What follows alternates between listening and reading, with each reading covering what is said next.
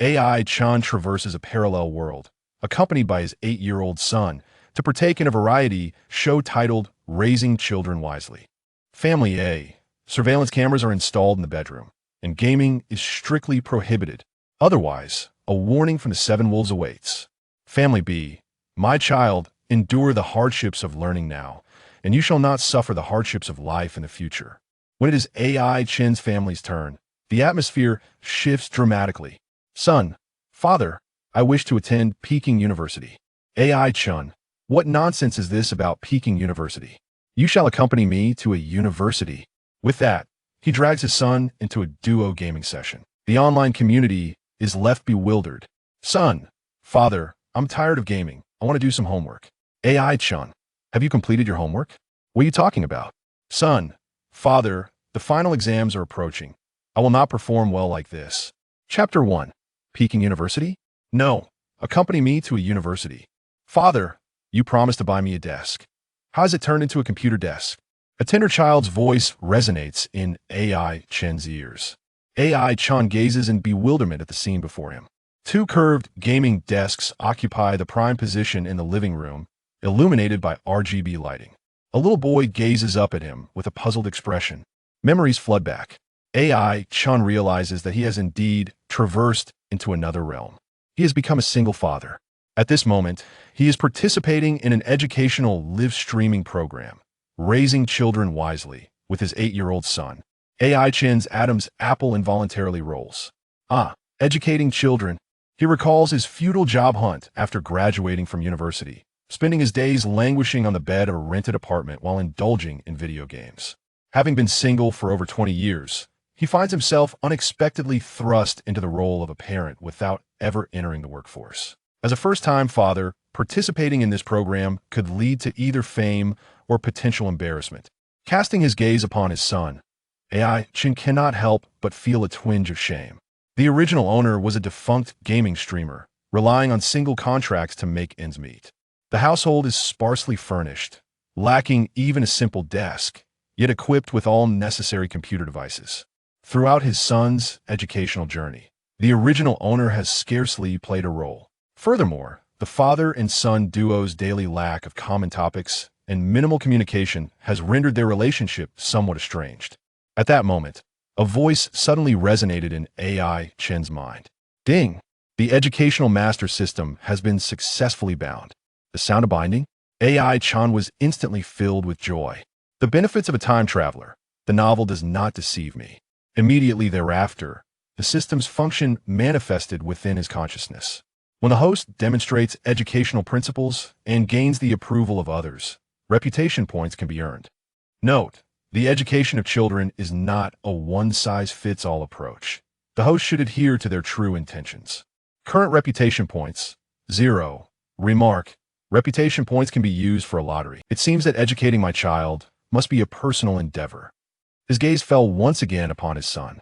The boy's name was AI Kuan, affectionately called Kuan Kuan. At merely 8 years of age, he should be carefree and immersed in play. Yet the mountain of learning materials at home loomed like a heavy burden, reflecting the immense pressure to learn. At this age, games are undoubtedly one of the most cherished forms of entertainment for children. However, the previous incarnation resolutely forbade Kuan Kuan from engaging with games. The current predicament of Kuan Kuan bears an astonishing resemblance to AI Chen's own childhood. From a young age, the notion of games was a taboo within his household. His parents forbade him from even touching them. At school, not only were games off the table, but even recreational activities were lamentably scarce. Moreover, electronic devices were viewed as poison in the eyes of his parents. He was not permitted to look at them, let alone use them. It was only upon entering university that he finally acquired his first mobile phone. Yet, due to prolonged suppression, he became infatuated with games during his college years, leading a life devoid of purpose. He recognized his own faults, yet questioned what wrong lay in his nature that had been stifled for 18 years. In his memories, the prohibition against children playing games was even more widespread in this world. His childhood had already been shrouded in gloom. He would not allow his child to tread the same path. Now that he had become a father, he must be the kind of father his child adores, providing shelter from life's storms. When it comes to educating children, There are countless methods at one's disposal. With this thought, AI Chen resolutely made a decision in his heart. First and foremost, he would allow his son to indulge in games, to relax, and strengthen the bond between father and son. AI Chen cleared his throat. Ahem. Kuin, we'll discuss the matter of the desk later. Have you finished your homework? Upon hearing the mention of checking homework, Kuin immediately sprang into action, retrieving his backpack as if responding to a command. He laid out his assignments before AI Chen, declaring cheerfully, "Dad, I've completed them all." AI Chen glanced at the work symbolically, nodded, and said, Splendid. Now that your homework is done, let's log in and play a few rounds of games together." Kuin's face instantly transformed into one of shock and confusion. Dad wants him to play games? Isn't this the time he's usually told to go back to his room to study? Dad, you're not trying to trick me, are you? I don't really like playing. Kuin furtively observed AI Chen from the corner of his eye. Noticing Kuin's apprehensive demeanor, AI Chen couldn't help but tousle his hair, speaking gently. "My son, you started kindergarten at 3 and have been studying for 5 years now. It's time to enjoy yourself. You are my son. How could I possibly lead you astray?" Now, let's get at that moment, the older brother, who had been silently observing, quietly reminded, Kuin, the show is about to start." AI Chen nodded and then firmly guided his son to sit down at the computer. In the capital city, at the central television station, in the studio of the program Effective Parenting, host Xiao Sa beamed at the camera. "Good evening, dear viewers. The new episode of Effective Parenting is officially on air. The family unit plays a crucial role in a child's education. This episode features 3 families as observation subjects, showcasing varying educational philosophies. Additionally, the production team has invited 3 observers from different generations, the post-80s, post-90s, and post-00s, to the studio to share their insights and opinions. Every viewer in the live broadcast has 1 voting opportunity each day. At the conclusion of this episode, the family with the highest vote count will receive an educational fund of 1 million. We remind everyone that the live feed from the 3 families can be freely switched. Next, let's focus on the first family featured in this episode. As the words fell, the live feed transitioned. On screen, a little girl was hunched over her desk, diligently working on her homework. A woman in an apron busily moved about the room, cleaning out the trash from a nearby bin, then picking up a broom to sweep, mop, and dust the furniture. Throughout the process, the woman seemed to tread carefully, fearful of making noise. Even for laundry, she chose to wash by hand, never once activating the washing machine. Her diligent figure resembled a warm domestic tableau, deeply etched into the hearts of the audience. As a well-known program, it had already garnered over 20,000 viewers shortly after airing. The bullet screen was abuzz with activity. This mother works so hard, cleaning and doing housework. She must be a wonderful mother. Mothers always sacrifice themselves for their children. This one surely loves her daughter immensely. Indeed, she's cautious not to disturb her child's studies, taking great care. She must place high importance on her child's education. I'm voting for her today. Am I the only one puzzled as to why she's doing housework right next to her child while they study? I've noticed that little girl getting distracted several times. The scene quickly shifted to the next family. A middle-aged man stood with his hands on his hips, his expression stern, gripping a belt in one hand. Before him stood a little boy, head bowed, tear stains evident on his face. He stammered, "Dad, I know I was wrong. I won't dare to sneakily play games again." Ha ha, it seems this boy just had a taste of the consequences. Sneaking games deserves punishment. Discipline fosters filial piety. The previous family had a nurturing mother, and this one features a strict father. I wonder what the third family will be like. Will it be a combination of both parents? The bullet screen buzzed with excitement, though most viewers reveled in the misfortune. The scene then flashed once more, transitioning to AI Chen's home. The camera captured the father and son, their faces partially obscured, while 2 enormous curved screens displayed the intense visuals of a heated shooting game. Seated before the computer desk, Kunkin tentatively inquired of his companion Chen, "Father, will playing games like this impact my chances of attending Peking University in the future?" Immediately, Chen's reprimanding voice resounded. "At merely 8 years old, why would you concern yourself with Peking University? Come, follow your father to a university." Focus diligently on the game and keep pace with your father. Upon uttering these words, the barrage of comments was left utterly dumbfounded, a flurry of question marks cascading across the screen. Huh. Are this father and son truly playing a game? What does a university signify? Preventing the child from attending Peking University while engaging him in gaming. This father appears exceedingly irresponsible. Haha, focusing on a game? There's something rather amusing about that. But why has he equipped his child with such an impressive computer setup? I find myself somewhat envious of his son. Child, do not heed your father's words. The path to the factory lies therein. I see now. The third household is not about the father educating the son, but rather waiting for the mother to return and educate both the father and the son. At that moment, within the broadcasting hall, an observer representative from the post-80s generation, Wang Fong, rose angrily from her chair. Having participated in previous episodes where her educational philosophy garnered considerable support from parents, she exclaimed, "This father is woefully incompetent. The elementary school stage is crucial for a child's development. How can he allow his child to play games?" Meanwhile, another observer from the post-90s, Li Ming, nodded in agreement, expressing his concern. Indeed, the end-of-term examinations must be approaching. Parents ought to discern the gravity of the situation. The post-00S observer, Jiang Yu, silently gazed at the screen, uncertain whether to question or simply ponder Chen's actions.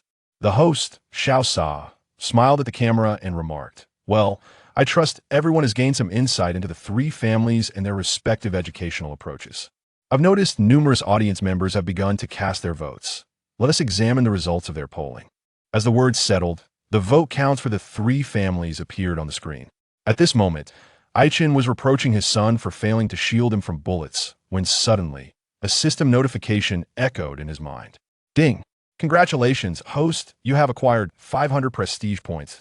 Accumulating 50,000 prestige points will enable the commencement of a lottery. Chapter 2. Have you finished your homework? What assignment do you have? Chen mused to himself, a flicker of pride involuntarily gracing his face. Isn't this just a matter of gaining points? Balancing work and play. He then bellowed to his son, play a couple more rounds tonight. Let us aim for a higher rank. Unfazed by the criticisms from the live stream audience, which he could neither see nor would he heed even if he could, he continued on. 20 minutes slipped by in the blink of an eye, and the screen abruptly displayed a demotion screen. Chen glared furiously at his son beside him. "Kunkin, are you still my son? How could you achieve a record of 1 win and 7 losses? His reprimand echoed throughout the entire live stream. Kunkin, with a face full of grievance, muttered softly, "Isn't it because you told me to take the hits for you? How can you throw your own son under the bus like this?" Upon hearing this, Chen, rather than feeling guilty, retorted with fervor, "This is strategy, do you understand?" Kunkin scoffed, "Strategy? Is that what you call a 0 wins and 12 losses? You're both incompetent and love pressure." At this, Chen sprang up from his chair, indignant. "What did you just say? Let me tell you, a father may be inept, but he has his reasons, and a father will discipline you." Seeing his father's face redden with anger, Kunkin recoiled slightly, standing up from his chair with a quivering voice. "Dad, I don't want to play anymore. I want to do my homework. If this continues, you might just explode and prepare to hit me." Chen seized him firmly, his expression stern. "I already checked. You've completed your homework." "What do you mean, what homework? Dare to be a coward, and see if I don't teach you a lesson. You eat my food and drink my drinks, and yet you want to stop playing? Keep at it." Witnessing this scene, the live stream audience erupted with excitement. Oh my goodness. A son born of his own loins is being scolded, and it's oddly satisfying. This child is under immense pressure while gaming. Wait, did I just hear correctly? This child is actually requesting to do homework? My child takes until 1 in the morning to finish. Ha ha ha, I can't breathe. It's the first time I've heard a child cry to do homework. I'm quite unaccustomed to it. How ridiculous. A father scolding a son for being incompetent. This game should be played, regardless. You eat my food and drink my drinks. Don't you dare stop playing? Is this kind of father real? Before gaming, father and son united. After gaming, no familial ties on the battlefield, huh? As the barrage of comments continued to flourish, the host, Xiao Sa, began to announce the current voting tallies. The family with the most votes was the first one, with Mother Zhang Yan garnering 30,000 votes. The second family, Father Wang Lei, received 10,000 votes. The third family, Father Chen, only achieved 1,314 votes. It seemed the audience favored Mother Zhang Yan's educational approach. The program continued smoothly. As the announcement concluded, the live stream screens displayed all three families simultaneously. In the first room, Zhang Yan had just finished hanging up the laundry and approached her daughter, Zihan, to meticulously check her homework. As she examined the work, her expression gradually grew serious, her brows knitting tighter. Pointing to a notebook on the table, she inquired, Zihan, why are there 2 corrections in your poetry dictation today? Zihan's head drooped, her face nearly buried in her chest, her voice barely audible. I'm sorry, Mom. You tore this page out and rewrote it. You must concentrate more, understand? Zhang Yan's tone was grave. Zihan obediently acknowledged and proceeded to comply. Seeing her daughter so compliant, Zhang Yan gently patted her head, then sighed deeply. My dear, look at how busy I am at home, taking care of your needs and worrying about your studies. You must apply yourself diligently. When I was your age, I didn't have the privileges you do. You must learn to cherish them, do you understand? Zihan bit her lip, lowering her head in silence. The comments section was filled with praises. This mother speaks wisely. Had I such educational opportunities in my youth, I would have excelled, unlike now, where I can only do menial jobs. Children must learn to cherish and be grateful. I fully support this mother's approach. Applause. Children should definitely be encouraged to watch this program. But why does Zihan seem a bit unhappy? Isn't it a bit too strict to require a rewrite this late for corrections? In the lower right corner of the live stream, the observer, Wang Fong, nodded in satisfaction. Mother Zhang Yan's educational philosophy aligns with mine. Parents raise children, and children should always harbor gratitude towards their parents, as this fosters their growth and learning. Rewriting fosters meticulous habits in children, a practice worth emulating by all parents. In the second live stream room, Father Wang Lei was currently peering through the crack of the door, secretly observing whether his son, Wang Zixuan, was truly asleep. Suddenly, a light flickered on the bed. Upon noticing this, Wang Lei dashed into the room, throwing back the covers. Zixuan, caught off guard, had his phone snatched by an irate Wang Lei, his face flushed with anger. You little rascal. I just reprimanded you. And you dare to defy me again? Where did you get this phone? What ensued was yet another dramatic parental display. Observing this, Wang Fong shook her head repeatedly. This is a classic case of insufficient discipline. The daily oversight of the child is far too lax. There should be surveillance installed in the child's room, and a strict ban on electronic devices should be enforced. Upon hearing this, many in the comments expressed agreement. My child loves to outsmart me, since installing surveillance. He has indeed become much more obedient. My child too. The last time he borrowed a classmate's phone and I found out, I smashed it, making him pay for it himself. Let us see if he dares to play again. Beating and scolding are not the goal. But sneaking around with a phone at night is something that truly warrants a lesson. This infuriates me. Today, as children are thoroughly corrupted by games, I strongly advocate for the government to ban online gaming. However, amidst the chorus of agreement, dissenting voices emerged. I feel the observer's stance is a bit extreme. Installing surveillance may not respect the child's privacy. Am I the only one who thinks Iching's approach is rather commendable? Let us discuss this further. It's my first time seeing a child voluntarily want to stop gaming. Haha. Iching's method resembles mine. Previously, my son didn't want to sleep for TV, so I let him watch until he was exhausted and refused to let him sleep. Later, he promised me he wouldn't watch TV again. Wow. Why didn't I think of that? Great idea. I'll fetch the gaming console my wife hid and let the child play. It seems Iching is not merely gaming. Just for his ability to get his child to voluntarily suggest doing homework, I'll cast my vote for him today. At that moment, as Iching continued to shout for his son to charge forward, a new system notification chimed in. Ding. Congratulations, host, you have gained 3,000 points of reputation. Such a significant influx of points at once. I'm one step closer to the first lottery. Iching thought with delight. He then turned to his son and boomed, Son, roll up your sleeves and let us give it our all. Chapter 3. Feeling overwhelmed by the pressures of gaming? Want to head to the library to read? Son, hurry up. Your father's nemesis is right ahead. Don't run back. What kind of cowardice is this? Iching, in a state of urgency, squatted in his chair, loudly directing his son. Dad, this isn't my fault. You rushed ahead recklessly when you died. I had to guard the home. Kunkin explained with a forlorn expression. Chen maintained an unyielding demeanor, exuding a sense of moral superiority. I am your father. You can't even keep an eye on the enemies for me, and yet you claim no blame. Kuin pouted, murmuring in discontent. Oh, being your son is truly challenging. I must watch ahead, to the sides, and even behind you. Did you and my mother bring me into this world merely to be your playmate? Upon uttering these words in the live broadcast, a chorus of laughter erupted in the comments. Ha, how amusing. Is the pressure of being Chen's son really that immense? Ha, fantastic. It's the pressure monster. The child who loves gaming has been saved. The atmosphere between this father and son seems delightful. Oh dear, such a benevolent father. It appears Kuin, after gaming today, may never want to touch it again. Ha. Indeed, the pressure of being a playmate is even greater than that of studying. This father is something else. He transforms into a pressure monster to prevent his child from gaming. In stark contrast to the jovial banter in the comments, Wang Fong in the studio wore a serious expression, immediately beginning her critique. This is simply outrageous. Chen clearly does not take his child's education seriously. Why isn't he focusing on his child's academic pursuits? How can the child excel under these circumstances? Just look at Zhang Yan's mother, who is so invested in her child's studies.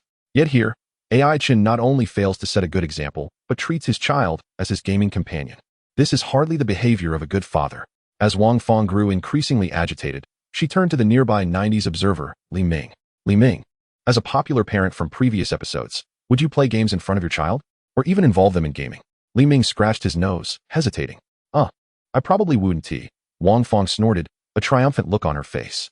However, the comments did not unanimously support her. Many voiced their dissent. Is it really necessary to be so agitated over merely playing a couple of games with the child? Besides, his homework is already finished. Exactly. Doesn't the observer see that Chen is actually employing reverse education for his son? Setting aside the methods of education, the rapport between Chen and his son far surpasses that of other families. While he may pressure his child, it is certainly better than being an authoritarian, cold parent. Given such a narrow perspective, who exactly voted for Wang Fong in past episodes? The audience watching the program included not only parents, but also many students. Chen's ability to play games with his son, rather than merely imposing parental authority, resonated with numerous viewers. Moreover, this show aimed to explore diverse educational philosophies for collective learning and reflection. Every child is unique, and parents should not adhere strictly to a singular golden standard of education.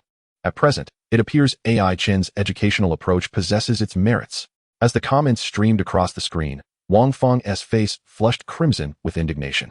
I seriously doubt whether you in the comments truly love your children. If you do, why would you oppose me? Children are so young, lacking discernment. It is the parent's duty to correct them, not lead them astray. If a child's academic progress falters, they will fall further behind, while your child plays a few games. Others have already memorized several classical poems. Wang Fong took a sip from her water bottle, but when she saw the mounting skepticism in the comments, she nearly choked. Beside her, Xiao Sa sensed that Wang Fong's remarks were becoming overly severe. However, as the host, he maintained his professionalism and quickly attempted to mediate. Wang Fong and esteemed viewers, educating children is inherently subjective. We must approach it with reason. The program has only just begun, so let's refrain from hasty conclusions. Wang Fong huffed. In past episodes, she had secured first place in child education. Under her guidance, her child had gained admission to a prestigious high school. She firmly believed that Chen's methods were undoubtedly jeopardizing his child's future. She was convinced that soon, online commentators would rally to support her views. The screens of their computers flickered once more. Dad, I'm tired. I don't want to play anymore. Burning paper at the grave. Are you fooling your father? Normally, at this hour, you're watching cartoons. How could you be tired? If you're not enthusiastic about gaming, be careful, or I'll give you a good thrashing. Within the live broadcast, Kuan gazed at Chen with a face full of helplessness, the light in his eyes dimming considerably. He had always believed that gaming was a joyous activity, yet playing with his father felt exhausting. At that moment, Chen also felt somewhat helpless.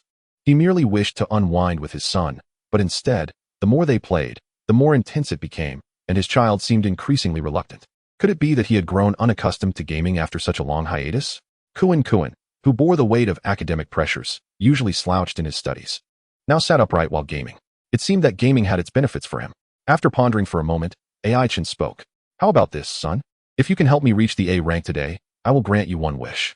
Upon hearing this, the initially listless Kuan instantly perked up. Really? Of course. Would your father ever deceive you? All right. As long as I help you reach a rank, you must promise not to ask me to play games tomorrow. I want to visit the library and read. The pressures at home were immense, and he needed a breath of fresh air. Chen felt a hint of confusion, but nodded nonetheless. As soon as he agreed, Kuan beamed with joy and sent him a team invitation. Come on, Dad. My sniper is itching for action. I'm coming, my boy. Observing this scene, the viewers in the live broadcast could hardly contain their amusement. Haha. This father-son duo is absolutely entertaining. I'm about to burst from laughter. Friends, I just tuned in. Did the child really say he wants to go to the library to read? Is that for real? No way. This tactic is genuinely brilliant. The child is voluntarily expressing a desire to learn. Isn't that preferable to parents constantly reminding them to study? Indeed. Look at that child. He frowns while gaming. But upon being promised a trip to the library, He lights up with a smile. It's a complete revelation. I must say, AI Chen's approach is stellar. Reverse education is a masterstroke. This is undoubtedly an effective method to curb a child's gaming addiction. I sense great feasibility here. Perhaps I should drag my child out of bed for a few games. I'm itching to play myself. Aren't you afraid your wife will scold you? I genuinely envy Kuan. His relationship with his father is fantastic, unlike mine. Many viewers shifted their attention to AI Chen's household, and the number of viewers continued to rise. Simultaneously, a wave of support for AI Chen's methods surged. Ding! Congratulations, host, for earning 5,000 reputation points. Current reputation points, 9,314 points. Hearing about another influx of points, AI Chen felt immensely satisfied, although he was still far from the target of 50,000 points. He understood that progress takes time. After all, new concepts are often met with resistance. If he were to adhere to traditional educational philosophies, he might garner reputation points more swiftly. However, that was not his intention. He was not concerned with altering existing educational paradigms. He merely wished to educate in a manner that felt right to him. As long as he took responsibility for his child, he felt assured. Currently, it appeared he was not without support. Moreover, as a devoted father, he possessed even more unique educational approaches. Chapter 4. Support rates on the verge of surpassing. The following morning. Mom, this milk is delicious. Why aren't you drinking any? As the program commenced, in the first live broadcast room, Zihan sat at the dining table, cradling a cup of milk in her hands. Her youthful visage was clouded with confusion. Her mother, Zhang Yan, was busily organizing Zihan's backpack nearby, her movements deft and practiced. Upon hearing her daughter's words, she straightened slightly and spoke earnestly. I have to wake up early to prepare your things and send you to school. There is scarcely time for breakfast. Moreover, this milk is quite expensive. Your father and I have scrimped and saved to buy it, hoping it will help you grow strong. If you wish to show your gratitude, focus on your studies, and, when you earn a fortune in the future, treat me to something nice. Zihan held the milk. Watching her mother's busy figure, her small face unconsciously drooping, she silently berated herself for being late this morning, coupled with studying too late last night and neglecting to pack her bag, which had deprived her mother of breakfast. Glancing at the milk in her hands, she realized that her mother often refrained from drinking it, saving it instead for her. Yet here she was, being so thoughtless, causing her mother worry. Zihan pursed her lips, remaining silent, her small heart brimming with guilt and remorse. Noticing her daughter's sudden stillness, Zhang Yan glanced at her watch, her urgency rising. Zihan, hurry and finish your breakfast. We're going to be late. After hastily finishing her meal, Zhang Yan whisked Zihan out the door in a flurry. Outside, a gentle rain began to fall. Zhang Yan retrieved a raincoat from the back of the electric scooter and slipped it on, while Zihan quickly nestled into the raincoat beside her, clutching her mother tightly. Along the way, Zhang Yan admonished Zihan to be careful not to get wet, cautioning that falling ill would disrupt her studies. She lamented the difficulties of providing for her child's education, asserting that if Zihan could secure admission to a prestigious university, she would sacrifice everything to ensure her schooling. The scene in the live broadcast painted a touching tableau, a mother braving the elements to guide her child towards the importance of education. Yet, hidden beneath the raincoat, Zihan's light began to dim. She pondered why her classmates took the school bus, while her mother insisted on escorting her personally. Was it that they could not afford the bus fare? Meanwhile, the barrage of comments on the screen was filled with praise for Zhang Yan, with many lauding her diligence, responsibility, and willingness to sacrifice for her child. They mused that, in such adverse weather, few would be able to emulate her selflessness. This scene, displayed on the large screen in the studio, elicited a round of admiration from Wang Fang. However, at that moment, the post-2000s observer Jiang Yu gazed at the screen with a grave expression. After a prolonged silence, he shook his head and softly remarked, "Is there truly no one who finds Zhang Yan's educational approach somewhat suffocating?" His words caught the attention of the other two observers, and host Xiao Sa. It appeared Jiang Yu held a differing perspective. Xiao Sa's eyes sparkled with surprise as he turned to Jiang Yu, while Wang Fang cast a sidelong glance at him, her tone dripping with sarcasm. This young comrade, when he speaks, he certainly makes an impression. Does he find fault with this mother's hard work? Internally, she mused. This youth had unexpectedly voiced an opinion contrary to hers. She had long sought an opportunity to enlighten those who questioned her stance. This post-2000s observer had unwittingly walked into her trap. Zhang Yan's dedication was evident to all, and it certainly deserved acknowledgement. However, had anyone considered Zihan's feelings? Jiang Yu disregarded Wang Fang's mockery, simply stating his perspective as he observed the screen. Wang Fang's anger flared as he ignored her, and with a huff, she retorted, providing for a child's basic needs and education, with maternal love interwoven through hard work. What could a child possibly feel? Gratitude, of course.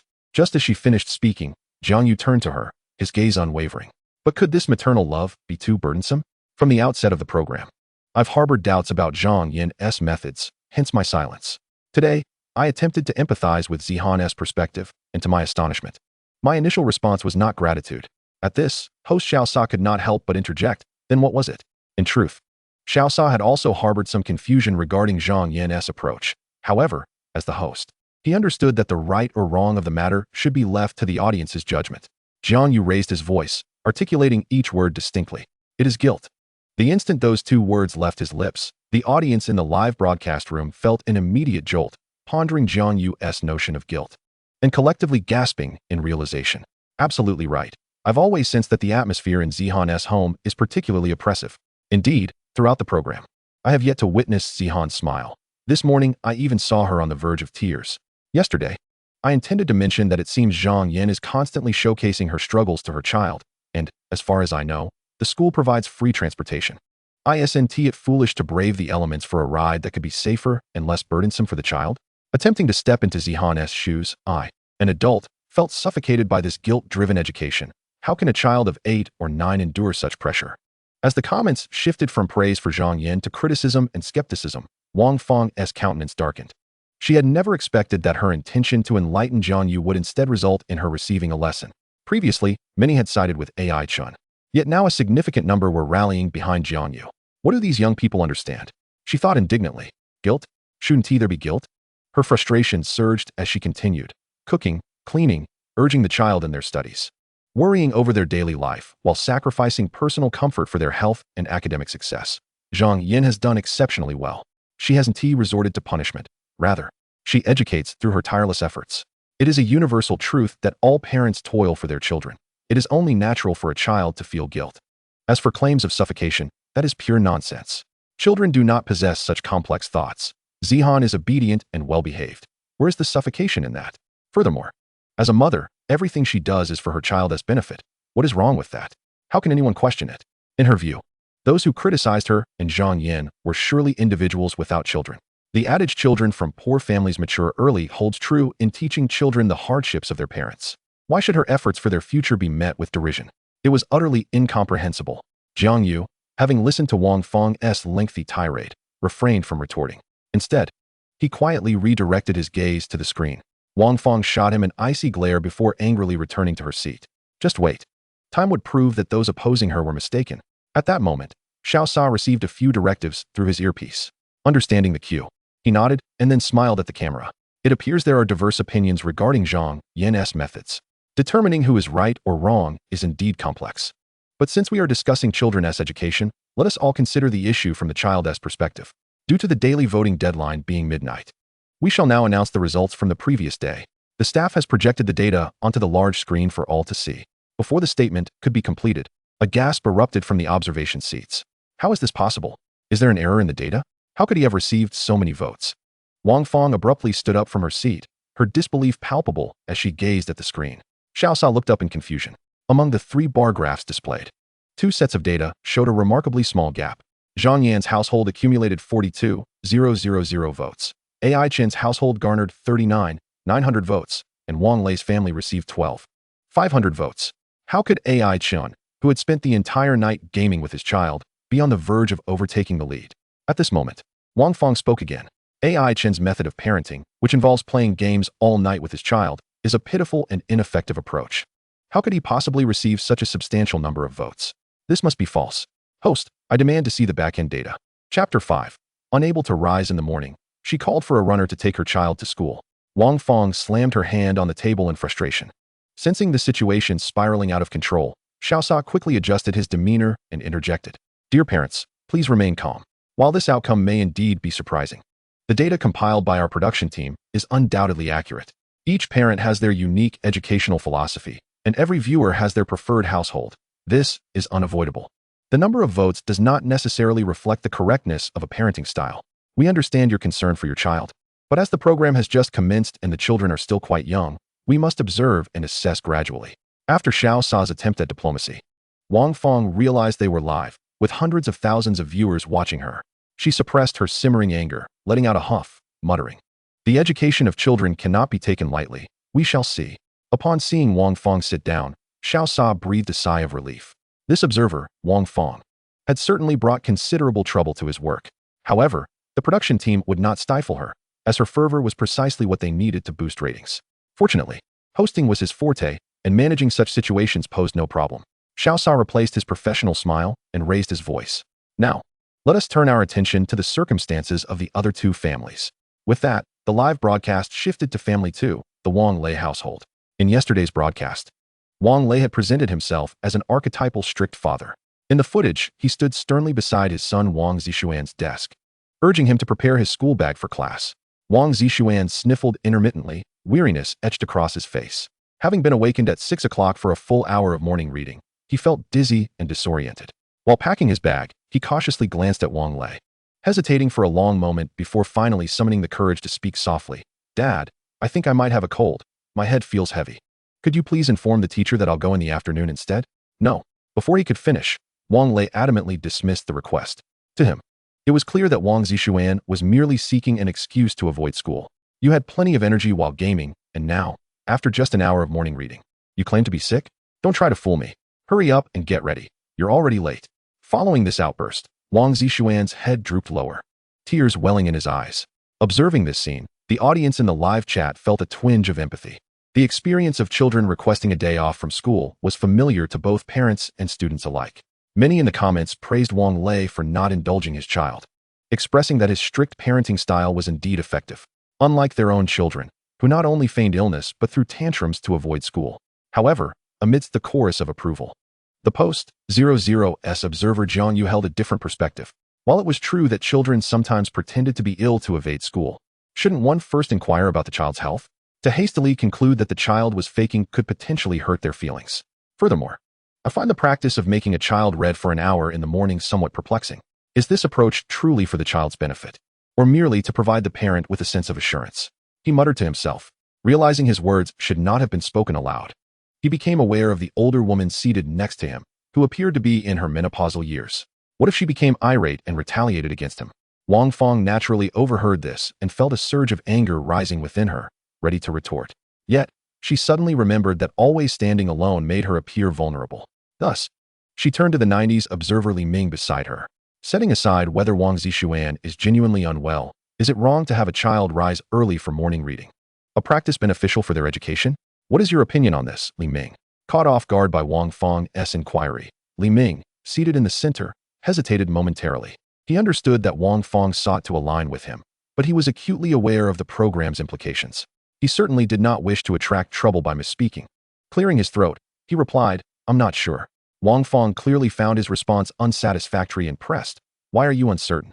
Li Ming rubbed his nose and slowly replied, "Because I can hardly get out of bed myself in the morning." Upon hearing this, laughter erupted in the comments. Many viewers agreed that it was indeed challenging to rise from the warm embrace of one's blankets early in the morning. Wang Fong's expression soured instantly. With another cold huff, she thought, the youth of the 90s truly lack resilience. How can they expect to educate their children? Li Ming felt a sense of exasperation but refrained from voicing his thoughts. The live broadcast had now shifted to AI Chen's household. There, a small figure stood beside a disheveled bed.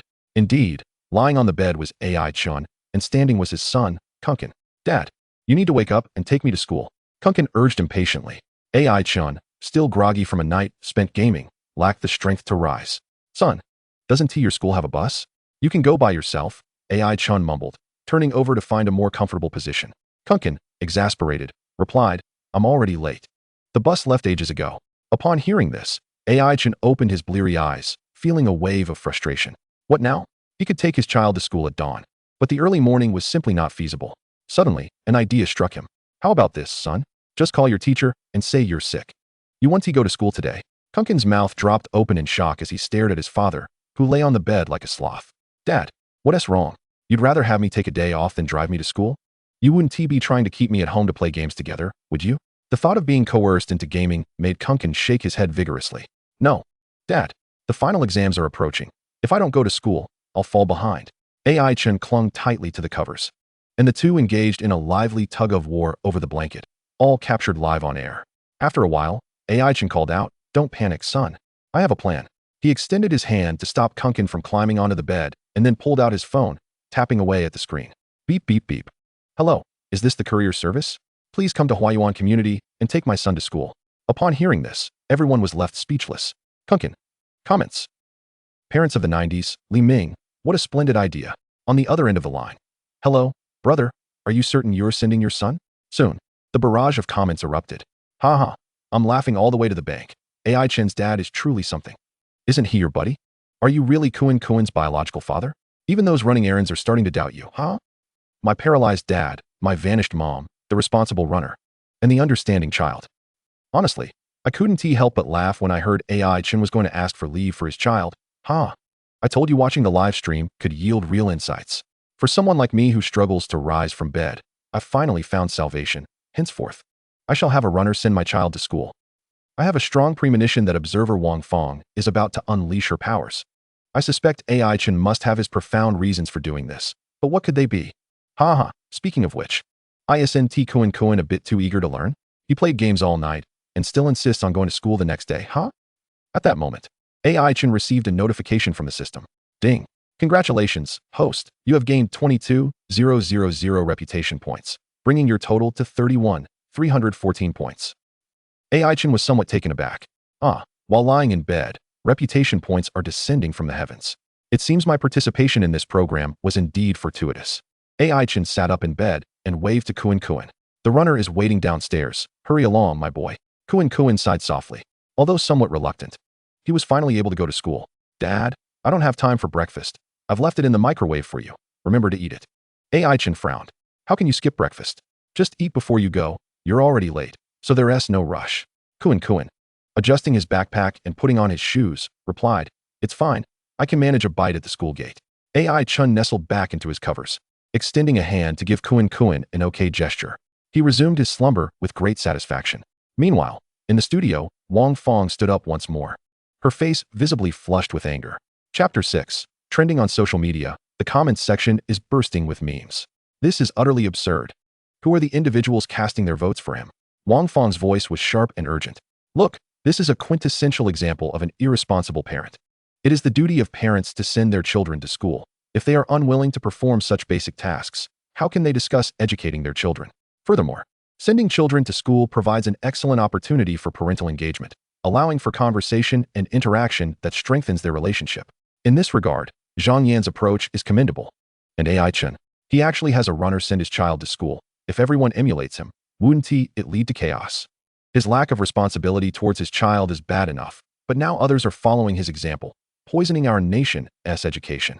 When it comes to a child's education, everyone must remain vigilant. AI Chen is unequivocally a malignant tumor among parents. Wang Fong grew increasingly agitated. The mere thought that a parent like AI Chen could garner so many votes pained her. Clearly, the parent she supported, Zhang Yan, was the truly exemplary one.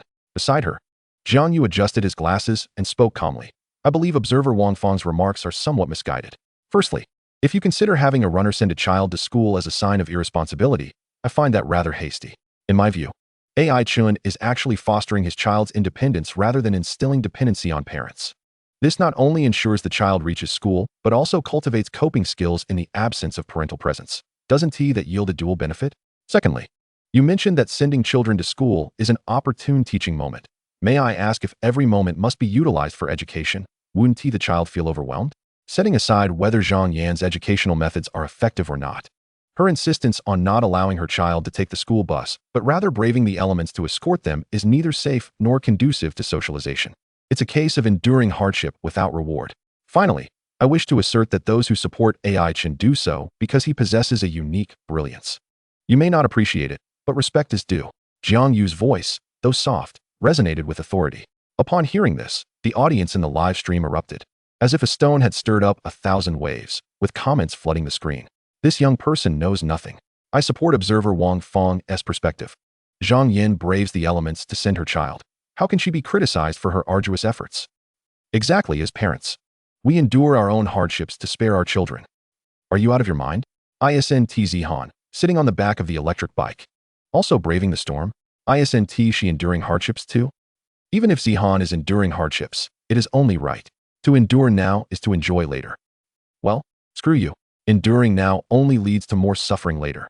Jiang Yu is correct. Zhang Yan is merely enduring hardship and dragging her child along with her. Must we constantly educate our children? Isn't that exhausting?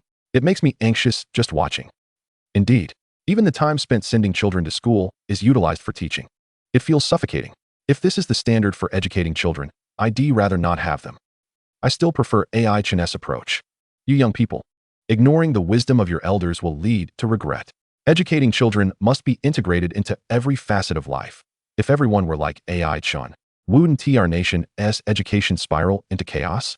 How could the country thrive? It would be wise to heed the counsel of the older generation and adopt a long-term perspective. I believe it's true. Ignoring the wisdom of elders leads to a year of misfortune. Oh, please. There are already definitions online for your educational methods. Guilt-based education is not advisable. The nation's education and prosperity indeed concern everyone, but unfortunately, I lack the capability. I can't serve my country, and I can't even abide by the law. I am but an ordinary person, and I willingly accept my child's ordinariness. How I choose to educate my child is none of anyone else's business. Sweetness at the beginning doesn't guarantee sweetness throughout. Life is filled with hardships. I was initially on the fence, but seeing observer Wang Feng's outburst, I chose to vote for AI Chen. I, for one, was thoroughly amused by AI Chen's antics. I'm voting one.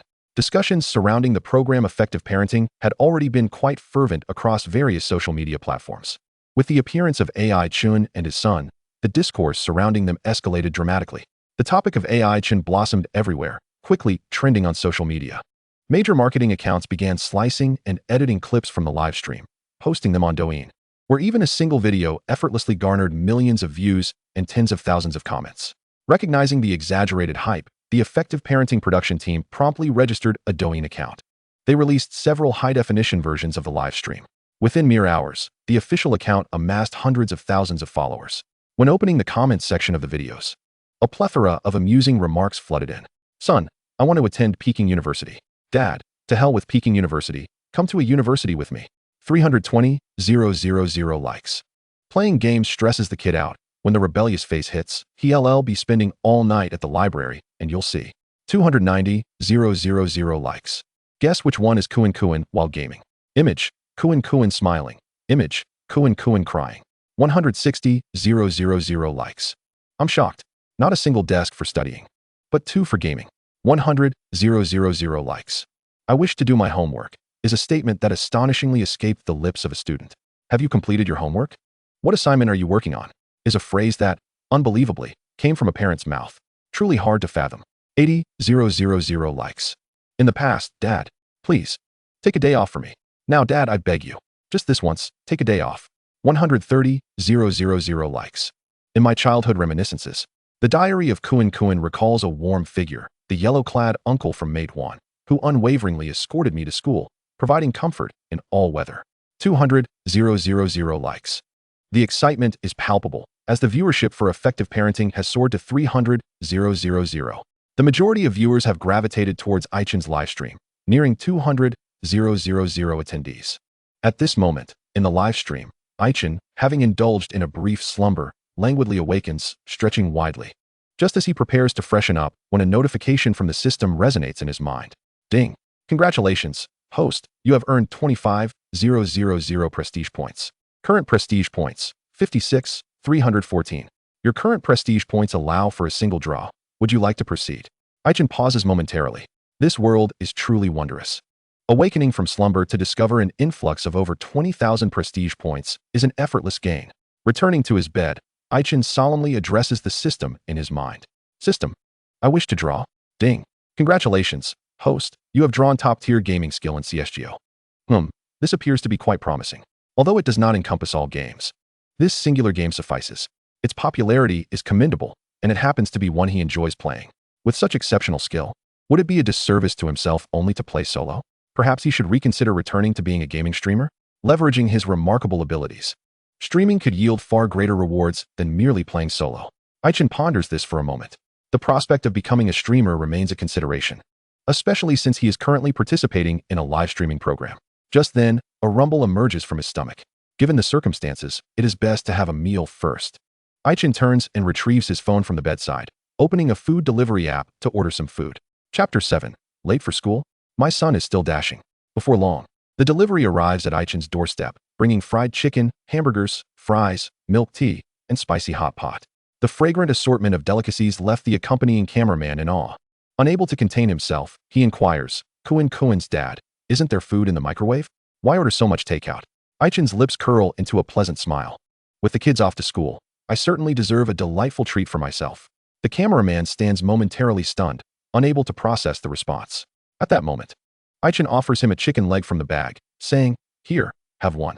The cameraman hesitates, mindful of his work obligations, and waves his hand in refusal. No, you enjoy it. I still need to keep an eye on the camera." Chen does not press the issue and begins to indulge in the spread before him.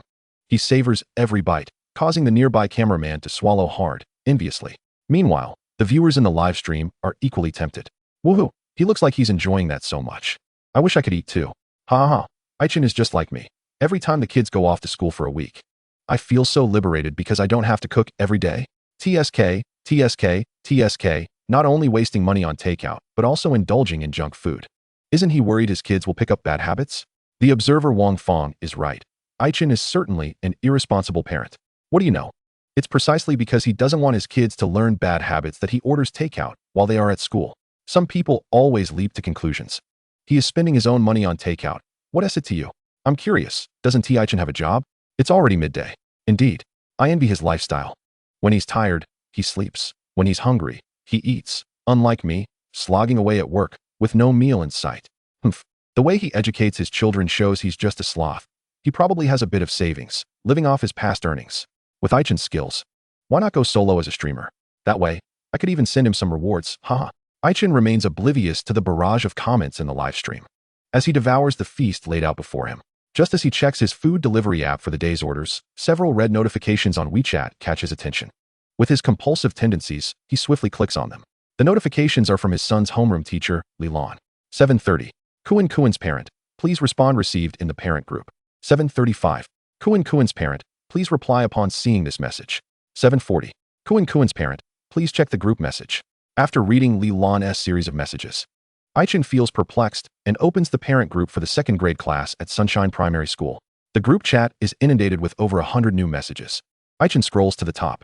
At 8:00 a.m., the homeroom teacher Li Lan shared a scoring sheet for the morning reading session. Each child's name is followed by a score. The maximum is 10 points, with most children scoring above 8. Following the release of the sheet, every parent promptly replies with received, and many line up to tag teacher Li Lan, expressing their gratitude for her hard work. Observing the flood of responses, Chen feels a headache coming on, his brows knitting together in frustration. Back in college, he was constantly replying received in various groups. Why must he do so now as a parent? Moreover, he finds it puzzling how parents shower compliments on the teacher. What effort does the teacher exert during the children's morning reading? The cameraman draws the lens closer, and to respect privacy, he asks Chen if he may film. Chen generously brings his phone closer to the camera, inviting them to film freely. The messages in the parent group come into the viewers' sights. They soon understand the reason for Chen's troubled expression. Ha ha ha, I wondered why Chen was frowning. Turns out he hasn't replied to the teacher's messages. Ha ha ha, so relatable. Waking up at noon and panicking upon realizing your teacher has been tagging you like crazy. I wonder if Chen is flustered by being tagged by Kuen's teacher? How irresponsible. He better check to see what's going on. If something happened to the child and the teacher can't reach the parent, I want to see how he handles it. The teacher didn't call, so it must not be serious. My child's teacher is always posting useless stuff in the group and insisting that parents reply. It's utterly annoying. Haha. Could it be that Kuen was late this morning and got reprimanded by the teacher? Amidst the lively discussions in the comments, Chen scrolls down to Li Lan's tag message directed at him. It includes an image. Not only did she tag him, but she also tagged Wang Lei, the parent of Wang Zixuan. Chen skips the lengthy message beneath the image and clicks on it directly. He sees his son Kuen and Wang Zixuan standing in the corridor outside the classroom, each holding a book, presumably engaged in their morning reading. Kuen stands tall and straight, his expression earnest, mouth wide open, seemingly engrossed in his reading. Shortly thereafter, Chen responds in the group chat. Dad of Kuen. Teacher. The photo is splendid. I see my son Kuen, and he looks so dashing while earnestly reading. Thumbs up for him. Not long after this message is sent, Li Lan replies in the parent group. Homeroom teacher Li Lan. Homeroom teacher Li Lan. These are the students who were late for morning reading today. I made them stand in the corridor to read. Please review my previous messages regarding Kuen. Late for morning reading? Chen furrows his brow, then suddenly realizes the situation. As I languidly drifted in and out of slumber today, Kuan mentioned that he had arrived late to school. Scrolling through my messages, I encountered an extensive passage from Teacher Lilan. Class Teacher Lilan. During morning reading today, 2 students arrived tardily. With such a lackadaisical attitude towards attending school, it would be better for them not to come at all, when the entire class is immersed in their studies. How many people's concentration is disrupted by your late footsteps? When the collective honor is being evaluated, how much effort is diminished by your name appearing on the tardy list? Without rules, there can be no order. These 2 latecomers must stand in the corridor for half an hour during morning reading and submit a 1,000-word reflection and improvement plan to me tomorrow, supervised by their parents. Ikuan's dad, Wang Zixuan's dad. Beneath this message, Wang Zixuan's father, Wang Lei, fervently apologized to the teacher, sending a lengthy note of contrition, asserting that he would certainly educate Wang Zixuan upon his return home. Watching this unfold on his phone, Chen found the message not only stern but also somewhat manipulative. Is it truly fair to claim that one person's tardiness disrupts the entire class? While he holds respect for his teacher as the class leader, he does not blindly obey. Unlike Wang Lei, he would not indulge the teacher's demands. He swiftly typed a response in the parent group. Well, my son is also handsome. Last night, I engaged him in a game to help him unwind, which led to his tardiness today. A mere 5 words. Yet they stood out glaringly in the eyes of the class teacher. While other parents complied with her, Chen chose to oppose her. Such behavior was undoubtedly a provocation. Shortly thereafter, a new message appeared in the group. Class Teacher Lilan. Are some parents actually proud of their child's tardiness? The morning is crucial for the day, and tardiness is absolutely unacceptable in our class. If parents insist on coddling their children, taking pride in what should be a source of shame, my class does not welcome such students. We cannot allow one bad apple to spoil the whole barrel. Recognizing one's mistakes and improving is of utmost importance. I hope they can learn from Wang Zixuan's father. Wang Zixuan's dad. Applause, applause. As the teacher's admonishment of Chen appeared in the live stream, several viewers began to send messages supporting the teacher. The teacher is absolutely right. The morning sets the tone for the day. Especially with the final exams approaching, children must not be allowed to arrive late. Indeed, arriving late for morning reading disrupts the academic atmosphere of the class. This issue must be corrected. Chen is not only irresponsible, but also overly protective, which will only harm his child. In this regard, Wang Lei is doing exceptionally well. What does being handsome matter if he confronts the teacher like this? How can he instill respect for educators in his child? Is this how young people educate their children? If they are all like him, it would be better not to have children at all. However, amidst the barrage of comments, there were many dissenting voices supporting Chen. One bad apple spoiling the barrel? Hearing that phrase infuriates me. It's reminiscent of my previous teachers. How can someone with such low quality be a teacher? It's windy and rainy outside. Making children stand in the corridor for morning reading is a form of corporal punishment. Isn't it? The teacher's words are too severe. It's just one instance of tardiness. It's not as if he committed a crime. Chen's defense of his child is entirely justified. The child was wrong, but why reiterate the punishment in the class group? Chen's response struck a chord with me. To unwaveringly stand by one's child is admirable. I envy Kuan for having such a remarkable father. No matter how much you criticize Chen, he is still handsome. Brothers, I cast my vote for my righteous father.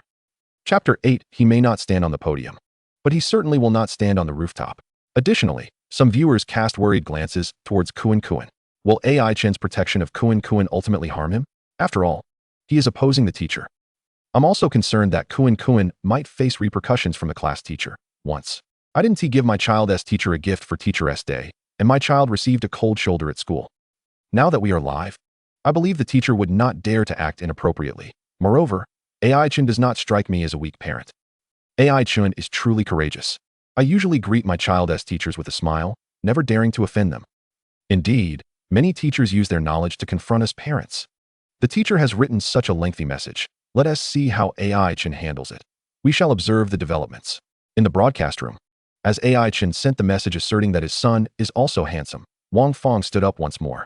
As a parent, she showed complete disregard for the teacher's dignity in the parent group, openly opposing the teacher, especially in light of her own child's mistakes. This series of actions struck her as utterly outrageous, causing her blood pressure to spike. How could Chen display such a lack of courtesy? The teacher was addressing his child's issues, yet Chen remained discontented. His unwavering support for his child would only lead him further down the wrong path. As a parent, one must instill in their child the understanding that making mistakes is shameful. They must encourage deep reflection. As the ancients said, Only by knowing shame can one strive for courage. Clearly, AI Chen lacks education. How can he guide his child? He is nothing short of a cautionary tale for parents. I have long maintained that the post-2000 generation cannot be good parents. If it comes to that, perhaps the child should be entrusted to their grandparents for guidance. If this continues, it will surely harm the child. When the program team invited her to be an observer, they explicitly instructed her to provide feedback on the parents in the show, considering she was once a champion herself. Therefore, she felt no hesitation in confronting AI Chen's approach, which did not align with her educational philosophy. Furthermore, she was genuinely infuriated by AI Chen's actions. Jiang Yu, seated nearby, had initially wished to avoid further debate with Wang Fong. After all, provoking this menopausal woman might lead to financial repercussions for him. However, upon hearing Wang Fong's final statement, he could no longer contain himself. He rose decisively and stated with conviction, "Observer Wang Fong, you are mistaken. The principle of knowing shame before courage does not apply to child education. Confucianism emphasizes having shame and virtue, but the Analects also state that if one has erred, they should not hesitate to correct it. Socrates also said, education is not the filling of a pail, but the lighting of a fire. A true educator should be a midwife of ideas, not an executioner of spirit. If you do not understand these two statements, you may wish to consult some resources. We should not treat education as merely experiential or taken for granted." Regarding your last comment about the post-2000 generation being unfit parents, I would argue that many in this generation are actually reluctant to become parents, and if they do, it is not your place to judge their parenting abilities. Jiang Yu unleashed his full force. Wang Fong had escalated her criticism of AI Chen to a critique of an entire generation. He could no longer remain silent. If mutual bickering is against the law, surely mutual verbal sparring is acceptable. At that moment, Wang Fong's mouth fell open, her gaze vacant as she stared at Jiang Yu, clearly taken aback. She perceived that he was defending AI Chen. Meanwhile, in the live stream, AI Chen focused intently on the content sent by teacher Li Lan, his expression growing increasingly grave. The teacher's condescending remarks about Kuan were unacceptable. If he did not support his child, he could hardly fathom the lasting psychological impact this would have on Kuan. AI Kuan's dad, teacher Li Lan, I demand an apology for my child. What do you mean by one bad apple spoils the whole barrel? Class teacher Li Lan, AI Kuan's dad. First of all, my child merely violated class rules. He has not broken any laws. He has simply made a mistake, not become a bad person. AI Kuan's dad. Tardiness is not commendable, but it does not diminish the fact that in my eyes, my child is the best. At school, you have already disciplined him by making him stand in the corridor during morning reading. Since he has been reprimanded and has accepted it obediently, I believe he should also be praised. Kuan's father, when a child makes a mistake, what they need is encouragement from teachers and parents. Not to be treated as a negative example, and certainly not to be subjected to sarcasm in front of their parents. Kuan's father, as a teacher, I hope you can invest more effort into educating the children and not shift all responsibilities onto the parents. I expect you to retract the previous statement. Otherwise, I will definitely come to the school to confront you in person. After Chen sent his message, Li Lan, the parent, did not reply for a long time. Nor did she retract her earlier message. At this moment, sitting in her office, Li Lan stared at those messages, feeling a burning embarrassment on her face. She had long become accustomed to the tone and language used in reprimanding children. Only when Chen singled out that particular phrase did she realize it was somewhat inappropriate. However, she did not anticipate Chen's stance would be so inflexible, showing her no respect as a teacher. Meanwhile, she also felt a twinge of panic. If Chen truly came to the school to cause a scene, it would bring her no benefit. After pondering for a while, she replied in the group. Class teacher Li Lan, Mr. Kuan's father, please do not be agitated. My previous words were indeed somewhat harsh, but I was anxious about the child's studies. The final exams are approaching, and we cannot allow him to be late. Class teacher Li Lan, once he finished his morning reading, I allowed him to return to the classroom. This minor issue does not require your presence at the school. Seeing the homeroom teacher downplaying the situation and avoiding an apology or retraction, Chen was quite dissatisfied. Such humiliating educational methods were something he frequently encountered in his childhood. Whether it was for being late or forgetting to bring a red scarf, he would be punished by the teachers. Many teachers would directly reprimand him, using language that was quite harsh. His parents would always tell the teachers, my child is just mischievous. Feel free to discipline him, and if anything goes wrong, it's on me. They took pride in academic excellence and obedience to teachers, while regarding poor performance and disobedience as shameful. This led him to a phase of lacking confidence, rarely expressing himself in front of others. Yet, his parents would often scold him for being too introverted.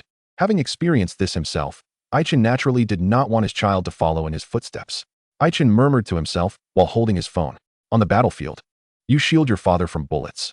In school, father must stand before you. Since the teacher considered it a minor issue, he decided to escalate it. Soon, Chen unleashed a barrage of messages. Ikuan's father, a minor issue? How was it not serious when you spoke about it earlier? Ikuan's father, thankfully. My son has been trained to withstand pressure. Standing in the corridor, he still read aloud with positivity. What if it were a child with a weaker psyche? Ikuan's father. My child may never stand on a podium, but I will absolutely not allow him to be on the rooftop. Ikuan's father.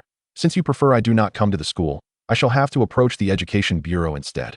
Upon seeing Chen's messages in the parent group, Lilan was taken aback for a considerable time. Just then, another message pinged on WeChat. Principal Chen, Teacher Lilan. What is going on? The school has suddenly received a report stating that you have been excessively harsh on students.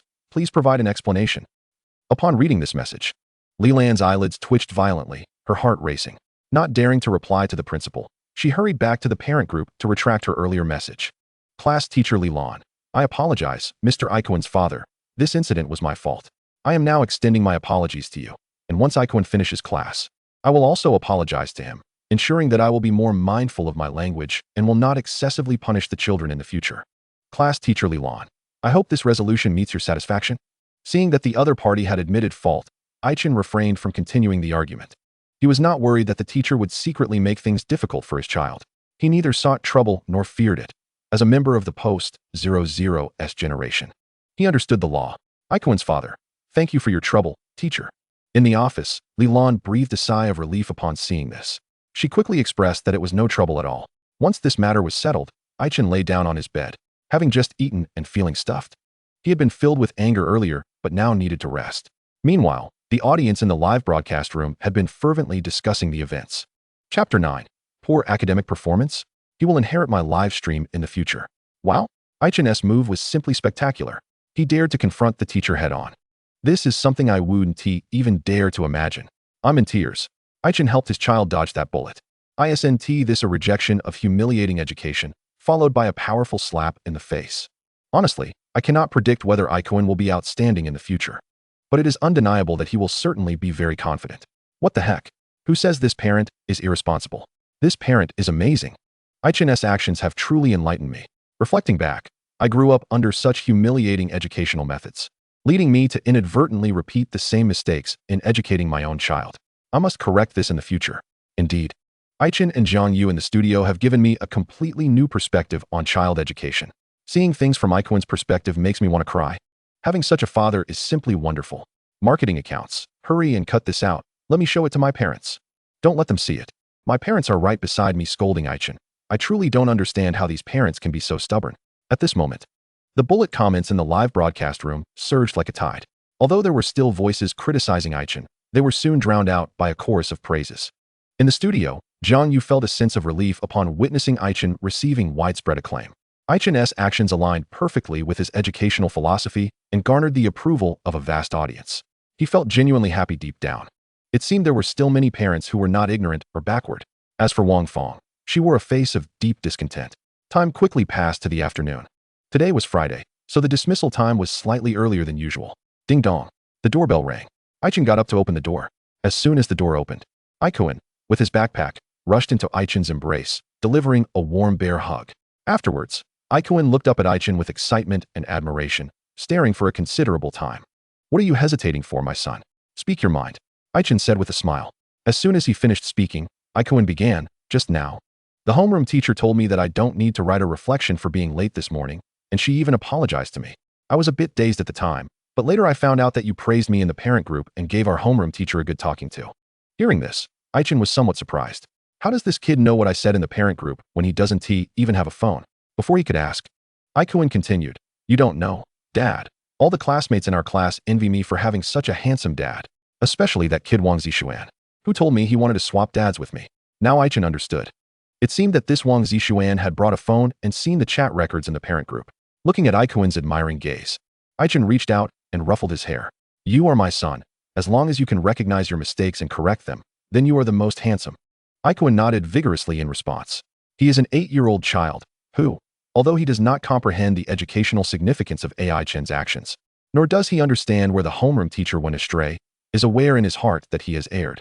His father's first reaction is not to chastise him, but to shield and encourage him. He quietly resolves that, henceforth, he will be willing to inform his father of any matters at the earliest opportunity. Kuan gives AI Chen a thumbs up. Dad, you're cool too. AI Chen smiles faintly and removes the backpack from Kuan's back. By the way, today, in front of your homeroom teacher, I praised you. Are you not worried she might make things difficult for you at school? After all, some teachers behave one way in front of parents and quite another behind their backs. Although she outwardly acknowledges the mistake, one cannot be certain she won't resort to subtle jibes against the child. Kuan understands what making things difficult means, yet he remains somewhat perplexed. Scratching his head, he asks, why would the homeroom teacher make things difficult for me? Is it because no one praised her? If she hasn't received compliments from her father, I can ask you to praise her. Upon hearing this, AI Chen almost bursts into laughter and gives Kuan another thumbs up. Your wit is commendable. You truly are my son. All right, today is the weekend, an excellent opportunity to rank up. After dinner, join me for a couple of matches. Huh. Upon hearing AI Chen call him to play games again, Kuan's small face instantly fell. He felt as if the sky had collapsed. Dad, didn't you promise me yesterday that you wouldn't ask me to play games today? Besides, I haven't even finished my homework. AI Chen shot him a glare, exasperated. The condition for my promise was that you'd help me rank up to A tier. You didn't achieve that last night. It's the weekend, a time to relax. Homework can wait. We can't let ranking up be delayed, especially with the season ending soon. Kuan pouted, visibly reluctant. The teacher said we should stay away from games if we want to get into a good university. Dad, I want to go to Tsinghua. AI Chen tossed Kuan's backpack onto the sofa. You are my son. Am I not aware of your academic abilities? Struggling to get through elementary school and aiming for Tsinghua? Tonight, let us play a few solo matches. I'll help you practice your aim. Faced with his father's firm stance, Kuan pouted again, reluctantly conceding, all right. His expression reflected 9 parts unwillingness and 1 part resignation. Witnessing this scene, the audience in the live stream burst into laughter. I can't hold it in. This father-son duo is simply too entertaining. Oh my, how touching. The family atmosphere for Kuan is so relaxed. It's rare to see fathers and sons complimenting each other. Ha ha ha. First aiming for Peking University. Then ranking up with dad to A tier. Next, aspiring for Tsinghua while playing games with dad. This is hilarious. Kuan, no games, games, no he. Is this even real? Other parents are worried about the upcoming finals, focusing on their child's studies. While AI Chen is concerned about the end of the season and ranking up. Huh? Oh wow. It turns out the marketing accounts were not exaggerating. I've never seen a parent like AI Chen before. I'm envious. I feel Kuan's dad is quite filial. Is there any way to make my parents this filial too?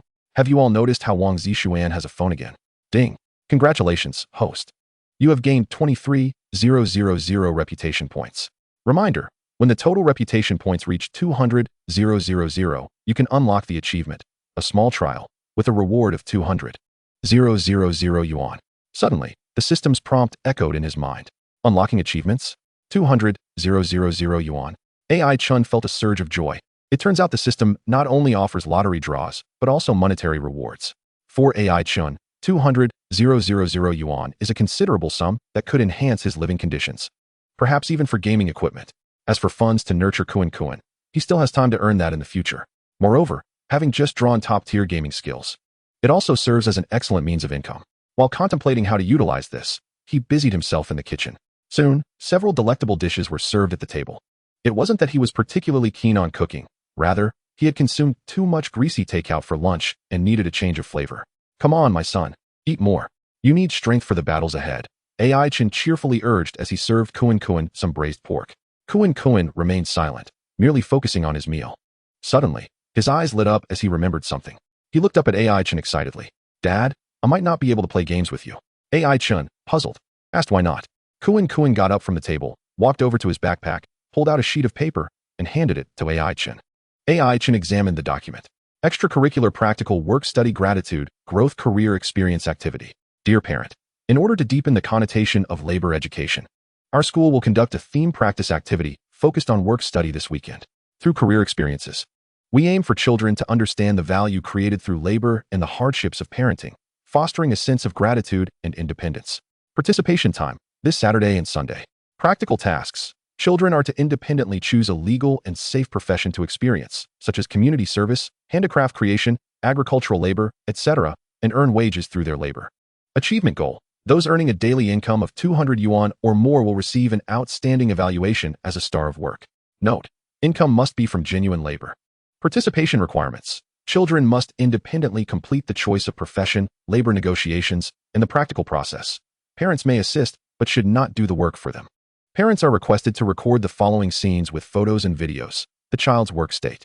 The display of labor achievements. Does this mean finding a job and earning money? Chen nodded. He had little to say about such school-assigned practical activities. Allowing children to experience life is beneficial. As for the notions of gratitude or anything similar, he wasn't particularly concerned. As long as Kuan doesn't unplug his oxygen tank when he grows old, he'd be content. Son, do you want to participate in this activity? Of course. The teacher said those who perform well can get a certificate. Chen nodded. All right. Have you thought about what profession you want to pursue? Kuan shook his head. Not yet. Chen pondered for a moment, and suddenly an idea struck him. How about we become gaming streamers together? In his previous life, he had a decent gaming level and had contemplated being a streamer. However, under the strict insistence of his parents to focus on studies, he never dared to bring it up. Although he knew that becoming a gaming streamer was no easy feat, he felt he had never truly had the freedom to choose. Now, reborn as a father, he did not wish to force his child to pursue a singular path. This was the perfect opportunity to utilize the top-tier gaming skills he had drawn to mentor his child's gaming talent. Balancing studies and gaming. If Kuan excels in his studies, he would encourage that. If he excels in gaming, he could pursue a career as a streamer or a professional player. With his top-tier talent, not to mention becoming a major streamer, he could certainly earn money through streaming. If his studies falter, his son could always inherit his streaming channel. A legacy passed from father to son. How wonderful. Glancing at Kuan, he thought this child is quite articulate. Perhaps he possesses the makings of a streamer. The more Chen contemplated, the more feasible it seemed. However, he was not in a hurry. As for the extracurricular practical activity organized by the school, Kuan's chosen profession for earning money would still need to respect his wishes. Chapter 10. Bringing my child into streaming, avoiding a decade of missteps. Meanwhile, Zihan sat alone beneath a large tree at the school gate, eagerly awaiting her mother to pick her up. Zihan's mother, Zhang Yan, often worked overtime, and her father's work hours were even later. Every day after school, Zihan has to wait here for quite a while. Fortunately, the security booth is nearby, which provides a sense of safety. At this moment, although it was already after working hours at Zhang Yan's company, the leadership unexpectedly called for a meeting. In the office, not a single person dared to voice dissent. Moreover, some individuals exhibited excessive enthusiasm, rushing to set up the meeting room and serve tea. In the conference room, the post 00's intern sitting next to Zhang Yan could not help but grumble. What kind of foolish leader holds a meeting after hours? They just love to torment us all day. Hearing this, Zhang Yan was taken aback and quickly whispered, "You'd better watch your words. Be careful not to be overheard." Just then, the office leader, General Manager Wang, entered. His countenance was grim as he slammed the report on the table and boomed. "Is this the result your team has delivered? Our client conversion rate has been below 30% for the past 2 months." The dozen or so people at the conference table held their breath, as if the very air had solidified.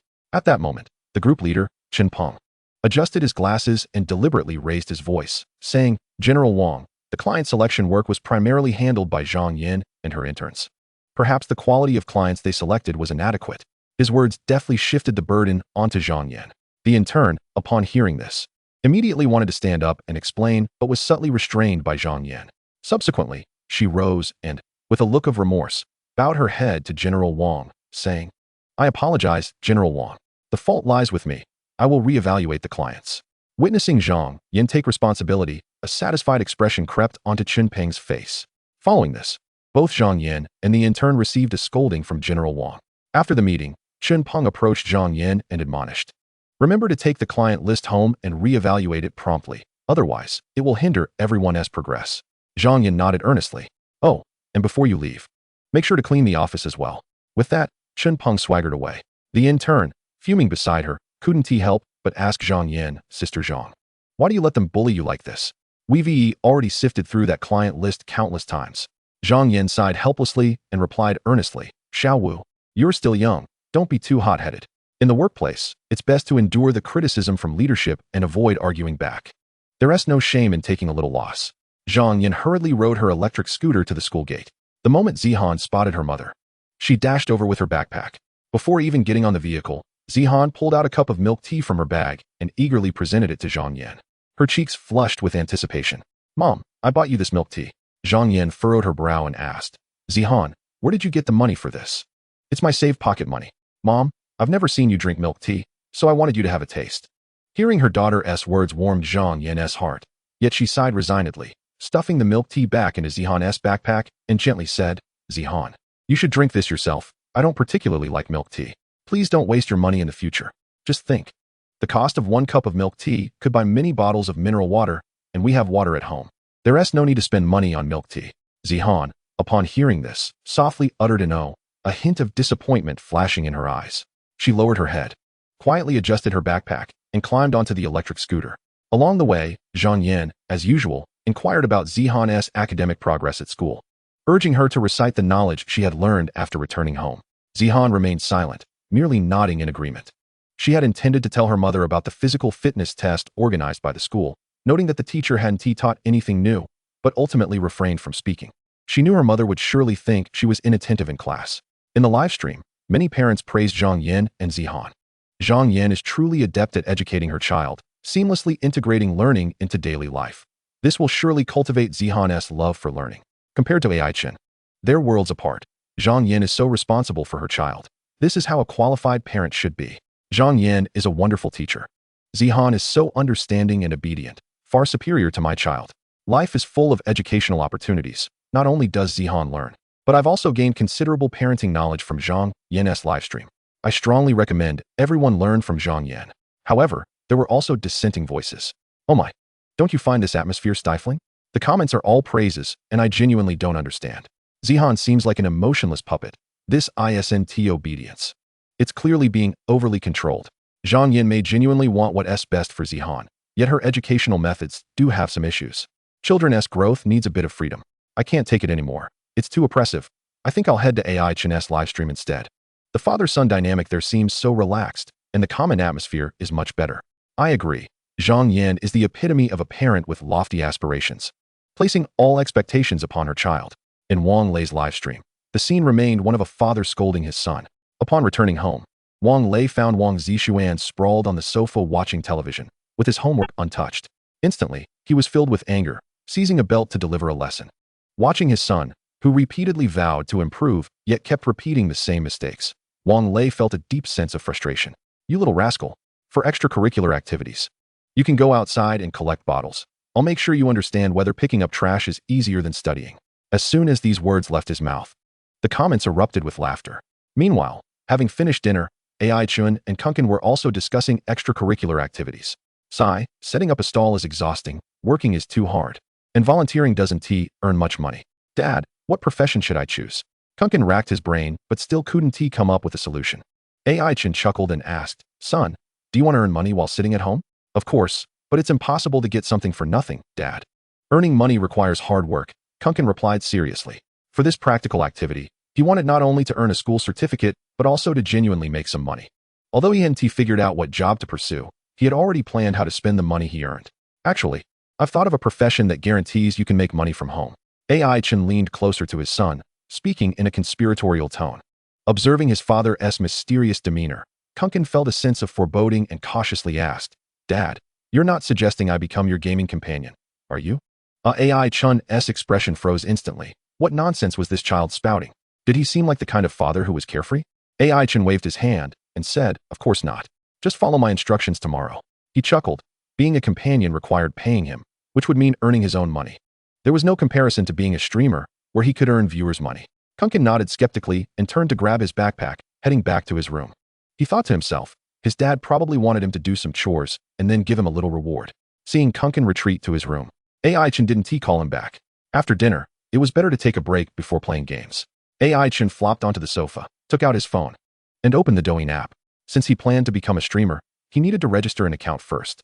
However, as soon as he opened Douyin, he came across a video with over 1 million likes, featuring him playing games with his child, running errands, and replying to teachers in the parent group. AI Chen also noticed beneath the video, a trending topic had unexpectedly emerged.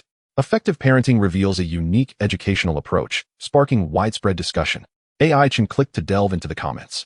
Numerous topics were directed at his actions on the show. Is letting children play video games a sign that the younger generation is faltering? Where lies the responsibility and the significance of having children? Children are the future of the nation. Should AI Chen's methods be abolished? AI Chen garnered a multitude of votes from netizens, but what underlying dangers lurked behind this? Upon seeing these discussions, AI Chen felt no anger. This was merely a calculated endeavor by those seeking attention, deliberately crafting controversial subjects. Whether his methods were commendable or not was not for these topic creators to determine. Educating children is inherently subjective. Children are not products on an assembly line. Their lives are not mere roads, but vast wildernesses.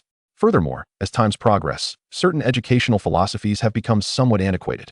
Upon entering the comments section, it was evident that numerous netizens were rallying in support of him. Family, I can personally attest that AI Chen's educational approach is absolutely effective. Whether it truly was effective, he could not ascertain, but it was clear that societal educational philosophies needed a transformation. One particularly flattering comment about him garnered a staggering 300,000 likes. It seemed his popularity was soaring. AI Chen felt increasingly resolute in his decision to become a streamer. Such immense traffic was an opportunity he could not afford to miss. The internet had laid a feast before him, and he could not refuse. If he could indeed earn money, he could bring Kuan along, allowing him to stream and thereby circumvent a decade of hardships. Chapter 11. In the dimness, reading strains the eyes, accompanying father on a small path. At that moment, AI Chen inadvertently noticed that the door to Kuan's room had quietly closed at some point. The lights were off inside, casting the room into shadow. What was this rascal up to? AI Chen murmured softly, a flicker of curiosity igniting within him, and he rose to approach Kuan's room. The viewers in the live stream were fervently speculating about the nature of the task AI Chen would assign Kuan. I'm curious about what kind of work can be done from home. AI Chen wouldn't be making Kuan do house chores, would he? I feel that's quite possible. AI Chen is being so mysterious. It surely can't be that simple. Let's wait and see. With AI Chen's current popularity, I might as well start a live stream to sell products, though I wonder if the production team would allow it. AI Chen gently pushed open the bedroom door. Bathed in the glow of the living room light, he was momentarily taken aback by the scene before him. There lay Kuan, entirely cocooned in blankets, like a silkworm in its chrysalis. Upon closer inspection, he could discern rustling sounds emanating from within the covers. AI Chen's expression morphed into one of skepticism. Just as he was about to draw closer, the cameraman behind him swiftly grabbed his sleeve, urgently whispering, Kuan's father, perhaps we should step outside. This might harm the child's self-esteem. Drawing from his years of experience as a single man, the cameraman surmised that the child might be somewhat precocious, likely engaged in activities best kept from prying eyes. Not to mention, the mere act of intruding could severely damage the child's self-esteem, possibly leaving an indelible psychological scar. His words were a well-meaning caution for AI Chen. The audience in the live stream erupted at the cameraman's actions, their minds racing with thoughts of the delicate sounds coming from the bed. Could it be that Kuan is secretly working on a craft? Can such a young child really do that? Haha, I can't contain myself. If this gets broadcasted, the child might face social death. Is this amusing? All I see is a desperate captain. Such behavior, while normal, still requires parental guidance to steer the child in the right direction.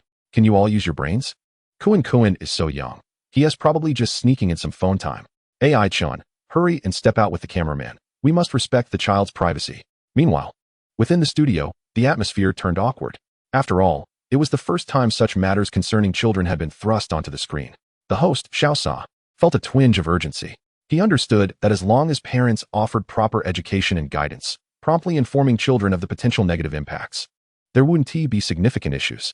However, if the child discovered that his privacy had been broadcasted, the damage could be substantial. Wang Fong, seated among the audience, glared at the screen and scoffed. I knew AI Chen was unreliable, letting the child develop such a bad habit. With so many viewers supporting him, he cannot simply withdraw from the room and brush this off. The audience deserves to see how he intends to educate his child. Having heeded the cameraman's advice, AI Chen's curiosity deepened. The room was dimly lit, and he then noticed a faint glimmer of light filtering through the gap in Kuan's blanket. Having been a child himself, AI Chen immediately deduced that the boy was likely hiding under the covers, secretly reading comics or using his phone, fearing discovery. He recalled how, in his own childhood, such behavior would have inevitably resulted in a stern reprimand from his parents. Yet now, as a parent himself, he would not treat his child in such a manner. Let him read, let him play. During holidays, what else should he do if not enjoy himself? As for the cameraman's concerns about hurting the child's self-esteem, was it truly that severe? As AI Chen pondered this, Kuan seemed to sense the commotion outside and cautiously peeked his head out from the covers. Upon spotting AI Chen and the cameraman at the door, he froze, his little eyes wide with surprise and confusion. Once he regained his composure, Kuan hurriedly rearranged the items on his bed, shoving them under his pillow before feigning calmness. Dad, what are you doing? I was just sleeping. AI Chen saw through Kuen's facade and chuckled lightly. Sleeping? At your age? How could you possibly be asleep at this hour? Come clean, what are you really up to? With that, AI Chen stepped closer to the bed, reaching out to lift the blanket covering Kuen. The cameraman, realizing the potential fallout, felt a wave of dread wash over him. This could lead to the child's secret being publicly exposed. How could such a young child bear such a shock? AI Chen was far too impulsive. Kuen's face turned anxious as he clutched the blanket tightly, retreating slightly, stammering. And no, I wasn't doing anything. I was really sleeping. Observing his son's flustered demeanor, AI Chen found it amusing and gently reassured him. Children mustn't lie, you know. It's all right, I won't blame you. If you want to play, just play openly. With that, AI Chen carefully moved the pillow aside. The next moment, he was taken aback. Beneath the pillow lay a pen, a notebook, and a flashlight. AI Chen. So this little rascal was doing homework. When did he become so diligent? Yet, that couldn't be right, no matter how studious he was. There was no need to hide under the covers to do homework. At this point, the live stream audience was in an uproar. An 8-year-old hiding under the covers, secretly doing homework? The unfolding narrative was utterly beyond everyone's expectations. I'm utterly astounded. I have no doubt this is scripted. Can anyone concoct such a plot? Wait a minute. I thought he was a captain, but he is actually a scholar? 666. Hiding under the covers to do homework. This child's obsession with studying is hilarious. Oh no. The child has become addicted to studying. Ha ha. That is quite a serious offense. With such grave circumstances, he might end up in Qingbei for 4 years. I've wronged Kuen. It seems I'm the only one secretly gaming under the covers. How bizarre, my friend. Shouldn't there be a phone hidden under the pillow? How did it turn into homework? Not only were the audience members taken aback, but also the cameraman and the production team in the studio were equally astonished. This child is indeed quite unique. AI Chen looked at Kuen, feeling both frustrated and exasperated, and said, "What on earth are you thinking? You should be resting well during the break, at the very least. You could read a comic book or something." Kuen pouted, feeling aggrieved, and replied, "I was just afraid you'd drag me off to play games, leaving me no time for homework." AI Chen waved his hand decisively and exclaimed, "No way, absolutely not. Writing homework in this dimly lit place is harmful to your eyes. Homework can wait, but gaming cannot. Tonight, we're heading to the alley to practice shooting skills in preparation for tomorrow." With that, AI Chen pulled Kuen out of the room. In his view, how could such precious time be squandered on trivial elementary school homework? Furthermore, isn't practical activity a form of homework as well? By honing shooting skills tonight, they would ensure a smoother experience in tomorrow's live stream. Once AI Chen's words were broadcasted in the live stream, the barrage of comments surged like a tidal wave. Ha, I can't stop laughing. I thought AI Chen was going to drag the child outside to do homework, but it turns out they're heading to the alley. 666. This is the epitome of a celestial father. My goodness, is this how to educate a child? At this rate, will he truly make the child fall in love with gaming? No. The pressure of gaming is so immense. This approach will only lead Kuen to effortlessly enter Peking University. Ha. Years later, when Kuen gets into Peking University. Reporter, the pressure of entering Peking University must be enormous, right? Kuen. No, it's not nearly as stressful as the pressure from the alley. In stark contrast to the joyful barrage, the atmosphere in the studio was palpably tense. Observing AI Chen's actions and the audience's merriment, Wang Fong felt a deep sense of heartbreak. If this continues, AI Chen would truly ruin the child. Just look at how he doesn't even allow the child to do homework. Isn't this jeopardizing the child's future? It's one thing for AI Chen to laze around at home all day, but now he is dragging the child down with him. What kind of person is fit to be a father like this? I believe that when it comes to school's practical activities, AI Chen won't just be of no help, but rather a hindrance. Wang Fong continued her tirade, yet this time, it seemed everyone chose to ignore her words. Why watch this amusing live stream when they could pay attention to this long-faced woman? Chapter 12. Teammates have come of age, sporting a smoky voice. The next morning, sunlight quietly seeped into the room. In an unusual turn of events, AI Chen didn't linger in his warm bed as he usually did. Even the cameraman who came to film was taken aback. Kuen's dad, you're up awfully early today. The cameraman chuckled. AI Chen yawned and simply replied, what can I say? With my son at home, I must at least prepare breakfast. Normally, he would sleep until noon, but with his son home on the weekend, he felt compelled to rise early for breakfast. With bleary eyes, AI Chen ambled towards the door, where he found a delivery of eggs, noodles, and some fresh vegetables he had ordered. Upon witnessing this scene, the viewers in the live stream could no longer contain their excitement. Wow, AI Chen is up so early today and even bought groceries. Could it be he is preparing a heartfelt breakfast for Kuen? This is unbelievable. Has AI Chen's paternal love reached a new peak? Who says AI Chen doesn't love his child? I see he loves deeply. If it were me, I wouldn't have the determination to make breakfast so early. I usually just grab some buns for the kid.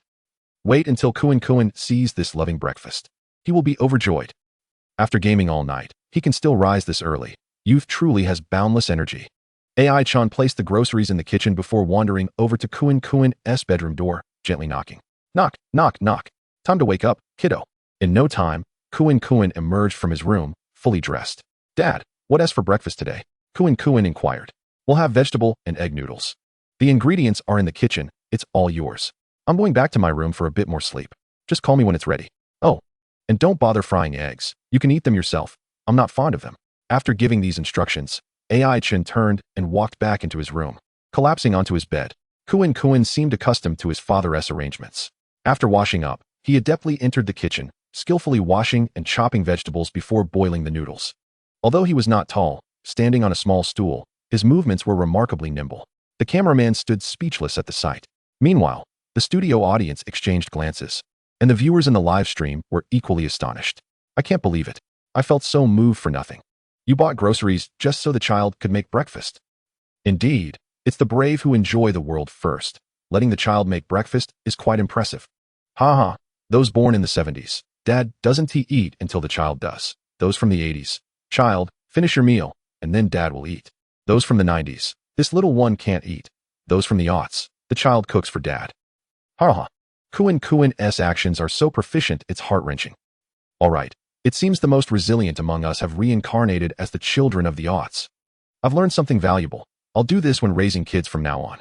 Look how considerate Kuan is, even making breakfast for his dad. AI Chen doesn't he like eating eggs? Is he trying to save the nutritious ones for his child? You're overthinking it. Eggs are so inexpensive.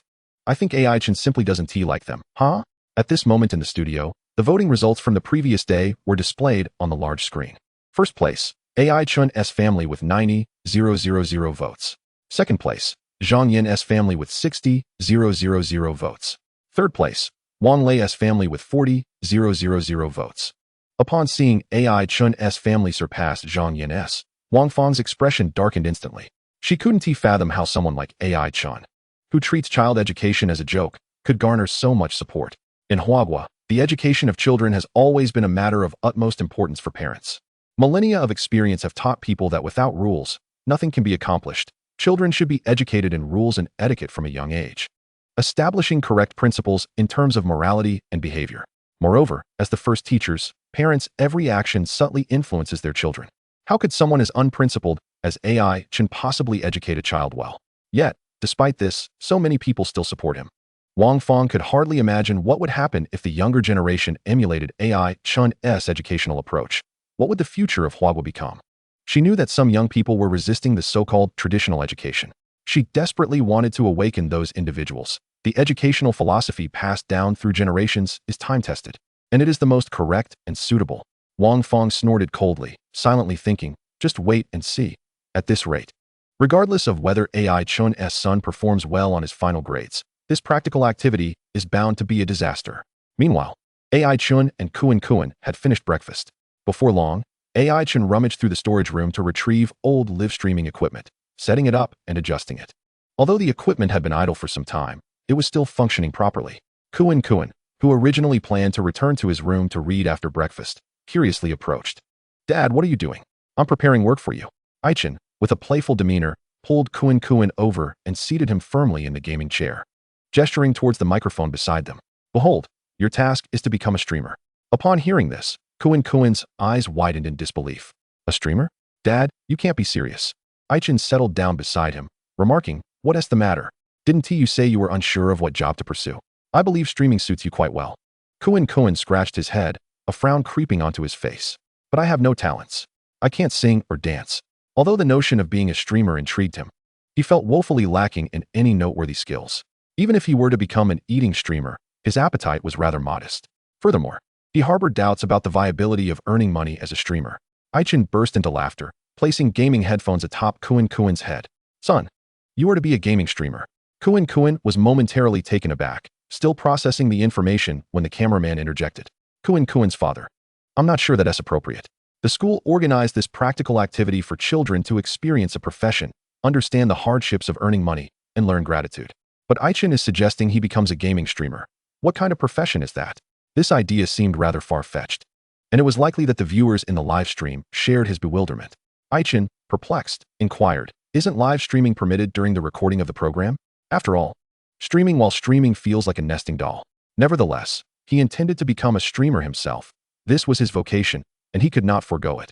The cameraman hesitated before responding, I'm not entirely sure.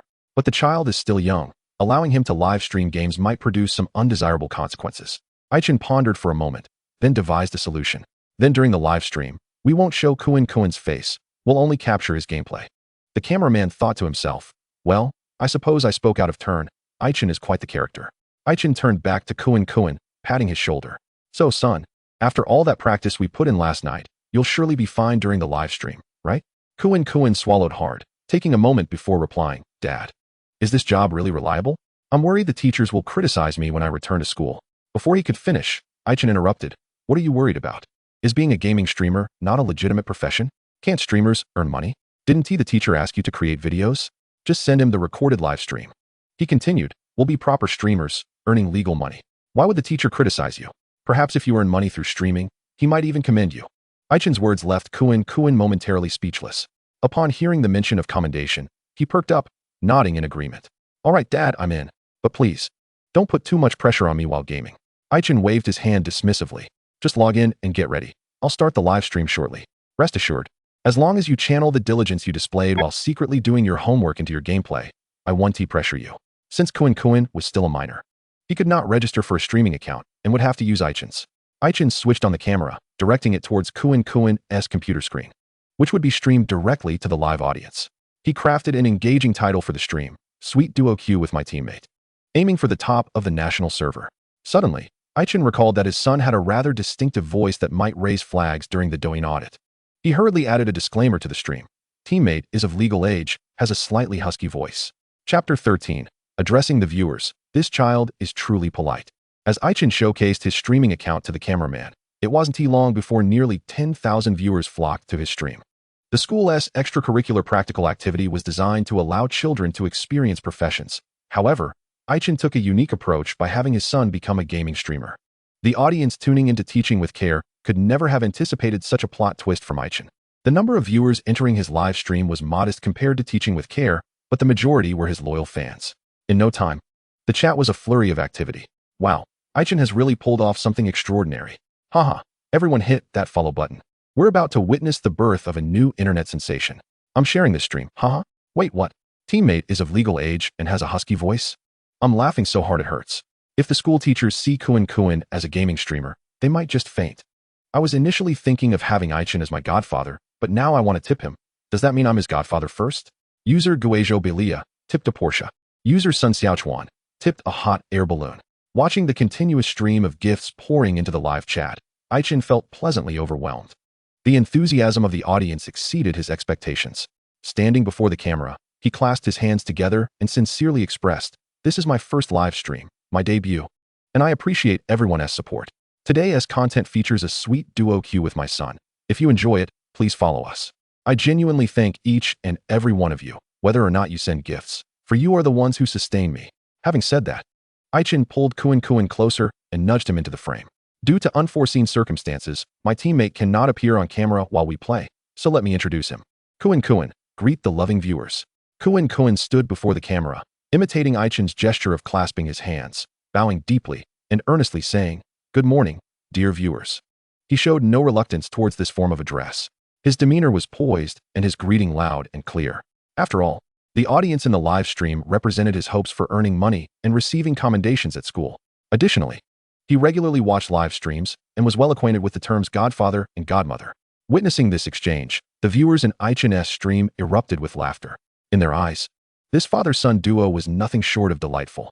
However, some viewers from Teaching with Care expressed differing opinions. Isn't this treating the child like a cash cow? The child is only 8. His maturity is still developing. Will calling people godfathers and godmothers adversely affect his worldview? I feel this is a bit lacking in dignity. Should we really let the child bow and scrape to the viewers? Yet, it didn't take long for others in the chat to respond to these critiques.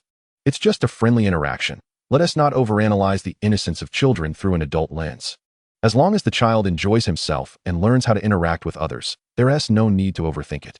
This is simply part of the profession's unique etiquette.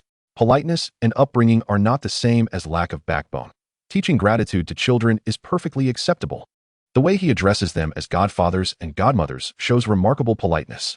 Meanwhile, Wang Lei had taken his son outside. Wang Zixuan's task for the day was to collect recyclables. Wang Zixuan, don't rummage through garbage bins. It's too dirty. Just pick up some bottles by the roadside.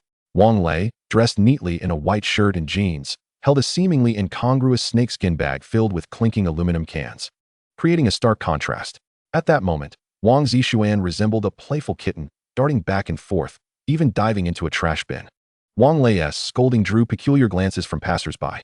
Feeling the weight of their stares, his face flushed with embarrassment, and he felt utterly uncomfortable. He hurriedly approached Wang Zixuan, once again delivering a stern reprimand. If you do not focus on your studies, you will end up scavenging like this in the future. Only then will you realize that no one will respect you. As he spoke, he bent down to retrieve a muddy iced tea bottle from the greenery, deliberately waving it in front of Wang Zixuan. Do you see this water bottle? The recycling value is merely 10 cents. To earn enough for today's lunch, one must. Before he could finish, Wang Zixuan brandished the trash picker and raced across the street. Dad, come quick. There are several treasure chests over here. I've got lunch sorted for today. Picking up trash is so much fun. I'll do it every day after school. Wang Lei, observing his son's delight in scavenging, wore an expression of frustration, feeling like a failure as a parent. This scene successfully elicited laughter from the viewers in the live stream. What was intended as a lesson in hardship turned into a source of amusement for the child. Wang Zixuan truly possessed an innate talent for vexing his father. Meanwhile, on Zihan and her mother's side, Zhang Yin had initially been reluctant to let Zihan participate in the event, preferring that she stay home to study diligently. However, upon learning that participation could lead to rewards and recognition, she quickly decided on a task for Zihan, setting up a stall to sell handmade cookies. In the vacant lot beneath their apartment complex, Zhang Yin and Zihan established a modest stand filled with an array of handmade cookies. Although the school advised against parental assistance, she believed that the child's learning should not be hindered. Thus, all the cookies were baked by Zhang Yin, who had risen at 6 in the morning. She brought over a small stool and gently instructed Zihan, while there are no customers, take this time to read. I'll remind you when people arrive. Zihan obediently nodded and diligently opened her book to read. Before long, a mother accompanied by a 6-year-old boy strolled by. The moment the little boy spotted the cookie stand, his eyes lit up and he dashed over. Zihan, noticing this, quickly set her book aside and cheerfully greeted them. Hello, Auntie and little brother. These are our handmade cookies, and they are absolutely delicious. Would you like to try some? The boy, unabashed, approached the stall, grabbed a cookie, and stuffed it into his mouth, quickly reaching for another. Zihan remained composed, politely introducing, this one is chocolate-flavored, and that one is milk-flavored. Unexpectedly, the boy suddenly seized a handful of cookies and stuffed them into his pants pocket. Zihan rushed forward to intervene. Little brother, you can't do that. You need to pay for those.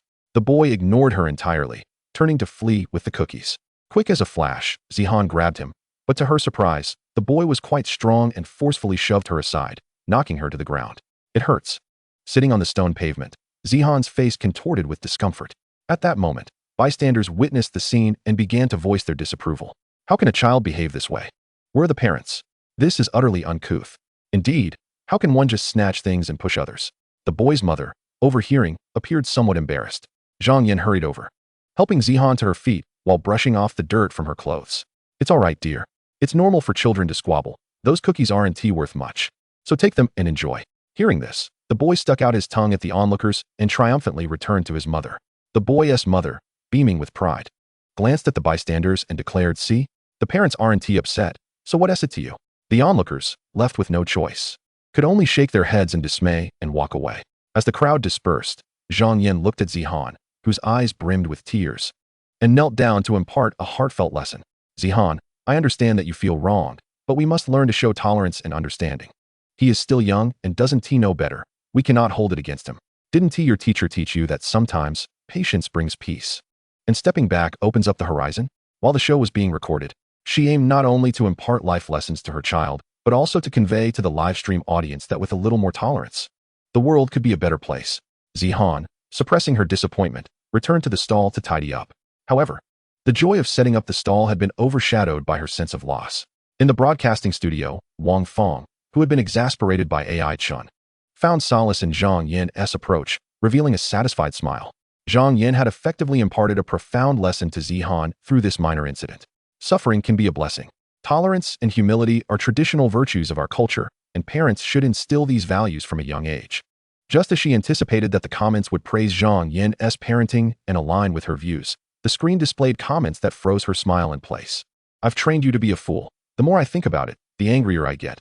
Taking a step back feels like a loss. Can you please be quiet, old hag? If suffering is a blessing, then you should take it all. Goodness, this mischievous child makes me want to slap him. What kind of mother are you?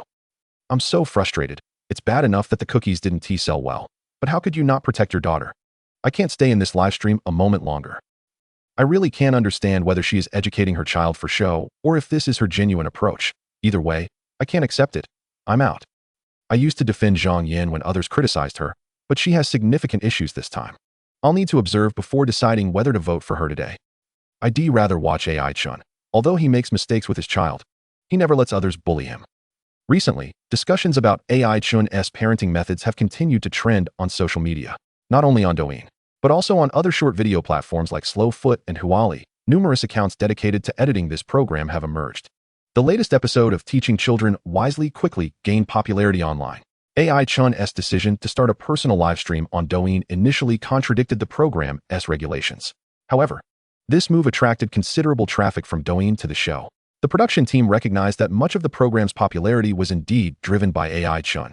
Thus, his actions were tacitly approved. In AI Chen's Douyin livestream, the viewership approached 50,000 within an hour, with a steady stream of virtual gifts pouring in. Meanwhile, the viewership for Teaching Children Wisely had reached 500,000, with over 300,000 drawn specifically by AI Chen. As for the other two parents in the program, Zhang Yin, who had previously boasted the highest numbers, saw a significant drop in viewership over the past few days, especially today. In the livestream, not only did Zhang Yin fail to protect her child, but she also overly focused on lecturing her, resulting in nearly half the audience leaving. In stark contrast, the previously low viewership Wang Lei family experienced a surge of tens of thousands of viewers, all amused by Wang Zishuan's antics of wildly opening treasure chests by the roadside. The number of viewers directly correlated with the voting outcomes, indicating that AI Chen was likely to receive significantly more votes than the other two families moving forward. Meanwhile, AI Chen had already entered the fray with Kuan. Upon entering the game, Kuan eagerly maneuvered his character in front of AI Chen, exclaiming, "Dad, I want to play with the sniper." AI Chen promptly dismissed his request, asserting, "You little rascal, don't even think about it. You still need to stand in front of me and shield me from bullets. What do you need a sniper for?" In response, Kuan rose from his chair and approached AI Chen, tugging at his arm and pleading, "Just let me have a turn. I practiced my sniping skills all night, and I promise I'll hit every headshot." As the game was about to commence, AI Chen, observing Kuan's relentless persistence, felt a twinge of helplessness. However, rather than acquiescing immediately, he countered with a question, "Who am I to you?" Without hesitation, Kuan responded, "Dad. You are my real dad." AI Chen nodded in acknowledgement. "Since I am your father, if you play with the sniper, you must protect me in front, understood?" Kuan vigorously nodded in agreement. "Absolutely." Subsequently, AI Chen tossed a sniper rifle onto the ground for Kuan to pick up. Inside the game, with both AI Chen and Kuan using microphones, their conversation was overheard by several teammates. One teammate, speaking with a northeastern accent, couldn't help but interject, walking towards Kuan's character. "Come on, man, it's just a game. Are you really calling your dad over a sniper? That's pretty spineless." Other teammates chimed in, "Exactly. What's so fun about sniping if you're yelling for your dad all the time?" However, when Kuan picked up the sniper rifle, they were astounded to discover it was a dragon sniper worth over $1 million. Suddenly, their demeanor shifted. "Dad, let me just touch the stock. Just once. Later, I'll send you 200 packs of cigarettes as a token of my gratitude." "Dad, you are my real dad. Let me have a turn." Witnessing this scene, the viewers in the live stream erupted in laughter. "Ha ha ha, Kuan's not wrong. This is a real dad. Ha ha ha, I'm laughing so hard it hurts. This is too entertaining, bro." These teammates could never have guessed that this was a father and his slightly raspy-voiced son enjoying a sweet duo. 666, I'm just passing by. Is this a parenting show or a gaming show? Whoa, that's a real dragon sniper. Is AI Chen really that wealthy? To the last comment, AI Chen chose not to respond, as the sniper was not his. He was using an account provided by a generous viewer in the livestream. Before long, the battle escalated to its most intense and exhilarating phase, causing even the live stream audience to become anxious. The teammates were relaying positions and information to one another. At that moment, Kuan, hiding behind a box, asked AI Chen, "How many enemies are at A?" Hearing this, AI Chen paused, prepared to answer 5, but suddenly realized something was amiss.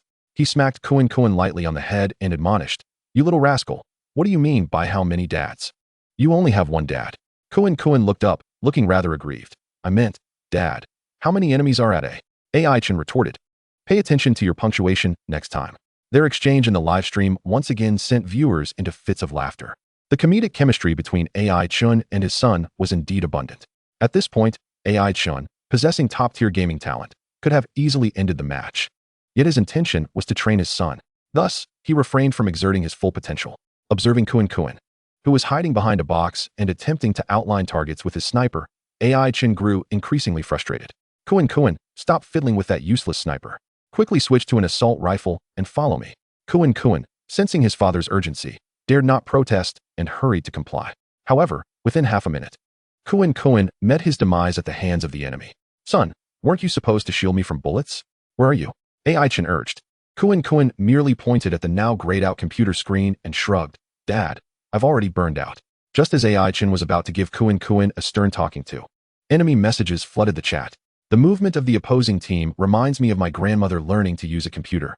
How did someone with a dragon sniper get so bad? Want me to teach you how to play? Is the other side a novice? My cat says if you sprinkle rice on your keyboard, even a chicken would play better than you." Kuan, looking innocent, replied, "That is not my fault. I have to watch both the enemies and you, Dad."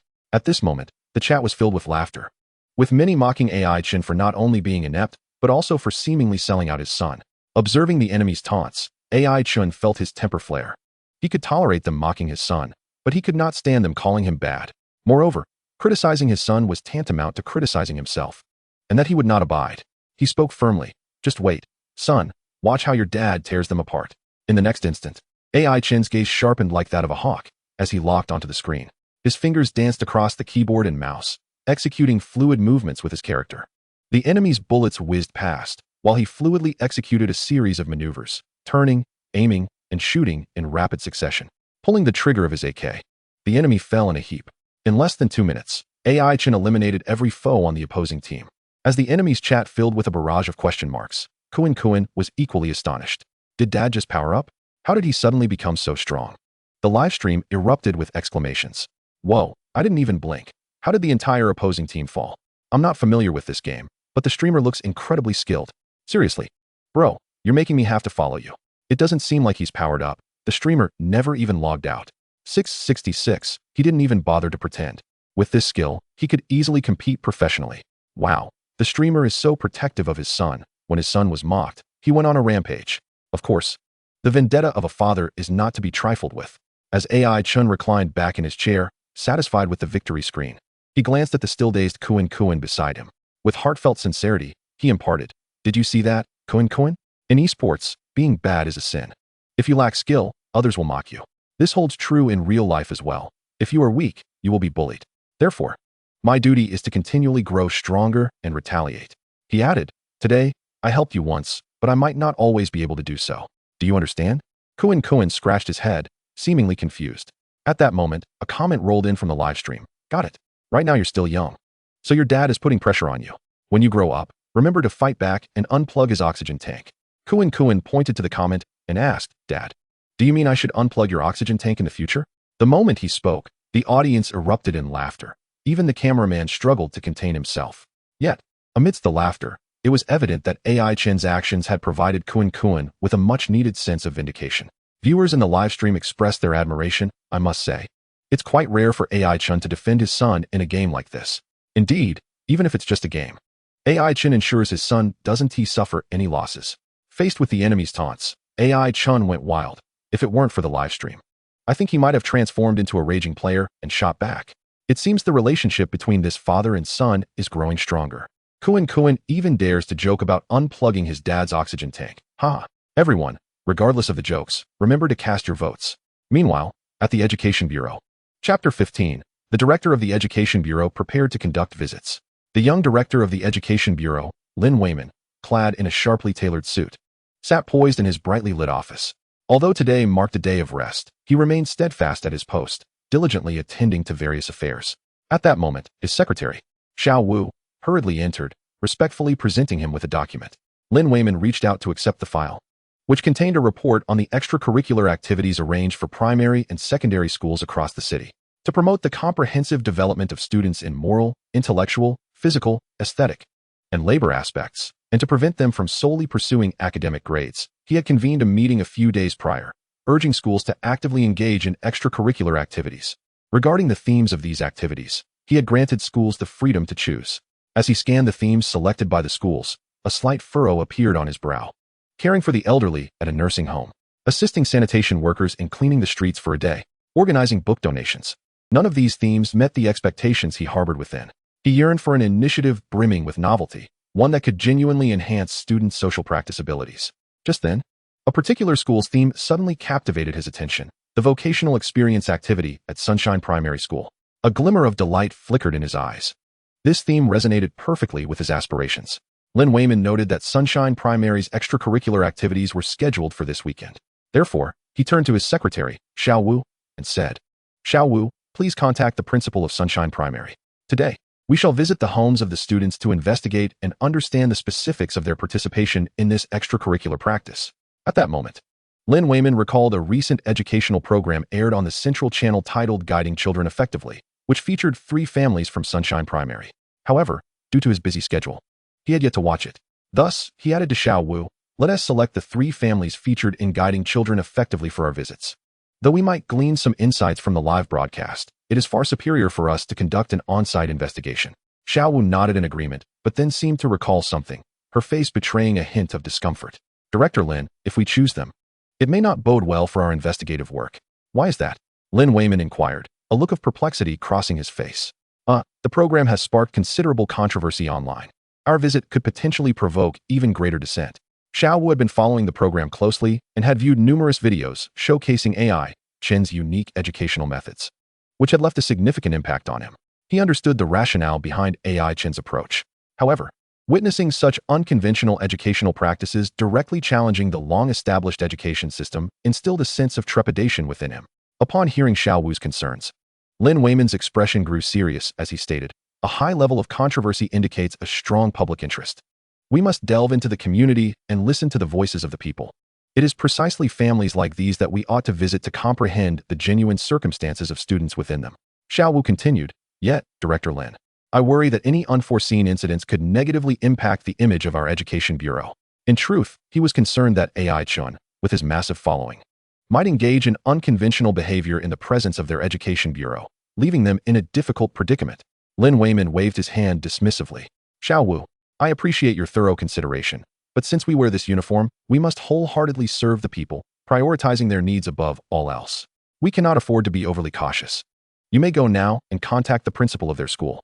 Observing the director's resolute stance, Xiao Wu refrained from further protest and turned to leave. At Sunshine Primary, Principal Chen felt a pang of anxiety upon learning that the Education Bureau director would personally visit the homes of their students, particularly those belonging to the 3 families featured on Guiding Children Effectively. He feared that any misstep during the visit could jeopardize his position. Consequently, he hurriedly opened the program's live stream page. Zhang Yan's family was selling cookies, Wang Lei's family was collecting recyclable materials, and as for AI Chen's family, why is it just a black screen? Chen Shan muttered in confusion. Could it be that the server crashed due to too many viewers? He then called the class teacher, Li Lan. From Li Lan, he learned that AI Chen had indicated he would be working from home on the activity schedule shared in the parent group. Relieved by this news, Chen Shan thought, working from home should not pose any significant issues. However, for precautionary measures, he instructed Li Lan to visit AI Chen's home in advance to inform him and his son, Kunkin, while he himself prepared to welcome director Lin Weiman. Meanwhile, on AI Chen's side, the cameraman encountered an unforeseen malfunction with his equipment and was frantically attempting emergency repairs. This unfortunate situation resulted in AI Chen's live stream being stuck on a black screen. Consequently, AI Chen's gaming stream suddenly attracted a flood of viewers. At that moment, AI Chen was exuberantly thanking the audience for their generous donations alongside Kunkin. The father and son chimed in unison. "Thank you to our patron, CSGO official, for the Douyin #1. Thanks to our patron who loves beautiful ladies for the big airplane. And thanks to our patron, Kunkin is my dad, for the hot air balloon."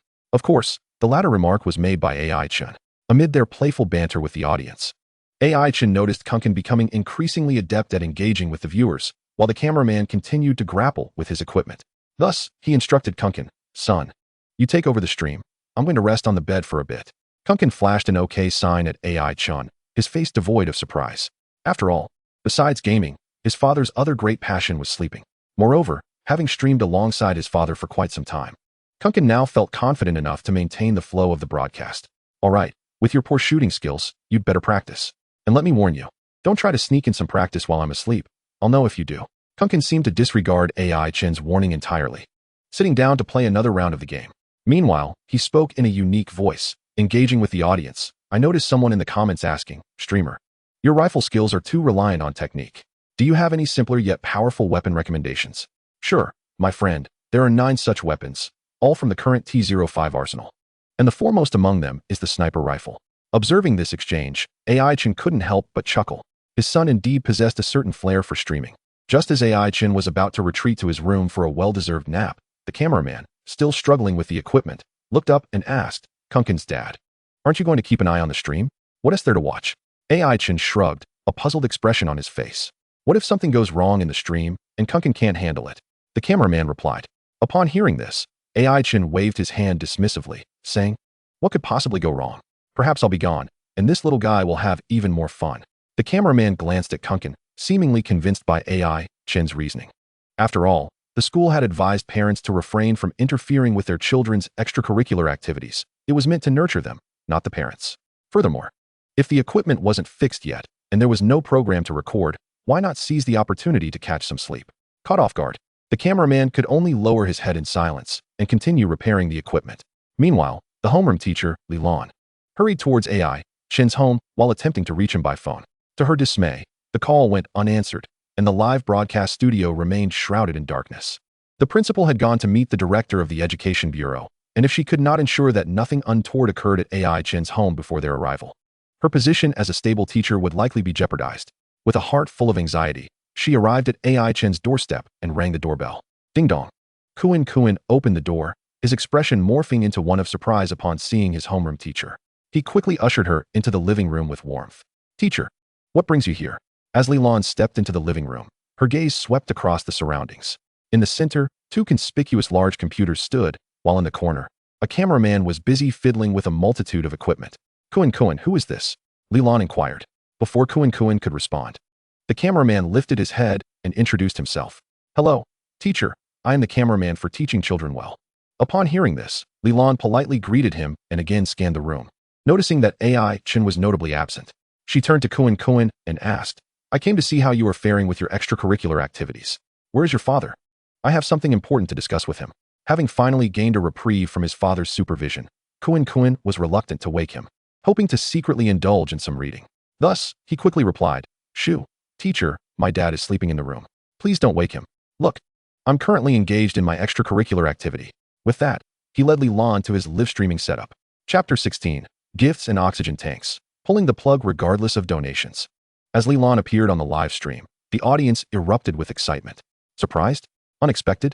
The school arranged for a vocational experience, and Kuin has transformed into a game streamer. Haha. This is simply too amusing. How could the teacher personally come to check on assignments? Is she satisfied with Kuin's submission? Haha. When AI Chen wakes up to find the teacher here, his jaw will surely hit the floor. TSK. I remember their homeroom teacher is quite strict. Finding Kuin as a game streamer will definitely lead to a stern reprimand. No, teacher, please do not punish my beloved streamer. The live broadcast is already blacked out. If you make Kuin stop streaming, what will I watch? On the computer desk, vibrant RGB lights flickered incessantly, and the screen displayed the game visuals. Nearby, a display screen stood with a camera aimed directly at the scene, capturing everything. Lilan stood in stunned silence, struggling to process the sight before her. After a long moment, she finally recovered from her shock. Kuin, are you playing a game? Kuin replied earnestly, "No, teacher, I am working. My profession is a game streamer." Lilan was taken aback further. A game streamer? Goodness. How could AI Chen permit his child to choose such a profession? Not only was she nearly overwhelmed by the scene, but if the director of the Education Bureau were to witness this, it would be disastrous. Anger surged within her. Indeed, like father, like son. An 8-year-old aspiring to be a game streamer was utterly irresponsible. Suppressing her inner turmoil and indignation, Lilan turned to Kuan and asked, Kuan, being a game streamer is not a commendable profession. How did you come to this decision? Teacher, it was my father who chose this profession for me. I think it's quite good. I can chat with uncles and aunts, and even earn money. Upon hearing that Chen had encouraged Kuan to become a game streamer, Lilan's anger intensified. The sins of the father fall upon the child. Chen is exceedingly irresponsible. The school had arranged extracurricular activities to help children experience the value of hard-earned money and cultivate gratitude. Yet, he allowed his child to indulge in frivolity while instilling distorted values. Concerned for the young boy's development, she did not want Chen's negligence to warp Kuan's worldview and ruin his future. She initially intended to confront Chen immediately. But remembering the presence of the cameraman from teaching children well and that they were still recording, she forced herself to regain composure. With a serious demeanor, she firmly grasped Kuan's shoulders and said, Kuan, you are still young. Your studies should take precedence. You must aim for a good university to secure a respectable job in the future. You must heed your teacher's advice. I would never steer you wrong. Tell me, how much can you earn as a game streamer? It is merely a few tokens here and there. Who would willingly give money to a child like you? Free gifts. Kuan scratched his head and pointed at the streaming display. But what about these helicopters and Porsches? Dad said these gifts are worth a lot. At that moment, a large question mark appeared above Lilan's head. She focused on the screen, only to find that the total value of gifts had nearly reached 20,000. The live stream was inundated with gift effects flashing continuously. To her astonishment, she also discovered that the number of viewers in Kuan's stream had skyrocketed to over 100,000. Wow, what? Lilan was momentarily speechless. An 8-year-old had received 20,000 in gifts on his first day of streaming. She felt as if her entire worldview was shattering. In truth, there weren't many who bestowed grand gifts, as most viewers merely joined for the spectacle. However, with such a large audience, even a small contribution from each could accumulate to a considerable sum. Kuan guided the still-dazed Lilan to the sofa. Teacher, please sit here for a moment. My dad is sleeping in the room, and I don't dare wake him. Kindly wait for me while I get back to work. Saying this, Kuan returned to his computer. He was not particularly passionate about being a game streamer. From the beginning of school, his teachers had instilled in him the importance of diligent study and aiming for a prestigious university. Although Chen had encouraged him to play games in recent days, deep down, Kuan still wished to attend a good university. His current drive to stream was partly to earn a certificate from school and partly to save up for study materials. Ultimately, he hoped to use the money he earned from streaming to celebrate Chen's birthday. Tomorrow was his father's birthday, and he wanted to buy a large cake for him. Filled with determination, he announced, Dear viewers, my dad should be asleep now. What would you like to see? Type it in the chat. The audience's enthusiasm surged. Haha. Kuan, you truly are unshakable. You've left the teacher utterly bewildered. Is it okay to see you get spanked by the teacher? Keep playing with the sniper rifle. You died too quickly earlier, and I missed many details. Haha. The teacher's confusion is at a 100 hilarity level, while Kuan turning to the camera is at a 100,000 hilarity level. Streamer, would you dare wake your dad for a re-sleep? Yes. Wake him up for a re-sleep. I second that. +1.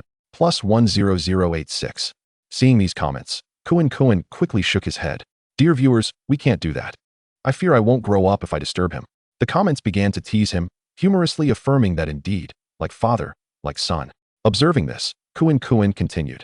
Although you may hesitate to awaken your father, let me assure you, I would not shy away from disconnecting his oxygen tank if required. Esteemed fathers, how about this? I shall remove a small heart for just 1 minute. As soon as the words left my lips, the live stream chat was soon flooded with hearts. However, some viewers deliberately claimed they would refrain from sending gifts. Upon seeing this, Kuan merely chuckled and replied, Hee, I'm just teasing you all. Even if you don't send gifts, I will still proceed. In an instant, the live stream was filled with laughter. Amidst this jovial atmosphere, the cameraman finally repaired his camera. Back in the studio, the large screen once again displayed the live feed from the Chen household. Although this could be deemed a live stream mishap, which caused a significant loss of viewers, host Xiaosao promptly regained his composure. He gazed at the screen, where Kuan was seated at the computer, his face radiating a brilliant smile. While gaming, he animatedly recounted amusing anecdotes about his father, eliciting a flurry of comments and interactions from the audience, creating a remarkably vibrant atmosphere. Moreover, Xiaosao was astonished to observe that the live stream screen was continuously flashing with gift effects, showcasing various exquisite icons that burst forth like fireworks. He couldn't help but let out a soft click of his tongue, his eyes brimming with astonishment and admiration. Dear viewers, This scene is indeed quite remarkable. Kuan, at such a tender age, possesses the ability to connect so effortlessly with the audience. His exuberance is truly commendable. Xiao Sa paused, his gaze still fixed on the screen, and continued with a sense of wonder. This live streaming is, without a doubt, an innovative profession.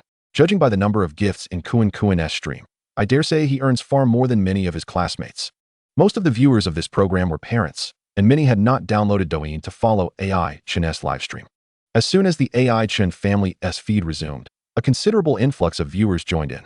Xiao Sa speaks the truth. Kuan's vivacity is utterly charming, brimming with energy. Setting aside everything else, one must frequently visit Kuan's stream purely due to his cheerful personality. It is filled with joy. Haha. Kuan is just like his father. His little mouth is quite the chatterbox, so articulate and adorable. Who would have thought that the extracurricular activity assigned by the school would reveal such a live streaming prodigy? It seems Kuan has no need to divert his attention to traditional academics. In stark contrast to the praises echoing in the chat, the expression of observer Wang Fong was one of deep discontent. Since AI Chen began allowing his child to become a gaming streamer, she had held considerable reservations. Now, witnessing the teacher's involvement and Kuan still reveling in his role as a streamer, her educational concerns surged once more. This AI Chen has gone too far. For the sake of profit, he allows a minor to engage in live streaming. The child's mind is still developing, and the live streaming environment is fraught with complexities and temptations. Once accustomed to garnering attention and making money through streaming, how could he possibly focus on his studies? Leading a child down this misguided path will surely ruin him. Does no one comprehend the adage that all pursuits are inferior compared to education? While Wang Fong vehemently criticized in the studio, two official vehicles slowly approached outside the AI Chen residence. Chapter 17. Striving to enroll in a tutoring class during winter break. At this moment, the atmosphere in the studio felt somewhat tense. Jiang Yu abruptly stood up, countering Wang Fong's assertions with fervor. He knew that he could not allow Wang Fong's one-sided perspective to mislead the multitude of viewers in the livestream. If everyone blindly accepted the antiquated notion that all pursuits are inferior to scholarly achievement, it would undoubtedly be a tragedy of this era. Observer Wang Fong, forgive my candor, but I cannot concur with your viewpoint. Jiang Yu's words were sharp. Do you not realize that we are now in the year 2028? Your ideological stance has long fallen behind the times. He paused momentarily, casting a determined gaze across the room, and continued, in modern society, there exists a plethora of professions, each with its unique value. Sanitation workers, construction workers, these individuals labor tirelessly for the functioning and development of our cities, contributing immensely and deserving of our respect. Furthermore, education is not the sole avenue for acquiring knowledge, nor is it the only means of earning a livelihood. Every worker deserves dignity. Must we categorize them into hierarchies? Wang Fong scoffed dismissively, secretly thinking, these post-2000s youth are still too impetuous. She understood the logic behind Jiang Yu's words, yet in reality, the status of educated individuals is indeed generally higher than that of other professions. This is an undeniable fact. However, before she could retort, Jiang Yu continued, surely you also witnessed the scene of the Education Bureau director visiting Zihan's home? Jiang Yu's eyes sparkled. When the AI Chen livestream experienced a blackout, he had shifted his attention to Zhang Yan's stream. To his astonishment, he witnessed the director of the Municipal Education Bureau personally visiting a student's home for investigation. Zhang Yu paused briefly before continuing. At that moment, Zihan was called aside by her mother to study, while Zhang Yan was selling cookies on her behalf. An action that was fortuitously observed by Director Lin. Did you not hear what Director Lin subsequently said? In fact, many viewers in the live stream were unaware of the Education Bureau director's visit, as even when AI Chen's stream blacked out, they were reluctant to switch to Zhang Yan's feed.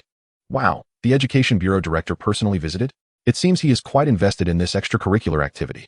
Visiting on a weekend, what a commendable official. I wonder how the director evaluated Zhang Yan. I hope it isn't merely praise for her concern about children's academic performance. Jiang Yu adjusted his glasses and recounted Director Lin's words verbatim.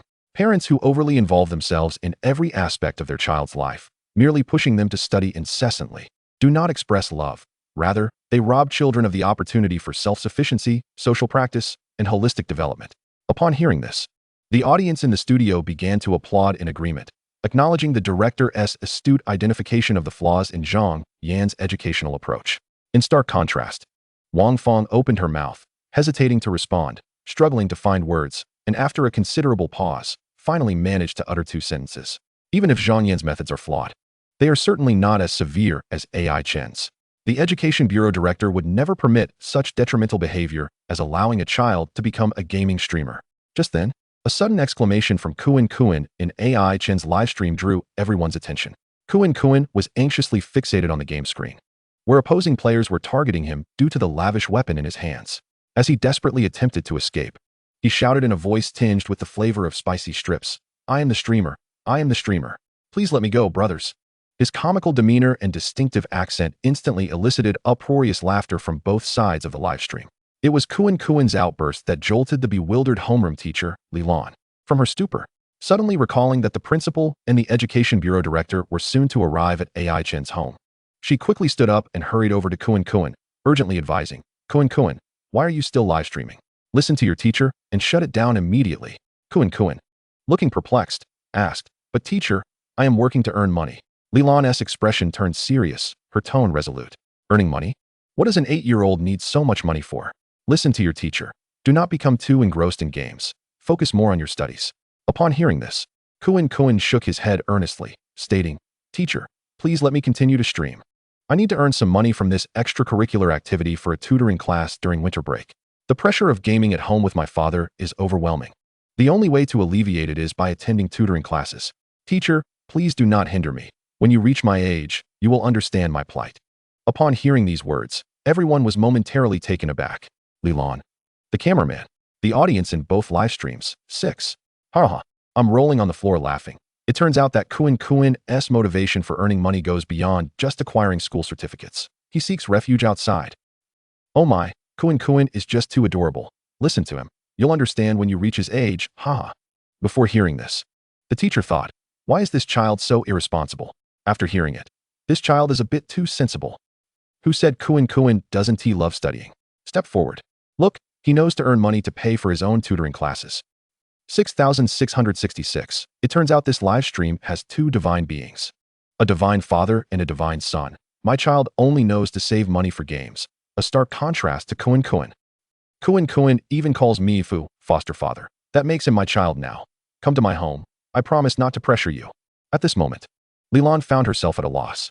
She hesitated, uncertain whether to continue to dissuade Kuan, as it appeared that his actions were motivated by a desire to learn.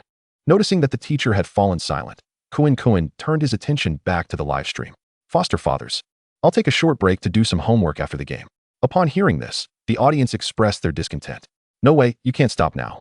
We haven't seen enough of the game. The streamer died too quickly earlier. I wanted to learn a few more tricks. Keep streaming, keep streaming. Let us have another round. The chat was flooded with requests for him to continue playing.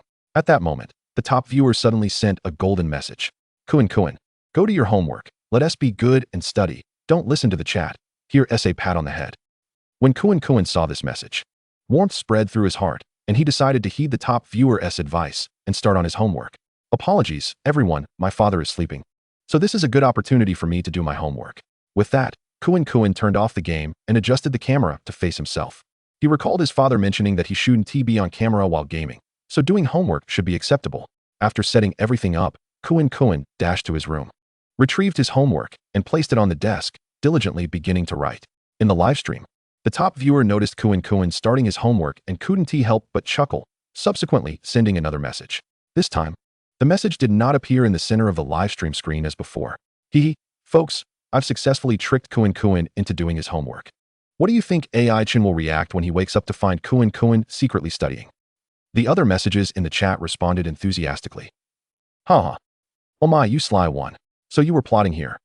Top viewer, you're so mischievous. I absolutely adore it. Haha. I can't take it anymore. I'm about to laugh myself silly. 666. AI Chen, wake up. Your beloved son is neglecting his duties again, huh? We can't let Kuan catch on to our scheme. Everyone, shower him with gifts to keep him writing. User XXX sent a pair of sunglasses, remarking, streamer, write for 1 more minute. User XXX sent a hot air balloon, remarking, streamer, write for 10 more minutes. Kuan glanced up at the messages, somewhat surprised. He hadn't anticipated that people would send gifts to encourage him to do his homework, which made him focus even more intently. Witnessing Kuan engrossed in his studies, Lilan finally breathed a sigh of relief. Although the live stream continued, it was now focused on homework, which was far preferable to gaming. This should suffice for the principal and the director. Just then, Lilan's phone rang. The voice of Principal Chen came through the line. Teacher Lee, we are almost there. How is everything on your end? Are the students engaged in extracurricular activities? Yes, they are live streaming their homework, Lilan replied awkwardly. Live streaming homework? Chen Shan was left puzzled, wondering what sort of endeavor that was. After a brief silence, he remarked, well, live streaming homework isn't necessarily wrong. You should head downstairs to prepare for their arrival. After saying this, Chen Shan hung up the phone. Lilan glanced back at Kuan with some concern before turning to leave. Meanwhile, AI Chen, who was blissfully asleep, suddenly heard the system notification echoing in his mind. Ding! Congratulations, host, you have gained 20,000 reputation points. Current reputation points, 49,314. Chapter 18. A mere touch of the computer case reveals its coolness. And I know the child is secretly studying again. Director Lin Weiman's car came to a gentle stop at the roadside outside the Huayuan community. Principal Chen Shan had been waiting nearby, his face adorned with a courteous smile. As the car door opened, Lin Weiman stepped out in a crisp suit, walking with a steady gait. At that moment, hurried footsteps echoed from within the community, and teacher Lilan appeared, her expression slightly flustered. As she rushed over to greet them, Lin Weiman furrowed his brow slightly, his gaze fixed on Lilan as he inquired, "Who is this?"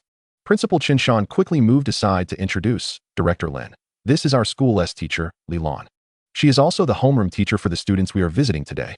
Lin Weiman's expression darkened slightly. Previously, when he visited the other two families for investigations, this homeroom teacher was absent. During the visit to Wang Lei's home, they were unable to find them as the family was out collecting recyclables. When visiting Zhang Yan's home, it was evident that the child was not genuinely engaged in the extracurricular activity. Overall, the previous visits had not gone smoothly. Observing Lilan's flustered demeanor, he pondered silently. As the director of the Education Bureau, he was well aware of the thoughts of those under him. Could it be that Chen Shan, having witnessed the unsatisfactory situations during the previous visits, had prompted this teacher, Lilan, to arrive early at AI Chen's home to give a heads up, merely to save face? He had always despised such deceitful practices, yearning to see the most authentic situation of the students.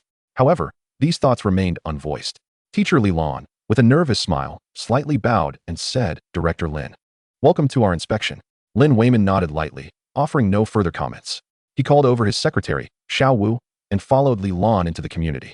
Meanwhile, the sudden system notification awakened AI Chen. Seeing that he had enough reputation points for a draw, AI Chen joyfully prepared to begin. Just then, the doorbell rang. Hearing the sound, AI Chen rose from his bedroom, puzzled as he opened the door. He was momentarily taken aback at the sight of several individuals standing at his doorstep. He scrutinized them, noting 3 men and 1 woman, all dressed in formal attire. Such attire didn't appear to belong to those checking water meters. "Who are you?" he asked. At this moment, homeroom teacher Lilan quickly stepped forward, her expression slightly awkward. "Hello, Kuan's father. I am his homeroom teacher, Lilan." She then introduced the others accompanying her. "This is Director Lin Weiman from our Municipal Education Bureau. This is Xiao Wu, Director Lin's secretary. And this is Principal Chen Shan from our Sunshine Primary School." AI Chen recognized Lilan, as she was his son's homeroom teacher. As for the others, their significance was quite considerable. He was momentarily taken aback. Suddenly, a thought struck him. Could it be that after the last incident in the parent group where he had confronted Lilan, they were now here to settle the score? Had the Education Bureau director come to him? Was this a bit too much? While he pondered, Director Lin Weiman smiled and spoke up, stating their purpose. "Mr. AI, we have come to investigate the situation regarding students' extracurricular activities." Principal Chen Shan, standing nearby, chimed in, stating that Director Lin was quite interested in the extracurricular activities of their school. He had come to inquire about the specific details and wondered whether Kuan was currently engaged in any extracurricular practice. Upon hearing this, AI Chen felt a wave of astonishment wash over him. Was this extracurricular activity truly so significant? It was rather rare for a director to personally visit. Was it possible that he was merely here to showcase his involvement in the recording of the program Raising Children Wisely? Nevertheless, given that he was the director of the Education Bureau and appeared quite courteous, it was essential to maintain basic politeness regardless of his intentions. After a brief moment of contemplation, AI Chen leaned slightly towards Lin Weiman and whispered, "Director Lin, would you like me to perform a little demonstration to cooperate with you?" Seeing AI Chen's knowing expression, Principal Chen Shan's demeanor shifted dramatically, and he hastily admonished, "AI Chen, what are you doing? You cannot say such things. Even if you wish to cooperate, you cannot speak like that in front of the director." He was well aware that Director Lin detested any form of pretense. However, witnessing AI Chen's candidness, Lin Weiman did not appear angry. Rather, he found AI Chen somewhat amusing. It seemed that AI Chen was not merely putting on a facade for his homeroom teacher. With a smile, Lin Wayman replied, "Just show us around. My visit is to understand the student's true circumstances." AI Chun pondered for a moment, then nodded and gestured for the group to enter the living room, saying, "Very well. Please come in. My Kuan is currently engaged in extracurricular practice." The group filed into the living room, and at that moment, the program's live broadcast captured their figures on screen. Numerous viewers were astonished to see the Education Bureau director and the principal had indeed arrived at AI Chen's home. "I can't believe the Education Bureau director arrived sooner than I anticipated. Ha ha ha, the big shots are coming. I can't wait to see the director's expression when he finds Kuan streaming as a game broadcaster. This is going to be the most thrilling episode. I am eager to see how AI Chen will face the Education Bureau director." The director seems quite principled if he sees Kuan as a broadcaster. I can only imagine the lecture that will follow, and AI Chen might be caught in the crossfire. AI Chen better not let Kuan play games in front of the director. It's important to maintain appearances, or it could adversely affect Kuan's future education. Sigh, while AI Chen's approach has its merits, it is undeniably risky in today's environment. Some expressed concern, while others were filled with anticipation. In the broadcast studio, Wang Fong wore a cold smirk. She was eager to see how AI Chen would navigate this absurd situation. After all, the Education Bureau director was not as easily deceived as the viewers in the live chat. AI Chen, however, remained completely unfazed, treating the gathering as casually as ever. "Here, Director Lin, that's my son Kuan, currently playing." As AI Chen began his introduction, he suddenly halted.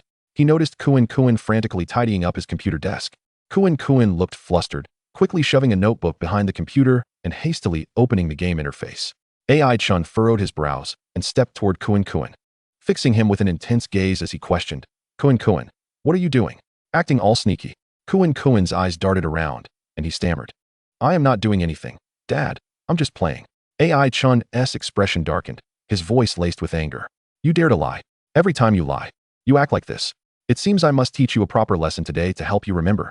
Lin Wayman was momentarily taken aback by this scene, then turned his gaze to the game displayed on the screen.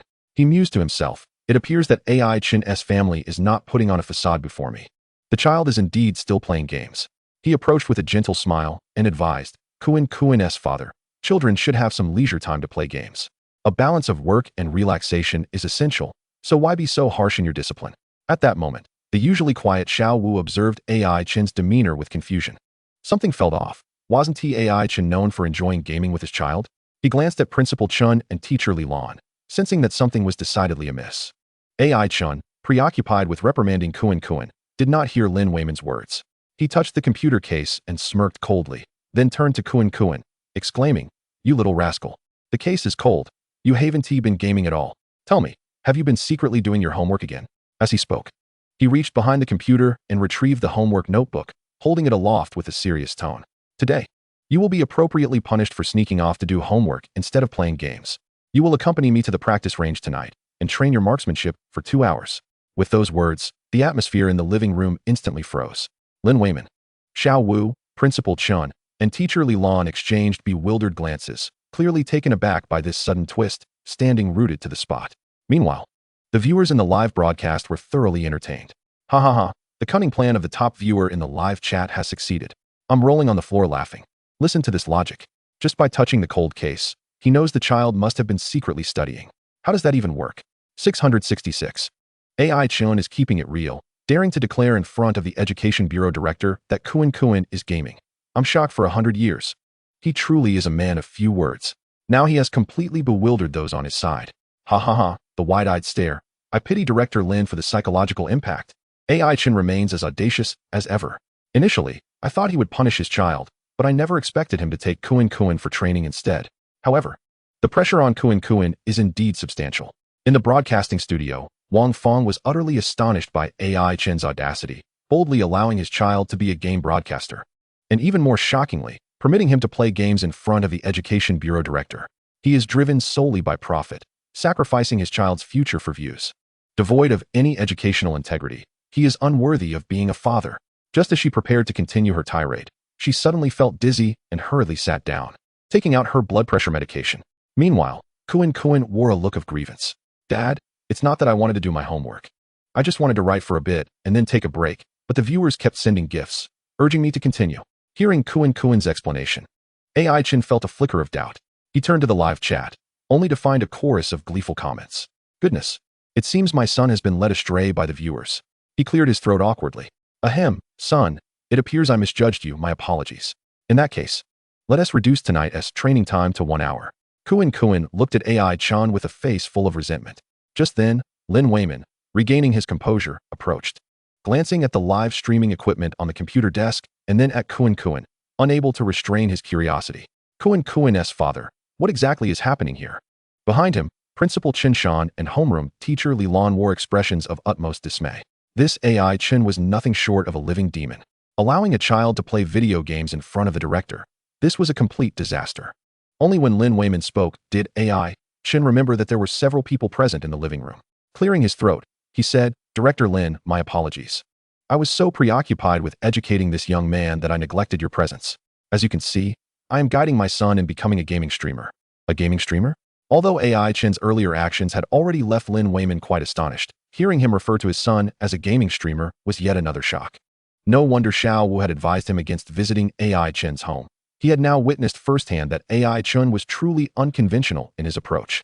However, he refrained from immediately judging AI Chen's decision to allow his child to play games instead of completing homework.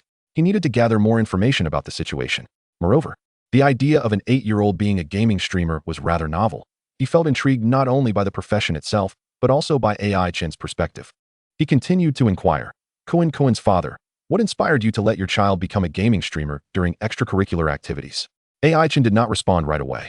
From their meeting thus far, he sensed that this Education Bureau director was not one to adhere strictly to formalism or dogmatism. The fact that the other man was not criticizing him on the spot, but rather asking sincere questions encouraged AI Chen to share his thoughts candidly. After a moment of contemplation, AI Chen posed a question in return. Director Lin, would you prefer the truth or a fabricated response? Certainly the truth. As I mentioned before, I am here to understand the genuine circumstances of the students. Otherwise, there would be no need for me to conduct this visit personally. AI Chen nodded slightly and answered directly, to earn money. The atmosphere in the living room froze once again upon those 3 simple words. Lin Weiman remained composed. Yet the principal and the 3 teachers behind him looked utterly astonished. At that moment, Wang Fong, who had just taken her blood pressure medication, felt her blood pressure spike once more. See, I told you so. This AI Chen is completely blinded by money. I never expected him to abandon all pretense in front of the Education Bureau director. What was supposed to be a constructive extracurricular activity aimed at educating children had instead been turned into a money-making scheme, falling far short of Zhang Yan and Wang Lei's standards. After just a few words, Wang Fong found herself gasping for breath, observing quietly for a long time. Zhang Yu finally spoke with a smile. Wang Fong, I understand your anxiety, but please remain calm. Your health is paramount. I actually think AI Chen's perspective is not without merit. Earning money is indeed one of the criteria for awards in this activity at Sunshine Primary School. If AI Chen wishes for his child to earn a bit more, what's wrong with that? Director Lin has encouraged honesty. Do you really expect him to lie? Besides, Director Lin will surely ask for specifics, so there is no need to rush. Wang Fong's chest heaved violently with anger as she shot a glare at Jiang Yu, elbowing the nearby Li Ming. Li Ming, since the show started, can't you say a few more words? Li Ming, feeling somewhat helpless, shifted slightly and replied, I don't have much to add. I believe Jiang Yu makes a valid point. Li Ming's words only fueled Wang Fong's frustration, causing her expression to darken further. The young host, observing the scene unfold, feared that Wang Fong might cause a scene in the studio and quickly tried to mediate. Wang Fong, please take a moment to calm down. However, he was soon interrupted by Wang Fong. She was a past champion of the program, hailed by parents as a parenting expert. Under her guidance, her daughter had gained admission to the best high school in the city, excelling in the top class. With her daughter's achievements, entering a prestigious university was a mere formality, and she even had a shot at Tsinghua or Peking University. Yet now, she found herself being questioned by so many. Even a young person born in the 2000s dared to challenge her. How could she endure that? Calm down. How can you expect me to calm down? These online games are nothing but poison for children. When children lack self-control, parents must impose strict regulation. Yet AI Chen is doing the exact opposite. It's utterly outrageous. Games are a societal poison, a national hazard. If all parents were to follow AI Chen's example, he alone could ruin our nation. I vehemently call for the state to ban online games and for AI Chen to withdraw from this program. Upon hearing this, Jiang Yu inwardly sighed. Goodness, this woman is losing the argument and resorting to moral coercion? Just then, Lin Weiman spoke again in the live stream. Why is it about making money? Kuan's father, are you certain this reflects your true sentiments? As far as I know, The theme of Kuan school activity is career exploration, aimed at helping children understand the difficulties of earning money and learn gratitude. Furthermore, extracurricular activities are designed to enhance children's practical skills and promote their holistic development. Would you mind sharing your thoughts on this? Lin Wayman spoke at length, clearly anxious. He sincerely hoped that the initiative he advocated would benefit the children's growth and not merely serve as a means for Chen to earn money. First of all, the theme of the activity is career exploration. Is being a gaming streamer not a profession? You have seen that Kuan is already earning a considerable sum from gaming live streaming. Setting aside the question of whether it's appropriate to choose a profession with only 2 days of work, why not pursue a more relaxed and lucrative career? If we prevent children from doing it now, will we continue to do so indefinitely? While you hesitate, others are already filling their bags with money. As Chen's words left his lips, many in the live stream expressed their agreement. Wow, I really resonate with those words. I used to look down on those spirited young men, and now they all drive Land Rovers. Exactly. Many opportunities passed me by before I realized it. So when I saw Chen allowing Kuan to become a gaming streamer, I was truly shocked. It's rare for parents to have such foresight and open-mindedness. Everyone says all roads lead to Rome, but I really don't want to be a beast of burden on the road. Oh, if only my parents had allowed me to write novels back then, I surely would have become a renowned author. Honestly, I feel lost. I studied education at university thinking I could become a teacher, yet after graduating, I couldn't even find a job that paid $3,000 a month. Now I make over $10,000 a month selling turkey noodles. In Chapter 20, getting out of school early would allow for more practice with firearms. Lin Wayman nodded slightly, a pensive expression crossing his face. Chen's remarks stirred ripples of thought within him, indeed possessing a degree of validity. Initially, his advocacy for this activity stemmed from a desire to break the blind pursuit of academic scores by students and parents, guiding children towards holistic and balanced development. After all, professions like gaming streamers could effectively cultivate emotional intelligence and eloquence in children while broadening their horizons. Moreover, with the reform of the education system, many academically struggling middle school students would find themselves facing the reality of not qualifying for regular high schools after graduation. Introducing children to the diversity of careers could serve as a prudent educational approach. Chen, maintaining a calm demeanor, continued, "Secondly, I personally believe this activity lacks substantial efficacy." The moment those words escaped his mouth, Lin Wayman, who had been deep in thought, was abruptly pulled back to reality, a look of astonishment flashing across his face. Lacks efficacy? How could it possibly be without merit?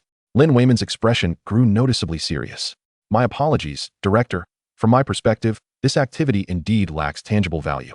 Chen did not shy away from his assertion and continued, a child's social practice skills cannot be enhanced through a mere 1 or 2 days of practical activity. Moreover, weekends are a rare respite for parents and children alike, yet they are still compelled to partake in such exhausting activities. Furthermore, many parents do not approach this endeavor with the requisite seriousness. Those solely focused on their children's academic performance at home would hardly be inclined to permit their children to participate. Even when parents do invest their efforts, there is no guarantee that the children will cooperate. Achieving the so-called educational significance is indeed a formidable challenge. Lin Wayman listened quietly, his brow furrowed, lost in contemplation.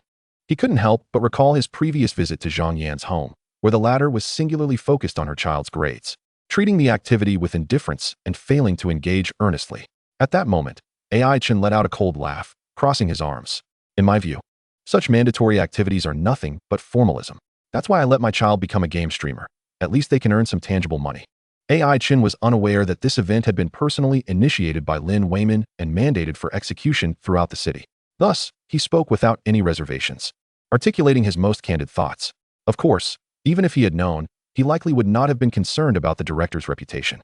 In the living room, the atmosphere became instantly tense. Chen's final words struck like a heavy hammer, causing Lin Wayman to sway slightly, his facial muscles tightening involuntarily.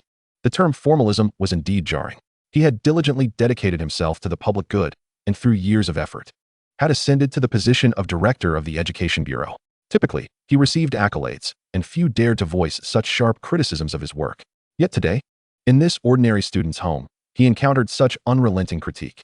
However, Lin Wayman, possessing years of experience and composure, though taken aback, did not direct his ire towards Chen. On the contrary, Chen's words struck home, awakening him to the numerous oversights in the activity he had proposed. The onlookers, visibly astonished, even the cameraman beside them, was sweating nervously, silently praying, "Please, take it easy, don't let anything go awry when you return to the live stream." The most anxious of all was Principal Chen. whose face turned ashen, as if calamity were imminent. How could AI Chen dare to assert such a thing about the event in front of the director? It was tantamount to stirring up trouble in the director's domain. It would be strange for him not to be enraged. AI Chen, what nonsense are you spouting? This event was personally orchestrated and promoted by Director Lin, with active participation from all primary and secondary schools in the city. It holds significant importance for the holistic development of students. How can you make such unfounded judgments? Speaking of formalism, you should apologize to Director Lin at once. Chen Shan exclaimed, his face flushed, trembling as he pointed at AI Chen. AI Chen paused for a moment. Oh, so this event was proposed by the esteemed director of the Education Bureau? This was indeed somewhat awkward.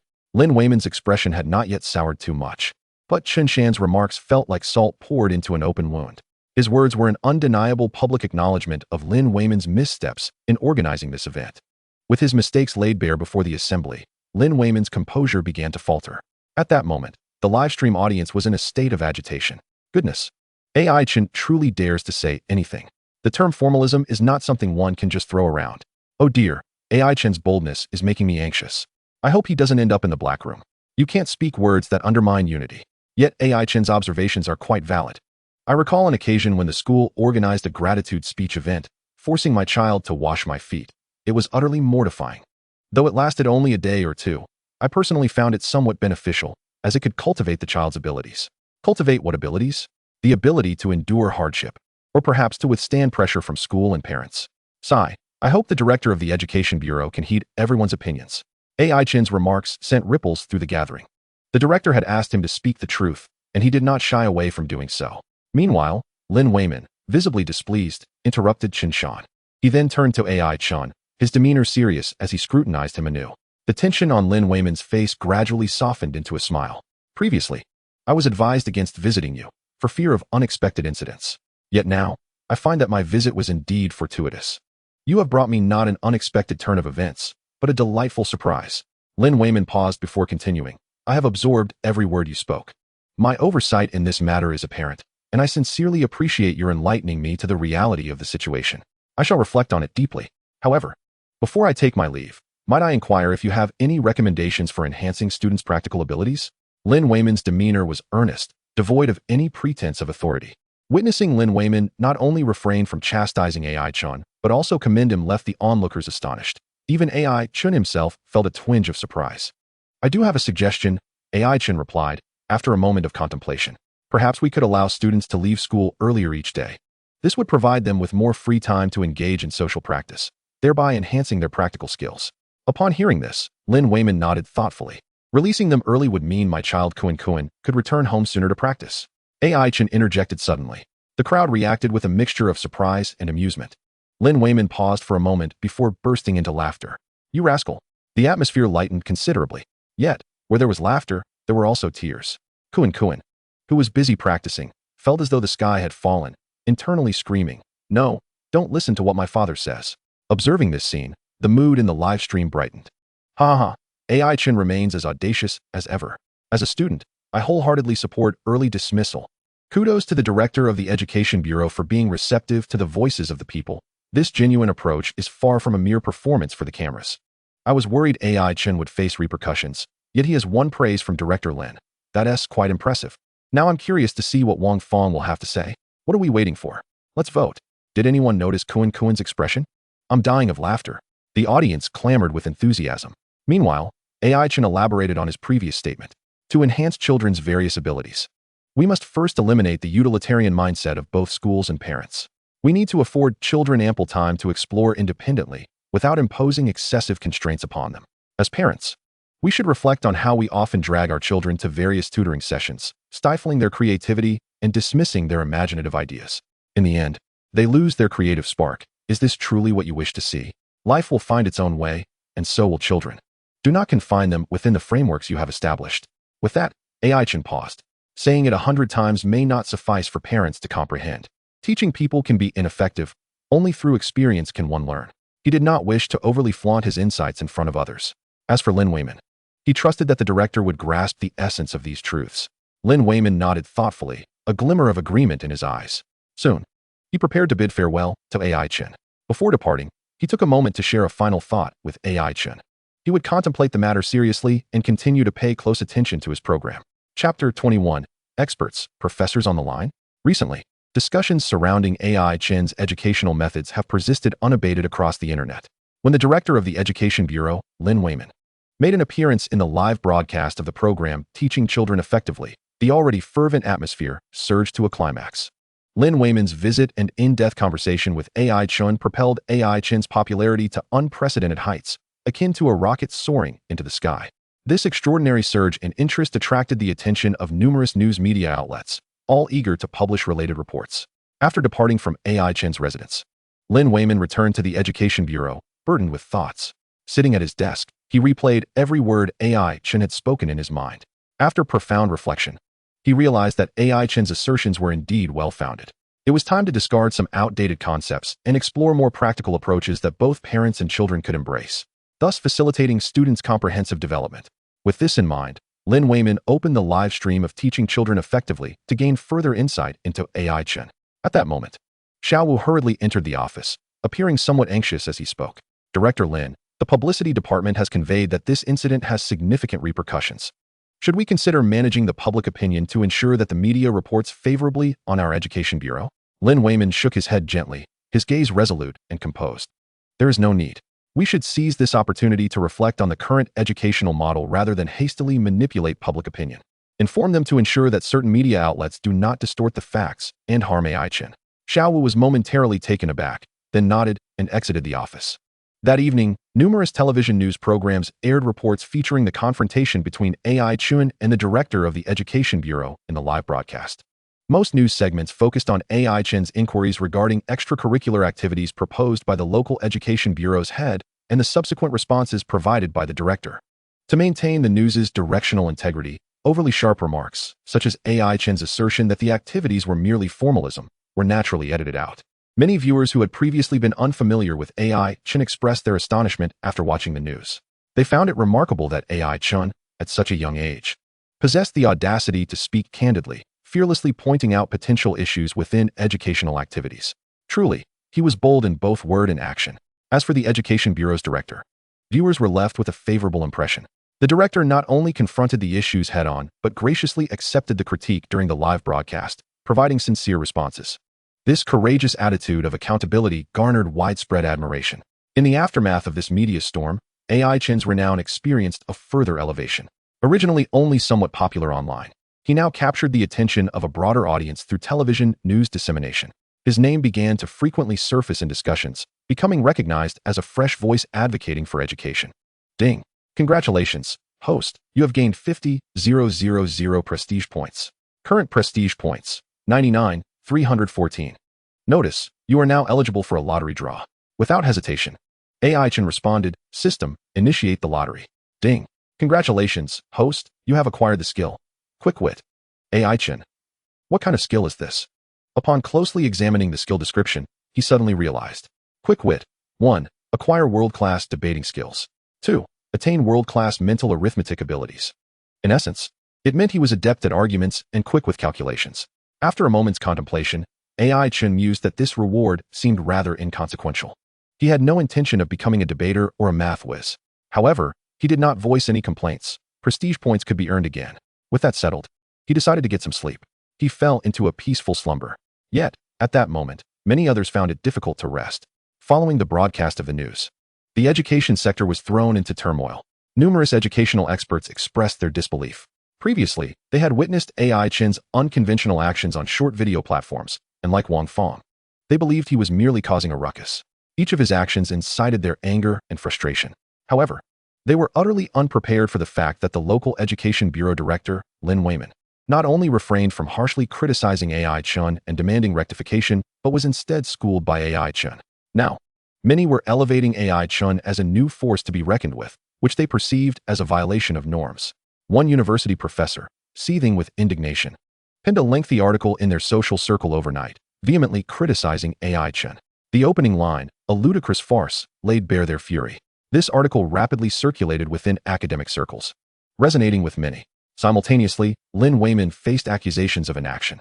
The professor's words openly expressed dissatisfaction with Lin Weimin.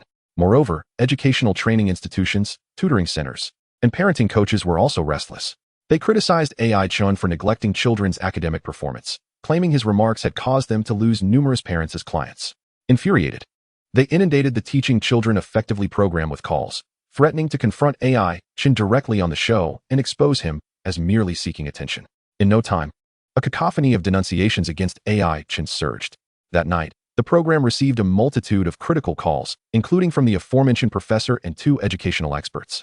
They insisted that AI Chen must acknowledge his errors. Otherwise, they would collectively escalate their grievances to higher authorities to rectify the program.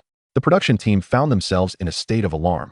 These educational experts and professors wielded considerable influence in the realm of education in Huagua. Given their claim of being able to reach higher-ups, the team felt compelled to believe them. They certainly did not wish for the program to be shelved. Consequently, they convened an emergency meeting that night to discuss a resolution. Ultimately, they reached a unanimous decision to organize a live dialogue segment, allowing AI Chen to connect with several educational experts and professors for an exchange regarding educational philosophies. The production team's intention was clear. If the experts had grievances, they should address them directly to AI Chen and see if they could persuade him. If they failed to do so, then it would be their own shortcoming, and they should not target the program. Upon being informed of the plan to connect with AI Chen, the experts and professors readily agreed, indicating that their words might be rather pointed and requesting the production team to give AI Chen a heads up to prepare. Time quietly slipped into the following midday. AI Chen, having concluded a gaming live stream with his son, stretched lazily. "Son, I'm feeling peckish. Let's go out for a nice meal." Kuan cheered excitedly, and the two began to pack their belongings. They had earned a substantial sum from the recent streams, amounting to over 10,000 after withdrawal. AI Chen had already exchanged half of it for cash and handed it to Kuan. As AI Chen finished broadcasting, the cameraman hurriedly approached him, saying, "AI Chen, the program team has arranged for you to connect with several educational experts and professors for a discussion scheduled for this afternoon." AI Chen raised an eyebrow. Fully aware of the heated controversies online, he inwardly scoffed. A connection for discussion? They merely wished to seize the opportunity to lecture him. Pausing for a moment, he turned to the cameraman. "So, will I be compensated for this connection?" The cameraman, initially expecting AI Chen to refuse, was taken aback by his inquiry about payment. Nevertheless, he refrained from commenting, as he understood that AI Chen would be under immense pressure during this connection, likely facing severe criticism. Seeking compensation was quite reasonable. "I am uncertain about this matter as well. I shall inquire with the production team later." AI Chen nodded nonchalantly, a subtle smile gracing his lips. "Very well. Let them come. I am eager to engage in a spirited debate with them. However, I shall require some time this afternoon, as my dining pace is rather leisurely. They will have to wait." With that, he led Kuan out of the house. At this moment, the audience in the live streaming room buzzed with excitement upon hearing that AI Chen was to connect with educational experts. Chapter 22. Have you ever seen an internet cafe at 4 in the morning? Ha ha. AI Chen is foregoing a gaming live stream tonight to engage in a debate instead? Rebirth. My war of words in the live room is about to air. Prepare oxygen tanks for the experts. The professor is about to meet the master of rhetoric. I can't stop laughing. Knowledge Titans versus the King of Antics. This is a pinnacle match. I am curious to see how AI Chen handles these educational authorities. These experts and professors clearly mean business. In my opinion, AI Chen should just avoid them, unless they are offering money. Then I retract my statement.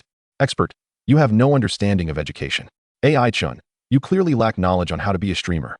Haha, AI Chen is certainly playing the diva, making the experts wait for him. The area surrounding AI Chen's home was bustling with commercial activity, restaurants and shops nestled closely together, making it quite convenient to walk rather than ride an electric bike. The father and son strolled leisurely down the street, passing by an internet cafe where the sounds of intense gaming and enthusiastic shouts of players echoed within. AI Chen turned to glance at the cafe, its bright lights illuminating the faces of numerous individuals completely engrossed in their screens. He pointed towards the internet cafe and inquired of Kuan, "My dear son, have you ever experienced the ambience of an internet cafe at 4 in the morning?" Kuan blinked and shook his head, curiosity evident in his expression. "No, I haven't, Dad." He had never set foot in an internet cafe, let alone at such an early hour. Feigning seriousness, AI Chen patted Kuan on the shoulder and remarked, "It seems you have yet to exert sufficient effort. Remember, one must practice their marksmanship diligently. When winter break arrives, I shall take you here for an all-nighter, and you will witness the wonders of an internet cafe at 4 in the morning." Upon hearing AI Chen's plan for an all-nighter, Kuan's eyes widened in surprise. He shook his head repeatedly and edged closer to AI Chen. The cameraman trailing behind them nearly stumbled upon hearing this. The audience in the live stream, too, began to tease AI Chen. This method of education is quite detrimental. It may easily foster rebellious tendencies in children. When Kuan reaches his rebellious phase, he'll be spending all-nighters at the library, and then he'll be obedient. Soon, AI Chen guided Kuan to a mutton hot pot restaurant. The establishment was modest in size, adorned simply, and clearly a budget-friendly eatery. The proprietress, with keen eyes, immediately recognized AI Chen and Kuan, her face lighting up with a radiant smile as she warmly greeted them. "Oh, AI Chen, Kuan has arrived. My, Kuan has grown quite tall. He is becoming increasingly handsome." AI Chen was well acquainted with this restaurant, often frequenting it for its reasonable prices and trustworthy food. He had already formed a friendly rapport with the proprietress. With a smile, he replied, "Just the usual, a mutton hot pot to start. We'll order the rest later." She nodded in agreement and went to prepare their meal. At this moment, the cameraman surveyed the surroundings and turned to Kuan, teasing, "Kuan, having earned so much from your live streams, why doesn't your father take you out for a lavish meal?" Kuan blinked innocently and replied cheerfully, "This place is quite nice. I enjoy the hot pot here, and besides, we must embody the principle of not flaunting our wealth." The cameraman expressed surprise, not expecting an 8-year-old to grasp such wisdom. He inquired, "Oh, I didn't realize you understood the importance of discretion at such a young age. Did your teacher impart this knowledge?" Kuan shrugged, casting a slightly exasperated glance at AI Chen, and explained, "No one taught me this. I learned it from the lessons my father has provided." The cameraman looked puzzled, prompting Kuan to elaborate. "Every new year, my father devises clever ways to swindle my red envelope money, so I've learned well to keep my financial status under wraps." The cameraman stifled a laugh, and the live stream audience found this exchange amusing. "Ha ha ha, Kuan's expressions are priceless. Poor child, swindled by his father out of his red envelope money. AI Chen, you're quite the mastermind at tricking your son. Not even his red envelope money is safe from your schemes. Don't worry, Kuan. Just exact your revenge on your father in the game." AI Chen is truly unscrupulous, constantly swindling his child's red envelope money. P.S. Just like me. In the studio, Wang Fong watched the scene unfold in the hot pot restaurant with disdain, scoffing repeatedly. She spoke sharply, "Look at AI Chen. Earning money yet allowing his child to dine in such a filthy place. The environment appears unsanitary. Can he truly provide quality nourishment for his child? I cannot fathom how he can call himself a father." With her arms crossed, her gaze radiated contempt. What is worse, he swindles his own child's money, not even sparing the red envelope funds. This is hardly love. He treats his child like an ATM. What kind of father behaves in such a manner? Wang Fong tilted her chin slightly, scheming internally. Humph. The director of the Education Bureau may be lenient with AI Chen, but those veteran educators will not let him off easily. When the connection is made, I shall observe how AI Chen is thoroughly criticized by the experts and professors. His convoluted reasoning, which he espouses with such confidence, will surely be exposed before true experts, and his ugly facade will be revealed. At that moment, the public will see that educating children must adhere to my prescribed methods. AI Chen will not be allowed to run amok. However, the audience remained undeterred by Wang Fong's comments, instead engrossed in the unfolding events of AI Chen's live stream. In the hot pot restaurant, steam wafted through the air, the aroma tantalizing. AI Chen busily carried plate after plate of meat to the table, enthusiastically urging the cameraman, "Come, join us. Don't be shy." The cameraman's eyes fell upon the array of dishes, which appeared remarkably clean, each plate of meat generous and substantial, confirming the establishment's value. Though tempted, the cameraman declined, fully aware that he had narrowly avoided losing his job the previous day due to a camera malfunction. He dared not indulge in hot pot during working hours. He turned his attention to Kuan. "Kuan, you must be exhausted from the live streams these past few days. Eat up." Kuan smiled and nodded. But instead of serving himself, he diligently used his chopsticks to place food onto AI Chen's plate. The audience in the live stream observed this scene, moved by Kuan's filial piety. At that moment, Kuan mischievously grinned. "Dad, make sure you eat plenty. If you overindulge, you won't have the energy to call on me to play games." The audience erupted in laughter, delighting in the amusing exchange, declaring that like father, like son. Time flew by, and the group remained in the hot pot restaurant for several hours. As dusk approached, AI Chen and the cameraman strolled leisurely back home, preparing for the impending banquet with the educational experts. Kuan trailed behind them, entering a nearby cake shop as they passed. In the studio, several prominent educational experts and professors entered in succession. As they stepped inside, they radiated an extraordinary aura of calmness and authority. The audience's attention was immediately captivated, and upon seeing their faces, gasps of astonishment filled the air. Two esteemed experts in the field of education have arrived. both of whom frequently grace the educational segments of television, renowned for their profound insights and extensive practical experience. The parenting courses they advocate on television have achieved remarkable popularity throughout the nation. Among them, one university professor has become a household name. He hails from a lineage dedicated to education, with a legacy of deep-rooted educational philosophies passed down through generations. He excels at utilizing the foundation of traditional Chinese culture as a means to enlighten the masses. Many parents hold his teachings in high regard, venerating him as a luminary in contemporary education. In recent years, as the nation has experienced rapid development, there has been an increasing emphasis on children's education. Various educational ideologies have been widely promoted, and their contributions cannot be overlooked. Phrases such as kindergarten is crucial, primary school is pivotal, middle school is essential, and the entire life is significant echo throughout society. The saying, enduring years of hard study, one day a scholar is known to the world, rings true, as does the notion that competition will not exhaust others, but rather will extinguish you. Parents are urged not to allow their children to falter at the starting line. An abundance of tutoring and extracurricular classes have emerged, and even prenatal education classes have attracted considerable attention. For these educational experts, there is no room for error. However, now, Chen's approach to education diverges sharply from theirs, presenting not a grain of sand, but rather a colossal boulder that incites their ire. This gathering of heavyweight figures in the educational realm has led many to anticipate a grand intellectual exchange. The number of viewers in the live broadcast has surged, nearing 700,000. Chapter 23, A Battle of Wits Among Scholars. Upon returning home, Chen addressed Kuan, saying, "Son, why don't you go play in your room for a while? Your father has important matters to attend to." Kuan nodded in response. Chen took a deep breath, steeling himself, and proceeded to his computer, entering the live broadcast room of the program, Raising Children Wisely. At that moment, the studio was brightly lit, and several experts and professors sat upright, clearly having waited for some time.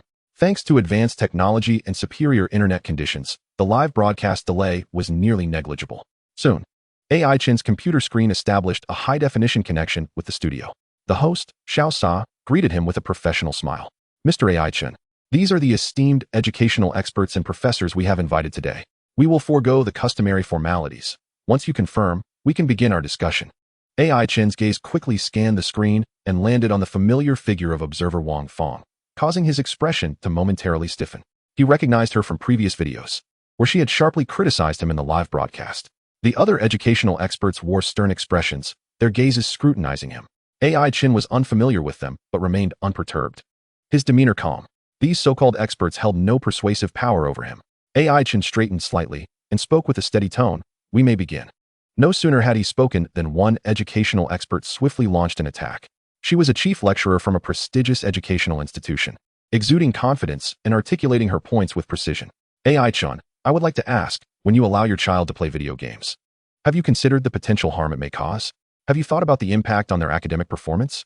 Faced with her direct inquiries, Chen exhibited no fear. "I beg your pardon, but I do not comprehend why you believe video games are detrimental to children. Furthermore, why is your primary concern their academic performance? Are you not worried about neglecting other aspects of their development?" He countered her arguments with her own words, a common tactic in debate. The educational expert's expression shifted slightly as she retorted, "The notion that video games harm children is not merely my opinion. It is a widely acknowledged concern among parents. During their academic years, studies should naturally take precedence, as they are crucial to a child's future." Standing firm on the perspective of prioritizing academics, she pressed her point. Chen smiled coldly. "When you question academic achievement, have you considered the child's feelings?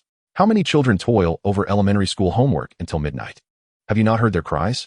Is the academic path you advocate merely a standardized production line, or is it tailored to their individual futures?" At his words, the educational expert's demeanor darkened significantly.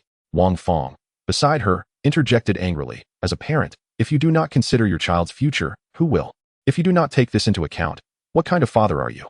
What is wrong with your child experiencing some academic challenges? It is all for their benefit. Students should focus on their studies, not engage in video games, or become streamers like you." Chen cast a glance at Wang Fong and replied in a measured tone. "When you use academics as chains, have you ever asked the child if they wish to be a slave to educational capital? As a father, I would much prefer Kuan to laugh and play with me during his gaming sessions than to endure the grueling struggle of late-night studying. I seek to liberate him from the tyrannical cycle of academic supremacy, while you wish to bind him to it for life. Who is truly jeopardizing the child's future?" Countless parents wield the knife of what is best for you, driving their children to self-harm. Ultimately, who bears the greater blame here? Moral coercion? Who cannot do that? AI Chen's remarks soon placed considerable pressure on the panel of experts, including Wang Fong. Naturally, they would not acknowledge any harm they may be causing to children, let alone admit to the metaphorical murder he had described, especially in such a public forum. At that moment, another educational expert interjected, AI Chen. There is no need for you to be so obstinate. Good academic performance is essential for entering university, which is the first step toward success. Moreover, those students you mention who self-harm are merely a minority, arising from a lack of proper guidance from their parents. In response to this expert's explanation, AI Chen merely smiled faintly. Is the university gate the gateway to success? There are numerous diploma mills in our country. That is an undeniable fact. I question how much of the knowledge learned in university will they actually utilize in the future. Upon entering society, many will discover that the knowledge acquired over 4 years may not even yield enough to recoup their tuition fees. The pressure to find employment is immense, and universities continue to expand enrollment. What is the reason for this? After leaving school and entering the workforce, not only is the job market competitive, but many also fall prey to deception. Even if you become a white-collar worker, you are still subjected to the grueling 996 work culture, facing endless exploitation from capitalists and the treachery of colleagues. Is this what you call success? Is success truly just 99 perspiration? You ask whether I have considered my child's academic performance? All I know is that when he joyfully rushes over to say, "Dad, I earned a lot from streaming. We can go out for a feast," I cannot bear to extinguish that smile. Likewise, I do not dare gamble that he is not one of those who self-harm or even contemplate suicide. Therefore, for me, a child's happiness is the greatest success. AI Chen spoke eloquently, his voice steady yet resonant. Soon, the live chat became a cacophony of reactions. Damn, I'm looking in the mirror right now. I graduated from university, and the knowledge I learned is utterly useless. I feel like I wasted all that tuition. After graduation, I faced job rejections everywhere and was even deceived by unscrupulous companies, only to end up in a 996 job, exhausted and having to watch my back against colleagues. My cousin is a prime example. His family pressured him to follow the traditional academic path, but his grades never improved, leaving him utterly depressed. Later, he chose to pursue the art of baking, reveling in joy each day and garnering numerous accolades in competitions. Now, he radiates brilliance in a field he adores. Indeed, the happiness of a child is the greatest success. ISNT, there is saying that states passion is the greatest teacher for a child. In every profession, excellence can emerge. Why must we insist that children excel academically? My heart aches. My parents relentlessly pressured me to study, raising me with a heavy hand.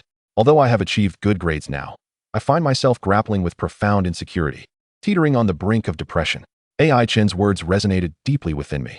Alas, how many parents can truly heed such wisdom, especially in our current environment?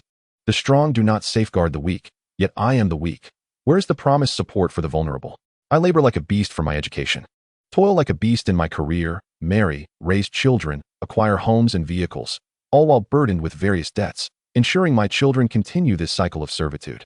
The barrage of comments echoed in fervent agreement. Suddenly, a previously silent university professor stood up, his gaze fierce. AI Chen, I never anticipated you to possess such a silver tongue. After listening to your discourse for so long, I have unraveled your true nature. You are nothing but a self-serving individual, fixated on hedonism. A great man once proclaimed that one must study for the rise of our nation. The youth ought to dedicate themselves to their studies to serve their country. Yet you, in your parenting, seek only personal gratification.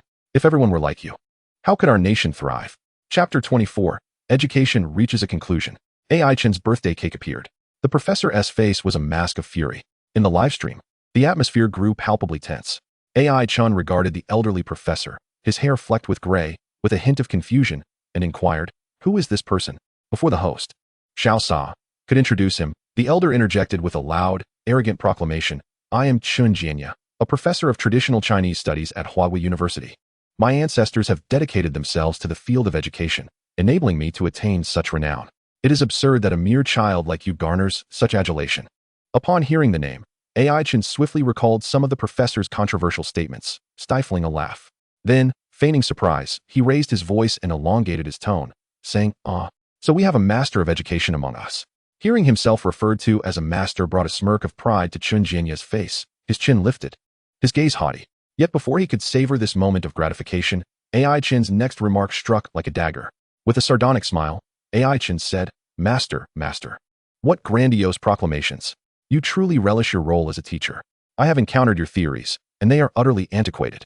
As these words left his lips, the live stream fell silent for a brief moment, only to erupt with a torrent of comments as viewers were taken aback by AI Chen's sudden, incisive critique. Beside him, Wang Fong stood in astonishment. What on earth? How did AI Chen dare to confront Professor Chen Jianya, that esteemed educational master?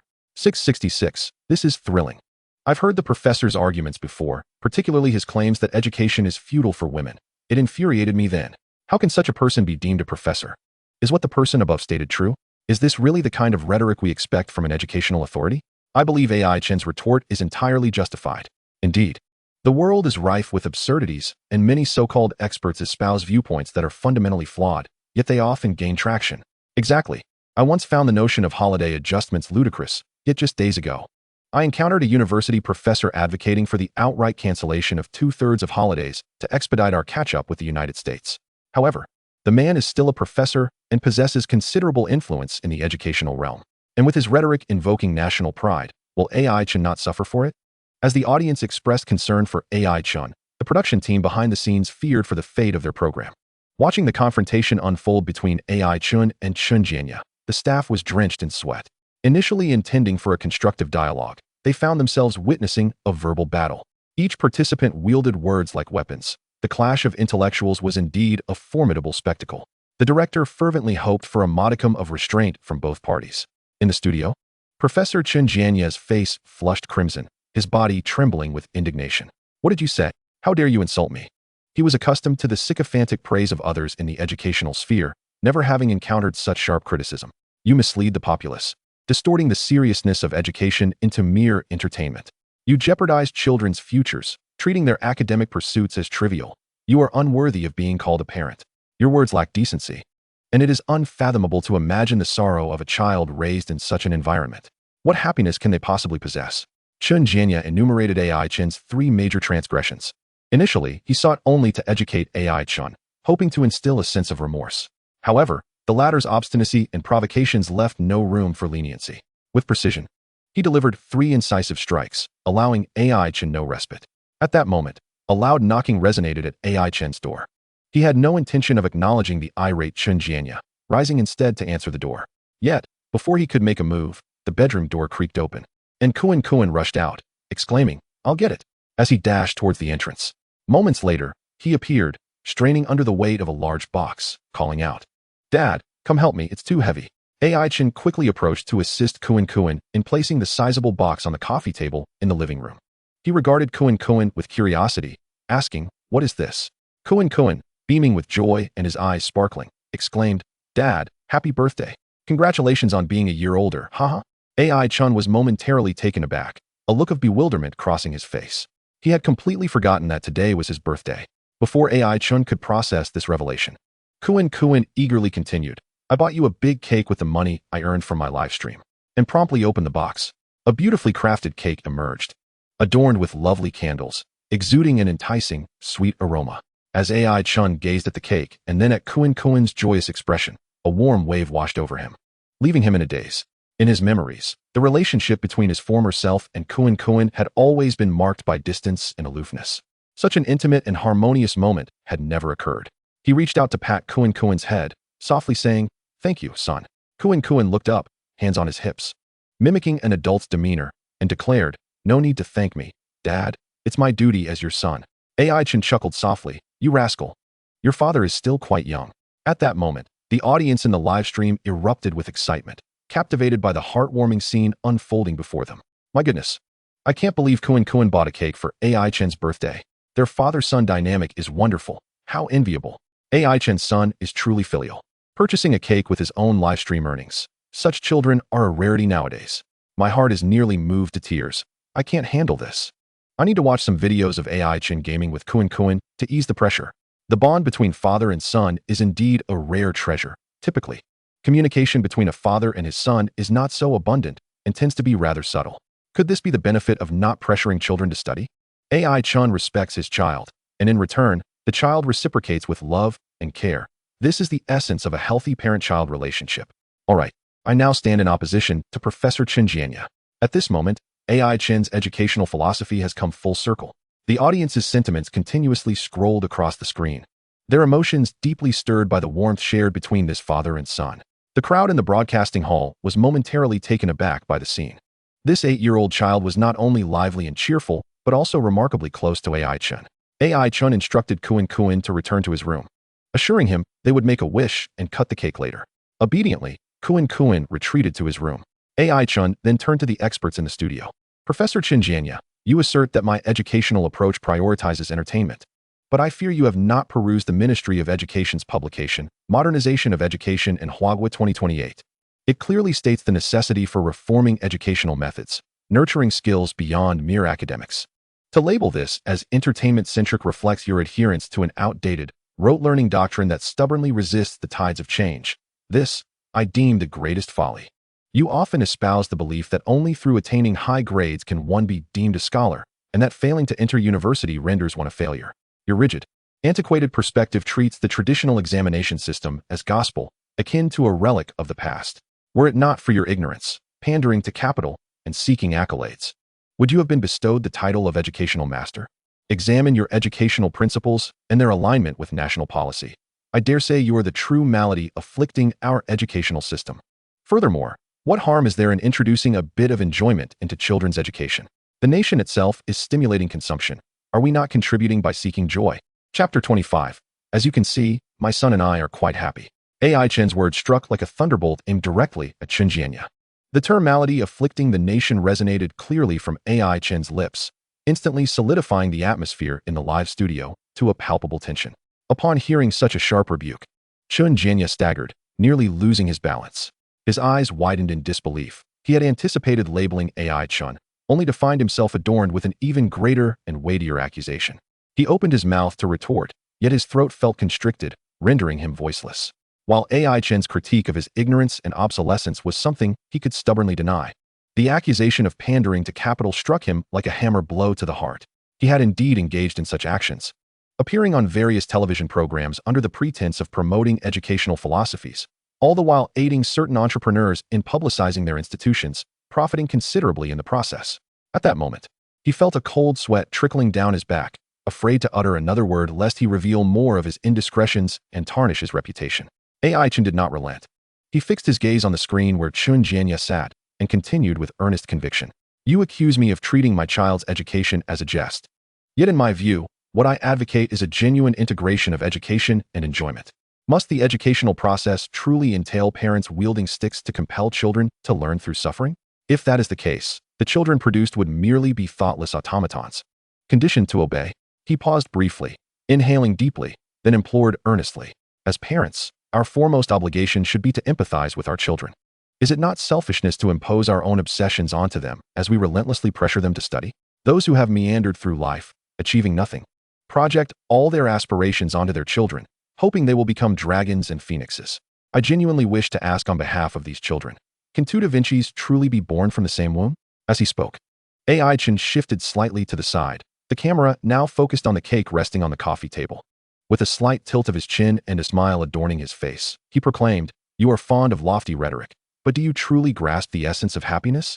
For me, happiness is not an elusive, distant ideal, but rather a collection of tangible warmth. It manifests as the health of family, the absence of calamity, the stability of life, free from the burdens of survival, and the delightful sounds of a child's laughter, the most enchanting melody in existence. As for my child's academic pursuits, I impose no demands. Should my child excel, possess ambition, and seek to serve the nation, I would wholeheartedly support that. If their academic performance is modest, that is equally acceptable. To bask in the joy of family togetherness is, after all, a form of happiness. Each individual possesses a unique understanding and definition of happiness. This is a deeply personal choice and sentiment. You are merely a presumptuous outsider, utterly unqualified to impose your beliefs upon others. And as you can see, my son and I are indeed very happy." Following AI Chen's remarks, the educational experts in the broadcasting hall, including Chen Jianya, were momentarily dumbfounded. AI Chen, a member of the post-00S generation, displayed astonishingly agile debating skills. No matter how they criticized him, he responded with aplomb, leaving them at a loss for counterarguments. For AI Chen himself, he did not perceive this as a debate. The realm of child education is not defined by rigid formulas. His words flowed from the heart. At that moment, The audience in the live stream was once again profoundly moved by AI Chen's statements. I have always pressured my child to be first in class. He is stressed. And so am I. Hearing AI Chen say that a child's health and happiness are paramount reminds me of the times he cried and begged me not to press him. I've truly erred. Happiness is about a family being joyful, not grades. I once believed that a child must excel to be happy. When I fell ill and was hospitalized, my child, just 13 years old, tirelessly cared for me. In that moment, I realized that family companionship is what truly matters. AI Chen's words have awakened me. No more pressuring my child. In my quest to have my child learn various skills, our home became chaotic. I recall the joy of playing with him in the sand during his childhood. I should never have deprived him of his youth. Bravo. If a child excels academically, they serve the nation. If not, they can enjoy familial bliss. My child's grades are average, yet he is incredibly filial. I now understand the sentiments expressed by those in the post-00s generation online. The notion of enduring hardship before sweetness is false. True sweetness comes first. That is the definition of happiness. Embracing my own ordinariness and accepting my child's simplicity, we, the post-00s generation, shall undoubtedly become our children's best friends. At the Education Bureau, Lin Wayman, watching the program, was suddenly interrupted by a phone call. Hello, teacher? Why are you calling? AI Chen. The higher-ups want to convey something. After hanging up, Lin Wayman cast a long glance at AI Chen on the live stream. He was astonished to discover that the higher-ups had begun to pay attention to AI Chen. As for their stance, the teacher's explanation had been vague. He was uncertain how the higher-ups viewed AI Chen. What reassured him was that the call did not seem to impose any reprimand, indicating at least a lack of disapproval from above. However, the atmosphere in the Teaching Children Wisely live stream was becoming increasingly tumultuous, with numerous individuals stirring up conflict. For AI Chen, this presented a risk. After a moment of contemplation, he dialed a number. Soon, the Teaching Children Wisely production team received an official call instructing them to conclude the live connection and terminate the broadcast early. Upon receiving the news that the live stream was to be cut short, AI Chen did not dwell on it, simply remarking lightly to the studio, "Let's wrap this up. Farewell, everyone. I shall indulge in some cake now." Thus concludes today's program, which has ended prematurely. Within the broadcasting studio, several educational experts remained seated in their respective places, lingering in silence. Whether due to embarrassment or contemplation, their reasons remained unclear. As for Wang Fong, her face was a portrait of dissatisfaction. This live broadcast not only failed to criticize AI Chen, but instead amplified his bravado, leaving her in a state of deep frustration. The connection made during the live broadcast was akin to a battle of wits, where AI Chen's words astonished all while profoundly resonating with many. When this segment was edited and released online, it created a tremendous uproar. Many parents felt a strong emotional impact. While a particular phrase, "excel in your studies to serve the motherland," "falter, and you shall merely be a source of comfort," brought tears to the eyes of numerous students. Childhoods replaced by various extracurricular classes, the high school years spent under the immense pressure of a grueling schedule, and though university offered some respite, the burdens that followed graduation were unexpectedly daunting, potentially weighing upon them for a lifetime. Within this high-pressure educational environment, students most despised their parents' oppressive and coercive forms of education. AI Chen undoubtedly voiced the suppressed sentiments of many. Of course, there are as many perspectives as there are individuals, and a significant portion maintained a rational approach to the situation. The path lies beneath one's own feet. Others have no right to dictate one's journey. Only we can provide ourselves with the answers. In summary, students possess their own contemplations, while parents harbor their own concerns. This world is not one of uniformity, and AI Chen's ability to garner widespread agreement is a crucial reason for his current popularity. Wang Fong returned home, her heart heavy with frustration. She had hoped to alleviate her emotions, but upon stepping through the door, she sensed something amiss. In the living room, her daughter and husband sat silently on the sofa, an atmosphere of oppression enveloping them. On the coffee table lay a white sheet of paper, quietly resting. Wang Fong furrowed her brow and instinctively spoke, "Jia Xian. Why are you just sitting on the sofa? At this juncture in your senior year, time is precious and tasks are demanding. Hurry back to your room and study." As her words hung in the air, her usually reticent husband suddenly sprang to his feet, his eyes red and his face contorted with anger. "Study, study. All you ever care about is her studying. Look at this," he exclaimed, snatching the white sheet from the table and forcefully tossing it in front of Wang Fong. Startled by her husband's unexpected outburst, she wondered what had come over him. He had always been obedient to her. A wave of unease washed over her as she cast her gaze upon the paper. Upon reading its contents, her mind went blank, overwhelmed by the revelation. It was a medical report, and the diagnosis boldly proclaimed the words depression. Chapter 26. How could one fall into depression when everything seems well? Wang Fang's lips trembled slightly, leaving her momentarily speechless. After what felt like an eternity, she managed to stammer, "How can this be? How could my daughter possibly be depressed? Surely, the doctor must have made a mistake." Her husband, face etched with fury, spoke with an anguish that was palpable. "Isn't it because you've constantly pressured her? The child has told you countless times that she cannot bear the intensity of that class. And after her poor performance in the last monthly exam, you even resorted to hitting her. If she hadn't mentioned this to the doctor, I would have been none the wiser. She's grown so much, and you still hit her. This illness is your doing." His words echoed in her ears, and Wang Fang felt a sense of disarray. While she acknowledged that hitting their daughter was inappropriate, she had acted out of a moment of panic. She stammered in defense, "I only want what's best for her. I want her to attend a good university, to secure a good job afterward, so that she can be respected. Then she can find a good family when the time comes." As she spoke, she seemed to regain her confidence, growing increasingly assertive. "They say if you don't work hard when young, you'll regret it when you grow up. Look at you. You're indifferent to your child's studies. If it weren't for my diligence, would she even be in such a good high school today?" The man took a step forward. "Wang Fang, what time is it? And you still speak of grades. What does it matter now? The child is already in this state." He shouted, his heart heavy with guilt. He had spent so much time away on business that he had entrusted her with their daughter's education. Little did he know that such a calamity would befall them just as she approached adulthood. Wang Fang's heart tightened, and she asked, "What should we do?" "The level of depression is quite severe. The doctor recommends a year off from school," he replied gravely. No, Wang Fang exclaimed, panicking. "The final year of high school is crucial. If she takes a year off, she might forget everything she's learned." After all the years of hard work she had put into her daughter's education, she had been hoping for good news during the college entrance examination this year. Now, with all that effort seemingly wasted, she was unwilling to accept it. She rushed to her daughter, who had remained silently seated on the sofa. "Jia Xian, please tell me you are fine. You are the strongest. Let us grit our teeth and get through this final year together, shall we?" Yet, her daughter continued to ignore her, fixated on her phone. It was then that Wang Fang noticed the screen displayed a joyful moment of Chen and her son Kuan happily enjoying cake, their faces radiating warmth and happiness. This scene struck Wang Fang like a heavy blow, leaving her frozen in place. Memories of her years spent with her daughter flooded back. Her daughter rarely smiled like that, and their family seldom experienced such harmony. At that moment, Jia Xian slowly lifted her head to look at Wang Fang, a tear cascading down the edge of her thick glasses, falling onto the back of her hand. "Mom, I don't want to go to school right now. Can you let me rest for a few days?" Her voice was filled with exhaustion and a plea for understanding. Wang Fang instinctively wanted to urge her to attend school. The usual admonitions about the importance of education and not giving up at the first hurdle poised on her lips. However, upon seeing the pain in her daughter's eyes, the words caught in her throat, unable to escape. She opened her mouth, hesitated for a long time, and ultimately said nothing. In that moment, her husband quietly approached their daughter, gently kneeling down, and embraced her tenderly. Hearing her daughter express a desire to rest for a few days caused his heart to ache, and tears flowed uncontrollably down his cheeks. "Sweetheart, let us not go to school. Just stay home, take your medicine, and rest well. You can return when you feel ready. All I want is for you to be healthy and happy." He then turned to Wang Fang. "I do not care about whether my daughter attends a prestigious university. I only wish for her health and happiness. I hope you will not be obstinate.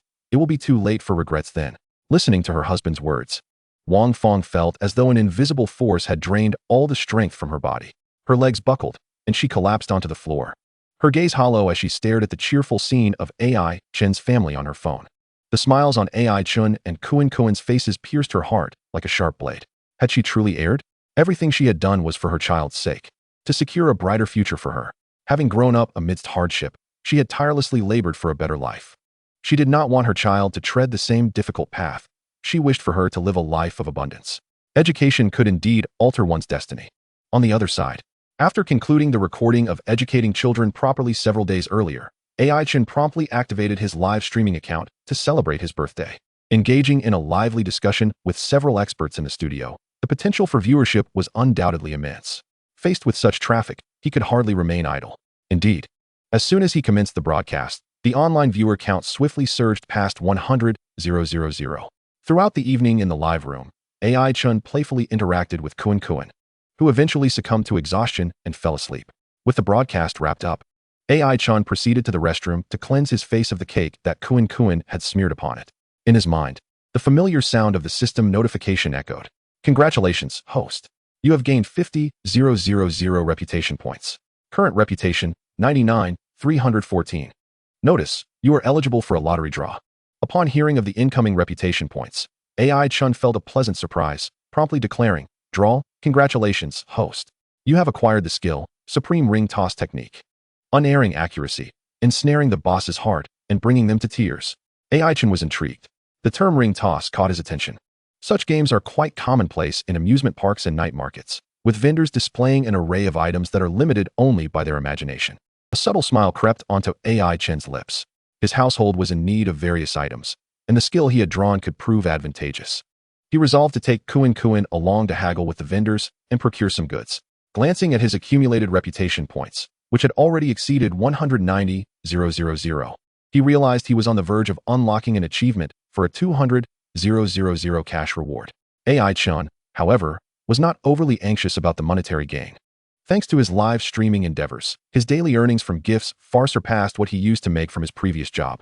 He surmised that in a few days, he would likely accrue that 200,000 on his own, especially since he currently had minimal expenses.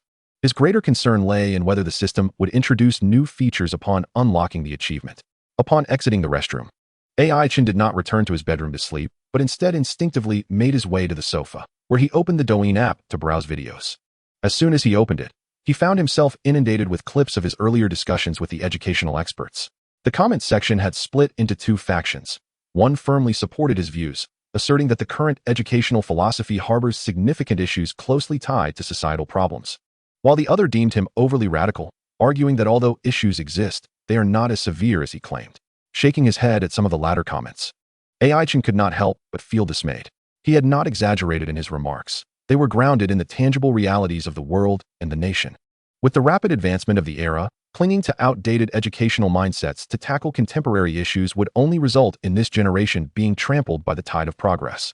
In today's increasingly competitive society, hard work and perseverance once yielded significant rewards. However, now, as everyone around strives to excel, one's efforts often seem to amount to little more than futile endeavors. Parents frequently place their hopes upon their children, believing that relentless competition will enable them to rise above and avoid repeating their own struggles, neglecting to acknowledge the many underlying problems. If everyone is competing, what makes their child exceptional? In pushing their children to excel, do they genuinely consider whether their children are willing or happy? Therefore, AI Chen's objective is to illuminate the shortcomings of a utilitarian educational approach, emphasizing that nothing supersedes the happiness and well-being of children. Contemplating this, AI Chen ceased scrolling through videos and clicked onto his account's homepage. To his astonishment, he discovered that he had amassed over 600,000 followers in just 2 to 3 days since registering the account. At that moment, a notification popped up in the message bar. "Hello, Mr. AI Chen. Would you be willing to assist us by promoting an advertisement? Chapter 27. Will you recycle my dad? Please take my dad away." AI Chen focused on the message. The advertisement pertained to the ubiquitous ring recycling services found on Douyin. Surprised that within just 2 days, someone had approached him for an advertisement, he mused, "Am I the type to exploit my followers?" Without hesitation, AI Chen pinned the message to the top, with money at his doorstep. Now is the time to seize the opportunity. He swiftly replied, "Please elaborate." Before long, the other party responded with enticing terms. "Mr. AI Chen, you need not do much. Simply mention a few lines about our ring recycling service during your live stream with your son, and we will compensate you with 100,000 yuan. AI Chen raised an eyebrow, pondering the generous offer, yet considering his live stream's viewership of 100,000, he felt the amount was somewhat paltry. After deliberating, he replied, "But my son is only 8. How could I casually ask him to promote an advertisement? That would be rather inappropriate." The other party quickly responded, "All right, my apologies. We can increase the payment." The next morning, sunlight filtered through the gaps in the curtains, casting a warm glow on AI Chen's face. Having retired early the previous night, he awoke unusually refreshed. Habitually reaching for his phone, he was greeted by a flurry of messages in the parents' group. Upon inspection, he discovered that the class teacher had issued a notice. Due to a recent outbreak of influenza among students, the school had decided to grant a 2-day break for everyone's health and safety. AI Chen furrowed his brow. Did this mean he would miss out on indulging in takeout delicacies once more? Nevertheless, the thought of his son being able to rest at home offered him some solace. As usual, AI Chen instinctively glanced towards the door in the living room, only to notice that the filming crew's cameraman was absent today, which was unusual. He felt a fleeting sense of curiosity but dismissed it, recognizing that filming schedules often change. After completing his morning routine, he did not feel particularly hungry. So he commenced his live stream for the day. It wasn't long before notifications indicating viewers entering the stream began to flood the screen, causing the popularity to soar. Wow, what a rarity. AI Chen is actually awake today. Ha ha ha. Is he going to buy groceries again for his son to cook like last time? Wait, is there no show today? What's going on? Perhaps the cameramen are all down with the flu. The other two streams are also not live. I heard the flu is quite severe lately. It seems that Yangwang Primary School has also given students 2 days off. With the audience engaging in lively conversation, AI Chen paid little mind. Just as he was about to dive into a game, he glanced to the side and noticed that Kuan had yet to rise. It was already past 8 o'clock. Typically, at this hour, Kuan would have been awake. What was going on today? Filled with curiosity, AI Chen cheerfully walked towards Kuan's room, phone in hand, continuing the live stream. He pushed the door open and called out, Kuan, what time is it? Why are you still sleeping? Hurry up and get up to practice. However, when his gaze fell upon the bed, he froze in shock. There lay Kuan, not asleep, but rather hunched over, furiously scribbling with a pen in hand. AI Chen hurried over. You little rascal, what are you doing? Writing homework in silence, so early in the morning? What's the meaning of this? Kuan, still frantically writing, exclaimed, it's all your fault. You kept dragging me to play games, and I forgot to do my homework. Now I have to rush to finish it. After a quick glance at the clock, he erupted into a panicked lament. Oh no, I'm late. I'm not done yet. The viewers in the live stream erupted in laughter at the scene unfolding before them. Kuan is quite unfortunate, being dragged by AI Chen into gaming and neglecting his homework, now frantically trying to catch up early in the morning. Yet, why do I find it so amusing? If a child enjoys learning, let him indulge for a while. Not every child is suited for gaming, as education is also a viable path. Why does that statement from upstairs sound increasingly off? Haha, practicing shooting early in the morning. Does that even make sense? Such severity. What if his performance improves and his grades rise? It seems that while others' children are diligently completing homework early, my son lacks such self-discipline. Kuan probably doesn't even realize that school is on break today. AI Chen gazed at Kuan, who was buried in his homework, looking utterly disheveled. His face etched with disappointment. Just yesterday, he recounted tales of the internet cafe at 4 in the morning, and now, here was Kuan, up at 4 o'clock to finish his homework? The boy is merely 8 years old. AI Chen was reluctant to burden him with the weight of assignments. He paused and said, your school has a 2-day break. You don't have to go today, and there's no rush with the homework. This is your prime time for practice. So get up and join me for some shooting. Upon hearing the word holiday, Kuan lifted his head, confusion written all over his face as he stared incredulously at AI Chen. Dad, are you sure the school is actually on break and not just you giving me a day off? Last time he was late, AI Chen claimed he would excuse him. So now Kuan couldn't help but suspect he was pulling the same trick. AI Chen retorted, there's a serious flu outbreak outside. The school has called for a break. His eyes scanned Kuan's messy hair, resembling a bird's nest, urging him, stop dawdling, get up and wash up. Then we can play some games together. Seeing AI Chen's serious demeanor, Kuan finally relaxed a bit, his previously tense body loosening. Who understands the pain of catching up on homework? Nevertheless, he steadfastly looked at AI Chen and said earnestly, no, this time I can't just listen to you, Dad. I neglected my homework last time because I followed your lead in gaming. This time I must finish my assignments first. AI Chen, seeing Kuan's stubbornness, grew anxious and shouted, for heaven's sake, stop dilly-dallying and get up. If you don't, I'll show you what paternal love really means. With that, he reached out to pull Kuan up. Kuan sighed helplessly, climbing out of bed while muttering, you keep saying you love me, but all you want is for me to be your gaming buddy. You really are my real dad. After washing up and having breakfast, Kuan insisted on completing the remaining homework. He plopped down beside AI Chen, initiating their gaming session for the day. The atmosphere was initially lighthearted until AI Chen began a solo match with his son. The audience was once again treated to the familiar tension of competitive play. With his exceptional skills, AI Chen repeatedly eliminated Kuan. Observing the results on the screen, he wore a smug expression, not forgetting to taunt Kuan. If you're bad, practice more, son. This is the consequence of not training with me. Look, you're 0 to 20. Kuan, aghast at his dismal performance, exclaimed, Dad, what is going on? How did you suddenly become so good? I've never seen you play like this before. AI Chen, dismissing Kuan's incredulity, replied, you think I'm cheating? You underestimate your father. Want to learn? I can teach you. After this, AI Chen abruptly shifted the focus of the live stream onto himself. Speaking earnestly, to achieve my fluid gameplay, one must have good equipment. This is a second-hand computer I bought from Kuan, cheaper by over 3,000 than a new one. Kuan is a legitimate second-hand platform, more reliable than typical ones. They make it easy to order and someone comes to pick it up, paying on the spot. Trust me, buying secondhand computers on Kun is the way to go. Kun, the audience in the live stream. Seriously, are you teaching Kun to play games or just promoting? 666, not even pretending anymore. I've never seen such a smooth advertisement. Let my son earn some. Haha, Kun recycling, right? Avoiding a trap here. Looks like our beloved streamer is doing well, even landing sponsorships.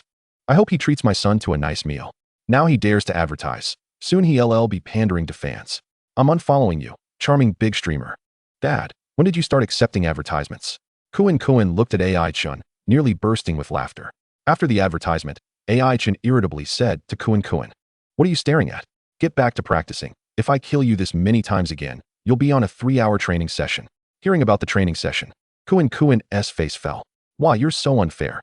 Does Kun take my dad back? Please recycle him. Chapter 28. Censorship? Online controversy. While AI Chen was live streaming.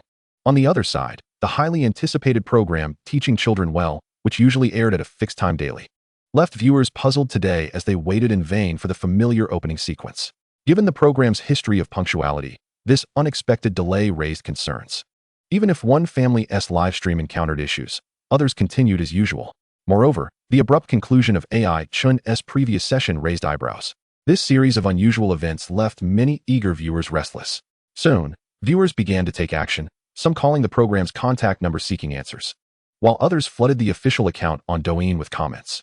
However, the official response was non-existent. Just as confusion reigned, a sensational topic emerged online. Teaching Children Well was mandated to rectify its content, and AI Chen would no longer appear on the show. This news sparked a wave of reactions, swiftly spreading across the internet. Underneath the topic, many individuals took to commenting. Haha, someone like AI Chen should have been banned long ago. How can a serious program like Teaching Children Well feature such absurd educational methods? I just want to say, he deserves it. Seeking attention and clout led to this backlash. What right does he have to question educational experts or university professors? He's just a gamer. Do you know why the live stream ended abruptly yesterday? It's because higher-ups noticed AI Chen. Such a widely condemned educational approach cannot be tolerated. Exactly. Otherwise, why would a perfectly good live stream end suddenly, especially when today's hasn't aired? Only government intervention would frighten a clown like AI Chen. AI Chen is still live streaming games. He must be quite resilient. Are the viewers who enjoy his streams out of their minds? The Teaching Children Well team bears significant responsibility for not warning AI Chen about his reckless behavior. Typical negligence. They deserve the mandate to rectify. The controversies surrounding AI Chen were already substantial. With the stir of these rumors, many joined in the fray, including those who knew nothing about AI Chen, merely envious of his success and the wealth he amassed from live streaming. Soon, the cacophony of criticism surged forth, overwhelming all else. Some accused AI Chen of veering education off course, while others vehemently condemned the production team for their lack of scrutiny. Various negative sentiments flooded every social media platform. Nevertheless, a considerable number of individuals maintained a rational stance. A segment of the audience remained skeptical of the assertive claims, believing that without concrete evidence, hasty conclusions should not be drawn, especially since the official representatives of Raising Children Well had yet to issue a statement regarding the matter. Conversely, another faction was more direct in their response. They could not abide the baseless accusations and resolutely retaliated. Without an official statement, what are you all babbling about? Is spreading rumors amusing? A bunch of trend followers. Can't we wait for the official news before jumping to conclusions? All you do is echo the chaos. I checked these accounts. Most are newly created. Isn't it obvious? It's clearly orchestrated trolling. It's evident there's a hidden agenda at play. Let us not stoop to their level. We should simply wait for the show to air and let it speak for itself. As the vitriol against AI Chen proliferated online, Wang Fong felt a sense of vindication. Initially, she had questioned whether her past parenting choices were correct due to her daughter's issues. But now it seemed she had done nothing wrong. Moreover, after a lengthy conversation with her close friend the previous night, she felt validated in her belief that today's children are excessively coddled, often overwhelmed by psychological pressures, frequently complaining about discomfort. Wang Fong found her friend's perspective quite reasonable and promptly devised a physical training regimen for her daughter overnight. Hey AI Chen, it appears many still detest your educational methods. The thought of AI Chen's absence from the show filled her with a sense of triumph. As the war of words escalated, the atmosphere in the conference room of the Raising Children Well production team was so tense it felt as though one could wring water from it. The chief director, Zhou Ping, appeared haggard, having spent the entire night awake, his dark circles resembling those of a panda, his brow furrowed, and his eyes brimming with fatigue and anxiety. A staff member rose to break the stifling silence. "Director Zhou, the audience is clamoring for us to air the show, and the online discourse has become chaotic, with discussions about whether AI Chen will be blacklisted." Following this, another staff member eagerly inquired, "Director Zhou, what does this mean for us? Yesterday, we received a call to halt the program, yet there has been no follow-up. What are we to do? Is the higher-ups truly insisting on a thorough revamp? If AI Chen is removed, our show will likely falter." Zhou Ping helplessly massaged his temples, his mind heavy with frustration. He himself could not discern the intentions of the higher-ups. The tone of the caller yesterday had not been particularly severe, making it difficult to gauge their stance on AI Chen. However, he understood that in such circumstances, the production team could not afford to act recklessly. At that moment, he was consumed by regret, wishing he had never invited those so-called experts to join the discussion. Their airs of superiority and the incredibility of their statements made it hard for him to convince even himself, let alone AI Chen. Now, it seemed the show might crumble due to this incident. Just as despair settled over the room, a staff member hurried in, breathless, and exclaimed, "I just spoke with someone from the publicity department. They said the higher-ups have not prohibited us from airing the show. In fact, they specifically urged us to start broadcasting soon to quell the uproar online." Upon hearing this, the previously oppressive atmosphere in the conference room instantly transformed into one of jubilation. The spark of hope rekindled in Zhou Ping's eyes. Yet, this joy was short-lived as he quickly regained his composure. Having experienced this turmoil, he knew that the upcoming program could not afford any oversight. It required meticulous planning to prevent further controversy. "Let us not celebrate too early. We need to carefully consider how to proceed with the next episode," Zhou Ping asserted, clearing his throat gravely. The room fell silent, all eyes fixed upon him. Subsequently, they gathered around to engage in heated discussions. With a flurry of ideas exchanged, they concocted a new program titled Parent-Child Shopping Extravaganza. According to this plan, the production team would provide participating families with a certain amount of funds, allowing them to shop and enjoy activities at Wanda Plaza. Throughout this process, entertaining tasks would be incorporated. This format not only alleviated the previously tense atmosphere of the live broadcast, but also soothed the audience's emotions, enabling them to enjoy the program in a lighthearted and pleasant setting. Moreover, such an easygoing and entertaining concept was unlikely to provoke displeasure from the higher-ups. Before long, the dawn of a new day arrived. The program aired at its usual time, early in the morning. In the studio, host Xiao Sa appeared on camera with a smile, while the other guests and observers took their seats, including Wang Fong, who had rushed over, excited, despite her initial intention to stay home and care for her daughter. "Dear audience, good morning. I am your host, Xiao Sa. Before we delve into today's family observations, I would like to introduce the upcoming segment."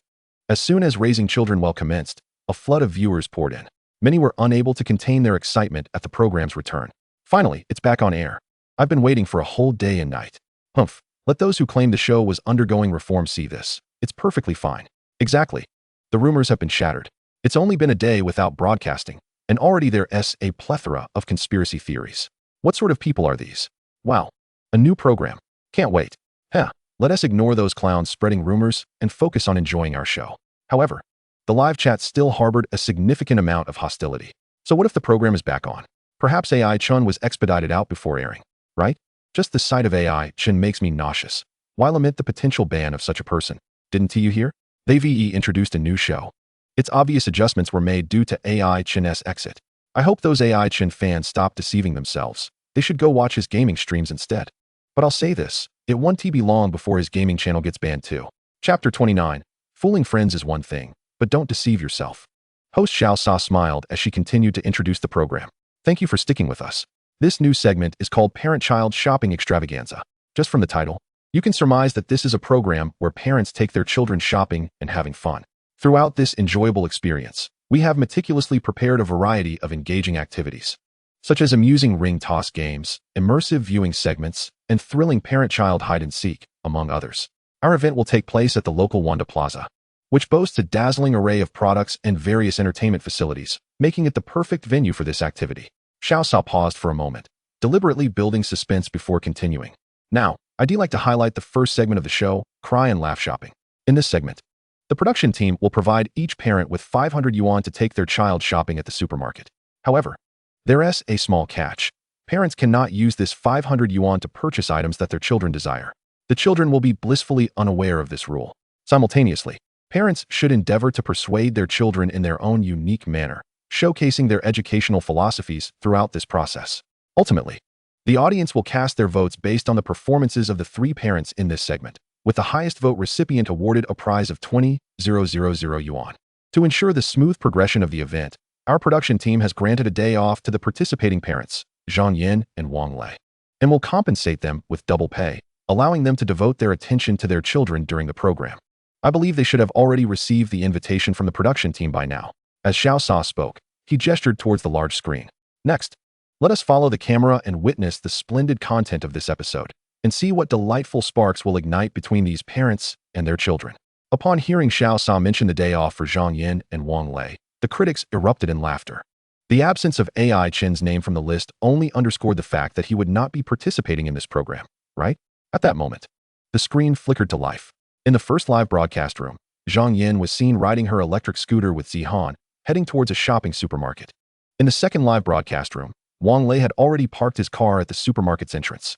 Just when many assumed the third live broadcast room would remain dark, the image suddenly appeared. A familiar large face came into the camera's focus, dominating a significant portion of the screen. Hello everyone. It's great to see you again. AI Chen greeted enthusiastically. Following him, Kuan appeared in front of the camera, waving his small hand.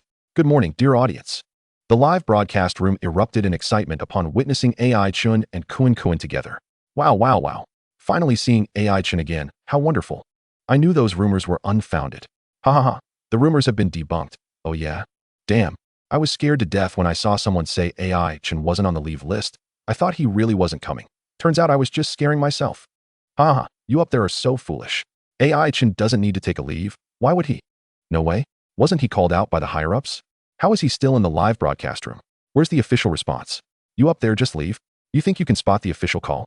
Stop fooling around with your friends and don't deceive yourself.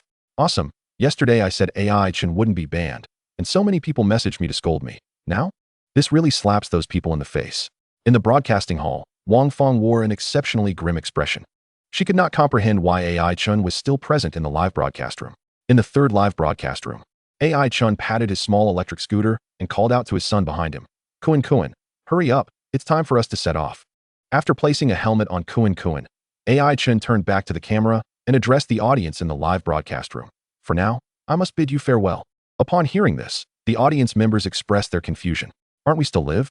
Why are we saying goodbye? Just as they pondered, AI Chen zoomed off on his electric scooter. At that moment, the cameraman coughed lightly. Ahem, sorry everyone, I can't keep up with him. Once this was said, the audience burst into laughter, realizing the situation. In the first live broadcast room, Zihan obediently sat on the back of Zhang Yan's electric scooter. Curiously, she asked, Mom, where are we going? Zhang Yan, feeling a bit cheerful, replied, We're going to the supermarket. She mentally calculated how timely the 500 yuan provided by the production team was, as many household supplies were nearly depleted, making it just right for use. Upon hearing that her mother was taking her to the supermarket, Zihan's eyes brightened. In her memory, her mother had never taken her to the supermarket before. Moreover, today was a school holiday, in previous breaks. She was always confined to studying and memorizing ancient poems, so this rare opportunity to go out was exciting. Her little mind began to wander. Could her mother be planning to buy her something special? However, this anticipation was swiftly dashed when Zhang Yin suddenly spoke. Zihan, we still have a ways to go before we reach the supermarket, so you can take this time to memorize some words. Saying this, she pulled a small English vocabulary notebook from her pocket. Zihan's previously bright expression dimmed instantly, a flicker of reluctance crossing her features as she hesitated to take the notebook from her mother. Noticing her daughter's reluctance to accept the notebook, Zhang Yan's tone turned stern. What are you still waiting for? When we get home, you need to recite the words for me, understand? Following this, she spoke earnestly. Zihan, our family is not like others. We can't afford to send you to tutoring classes. So you must make good use of your time and put in more effort than others to avoid falling behind. Her demands were for Zihan's own good, she insisted. Upon hearing this, Zihan pressed her lips together. The earlier excitement had transformed into disappointment. Obeying her mother, she silently accepted the vocabulary notebook and buried her face in it, starting to memorize. Pencil, book, yellow, blue. Her voice was barely audible, and due to the wind rushing past, Zhang Yin could scarcely hear her daughter. Her expression darkened as she called out loudly. Zihan, hasn't your teacher taught you? When memorizing words, you must read them out loud to reinforce your memory. Startled by her mother's sudden reprimand, Zihan shrank back, her voice timid and weak. Struggling to raise her volume, but finding it difficult, she continued. Zihan, I hope you can be more sensible and not always make me remind you. I labor daily with household chores and worry about your studies. I'm already very tired. You should be able to see how many white hairs I've grown worrying about your education. Your father and I have invested so much effort into raising you. You need to appreciate that. Of course, studying isn't just for us. It's for your own benefit. If you are reluctant to memorize words now, there will be even more things you will resist doing in the future. Look at how convenient it is for you to have a vocabulary notebook. In the past, we didn't even have books. Furthermore, we had to help with household chores, herd cattle, and cut grass for pigs, unlike you, who only needs to focus on studying. In contrast to the beginning, Zhang Yan's voice was not loud. She didn't intend to scold Zihan, as she generally considered her to be obedient, albeit a bit introverted. Some matters she preferred to keep bottled up, unwilling to share them with adults, which is why Zhang Yan occasionally needed to remind her. As Zihan listened to her mother's words, her head lowered deeper and deeper. She felt a pang of discomfort. Recently, for reasons she could not comprehend, she had grown increasingly annoyed with her mother's words, even occasionally entertaining thoughts of not wanting to study. Yet, she had always been willing to listen to her mother. She did not wish to be the disobedient child, and knowing how much her mother had sacrificed for her, she feared that if she were non-compliant, it would surely sadden her mother. Her heart was filled with contradictions. Her gaze fell upon the vocabulary notebook in her hands, and her eyes began to well with tears. Soon, she held the notebook close and began to read out loud. At that moment, Zhang Yan, sitting in front, heard her daughter's reading and felt satisfied, completely unaware of her daughter's emotional state and the faint tremor of tears in her voice. While she did not see it, the cameraman's lens captured this poignant moment, presenting it to the audience in the live broadcast room. Chapter 30, an ineffectual supplement to education within the broadcasting studio. Wang Fong was initially perplexed as to how AI Chen could still be present in the live stream. However, upon witnessing Zhang Yan's moment of discipline with her child, she promptly cast aside her curiosity. Her eyes gleamed with admiration as she eagerly seized the microphone to lavish praise upon Zhang Yan displayed on the screen. Indeed, Zhang Yan is quite adept at educating her child. Wang Fong's voice was tinged with excitement. The love she harbored for children was palpable in every word she uttered. By recounting her own past experiences, she imparted to the child an understanding of the favorable learning conditions available today, a commendable educational approach. Furthermore, the idea of encouraging children to make the best use of fragmented time for learning is something from which even I have benefited. Zhang Yan's parenting methods reflect profound wisdom. Her approach is undoubtedly worthy of emulation. Wang Fong silently took note of this strategy, recognizing its suitability for her daughter, who was in the critical final year of high school. At that moment, the observer from the post-2000 generation, Jiang Yu, glanced at Wang Fong, his expression growing cold. A wise method, he mused. In my view, it will only exacerbate the child's affliction. Clearing his throat, he began articulating his perspective point by point. Firstly, the so-called utilization of fragmented time. Doesn't it amount to exploiting the child?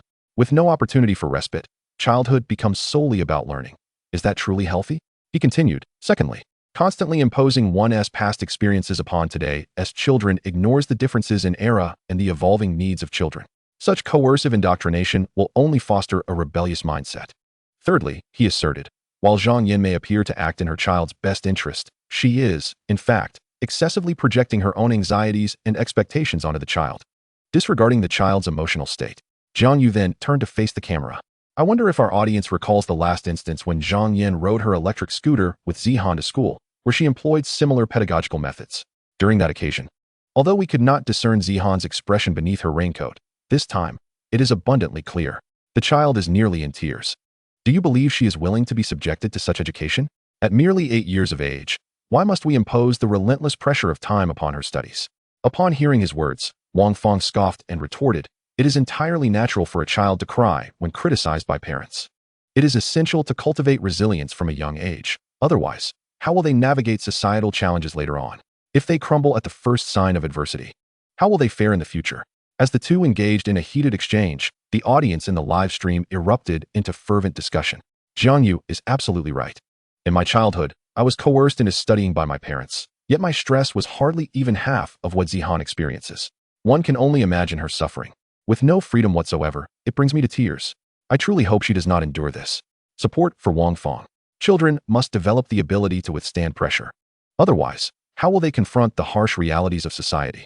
A stricter approach now is ultimately for their benefit. Oh dear, today's youth are far too privileged. A child cries at a mother's reprimand, and suddenly it's a grave matter? Have you never faced hardship? Zhang Yan's educational methods are utterly flawed. My aunt's child has been subjected to similar treatment, constantly compared to others, and after just starting high school, he was diagnosed with depression. What Zhang Yan is doing is not education. She is treating the child as a mere learning machine. Children should not be raised in such a manner. They need space to grow. Coughing lightly, one commentator remarked, "To be frank, I don't feel indebted to my parents for bringing me into this world merely to manipulate and control me." In stark contrast to the heated debate in Zhang Yan's live stream, the atmosphere in AI Chen's broadcast was markedly jovial. The cameraman, riding in a colleague's small vehicle, had pursued AI Chen tirelessly, yet had not even caught a glimpse of his taillights. Only upon arriving at the shopping mall within Wanda Plaza did he finally spot AI Chen and Kuan. At the foot of the shopping mall, AI Chen waved a crisp 500 yuan note in front of Kuan. Initially, he had no intention of showing it to his son, but it was a requirement set by the production team. Upon seeing the banknote, Kuan's eyes sparkled with excitement. Dad, are we going to buy loads of delicious snacks? I want spicy strips, the extra spicy kind." AI Chen shot him an exasperated glare. "What do you mean, spicy strips? Listen to your voice, it's in quite a state. The production team has stipulated that this 500 yuan cannot be spent on what you desire." Thus, without a second thought, AI Chen declined Kuan's request. Typically, he wouldn't stop Kuan from indulging in spicy strips, but today was a different matter. Kuan pouted, a look of grievance washing over his face. "But the livestream dads said my voice is exceptional." AI Chen replied, "What they meant is that you are an extraordinary little student." Regardless of whether Kuan comprehended this, AI Chen turned to head into the supermarket. However, Kuan abruptly grabbed his arm and suggested, "If we're not buying spicy strips, let us get some practice papers instead. A few workbooks would do. We have a 2-day break, and the teacher hasn't assigned any homework." This suggestion drew the attention of passersby, who turned to glance at the unusual scene. One elderly lady could not help but exclaim softly, "Oh my, this child is truly dedicated to his studies, choosing not to buy toys but practice papers. Just look at his father, so refined, clearly a cultured individual." Witnessing this, the audience in the live stream burst into laughter. AI Chen pulled Kuan closer and admonished him sternly, "You little rascal, this is a supermarket, not a bookstore. Where would you find practice papers here?" He then led Kuan towards the supermarket within Wanda Plaza. As they prepared to take the elevator, a car pulled over nearby, and a group of children, around Kuan's age, disembarked. Clad in matching outfits, their vehicle displayed the words Mental Arithmetic Enhancement Class. Kuan curiously tilted his head and asked AI Chen, "Dad, are they wearing school uniforms?" Suddenly, he spotted a familiar figure among the crowd. "Hey, isn't that Zhang Zihao from our class? Dad, are they going to school?" AI Chen shrugged. "I'm not sure." At that moment, the cameraman interjected, "This is a renowned extracurricular interest class in our city, specifically designed to enhance children's mental arithmetic skills. Their teacher is a world-famous mental math and memory master, who has even set a Guinness World Record." AI Chen glanced at them dismissively, uninterested.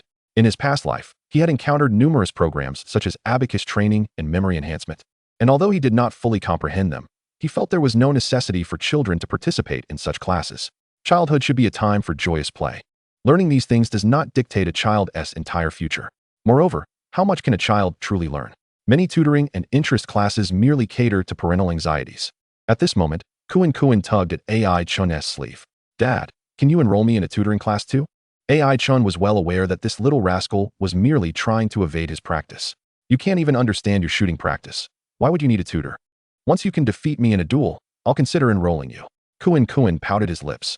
The viewers in the live stream erupted in laughter once again. Ha. Kuan is solely focused on his desire to learn, without any distractions. Ha. Yet another classic line. If you can't even master shooting practice, what need is there for tutoring? Oh dear, AI Chen, don't refuse. Just send Kuan to an esports class. What a reverse education. Which dysfunctional family produced this? Before long, the father and son entered the supermarket. The dazzling array of products left one awestruck. Upon seeing the shelves filled with various snacks, Kuan had long forgotten about tutoring classes. However, though he yearned to acquire this and that, his father, Chen, would consistently threaten Kunkin with the notion of purchasing a firearm only to practice shooting at home. Thus, Kunkin could do nothing but acquiesce to Chen's demands. At that moment, the cameraman nearby cautioned Chen, stating, "Your threats may ultimately jeopardize your ratings. You must consider alternative approaches." Pondering this advice, Chen recognized its validity and, with a flash of inspiration, devised a plan. On the other side of the supermarket, in the toy section, Wang Zixuan became transfixed by a toy gun, adamantly insisting that Wang Lei purchase it for him. Naturally, Wang Lei was not inclined to indulge him, adhering to both the program's regulations and his own principles. Thus, the father and son found themselves in a stalemate for over 10 minutes. Growing increasingly impatient, Wang Lei knelt down to meet his son's gaze, saying, "Son, I have already bought you numerous toy guns. We cannot waste more money on them." "But those toy guns have long been discarded," protested Wang Zishuan, puffing out his cheeks. Unmoved by his son's complaints, Wang Lei continued, "Be good. I understand you desire this gun, but today we are here to purchase necessities, not toys. How about I take you again next time?" He added, "You are growing up. You must learn to be sensible. Not everything you wish for can be attained immediately. We ought to reason things out." However, Wang Zishuan was disinclined to heed such counsel. His father often rescinded promises when angry over his misbehavior, so he sought immediate compliance. Suddenly, Wang Zishuan flopped onto the ground, throwing a tantrum while wailing, "I don't care. I want this gun now." His commotion drew the attention of numerous passersby, who cast curious glances in their direction. Witnessing his son's antics, Wang Lei felt his temper flare. Suppressing his anger, he replied, "Wait here. I will return shortly with the gun." Upon hearing this, Wang Zishuan ceased his cries. Before long, Wang Lei returned, and Wang Zishuan, unable to conceal his excitement, sprang up from the floor. However, his smile instantly vanished upon noticing the brand new belt in his father's hands. It turned out Wang Lei had gone to buy a belt instead. This scene elicited hearty laughter from the audience in the live stream. "Haha, I thought Wang Lei was doing something significant, but he merely went to buy a belt, which suits my taste," one viewer commented. Another added, "I detest children throwing tantrums in public, often using such antics to coerce me into buying them things." Yet another chimed in, "However, Wang Zishuan is somewhat pitiable. With no toys at home, Wang Lei should reflect on his parenting methods." Haha, the shopping experience is indeed a mix of tears and laughter. Wang Zishuan weeps while who else is amused? Chapter 31. Your intentions are admirable, but hold off on setting out. Meanwhile, Zhang Yan was diligently shopping within the supermarket. Earlier, while on the road, she had simultaneously educated Zihan and mentally prepared a list of items to purchase. Soon enough, she had gathered a considerable amount. Balancing a heavy shopping bag filled with laundry detergent, toothpaste, dish soap, and other necessities in one hand, while holding her daughter Zihan's hand with the other.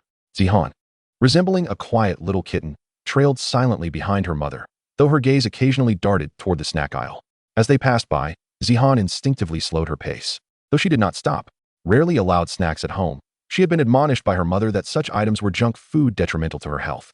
The last time she had bought her mother a cup of milk tea, it had been a topic of reprimand for several days. Noticing her daughter's change in demeanor, Zhang Yan looked at the snacks on the shelf, furrowing her brow as she said, "Zihan, don't think about those snacks. If you eat them, you want to have an appetite for your meals. You are still growing, and you should consume more nutritious food. You know, when I was young, I couldn't even fill my stomach." She added, "We must spend our money wisely." Listening to her mother, Zihan fluttered her eyelashes and nodded, withdrawing her gaze. After acquiring the essential items, Zhang Yan glanced at the remaining 100 yuan in her hand, feeling somewhat troubled. "Well, I've purchased everything I needed. What else should I buy?" Just then, Zihan's attention was captivated by a box of colorful watercolor pens in the stationery section. Her feet involuntarily moved toward the watercolor pens. Casting a glance at Zhang Yan, Zihan hesitated for a while before cautiously tugging at her mother's sleeve and timidly asking, "Mom, could you buy me that box of watercolor pens?" Zhang Yan frowned slightly, following her daughter's gaze to the box of watercolor pens. Then looking down at Zihan with a sense of helplessness, she had just instructed her daughter to spend wisely, only to find that Zihan had not absorbed the lesson. With a fleeting moment of impatience, she decided not to refuse immediately. Instead, she led Zihan to the shopkeeper and inquired, "Excuse me, how much for this box of watercolor pens?" The shopkeeper smiled and replied, 30 yuan. Zhang Yan turned to Zihan, asking, 30 yuan, do you truly want it? Zihan hesitated briefly before nodding.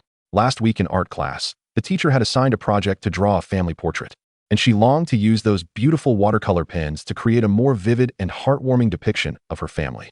Feigning a stern expression, Zhang Yan abruptly handed the 100 yuan to Zihan. Zihan was initially taken aback, a glimmer of excitement flashing in her eyes as she reached out to accept it, only to hear Zhang Yan coldly say, "Take it. You can spend the entire 100 yuan." Zihan's hand froze midair, her expression blank.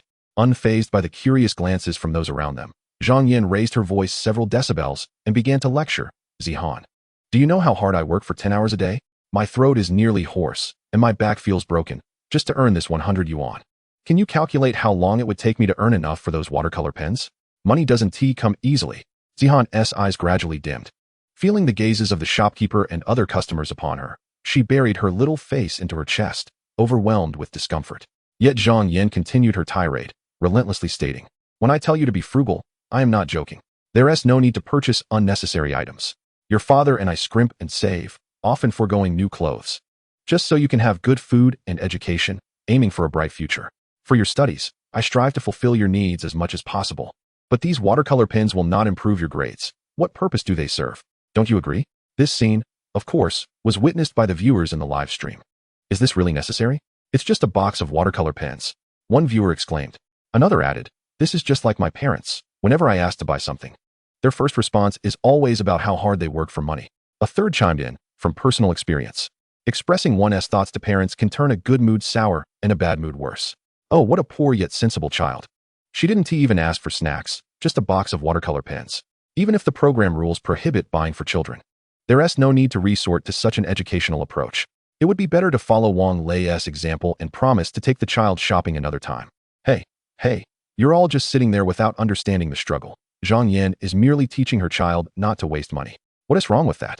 According to your assertions, if children desire something and are granted their wishes indiscriminately, would this not cultivate a habit of extravagant spending? I concur with the previous speaker. Indulging children will only lead them to incessantly demand more. If it were me, I would simply turn away, abandoning any further attempts at reasoning. One cannot truly comprehend the value of money without experiencing the burden of household expenses.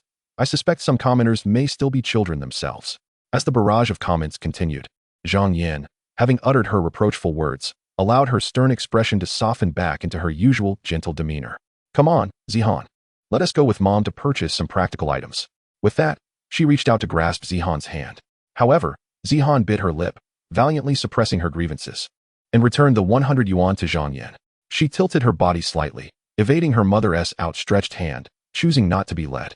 Zhang Yan, preoccupied with thoughts of what else to buy, scarcely noticed her daughter's small act of defiance.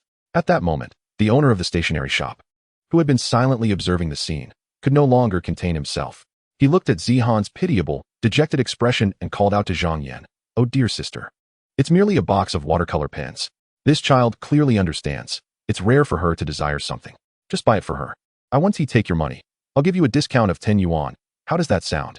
Saying this, the owner took the box of watercolor pens and placed it directly into Zihan's hands. Seeing this, Zhang Yan shook her head helplessly and replied to the owner, "She is still so young. We cannot indulge her in everything. If we let her have her way now, she will develop a habit of reckless spending in the future. I am doing this for her own good. She must understand the hard-earned nature of money." After saying this, Zhang Yan turned to gently pat Zihan's head.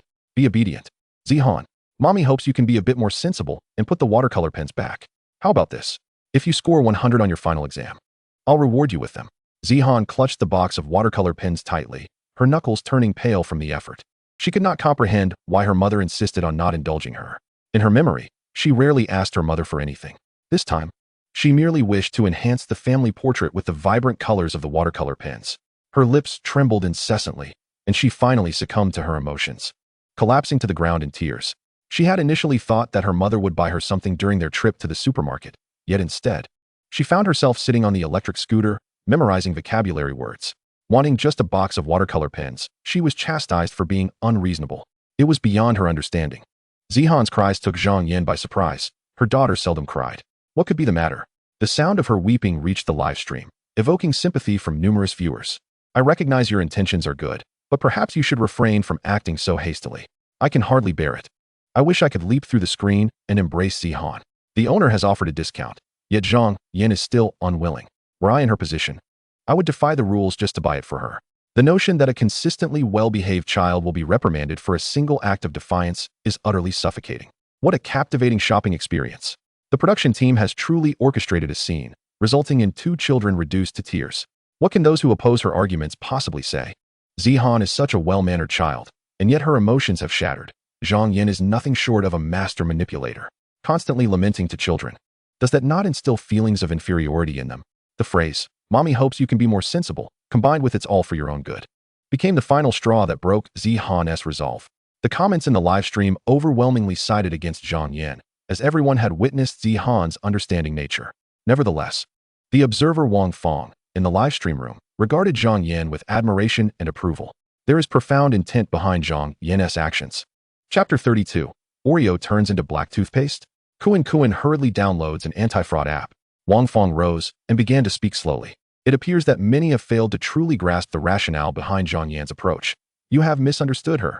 On the surface, it may seem that she has harmed her child, but in truth, this is not the case. She paused momentarily to allow everyone's attention to converge on her. Have you noticed that Zhang Yan's demeanor today differs from her usual self? She has adopted a more stringent stance. Do you know why? It is because she is quite observant, having detected a change in her child. Earlier in the car, Zihan exhibited a slight resistance to memorizing vocabulary. When it came time to purchase the watercolor pens, that resistance became fully apparent. This could very well be a sign of the child's rebellion. If Zhang Yan were to treat Zihan with her customary gentleness, she would be unable to suppress her daughter's rebellious tendencies. Conversely, at such a moment, parents must not yield. They must adopt a firm stance to quash the child's rebellious spirit in its infancy. Firstly, it is essential to eradicate the child's belief that parents will relent. Otherwise, the child will employ the same tactics again in the future. Secondly, one must cut off any external support for the child, preventing them from thinking they can seek assistance from grandparents or others. Just as the stationery shop owner did during the live stream, Zhang Yan has accomplished these two critical points admirably. While her methods may seem somewhat harsh, the results are immediate. Children have short memories. After a brief period of crying and fussing, they will be fine. Parents should not overly concern themselves with their child's present emotions, but rather whether the child has absorbed the lesson. Thus, Zhang Yan continually reminds her child of their circumstances and the arduous nature of earning money. Child, share your burdens, and this will remain with her for a lifetime, serving as motivation for her future endeavors. Therefore, Zhang Yan truly has her child's best interests at heart. After this discourse, many began to experience a moment of clarity. Regarding Zhang Yan's shift in attitude and Zihan's rebellious emotions, numerous individuals had indeed overlooked these nuances. It is true, Zihan's demeanor today has been somewhat atypical. Girls mature earlier, and perhaps she has truly entered a rebellious phase. There is a saying, a doting mother often spoils her child. Had Zhang Yan acquiesced today, the child would not perceive her as a firm authority figure, leading to a sense of complacency. By asserting that she does not understand and issuing warnings, this pressure tactic proves to be quite effective. Indeed, Wang Fong understands me. A child's tears indicate that parental guidance has made an impact. Otherwise, if you were to speak lightly to her, it would merely be like the wind passing by her ears. But wait, has everyone been deceived? A typically well-behaved little girl. And you say she has entered a rebellious stage? Is the world going mad? Haha, when one is utterly speechless, laughter ensues. To stifle a child's rebellious spirit? I see it as stifling the child instead. When a child finds themselves isolated and helpless, that is when they seek liberation. Sharing burdens will not transform into a child's motivation. It will only become a source of their suffering. This is stifling. Zhang Yan's love for Zihan feels akin to a soaked cotton coat, cold when worn, cold when removed. I cannot comprehend. Instilling guilt, shame, and inferiority in a child. What is the merit in that? Where is AI Chen? Where did AI Chen go? Were it not for AI Chen's sudden disappearance, I would not have entered this live stream. Following Wang Fong's detailed analysis, a small fraction of the audience expressed total agreement, yet the vast majority scoffed. Seeing the emotionally distraught Zihan deeply saddened them. Meanwhile, unbeknownst to the reason, AI Chen had hastily departed the supermarket with Kuan. Subsequently, he unexpectedly abandoned Kunkin and the filming brother, vanishing in the blink of an eye. Father, where on earth are you? Kunkin shouted loudly, fearing that AI Chen might get lost. After all, it was their first time in this place. Although the filming uncle knew the way, their father was unfamiliar with it. Here comes your father. AI Chen's voice rang out. He navigated through the crowd, appearing before Kunkin with an air of confidence. Before Kunkin could utter a word, a mysterious smile appeared on AI Chen's face as he grandly proclaimed, "Come on, son, let us go inside and continue our exploration. Whatever you desire today, your father will buy without a second thought." Upon hearing this, Kunkin joyfully cheered, "Yay, let us go buy delicious snacks." Soon, the two re-entered the supermarket. Kunkin eagerly grasped AI Chen's hand, racing straight towards the snack aisle. At that moment, the viewers in the live stream and the filming brother looked at AI Chen's extravagant demeanor, puzzled. Didn't the production team stipulate that they couldn't buy what the child wanted? What game was AI Chen playing? Kunkin, filled with delight, arrived at a shelf brimming with potato chips. His gaze was instantly captivated by a row of blue packaged chips. The shelf was somewhat tall, and he had to stretch on his tiptoes to barely reach the bottom layer. Kunkin pointed with his hand, then tilted his little face up, gazing expectantly at AI Chen. "Father, I want this." AI Chun's face lit up with a smile as he readily agreed. All right, I'll get it for you right now. Without hesitation, he grabbed a bag and tossed it into the shopping basket he was holding. Then, with a grand gesture, he proclaimed, "Son, what else do you want? Feel free to choose anything from this area." Kunkin, completely oblivious to AI Chen's unusual behavior, excitedly exclaimed, "Father, you're so awesome."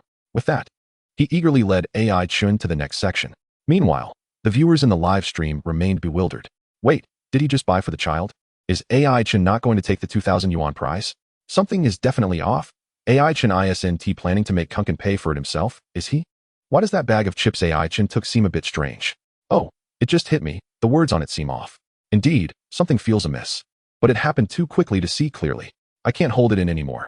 AI Chen picked up a bag of blue laundry detergent. Ha ha ha. Kunkin then led AI Chen to a section filled with candies. He pointed to a shelf of red packaged sweets. Father, please get me a bag of rainbow candy. One bag isn't enough? I'll get you two. AI Chen waved his hand grandly, directly grabbing 2 bags and tossing them into the basket. Kunkin was overjoyed. Thank you, father. AI Chen smiled warmly. You're welcome, son. Employing the same trick again. AI Chen noticed that his son remained oblivious, nearly bursting into a cackling laugh. This time, the viewers in the live stream clearly saw. What AI Chen is holding isn't rainbow candy. Those are clearly 2 bags of pickled vegetables. Ha ha ha. I just realized this is a classic ploy. What trick is AI Chen pulling? Oh, so this is how he is playing it. I was wondering where AI Chen disappeared to. Turns out he set this up in advance. Ha ha. I'm laughing so hard it hurts. Poor Kunkin still hasn't caught on to AI Chen's schemes.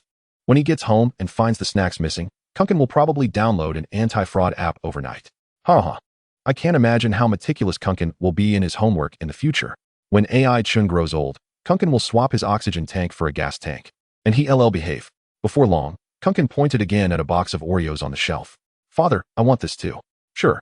AI Chen swiftly grabbed 2 boxes of black toothpaste from the shelf and quickly stuffed them into the basket. However, this time, Kunkin sensed that something was off. Scratching his head, he asked with some confusion, Father, why does the box you just took seem a bit small for Oreos?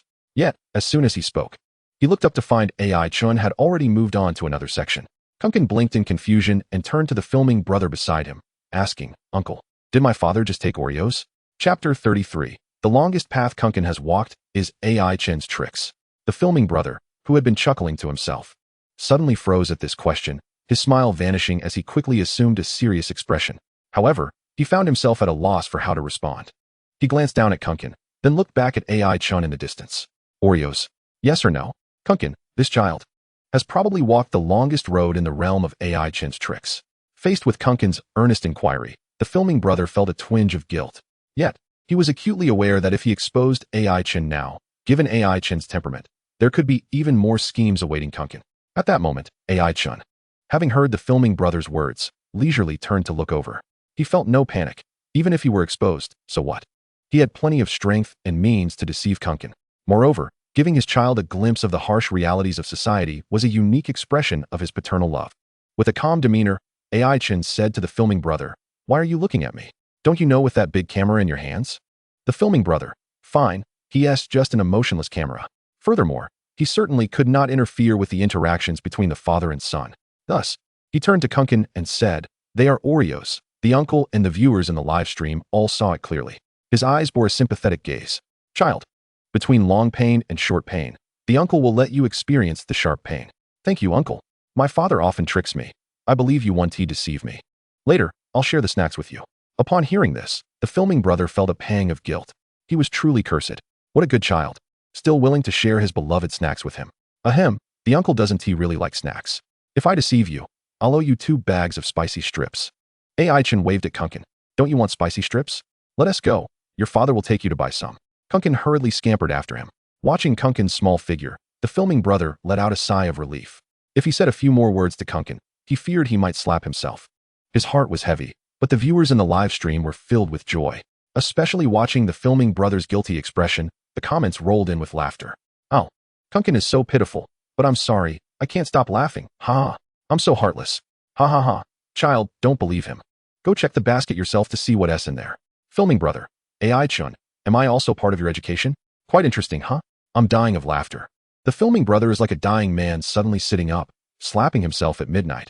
I really should wash my hands. Ha ha. AI Chen is so wicked, haha. When he gets sick in the future, the doctor will say it's just a mild fever. Kunkin, should we rush him to the hospital? Ha ha ha. After stepping into society, the child will find that without his father's protection, all that is left are good people, crying and laughing while shopping. Currently, only AI Chun and Kunkin are laughing. Haha. Every action has a response, yet nothing is settled. AI Chun's trick is truly clever. Haha. Isn't AI Chun afraid that Kunkin will discover the truth and that their bond will fracture? It's already fractured. Ha ha ha. In the last live stream, Kunkin owed the viewers several thousand minutes of oxygen tube time. Having learned this, I now have to vote. Ding. Congratulations, host. You have earned 62,000 reputation points. Current reputation points, 111,314. Ding. Congratulations, host. You have unlocked the small trial achievement. A bonus of 200,000 has been deposited into your bank account. Note. The first stage achievement has been completed. The host can now upgrade the system. Required reputation points for upgrade, 100,000. Upon completion of the upgrade, regular lottery draws will be enhanced to advanced lottery draws. The advanced lottery includes advanced survival skills, enhancements to various physical attributes, and advanced educational skills. Would the host like to proceed with the upgrade? Upon hearing the system's prompt, AI Chen felt a surge of joy. Indeed, upon unlocking achievements, new functions within the system would manifest. An advanced lottery, it seems, is worth the investment of reputation points. Although the skills obtained from previous lotteries have had their uses, none were particularly formidable. Moreover, the prospect of acquiring advanced educational skills exhilarated AI Chen. If he could draw such skills, it would undoubtedly aid him in promoting his educational philosophy. System, upgrade, he murmured quietly while shopping with Kuan Kuan. After purchasing snacks for Kuan Kuan, he also acquired some fruits, vegetables, and meat. The father and son emerged from the supermarket, laden with bags. Zhang Yan and Wang Lei had also completed their shopping. Under the program's arrangement, the three families gathered at an open space. The three children, all from the same class, were familiar with one another, thus eliminating the need for introductions. Kuan Kuan beamed with excitement, while Zihan and Wang Zixian bore tear-stained faces. As a girl, Zihan was somewhat shy, burying her small face deep and attempting to shrink into a corner, yet Zhang Yan held her hand tightly. Observing their expressions, Kuan Kuan tugged at AI Chen's shirt and inquired, "Dad, why are they all crying?" AI Chen chuckled awkwardly. Perhaps there are too many people outside. They might be scared. Hearing this, Kuan Kuan, though puzzled, puffed out his chest as if to declare that he was not afraid at all. AI Chen pondered. Would his son also cry upon discovering he had been deceived? Surely not. I have been training his resilience during this time. As the three families congregated, the live broadcast transitioned from three separate feeds to a unified one. At this moment, a staff member approached with a smile, addressing the camera warmly. Dear viewers, as you may have seen in the earlier footage, all three parents successfully completed their tasks. They refrained from using the 500 yuan provided by the program to purchase the desired items for their children. Each parent employed their own unique strategy. Some relied on patient persuasion, others on stern admonishments, and still others on extraordinary wit. The staff member paused for effect. Now, you may begin to cast your votes. Just as she finished speaking, Kuan Kuan suddenly exclaimed, "Wait a minute, sister. My dad did buy me something."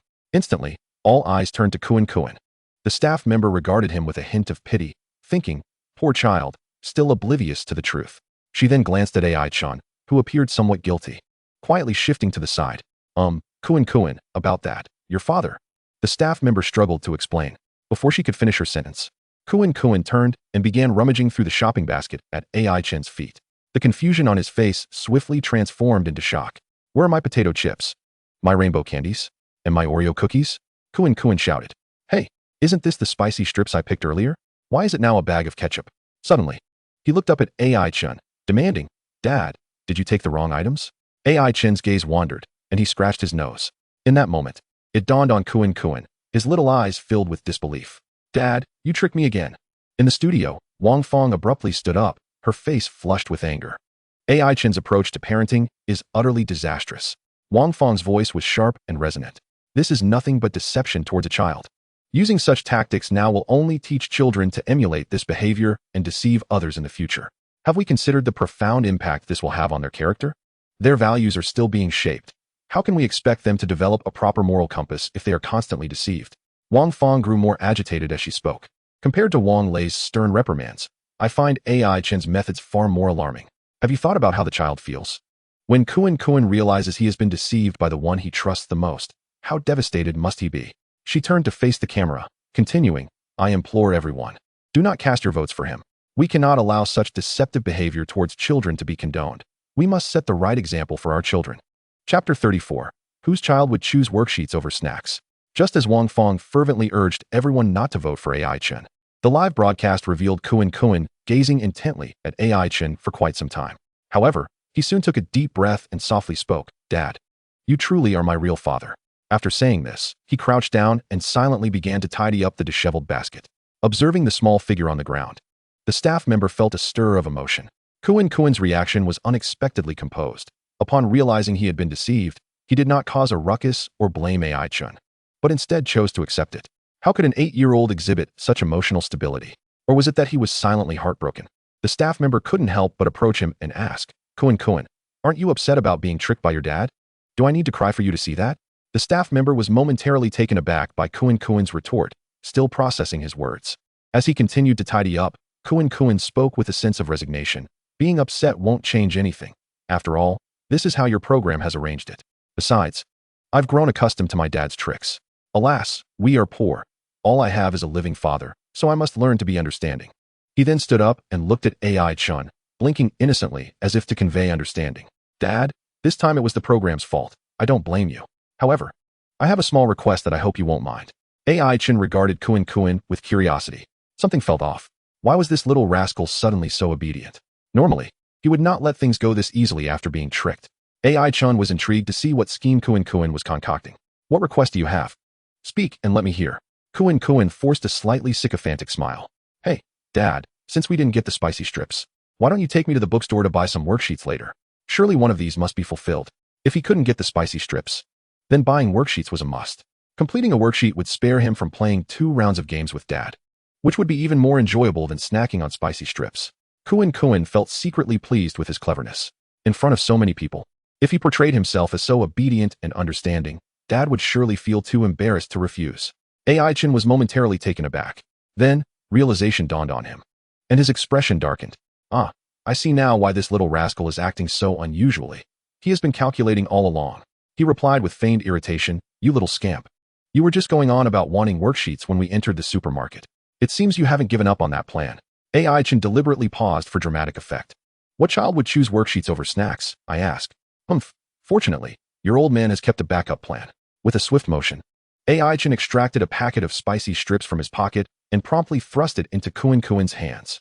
Here you go. I initially had no intention of sharing this with you, but since you insisted on making your old man choose, I shall reluctantly acquiesce. Just don't expect me to indulge in any exam papers tonight. AI Chen rubbed his hands together, gleefully observing the bewildered expression on Kuan's face. The onlookers, including the viewers in the live stream, were left utterly astonished by the scene unfolding before them. Wait a minute, are these father and son truly putting on a performance? In the broadcast studio, Wang Fong leapt from her seat in excitement upon witnessing AI Chen handing the spicy strips to Kuan. AI Chen has broken the rules. His son desired the spicy strips, and he procured them. The sight of AI Chen stumbling was exactly the scenario she found most amusing. On screen, a staff member slowly interjected, Kuan's father, this is indeed a violation of the rules. With a slight smirk, AI Chen replied nonchalantly, Is it? The rules merely state that I cannot use this 500 yuan to purchase what my child desires. But this packet of spicy strips was bought with my own money. That shouldn't be against the rules, right? Staff member. As soon as these words were uttered, the live stream's chat exploded with excitement. 666,666. AI Chen's maneuver is simply extraordinary. He has not violated any rules whatsoever. Haji Chen, you rascal, not only did you deceive Kuan, but you also played us all. I must cast my vote for you now.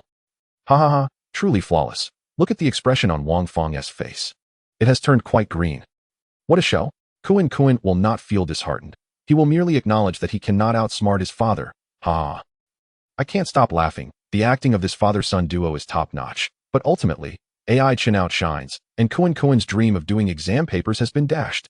Kuan's request was excessive. If he dares to tackle exam papers now, he will surely attempt research in the future. Wait, buddy. How are the other 2 parents supposed to compete? Turns out, one can spend their own money, huh?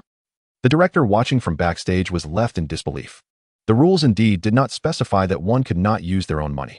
Observing AI Chen on screen, he couldn't help but think to himself, I concede, truly. I concede. He then instructed the staff beside him. Subsequently, Xiao Sa and the crew at the recording site received orders. AI Chen's actions were deemed within the confines of the rules. Soon, the voting results were revealed. AI Chen's household garnered an overwhelming number of votes, far surpassing the others, securing first place with 180,000 votes. Wang Lei's family received 60,000 votes, while Zhang Yan's family only amassed 40,000 votes. In the studio, Xiao Sa announced the vote count and began to introduce the next segment. Dear audience friends, in the previous segment, the crying and laughing shopping left both children feeling rather dejected, and we sincerely apologize. Now, we will present an enjoyable segment that will allow the children to play happily, titled Joyful Ring Toss. As soon as the words left his mouth, applause erupted in the studio. The viewers in the live stream were also filled with anticipation, their expressions reflecting eagerness. Only Wang Fong remained simmering with unresolved anger. Xiao Sa cleared his throat and elaborated on the rules. This game requires parents and children to work side by side. We will provide each parent and child with 50 rings. Please note, the rings for parents and children cannot be interchanged. Each item displayed in the area is marked with a price. As soon as one family's total value of items exceeds 2,000 yuan, the game will conclude. The winning family will take home all the items they have successfully tossed into. Are we all excited to get started? The camera then shifted. The production team's staff led a group towards the designated area for the stalls. Along the way, the other two children appeared rather glum, while Kuan was bursting with energy, having completely discarded the earlier disappointment of not being able to purchase an exam paper. His pockets were stuffed to the brim with spicy strips, 3 generous packets in total. 2 of the packets were brought by a crew member who had gone out of his way to buy them as compensation. There was no way he could finish them all. Before long, the group arrived at the stall area, which was vast and filled with an array of items. From beverages and snacks to small toys, and even large appliances like washing machines and refrigerators, one could even spot a brand new Maserati displayed on the farthest platform. Indeed, it was a real car. This venue was arranged by the production team in collaboration with a local market, with all expenses covered by the show. The initially downcast Zihan and Wang Zixian's eyes began to sparkle with excitement. Zihan immediately spotted a beautifully packaged set of watercolor pens in the corner, while Wang Zixian fixated on a row of cool toy guns nearby, unable to tear his gaze away. A staff member stepped forward, loudly announcing the game rules and declaring the game to be underway. At that moment, a young girl approached them. She was the owner of the stall. Hello, little friends. I'm the owner here, Xiaoqing. With a smile, Xiaoqing greeted the 3 children, who responded in unison. Hello, Sister Xiaoqing. Ah, you're all so polite. Let me give each of you a ring so you can try it out first, she said, handing a ring to each child. The rings were light, and the children found it effortless to toss them. Who wants to go first? Xiaoqing inquired. AI Chen, watching Kuan eagerly poised to participate, encouraged him with a smile. Go for it, my boy. Here's a little secret from your old man. Great strength yields miraculous results. Encouraged, Kuan stepped forward confidently, declaring, I'll go first. He gripped the ring tightly, aimed for the distant Maserati, and with all his might, he flung it. Everyone followed the trajectory of the ring, only to find it had not flown away, and Kuan's hands were empty. The crowd was puzzled. Where did the ring go? Chapter 35, Catch a Wife for Dad, so he can practice shooting with her tonight. Seeing his son oblivious to where the ring had gone, AI Chen chuckled and patted Kuan on the shoulder. Come on, son, you need to try harder. No miracles have happened yet, and where is the ring? Just then, a light gasp came from Xiaoqing at the side of the area. The crowd turned to see what had happened. To their surprise, a ring was hanging around Xiaoqing's neck. It appeared to be the very one Kuan had just held. Xiaoqing shrank her neck, momentarily dazed. The ring had been thrown into the air, and as she looked up, it had unexpectedly dropped directly onto her. At that moment, everyone was momentarily silent. The scene tinged with a sense of disbelief. Wow, you let your kid play ring toss, and he ended up catching the stall owner. AI Chen was the first to react, feeling a bit embarrassed as he glanced at Xiaoqing, apologizing. Are you all right? My apologies. Before he could finish, Xiaoqing removed the ring from her neck, smiling brightly as she reassured him. I'm fine, but I must admit, your Kuan is quite impressive. If he caught me, doesn't that mean everything at this stall belongs to him? Upon hearing Xiaoqing's words, everyone burst into laughter. Kuan scratched his head. Blushing shyly, AI Chen gently patted Kuan's head, teasingly admonishing him. You should hurry and apologize to her. Remember to be careful next time. Kuan obediently uttered. Sister, I'm sorry. He then turned to AI Chen with a look of dismay, thinking, Dad is truly unreliable. What do you mean by great strength yielding miraculous results? Clearly, he just made me embarrass myself. He pouted indignantly, exclaiming, Humph, My sister has already declared that everything at her stall belongs to me. He continued, later this evening. Let Sister Xiaoqing accompany you to practice shooting. Just don't cling to me any longer. Upon hearing the latter statement, AI Chen hurriedly stepped forward to cover Kuin's mouth. You little rascal, what nonsense are you spouting? What do you mean by going home to practice shooting with him? Such scandalous words. At that moment, the audience in the live stream erupted in laughter. Ha ha, this child Kuin is truly promising. He knows to capture the thief by seizing the chief. Sister Xiaoqing. Oh my, you want to take me home too? Hockey, you little rascal. Ha ha, I must treat Hockey to a meal now. Let the proprietress accompany your father in practicing shooting? Is it the kind of gun I'm thinking of? No. I must have misinterpreted. I am guilty. Though AI Chen appears to refuse, he is secretly overjoyed. The child has found him a daughter-in-law and himself a mother. Huh?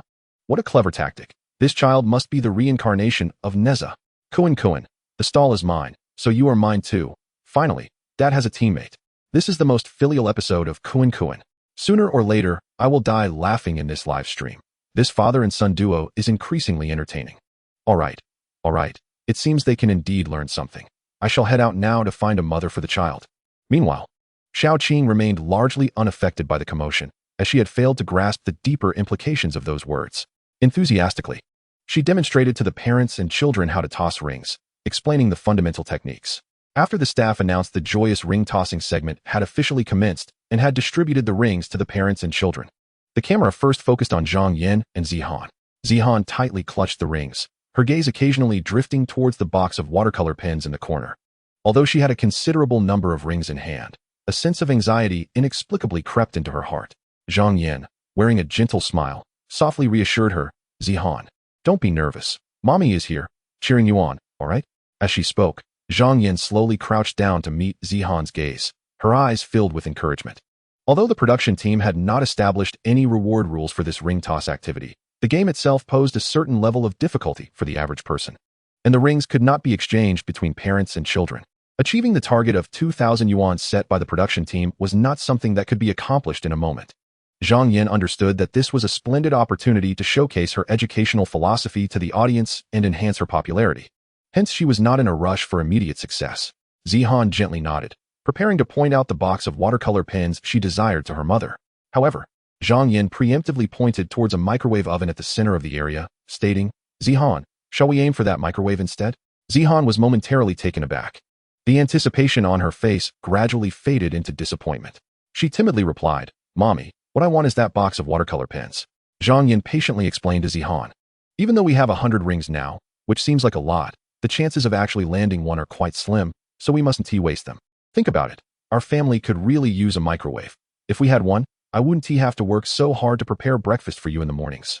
And it would make reheating meals so much easier. Let us aim for the microwave first, shall we? Listening to her mother's words, Zihan bit her lip and lowered her head. Normally, her mother barely had time to eat breakfast due to the lengthy process of steaming buns and boiling noodles. If they had a microwave, her mother could have breakfast with her. Her mother had sacrificed so much for their family. She ought to show understanding. Previously, at the supermarket, her mother had taught her for a long time. She couldn't be so willful, only thinking of herself without considering the family, as that would surely sadden her parents. With this in mind, although she still longed for the watercolor pens, she lifted her head and nodded at Zhang Yan. Seeing Zihan's agreement, a look of gratification spread across Zhang Yan's face. That's right. Now you can give it a try. Mommy believes you can do it. Zihan picked up the rings that Xiaoqing had given her, took a deep breath, and focused her gaze on the microwave at the center of the area. Feeling somewhat anxious, after hesitating for a moment, she threw the ring with all her might, but alas, it did not land on the microwave as she had hoped. She couldn't help but feel a twinge of self-reproach. Mommy, I missed. It was too far. Zhang Yan gently patted Zihan's head. There are still 100 rings. No need to rush. Remember, where there's a will, there's a way. You must think of this microwave as a gift to repay your parents for their hard work. For Mommy and Daddy, I believe you can do it. As Zihan listened to her mother's comforting words, she felt inexplicably more anxious. Yet thinking of her mother's struggles, she reminded herself not to back down. Summoning her courage, she threw several more rings, but the results were still unsatisfactory. None landed successfully. Zhang Yan sighed softly, her disappointment evident. Zihan, you must concentrate a bit more. At that moment, Zihan bit her lip, her eyes shimmering with unshed tears. Xiaoqing observed from a distance, puzzled and furrowing her brow. Logically, the ring toss game should bring joy to the children. Why was this little girl crying? Even if she missed, It shouldn't be such a letdown. Contemplating this, she slowly approached Zihan. On another note, Wang Zishuan, noticing the toy gun was somewhat distant, felt certain he wouldn't be able to toss a ring successfully. Thus, he turned around, carefree, and began to pester Wang Lei, persistently pleading, "Daddy, I want that toy gun. Can you help me toss a ring?" Wang Lei was not easily swayed, retorting with irritation, "You don't study properly and only want to play with these things." As he spoke, he scanned the area and pointed to a learning machine nearby, which was less than 2 meters away from where they stood. Wang Lei smirked, saying, "This learning machine is quite close. Wang Zishuan, watch me toss a ring for this learning machine so you can take it home and study well." Upon hearing this, Wang Zishuan exclaimed, "Ah, no way." At such a short distance, he could easily land it, let alone his father. However, before he could say anything further, Wang Lei had already picked up a ring and tossed it. With a thud, the ring landed perfectly in front of the learning machine.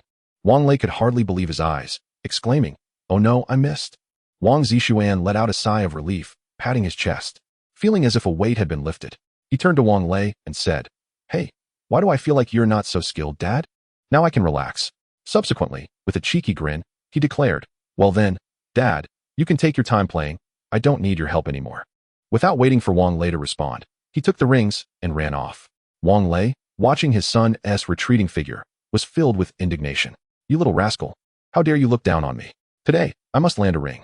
Saying this, he grabbed another ring and threw it again, but once more, it missed. And this time it was even farther off the mark. Wang Zishuan began searching for a closer distance to the toy gun, inadvertently finding himself beside Kuan Kuan. The two children were quite familiar with each other from class. "Hey, where's your old man?" Wang Zishuan asked, glancing around Kuan Kuan. "There he is, over there." Kuan Kuan shrugged and pointed helplessly at AI Chen, who was pacing back and forth, finally tossing his first ring after some time. Chapter 36. Let us watch as a father prepares a grand feast of roasted goose. Approaching the center of the venue, a large box contained several magnificent geese. AI Chen's primary target was none other than them. With a firm grip on the hoop, he swung his arm with great force, launching a powerful throw. At that moment, the geese seemed to sense the impending danger and began to frantically twist their necks in a desperate attempt to evade the flying hoop. Nevertheless, AI Chen's throw curved gracefully through the air, as if guided by a GPS. With a swift whoosh, it ensnared the neck of one of the geese. The goose stood upright, its neck extended and eyes wide with disbelief, as if still processing what had just occurred. A smile of satisfaction crept across AI Chen's face. The audience in the live stream was left in awe of AI Chen's remarkable hoop-throwing prowess. Wow, AI Chen really has a talent for this. No way. Even with the geese putting up such a fight to protect themselves, you still managed to catch one? You left it no chance at all, haha. 6,666. That goose is clearly a seasoned veteran, but who would have thought there are even better players out there? Seriously, how does one even learn that? AI Chen is like a cow soaring through the sky. Wait a minute, where did Kuan Kuan go? Why is AI Chen the only one playing here? Did he leave the child behind? Haha, AI Chen probably told Kuan Kuan to practice more and then dashed over here, laughing so hard. One father can't catch a thing, another father can't catch anything either, and yet there's one who can catch, but leaves his child behind. Haha. AI Chen is all about enjoying himself. Kuan Kuan, why didn't you take me with you if you can catch one? Hey, how about we team up? You help me figure out the best spot to throw from, Wang Zishuan suggested, noticing that Kuan Kuan was also alone. Kuan Kuan glanced around. Where's your dad? Did he go off on his own? Upon hearing this, Wang Zishuan awkwardly scratched his nose, his peripheral vision catching sight of Wang Lei, who was still throwing hoops but failing to catch anything. Sigh, he can't even catch from this close. Although I wish he wouldn't. It's a bit embarrassing as his son. Look at that. The hoops thrown are scattered all over the ground. Almost at his own feet, he lamented. The cameramen behind were stifling laughter. And even Xiao Qing was on the verge of stepping in to help Wang Lei get closer. However, Wang Lei continued to throw, calling out to Wang Zishuan, "You brat. Come back here. I'm just about to catch one." "Catch one? I think you're truly hopeless at this," Wang Zishuan retorted. "Oh, this generation of parents is really hard to deal with," Kuan Kuan remarked, adopting a small adult demeanor as he consoled Wang Zishuan. Yes, that's certainly true. The two children, akin to kindred spirits, shared a moment of melancholy, both sighing deeply. Wang Lei persisted in his attempts. After using up half of his hoops, Xiao Qing could no longer bear to watch. She stepped forward to adjust the learning machine slightly. However, it was as if Wang Lei's hoops were repelled by the machine, like two magnets of the same polarity refusing to connect. Finally, when he managed to hit the learning machine, the hoop simply slid off the top. Meanwhile, Zhang Yin was tirelessly explaining to Zihan. She recounted how the boss Xiao Qing had previously demonstrated the technique once more, urging her to follow the instructions given. Once you have chosen a target, you must give it your all. The already anxious Zihan trembled slightly upon hearing her mother's words. She was afraid. Her mother had emphasized that there were few hoops left, and she feared that her actions might prevent them from winning the microwave. She felt guilty, worried that she could not assist her mother and would only add to her troubles. Conflicted, she initially desired a box of watercolor pens. Her small frame shook increasingly, tears welling in her eyes as she struggled to raise the hoop. Yet, few noticed her helplessness. The camera captured her mother squatting beside her, leading many viewers to believe that the child was never alone. As for AI Chen, he was exuberantly engaging Xiao Qing, binding the goose he had caught. Witnessing these contrasting approaches, several guests in the studio frowned. Observer Wang Fong wore a particularly stern expression, scanning the audience. She noted their solemn faces and let out a cold huff. She then stood to criticize AI Chen. Did everyone see that? This is how AI Chen educates his child. No, he hasn't educated his child at all. He actually looked down on his own child's skills and chose to abandon Kuan. Such a selfish person. Would you still vote for him? Look at Wang Lei. He may not be right next to his child, but he is still concerned about his child's learning, desperately wanting to win that learning machine, and he frequently calls for Wang Zixuan to return. At least he focuses on his child, while AI Chen. Just look at Zhang Yan, who performed exceptionally well in this segment. She is a true model for parents. From start to finish, she stood by Zihan, encouraging and comforting her, without using a single hoop herself, dedicating all her attention to her child. These children are only 8 years old. Even adults find this hoop game challenging, let alone them. The essence of this game is the collaboration between parents and children, working together not only to win, but to deepen their bond. As Zihan experienced a whirlwind of emotions, Zhang Yan was there to respond and soothe her. In her most helpless moments, her mother stood resolutely by her side. Such a wonderful mother, such a good parent. Does that not resonate within you? She is the one truly deserving of your votes. At this point, Wang Fong sighed deeply, a look of regret crossing her face. And what of AI Chen? He only thinks of himself, abandoning his child without a second thought, never inquiring about what his child desires or considering what hoops to throw. While he runs off to catch a goose, it's truly bewildering. Just look, his son had to pair up with Wang Zixuan. One can only imagine the loneliness, helplessness, and sadness in his child's heart. He claims he and his son are happy, but all I see is him pressuring his child for his own amusement. Everyone, take a moment to reflect. Our nation needs objective and earnest education, not this frivolous entertainment masquerading as education. Having said that, she surveyed the studio audience once more. Noticing numerous guests nodding in agreement, a sense of accomplishment welled within her. She felt justified in her persistent opposition to AI Chen. Most of the guests in the studio were mothers or grandparents. Witnessing AI Chen's neglectful behavior towards Kuan, they expressed their dissatisfaction. Whispers of discontent filled the air. What is going on with AI Chen? He seemed so joyful shopping with the child earlier. Why has he now abandoned the child to play alone? Didn't you hear? AI Chen looks down on his own son's skills. Even a dog wouldn't disdain its impoverished owner, yet he disdains his own child. A father being careless is one thing, but AI Chen intentionally neglecting his child is truly excessive. Look at how well Zhang Yan is doing. How can AI Chen compare to her? What is so commendable about catching a goose? Seeing others having their mother's comfort and encourage them. How heartbroken must Kuan feel? However, the atmosphere in the live stream chat was markedly different from that in the studio. Seriously, AI Chen just left for a moment, and so many people are overreacting? You don't understand anything. Kuan feels the least pressure when he's not beside AI Chen. I am utterly distressed for Zihan.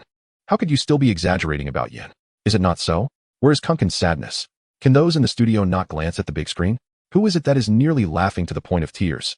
On the ring toss scene, Wang Zixuan, who was playing with Kunkin, suddenly noticed AI Chen nearby, receiving a large goose from Xiao Qing. He exclaimed to Kunkin, "Look, your father has managed to snag a big goose so quickly. Let us hurry over and take a look." With that, he tugged Kunkin along towards AI Chen. Upon reaching AI Chen's side and observing the goose, bound in various knots, Kunkin's eyes widened, filled with admiration. "Amazing. Father, you are truly remarkable. This is a stroke of genius, isn't it?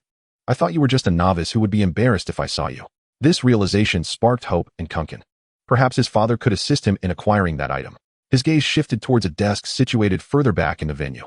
As he basked in the praise, AI Chen proudly lifted his chin. Earlier, he had left his son to wander around the venue, contemplating what items to acquire. According to the rules of the game, once a family accumulated 2,000 yuan, the game would abruptly cease. Therefore, AI Chen aimed to maximize his gains by keeping the total value of acquired items within 2,000 yuan, and then using the final ring to snag the most expensive item in the venue. However, Although he possessed remarkable accuracy, he wished to prolong the game for the children's enjoyment. Ruffling Kunkin's hair, AI Chen chuckled, "My dear son, how about we feast on a pot-roasted goose when we return home tonight?" Kunkin clapped his hands in delight. AI Chen then waved his hand grandly, declaring, "Step back, my son, and witness as I secure a grand iron pot." In the studio, the guests were taken aback upon seeing Kunkin's cheerful demeanor. Wang Fang's lips twitched, feeling a pang of embarrassment. However, she quickly scoffed, concealing her awkwardness. Do not be deceived by the child's current happiness. What about earlier? Let us not forget. AI Chen's earlier abandonment of his child was indeed a fact. As Wang Fang continued to argue, the ring toss area erupted with gasps once more. Goodness, he has done it again. Your father must have some sort of auto-aim. AI Chen struck the iron pot with precision once more, prompting Wang Zixuan to applaud in astonishment. AI Chen smiled faintly while Kunkin stood nearby, exclaiming, "Father, you are so cool." After this, Kunkin's eyes sparkled, pointing towards a student desk in the center of the venue, his face lighting up with anticipation. "If you could help me snag that desk, you would be even cooler." AI Chen, following Kunkin's gesture, felt a stir of emotion within. He had promised to buy Kunkin a desk, but had yet to fulfill that promise. Now, he saw the perfect opportunity to make it happen. Without hesitation, AI Chen took out his phone, handed it to Kunkin, and said with a smile, "My dear son, help me film a Douyin video while I secure the desk, so our fans will stop asking when I'll buy it for you. Just remember to make me look good." Kunkin, brimming with confidence, gave an enthusiastic thumbs up. "You got it, father." He took the phone and trotted off a short distance. Seeking what he deemed the perfect filming angle, he activated the Douyin camera, aiming it at himself with an excited grin. "Dear viewers, today my father is truly filial. I am about to get a desk, hee. In the ring toss area, larger items were perched atop a stout, short pillar. According to the rules, as long as one tossed a ring onto the pillar, it was considered a successful acquisition of the item. AI Chen stood outside the ring toss line, intently focused on the pillar atop the desk. With a powerful swing of his arm, he landed the ring perfectly around the pillar. Witnessing this, Kunkin rushed over, elated, while AI Chen slightly tilted his head back, wearing a proud grin reminiscent of Lu Bu, as if to say, "Come, shower me with compliments." Kunkin did not hesitate to give a thumbs up, praising, "Father, you are just like a cow standing on its head, impressively amazing." The viewers in the live broadcast were amused by Kunkin's words. "Ha ha ha, even at such a young age, Kunkin speaks so eloquently. An 8-year-old can use idioms. I can only manage a simple 6. I came here on Douyin just to see this father-son duo. They truly bring joy, contrary to what the commentators suggested. My. With Kunkin's silver tongue, I can only imagine how many little girls he will charm in the future. Ahem, I am single and have an 8-year-old daughter. Perhaps I could play matchmaker for these two. Haha, it seems you have a crush on AI Chen." Having successfully snagged the item, AI Chen turned to his son Kunkin, a gentle smile gracing his face. He then patted Kunkin on the shoulder. "All right, my dear son, it's your turn to showcase your talents. Come, give it a try." "Okay." Kunkin nodded eagerly, taking the ring and running to the side to commence his attempt. Observing Kunkin attempt to secure his desired item, Wang Zixuan glanced up at his father, witnessing his relentless pursuit of the learning device. With a sigh of resignation, he murmured to himself, "This is the difference between fathers." As he wandered off with the ring, he muttered, "There's a father who grows more impressive with every compliment. He resides in the garden community." At that moment, AI Chen had found a chair to sit upon, leisurely watching Kunkin toss rings. Seizing the opportunity, Wang Fang resumed her criticism. He has barely spent 2 minutes playing with his child, and he already seems disinterested? It appears he merely wanted to put on a show for the camera." Her words quickly resonated with several guests in the studio. Indeed, AI Chen has always appeared irresponsible. Exactly. It was only because Wang Zixuan's cheers drew the camera crew's attention that AI Chen momentarily shifted his focus. Poor Kunkin. He seems content with just a brief moment of his father's attention. The guests exchanged remarks, and the studio was soon filled with negative opinions about AI Chen. Just then, a faint wail emerged from the screen. The live camera had shifted to Zhang Yan and Zihan. Zhang Yan, who had been crouching, stood up with her hands on her hips. "Zihan, look at the other children. Which of them is as timid as you? Look, they have already secured what they desired." Her daughter remained motionless, unwilling to throw the ring again. Zhang Yan's patience was wearing thin, and she puzzled over her daughter's recent behavior. Why was Zihan becoming increasingly disobedient? Was it not merely a matter of tossing a ring to snag a microwave? Why the reluctance? If she did not secure an item soon, others would have already maxed out their 2,000 yuan. How could she then showcase her successful educational approach to the audience? "Mom, I don't want to play anymore. I can't do it," Zihan replied in a small voice, sensing her mother's stern gaze. She realized she could not possibly toss a ring that far to reach the microwave. Earlier, Sister Xiaoqing had even come to persuade her mother. Why then?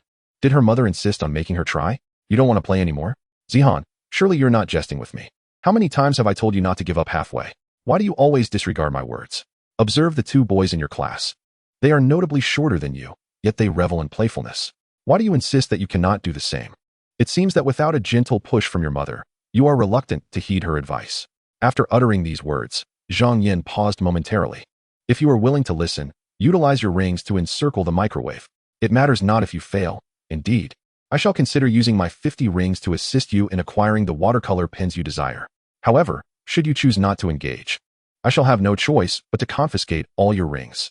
If you refuse to play, then your mother shall indeed prevent you from doing so. Comfort, encouragement, and persuasion have proven futile. She would no longer allow this to continue. Upon concluding her statement, Zhang Yin seized the rings from Zihan's grasp.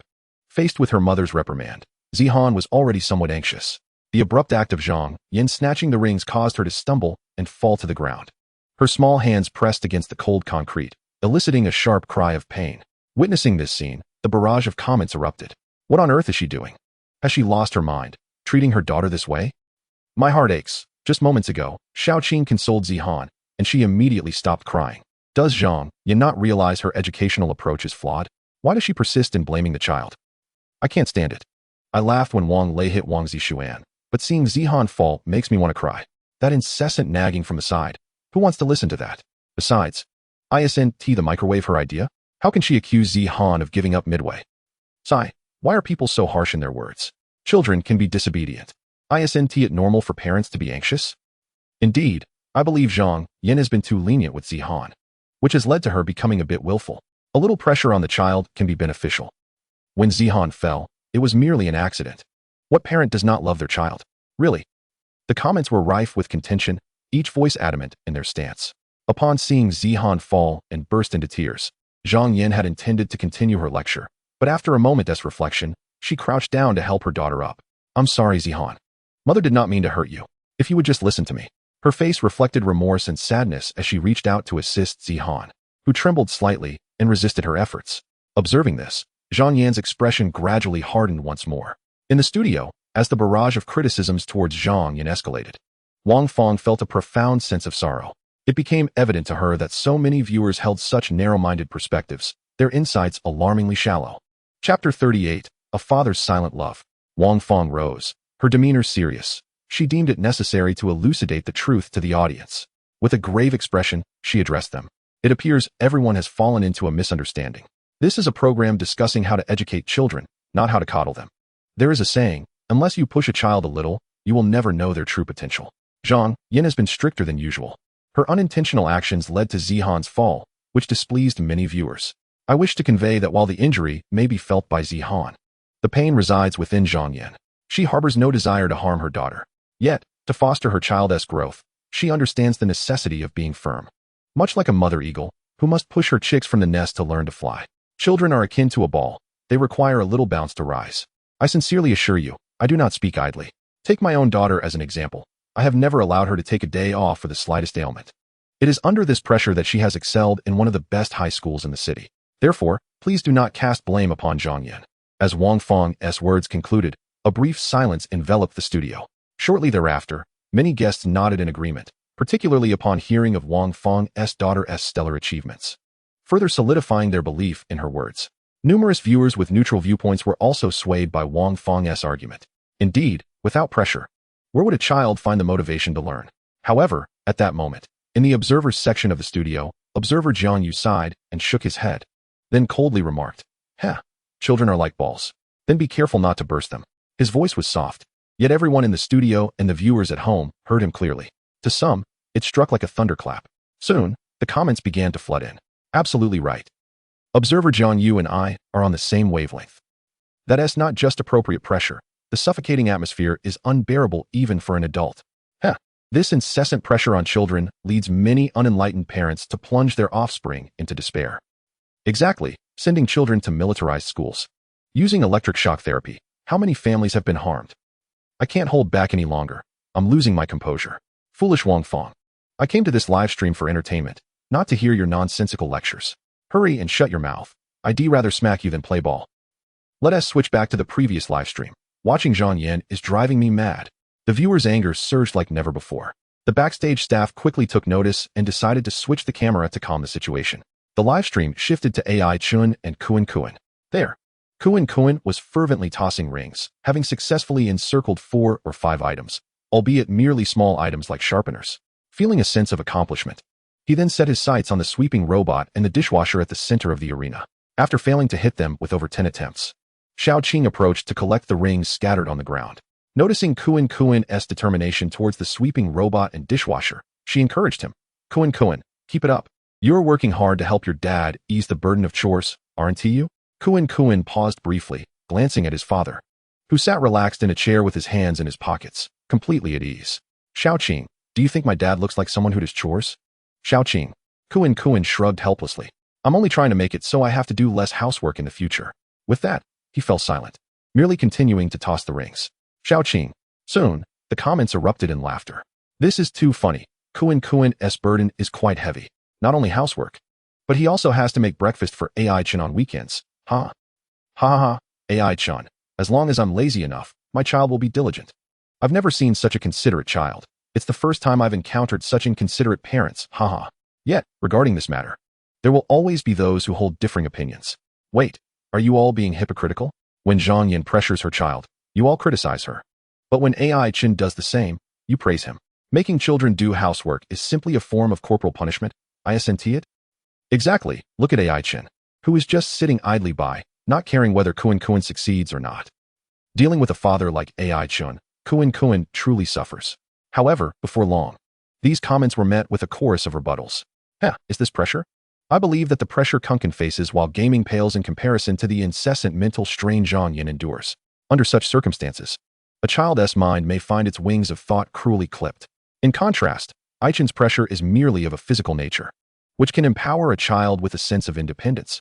This encapsulates the notion that children from impoverished backgrounds often mature early. I wholeheartedly concur with the sentiments expressed above. Engaging in physical labor will not drive a child to despair, whereas genuine depression can indeed be fatal. If the pressures were truly the same. Have you ever witnessed Kuan shedding tears as frequently as Zihan? Have you seen Zihan laughing with the same frequency as Kuan? As the debate unfolded in the comments, Xiaoqing approached Aichen with a furrowed brow, her tone somewhat irritable.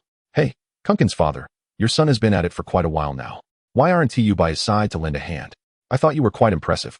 Her frustration wasn't directed at Aichen per se. Rather, she felt pity for Kuan, a small child carrying the weight of Aichen's burdens. It truly is a tough situation for Kuan. Moreover, her inquiry mirrored what many in the studio were contemplating. Upon hearing her, Aichen chuckled softly. Without offering further explanation, he rose and made his way to Kuan, calling out, Son, do you need my assistance? As soon as he uttered these words, Kuan shook his head vigorously, resembling a bobblehead. No, Dad, go take a break. Humph. If I manage to ensnare this sweeping robot and dishwasher, they will be mine.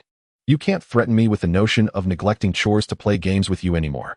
Just as Aichen was about to respond, Kuan's ambitious declaration interrupted him. Don't try to dissuade me. I'm in the zone right now and determined to seize them. No more chores. Let us turn the tide. Go. 3 or 4 rings flew through the air in response.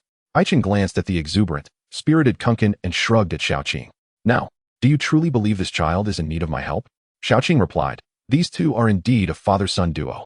She picked up the items Kuan had previously managed to catch and added. Helping a child doesn't mean intervening in every single task. Accompanying a child doesn't imply being by their side at all times. I never betray my commitments to my child. The desk is a promise I made to Kuan. Since he sought my assistance, I am more than willing to oblige.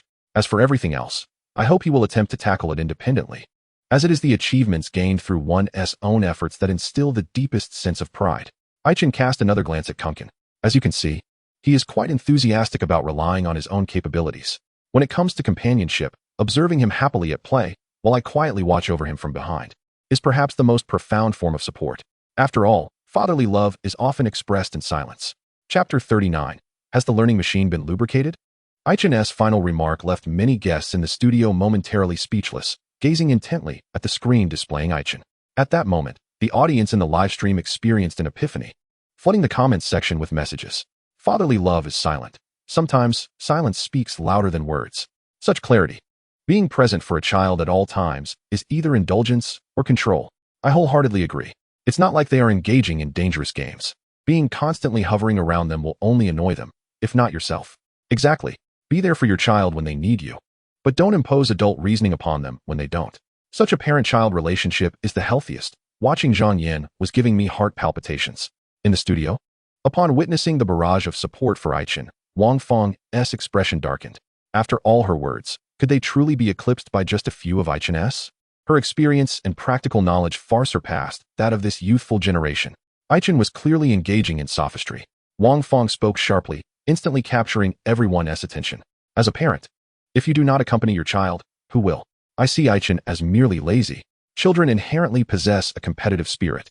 His lackadaisical involvement in the game not only disappoints the child's expectations, but also sets a poor example of apathy. He is armed with a plethora of fallacies regarding the necessity of companionship. Everyone should remember. Aichen was halted by the authorities during the previous connection with the educational expert due to his sophistry. His words hold no credibility. Do not be misled. Here, I wish to pose a question to everyone. If you do not actively consider your child's needs and attempt to understand their thoughts, what will you do if your child conceals significant matters from you and is reluctant to confide in you? Will you still speak of silent fatherly love then? After speaking, she confidently surveyed the room, believing that her meticulous reasoning would surely convince the audience. After all, she had the backing of the authorities. The previous program's abrupt termination was undoubtedly due to Aichen's remarks inciting their ire. Noticing the absence of any rebuttal from the audience, she felt a surge of pride. However, she failed to notice that the livestream comments were overwhelmingly in support of Aichen. Subsequently, many viewers opted to cast their votes for Aichen. At this moment, the observer Zhang Yu adjusted his glasses and stood up. He directed a cold gaze towards Wang Feng. Wang Feng, this time I do not wish to counter you with empty rhetoric. Since you posed a question to the audience, I would like to pose 2 questions on their behalf. Wang Feng scoffed. Go ahead. Zhang Yu did not hesitate, asking directly. Firstly, in your insistence on being hands-on and attempting to gauge your child's thoughts, have you considered their privacy and the freedom they deserve?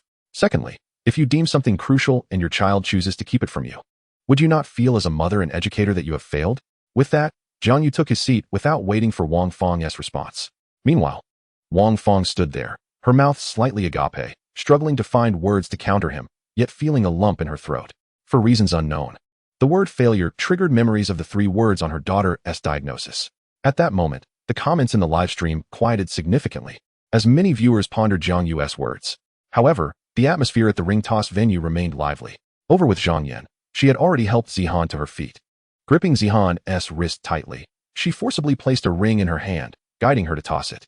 Although Zihan was reluctant, instinctively recoiling, her small frame was no match for Zhang Yan's strength.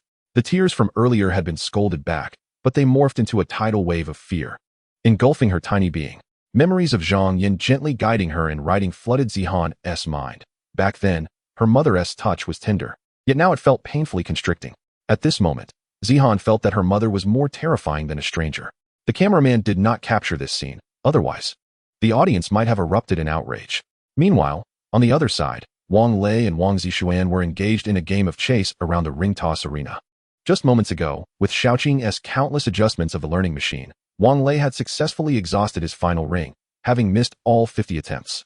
The learning machine was nearly at his feet, yet he still failed to score. In disbelief, Wang Lei questioned Shaoqing. You haven't put lubricant on this learning machine, have you? Shaoqing fell silent, realizing that she had been moving the learning machine not to assist Wang Lei. I merely wished to observe just how foolish Wang Lei could truly be. The facts reveal that Wang Lei is indeed incredibly foolish. After exhausting his own supply of rings, he initially intended to emulate Zhang Yan by forcibly dragging Wang Zixuan to try his luck with the learning machine. However, Wang Zixuan was unwilling to comply. Swift as an eel, he deftly evaded the large hand Wang Lei extended towards him and promptly fled. Thus ensued a comical chase, with one pursuing and the other fleeing. Wang Lei puffed and panted in pursuit, while Wang Zixuan tossed rings as he ran. Regardless of whether he would succeed in hitting the toy gun, his priority was to expend all his rings. This spectacle elicited laughter from the audience. Meanwhile, Kuan was intently fixated on the sweeping machine and the dishwasher positioned in the arena. The distance was considerable, presenting a significant challenge. At this moment, he had already thrown out more than half of his rings, with several unsuccessful attempts scattered across the ground. Yet, Kuan remained undeterred, his gaze resolute. Memories of AI Chen's earlier success in tossing rings flashed through his mind, silently motivating himself. His father was quite remarkable. and he wished to avoid being labeled as a tiger father with a timid son. Moreover, he longed for his father's praise. The previous compliment from Ai Chen about his handsomeness had brought him immense joy. With this conviction, Kuan focused intently, his rings tracing elegant arcs through the air. At last, perseverance bore fruit as the ring landed securely on the sweeping machine. However, he had just exhausted his supply of rings. Nevertheless, a radiant smile blossomed on Kuan's face, excitement palpable. He leaped up, shouting towards Ai Chen in the distance, "Dad, I did it. I managed to hit it from so far away." After his exclamation, Kuan mimicked Ai Chen's earlier demeanor, tilting his head slightly and displaying a triumphant grin reminiscent of Lu Bu. Upon hearing his son's shout, Ai Chen smiled and approached Kuan, giving him an approving thumbs up, exclaiming, "My boy, you are magnificent." This heartwarming scene stirred sentiments among the audience. Ah, this is the kind of parent-child interaction I yearn to witness. Children have their freedom, while parents commend their efforts. Kuan is fantastic. Among the three children, it seems only he has successfully secured numerous items. Indeed, this clearly demonstrates the effectiveness of Ai Chen's laid-back approach. Look at this child, truly diligent, exhausting his rings just to evade household chores, Alas, in any household, there must be one responsible individual. Dog emoji. Ai Chen glanced at the total value of the items they had accumulated thus far, quickly calculating the sum. They had already amassed 1,097 yuan. Turning his attention to the other families, he noted that their supplies of rings were nearly depleted. Regarding Zhang Yan's approach, Ai Chen sighed inwardly, recognizing that Zihan resembled his own childhood self, always under parental control. As for Wang Zixuan, Ai Chen's thoughts were singular. This lad possessed commendable physical prowess, sprinting with remarkable speed. He needed to find an opportunity to encourage Kuan to engage in physical activity, lest he become too engrossed in reading at home, exhausting himself and hindering his gaming pursuits. Clapping his hands, Ai Chen decided to conclude this ring-tossing game. Chapter 40. Tossing for a Maserati? Director, oh no, it's coming for me. If the total value reached 2,000 yuan, victory in this game would belong to him and his son. Ai Chen's gaze settled upon the dishwasher positioned at the center of the arena, assessing its price. 800 yuan. Nearly there, he murmured to himself. He then turned to Kuan, inquiring, "Son, would you like this dishwasher?" Kuan, taken aback by his father's question, momentarily froze, his eyes sparkling with surprise, before vigorously nodding in agreement. "All right, it's on your father." Ai Chen silently calculated, considering how this would save his son time on dishwashing, allowing him more time for gaming. A win-win. With that, Ai Chen stepped aside to stretch, swiftly entering the zone. He launched the ring, precisely encircling the dishwasher. The total was now 1,897 yuan. Without hesitation, he began to target the beverages and bottled water scattered across the venue with his remaining rings. At this point, Xiaoqing, noticing Ai Chen's actions, approached with curiosity and asked, "Ai Chen, your skills are impressive. Why suddenly target only these simple items?" Concurrently, viewers in the live broadcast expressed their bewilderment. Online trolls were omnipresent, and the program's chat was no exception. Seizing what they perceived as an opportunity, they began to critique Ai Chen. He was merely lucky before. There's no real skill involved. Exactly. He must have been afraid of embarrassing himself in front of his son, hence the shift to easier targets. Clearly, he's intimidated now. TSK, we're here for entertainment. Surely he should aim for something more challenging than bottled water. What a letdown. In response to Xiaoqing's inquiry, Ai Chen calmly replied, "I'm just rounding up." Xiaoqing. At that moment, Ai Chen successfully encircled 2 bottles of mineral water. Continuing, "All right, now the total value is 1,999 yuan. I kindly ask you to step aside, Xiaoqing. I'm about to aim for it." As he spoke, he pointed towards the Maserati parked at the far end of the ring toss area. The Maserati was positioned at the furthest point from the tossing zone, with a ball atop it. According to the ring toss rules, successfully encircling that ball would signify success. However, securing the ball did not grant immediate ownership of the car. Instead, it provided 2 years of usage rights or could be converted to 50,000 yuan in cash. Upon Ai Chen's declaration, not only did Xiaoqing stare in astonishment, but the viewers in the live broadcast were equally taken aback. 666. Tossing a 1 yuan bottle of water was merely to round up to 1,999, and then going for the big one. Wow, that's quite a distance. If you manage to hit it, I'll call you dad. Ai Chen remains flawless in his throws. With so many rings left, he might genuinely land it. Impressive, a master of price management. Truly a man who has pushed the game's rules to their limits. I concede that your ring tossing skills are exceptional, but do temper your bravado. So many are watching. Kuan, quickly, get my dad a bag. Xiaoqing, the bag won't be big enough. Kuan, no? My dad has already packed it up. Just as AI Chen announced his intention to toss for the Maserati, the program's director, Zhou Ping, who was intently watching the live broadcast backstage, suddenly froze. Oh no, it's coming for me. That Maserati was his newly acquired prized possession. The decision to showcase it at the event was merely to add flair and appeal to the program. Zhou Ping had closely observed AI Chen's previous flawless attempts and was now in a panic, unwilling to part with his beloved car for 2 years. He hadn't considered the cash conversion option. After all, who could resist the allure of a luxury vehicle? Moreover, AI Chen typically rode a modest electric scooter. The on-site cameraman swiftly responded, directing all lenses towards AI Chen. In this moment of heightened anticipation, AI Chen took a deep breath and confidently threw the ring. All eyes followed the trajectory of the ring. A resounding snap echoed through the air. Without any surprise, the ring landed perfectly on the ball. The crowd was momentarily stunned, unable to process what had just transpired. In an instant, the scene was enveloped in a profound silence. Even Zihan, who had been immersed in sorrow, stood dazed, gazing at the ring encircling the ball, her eyes brimming with astonishment. Isn't that a buddy? Zhou Ping craned his neck, nearly pressing his eyes against the computer screen broadcasting from backstage. At that moment, the live stream erupted into a frenzy, with many viewers even rising to their feet. Father! It ended before I even had time to react? All right, it's a self-targeting confirmation. Let us have the officials ban his account later. I'm done watching this stream. Jealousy is flaring up. Seriously, is this how you play? You're practically asking for trouble from all the trolls. This must be scripted. Let me star in an episode, please. I'm begging you. Production team, it's over. We lost big. Haha. AI Chen is here to stock up, and he's driving off with the goods.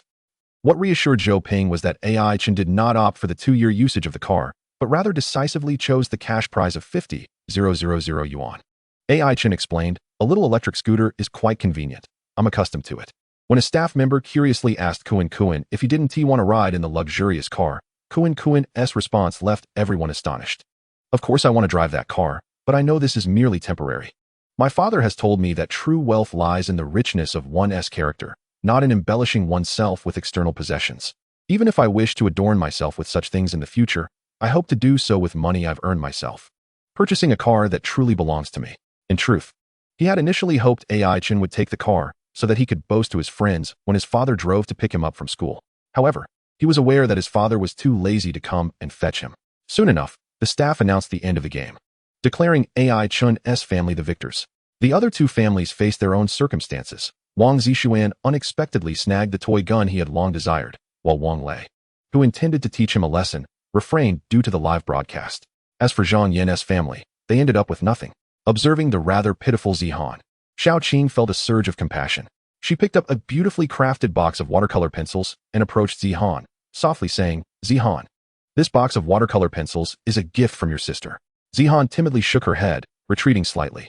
At that moment, Zhang Yan, standing nearby, shoved Xiao Qing's hand holding the watercolor pencils aside, forcing a stiff smile as she said, no need for that. We mustn't indulge this child. She must learn from this failure. Internally, she chastised Zihan for her lack of initiative, believing that her passivity was the reason she failed to win anything. Just as she was about to reprimand her further, she noticed the displeased expression on Xiao Qing's face and the camera crew nearby. Her expression shifted slightly as she turned to Zihan and said, Zihan, dear, don't be sad. Mommy promises that if you achieve full marks in your final exams, I'll buy you those watercolor pencils, all right? Zihan lowered her head, remaining silent. Not far behind them, Kuan overheard the exchange between Zhang Yan and Zihan and turned to AI Chen, asking, Dad, if I do well on my final exams, will I get a reward? AI Chen was about to respond, a reward? How about you accompany me on a little adventure? When a staff member approached AI Chen, stating, for the next segment, we will not be here. We will pack the items you won earlier and deliver them to your residential community. How does that sound? Not being here? AI Chen paused momentarily, suddenly recalling that there was an important matter he had yet to address during this visit. He patted Kuan's shoulder and declared, Son, you need to ace your finals. Your father will give you a reward right away. With that, under the curious gazes of Kuan and the others, AI Chen turned and dashed towards the Wanda Plaza. Before long, his figure reappeared in the sight of the crowd, cradling 2 large boxes. Upon seeing this, Kuan's eyes lit up. Wow, did Dad just rush to the bookstore to buy me books? Chapter 41, a reward?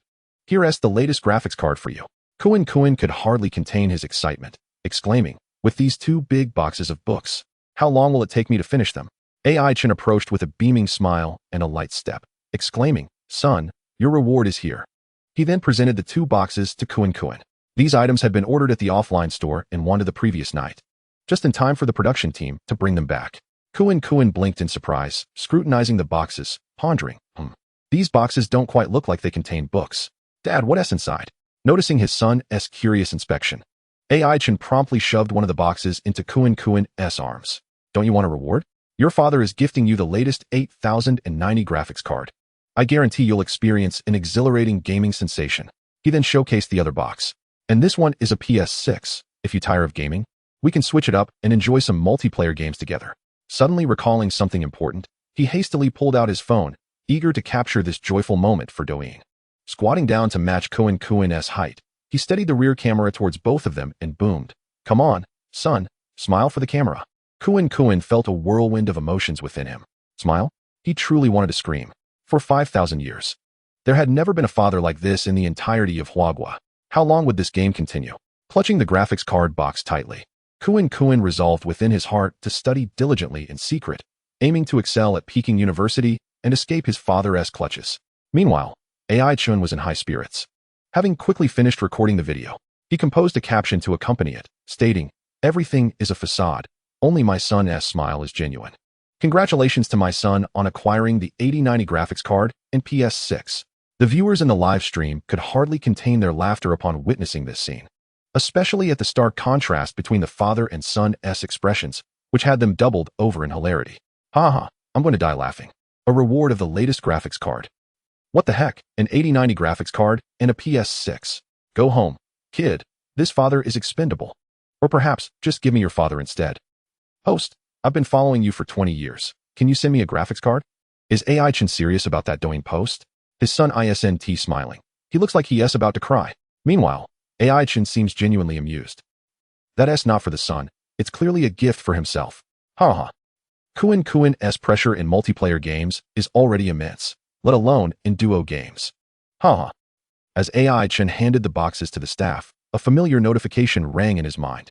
Ding. Congratulations, host. You have earned 120,000 reputation points.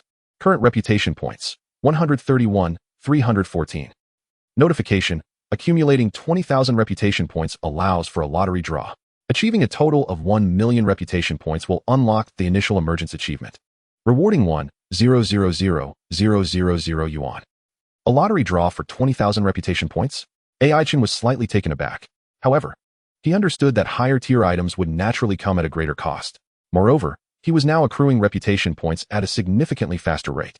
It wouldn't be long before he reached the 1 million achievement reward. The mere thought of being able to exchange for more exquisite equipment made AI Chen's lips involuntarily curl into a smile. Before him, Zhang Yin glanced back at him and Kuan Kuan. She had previously observed Kuan Kuan's performance in class, which was rather mediocre, while Zihan's academic achievements were significantly superior. Observing AI Chen's approach to education, which involved rewarding children with games, Zhang Yin shook her head in disapproval. In her view, such a method would not cultivate talent in children and would likely lead to poor academic performance in the future. Noticing the smug smile on AI Chen's face, Zhang Yin let out a quiet snort and quickly averted her gaze. Once the final exam results were released, AI Chen would likely lose his smile, while she and her daughter would emerge as the true victors. Before long, a staff member approached with a smile, announcing that the morning sessions had concluded and expressing gratitude for everyone's cooperation. He mentioned that, understanding that everyone might be feeling fatigued, the program team had arranged for a buffet where they could enjoy some refreshments and take a break. He inquired whether the parents and children would like to head there now. Buffet. Dad, let us go? I've been craving it. I want to eat spicy crayfish, lamb hot pot, and super spicy pig trotter. Kuan Kuan's eyes sparkled with excitement as he exclaimed. The dullness of his demeanor instantly transformed. Who cares about the exam at Peking University? Eating comes first. AI Chen, feeling a bit hungry himself, agreed. Noting that they hadn't eaten since arriving for the program that morning, with a grand gesture, he declared, "Let us go, son. It's time to feast." Wang Zixuan and Wang Lei, who had also been famished from their earlier antics, nodded eagerly in agreement. Meanwhile, Zihan, who had been compelled by her mother to participate in games, felt the pangs of hunger as well. She watched with envy as the exuberant Wang Zixuan and Kuan Kuan dashed off. She had never been to a buffet, but had heard her classmates rave about the delicious food, especially the ice cream she adored. Tentatively, She turned to her mother and asked, "Mom, can we go together?" Zhang Yan, perceiving her daughter's desire to join, immediately rejected the idea. "No, Zihan. Buffets are quite expensive and not worth it. How much can you eat? You'd just be wasting money. Let us go home and eat instead." With that, she grasped Zihan's hand firmly. At that moment, the staff member interjected with a smile. "Zhang Yan, the costs for the buffet are covered by our program, so there is no need for concern. Besides, it would be quite cumbersome for you to run back and forth. Why not join everyone?" Hearing this, Zhang Yan hesitated, letting out a resigned sigh as she looked at Zihan. "Fine, I'll take you, but you must promise to listen to your mother, all right?" She then took her daughter's hand and followed the staff member. Although she agreed to take Zihan, a sense of worry lingered in her mind. What if Zihan developed a taste for the heavily flavored, stimulating foods and refused to eat home-cooked meals afterward? After all, even cats and dogs can be picky eaters, let alone children. Moreover, many buffet offerings were laden with oil, sugar, and additives, which were undoubtedly unhealthy. Soon, the group arrived at the buffet restaurant. Under the warm, bright lights, an array of delectable dishes filled the tables. The sizzling grilled meats, the clawing seafood, and various fried snacks released an intoxicating aroma that instantly awakened the children's appetites. "Dad, I can't hold my saliva any longer. I'm going to get food," Kuan shouted with gleaming eyes, racing towards the food without finishing his sentence. Wang Zishuan followed suit, eager to satisfy his hunger. At that moment, Zihan's gaze was captivated by the small cakes and ice cream displayed prominently on the front table. As she saw Kuan and Wang Zishuan joyfully sprinting out, she instinctively wanted to follow, taking a step forward. However, the tug on her arm reminded her that her mother was firmly holding her wrist. "I want," Zihan began, but Zhang Yan, with a gentle smile, interrupted her. "Zihan, I know you're hungry, but don't run off. Sit quietly at the table. I'll get your food." Zihan hesitated, reluctant, but ultimately nodded in compliance. She cast a glance at the restaurant, where Kuan and Wang Zishuan were happily darting between the food stations, their faces beaming with satisfaction. A flicker of envy crossed her eyes as she silently settled at the table, waiting for her mother. Though her gaze often wandered towards the table laden with small cakes and ice cream, Zhang Yan roamed the buffet with an empty plate, scrutinizing every dish with a discerning eye. She frowned and shook her head multiple times. To her, the offerings were either excessively greasy or replete with artificial flavors. It was far too unhealthy to serve to children. In the broadcasting studio, Wang Feng observed this scene and couldn't help but nod in appreciation, commenting, "Look how well Zhang Yan is doing. The first thing she does upon entering the restaurant is personally select food for her child. How many parents can demonstrate such care and attention? Compare that to AI Chen and Wang Lei, who seem entirely unconcerned for the children, casually seated while allowing the kids to run freely without considering what they might eat, let alone their safety." At this moment, Zhang Yan, after a thorough inspection, arrived at a charcoal grill station. Stretching her neck for a closer look, she found lamb chops displayed. The meat appeared fresh with a vibrant color and minimal fat, and a light sprinkle of black pepper made it seem relatively healthy compared to other options. The butcher at the station greeted her with a smile. "Hello, may I assist you?" Zhang Yan picked up a lamb chop and held it to her nose, detecting no hint of the gamey smell. She furrowed her brow and asked the butcher, "How come these lamb chops have no odor at all? Are you sure they are lamb?" The butcher, momentarily taken aback, maintained his polite demeanor. "These lambs are sourced from Xinjiang. The quality of the meat is exceptional. We also brush them with our secret marinade, which eliminates any strong odors." "Marinade? What kind of marinade? May I see it?" Zhang Yan's gaze fixated on the inner workings behind the butcher. Hearing this, the butcher's smile faltered. This woman was becoming rather demanding. Had it not been for the restaurant's collaboration with the program, he might have been reluctant to engage further. He wasn't unwilling to show her the marinade, but he doubted she would understand the ingredients. With a forced smile, he replied, "Rest assured. Our restaurant." Before he could finish, Zhang Yan interrupted him. "Never mind. I'll take these. They seem the most edible." "What?" The butcher raised his voice slightly, surprised by her abruptness. Realizing her slip of the tongue, Zhang Yan quickly clarified with a laugh, "I meant that this looks the healthiest for the children. As a parent, I must be cautious. How many would you like?" After a moment's thought, Zhang Yan replied, "All of them." Before long, she returned to the table, balancing 2 overflowing plates of lamb chops, and settled down without getting up again. The butcher was momentarily at a loss for words. It was a rare sight to witness someone at a buffet indulging solely in one dish. Could one truly relish lamb chops to such an extent without growing weary of them? If she genuinely deemed other choices to be unhealthy, why not select some fruits or vegetables?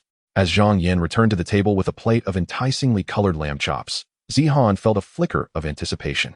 Although not the petite cake she had yearned for, the lamb chops before her appeared equally delectable. She thought to herself, I shall savor some lamb chops first and later procure other delicacies that pique my interest. Go ahead, Zihan. These were meticulously selected by your mother.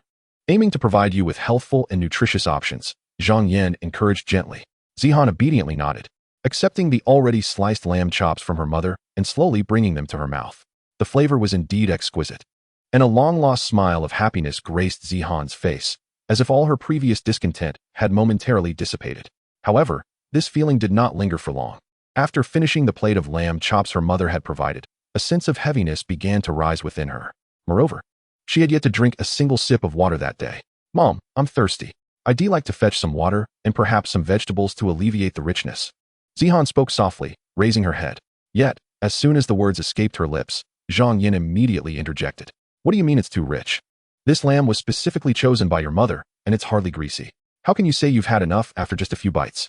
She paused momentarily before continuing. And Zihan, how many times have I told you that drinking water during meals is a no-go? If you fill up on water, how can you enjoy your food? And don't even think about the vegetables. They're full of fiber and will only take up space in your stomach. We came to this buffet to indulge in the fine meats. Otherwise, how can we justify the expense? Do you understand? Zhang Yin spoke earnestly. Mom, I haven't even taken a bite myself. I was just thinking of making sure you were full first. If this meat cools down, it won't taste as good. Hurry up and eat, Zihan. As Zihan gazed at her mother's concerned expression, a twinge of guilt welled up within her. She had been so focused on her own meal that she hadn't even noticed her mother hadn't eaten yet. In stark contrast to the laughter emanating from the adjacent table where Chen and Kuan sat, the atmosphere between Zhang Yin and Zihan was decidedly quiet. After glancing at the lamb chops on the table, she silently picked up a piece and swallowed it with effort. Yet, at that moment, the audience in the live stream could hardly contain their frustration. Oh, the suffocating nature of maternal love. If Zihan manages to finish that plate of lamb, she might end up in the hospital. I held my tongue when you chose the lamb. But now you let Zihan drink water to cut through the richness? Is this really your money being spent? This is unhealthy, that is healthy. I suggest you don't live on this planet. Perhaps outer space is better, as it's a vacuum. 666. Are you genuinely concerned for your child, or merely pressuring her? It feels like you're treating Zihan like a Japanese person. Why don't you eat first? After all, food that has gone cold still carries a moral obligation. The child wants something, and yet she must heed your whims. I'm at my wit's end. Damn it. I thought Zihan smiled earlier because Zhang Yin had improved, but it seems I was mistaken. Where's the cameraman following Chen? Did he sneak off to eat? Hurry back. I want to see Chen and Kuan. Meanwhile, Zihan reluctantly consumed a few more pieces of lamb, but her stomach, already overwhelmed by the richness, grew increasingly uneasy. Suddenly, a wave of discomfort surged in her throat. Unable to suppress it, she gagged, and a piece of lamb that had not been fully chewed was expelled onto the table. Furrowing her brow in distress, she murmured, Mom, how can I waste food like this? Her small face contorted in pain. Mom, I can't swallow. I want some water. Just then, Zhang Yin noticed Kuan passing by with a platter of seafood that looked quite fresh. Furthermore, seafood wasn't exactly inexpensive. Zhang Yin's eyes lit up. This seafood should be quite healthy and nutritious if boiled in clean water, she mused. With a small pot available on the table, she decided to stand up, patting Zihan on the back gently. Zihan, let us skip the water. You haven't tried seafood yet. Mom will fetch some seafood and make you a delightful seafood soup. The narrative continued, detailing Zhang Yan's return with a bounty of seafood, including conch, octopus, and shrimp, which she boiled in a pot. The resulting broth, however, was far from appetizing in appearance. Yet, Zhang Yan cheerfully encouraged Zihan. Come, Zihan. This soup is incredibly fresh. Let me serve you a bowl. She presented a generously filled bowl of seafood soup before Zihan, her eyes brimming with anticipation. Be careful. It's hot. Sip it slowly while I peel a shrimp for you. Zihan hesitated as she gazed at the murky broth. However, considering it was prepared specifically for her by her mother, she decided to give it a try. Cradling the bowl in her small hands, she blew gently on the surface before taking a small sip. The briny, fishy flavor flooded her mouth, prompting her to wrinkle her nose in distaste. Observing her reaction, Zhang Yin grew anxious and inquired, What's wrong? Is it not tasty? Zihan lowered her gaze, swallowing the soup reluctantly and shaking her head in response. She understood that even if she expressed her dislike, her mother would likely encourage her to finish it. Perhaps if she complied and drank it all, her mother would allow her a small piece of cake or some ice cream afterward. However, after just a couple of sips, Zihan began to feel discomfort on her tongue. Meanwhile, viewers on the screen had already rolled their eyes at Zhang Yin's culinary choices. They collectively felt that in the pursuit of health, there was no need to render food so bland and unappealing. Can anything delicious come from this? Zihan can hardly swallow it. In the broadcast studio, Wang Feng applauded Zhang Yin's approach, clearly impressed. Television's nutrition experts have proclaimed that only a bland diet can ensure good health. I have maintained such habits myself. At home, at least 2 of our 3 daily meals consist of whole grains. Clearing her throat, she continued, I must say, Zhang Yin is remarkably thoughtful. Cooking with water is indeed the healthiest method. I sincerely recommend everyone learn from her. Remember, health is the foundation of our endeavors. Only by nurturing our children's health can they study diligently. We must strictly monitor their diets to prevent any health issues. In today's world, external food is not only unhygienic but also laden with additives, and cancer is increasingly affecting the young. We must supervise our children's meals and remain vigilant against them purchasing junk food near schools to avert potential problems. Zhang Yin has truly put in a great deal of effort. Since the broadcast began, she has never ordered takeout. And she even discreetly discarded the milk tea her daughter bought, all for the sake of her child's health. She then turned to Li Ming beside her, asking, What do you think, Li Ming? You should be more responsible at your age, unlike those reckless youngsters, right? Li Ming hesitated, torn.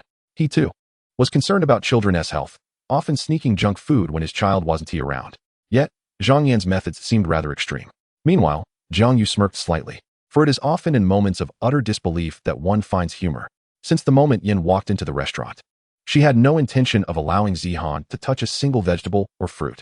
She insisted on letting the child consume meat exclusively, disregarding the very essence of health. While food safety is indeed a matter of paramount importance, it should not be approached with extreme rigor. At such a tender age, a child's palate serves as a vital gateway to understanding the world and enriching their growth.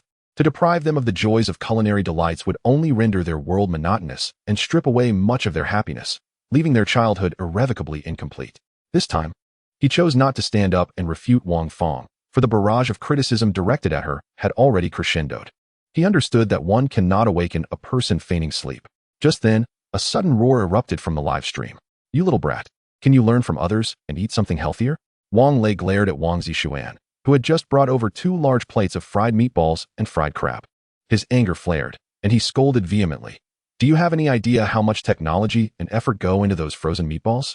You'll regret it when you end up in the hospital, and I want to have the funds to treat you. Wang Zishuan stood there, feeling aggrieved, his gaze unconsciously drifting towards Zihan. He felt a twinge of envy as he saw the substantial plate of meat on her table, complemented by a seafood hot pot that her mother had specially prepared. Meanwhile, Kunkin could take whatever he desired. Reflecting on his own father, who had allowed him only 2 plates of pork chops, 2 large chicken legs, and 10 skewers of lamb, he felt a sense of injustice. That was precisely why he had resorted to bringing those meatballs and crab. Why are you standing there? Hurry and return those, then fetch something healthy. Wang Lei urged again. Earlier, he had chased Wang Zishuan around for quite a while, exhausting himself. Having entered the restaurant and eaten only a meat sandwich, he was still famished and lacked the energy to get up for more food. Oh, Wang Zishuan felt a surge of indignation but could only comply, turning to leave. Soon enough, he returned, cradling a large basin of something. As he placed it on the table, Wang Lei's eyes widened in disbelief. It was a basin brimming with vibrant green vegetables.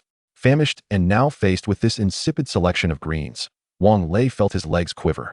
What in the world did you bring? Wang Lei exclaimed. Wang Zishuan, with an innocent expression, replied, Vegetables, natural and organic, quite healthy, don't you think? He then scooped a generous handful of greens and tossed them directly into the boiling pot, adding, You start eating, Dad. I'll fetch a bowl of rice for you. The viewers in the live stream erupted with laughter. Ha, Wang Zishuan is becoming increasingly filial. Ha, Wang Lei, my son Wang Zishuan has the spirit of rebellion. Not letting me eat meat? Does he wish to sing songs of a farmer in the future? All green leafy vegetables. This is so relatable. No problems here. None at all. Although it's all green, the variety is splendid. Just look at those green beans. Good child. Quickly bring your father some more of that spicy root to cool his temper, huh? Run, kid. Your father is about to unbuckle his belt. Damn it. When will Zihan possess such audacity? What technology and effort? Does Wang Zishuan's prowess not surpass that? Amidst the laughter, the live stream featuring AI Chen resumed. The cameraman, burdened with a heavy camera, hurried over to AI Chen and Kunkin. However, he appeared somewhat disoriented, slightly hunched, and unsteady on his feet. During the brief interlude while everyone was heading to the restaurant, he had dashed to a nearby fast food joint and devoured a classic meal. After hastily finishing his meal, he rushed towards the restaurant, only to find the effects of the meal were overwhelming. Shortly after consuming it, he felt his stomach roiling violently. With urgency, he made a beeline for the restroom, transforming into a jet-propelled warrior. He spent a considerable time in the restroom, feeling utterly drained, as if his work was on the verge of collapse. At this point, Kunkin had eaten to a point of satisfaction, yet still exhibited a lingering desire for more. He licked his grease-stained lips, his eyes sparkling as they scanned the array of delectable dishes on the table. Unintentionally, he noticed the cameraman beside him clutching his stomach with a pained expression. Eager to assist, he inquired, "Uncle, are you hungry? I still have a hamburger. Would you like some?" Chapter 44. The health dictatorship at the dining table is merely an extension of parental discipline. Seeing the hamburger Kunkin offered, the cameraman was taken aback and fervently shook his head. Then, his gaze fell upon the table, where he was momentarily taken aback. There lay steak, lamb skewers, French fries, crayfish, crispy fried meat, a variety of vegetables, 2 large cups of milk tea, and a bowl of yogurt with fruit. The seafood boiling in the pot was bubbling enticingly. He couldn't help but marvel. This father and son duo certainly know how to eat. Rejected, Kunkin said nothing further. Instead, he stuffed several spicy strips into his hamburger and began to devour it with gusto. The hamburger was small, and within a few bites, Kunkin had finished it. AI Chen handed him a cup of milk tea, expressing genuine concern. "Slow down, son. Be careful not to choke." Kunkin nodded obediently. Just as he was about to thank his father, he inadvertently caught sight of the meaningful smile on AI Chen's face. A chill ran down Kunkin's spine, leaving him feeling inexplicably uneasy. At that moment, AI Chen delicately placed a few shrimp from the pot onto Kunkin's plate, wearing a gentle smile. "Here, son, be careful. It's hot." Kunkin instantly understood. After sipping some milk tea, he intended to pause before continuing to eat, replying, "Okay, Dad." Before long, he began to peel the shrimp. Meanwhile, AI Chen continued to place more shrimp onto Kunkin's plate, repeatedly saying, "Come on, son, have a few more." Kunkin, while peeling the shrimp, shook his head. All right, no more, Dad, that's enough." "Not enough. You must eat more to nourish yourself," AI Chen insisted. Faced with the overflowing plate of shrimp before him, Kunkin exclaimed in astonishment, "No more, Dad. I can't peel fast enough." After placing the last shrimp on the plate, AI Chen smiled contentedly. "It's necessary, otherwise your father won't be full." The audience, initially puzzled by AI Chen's forceful feeding of his child, were left speechless. "Oh my goodness. It turns out that the son is peeling shrimp for you. AI Chen, when my son says no, he means yes, doghead." All right, show off your affection." AI Chen continues to dote on Kunkin. Ha ha ha. At first glance, traditional Chinese education. After watching, a new twist on the old. I can't stop laughing. The father exhausts the child to fill his own stomach. "Dad, I need to grow." Ha! AI Chen is truly remarkable. Oh no, I misspoke. I meant he has a big appetite. Oh, Kunkin is undeniably lucky. He can eat whatever he desires, and AI Chen thoughtfully hands him milk tea. Although Kunkin is a bit worn out, haha. Indeed, while Zihan was served a pot of clear seafood soup. This is a real-life depiction of the wicked cherry. Zhang Yin is just a villain, straining her brain. It's far better to witness AI Chen and Kunkin in their comfort. The atmosphere in Aichen's live stream was exuberantly cheerful, yet Wang Feng's countenance was notably grim. Upon seeing the assorted food strewn across the table, a fiery indignation surged within her. After watching for a while, she could no longer contain her outrage. How utterly unreasonable Aichen was.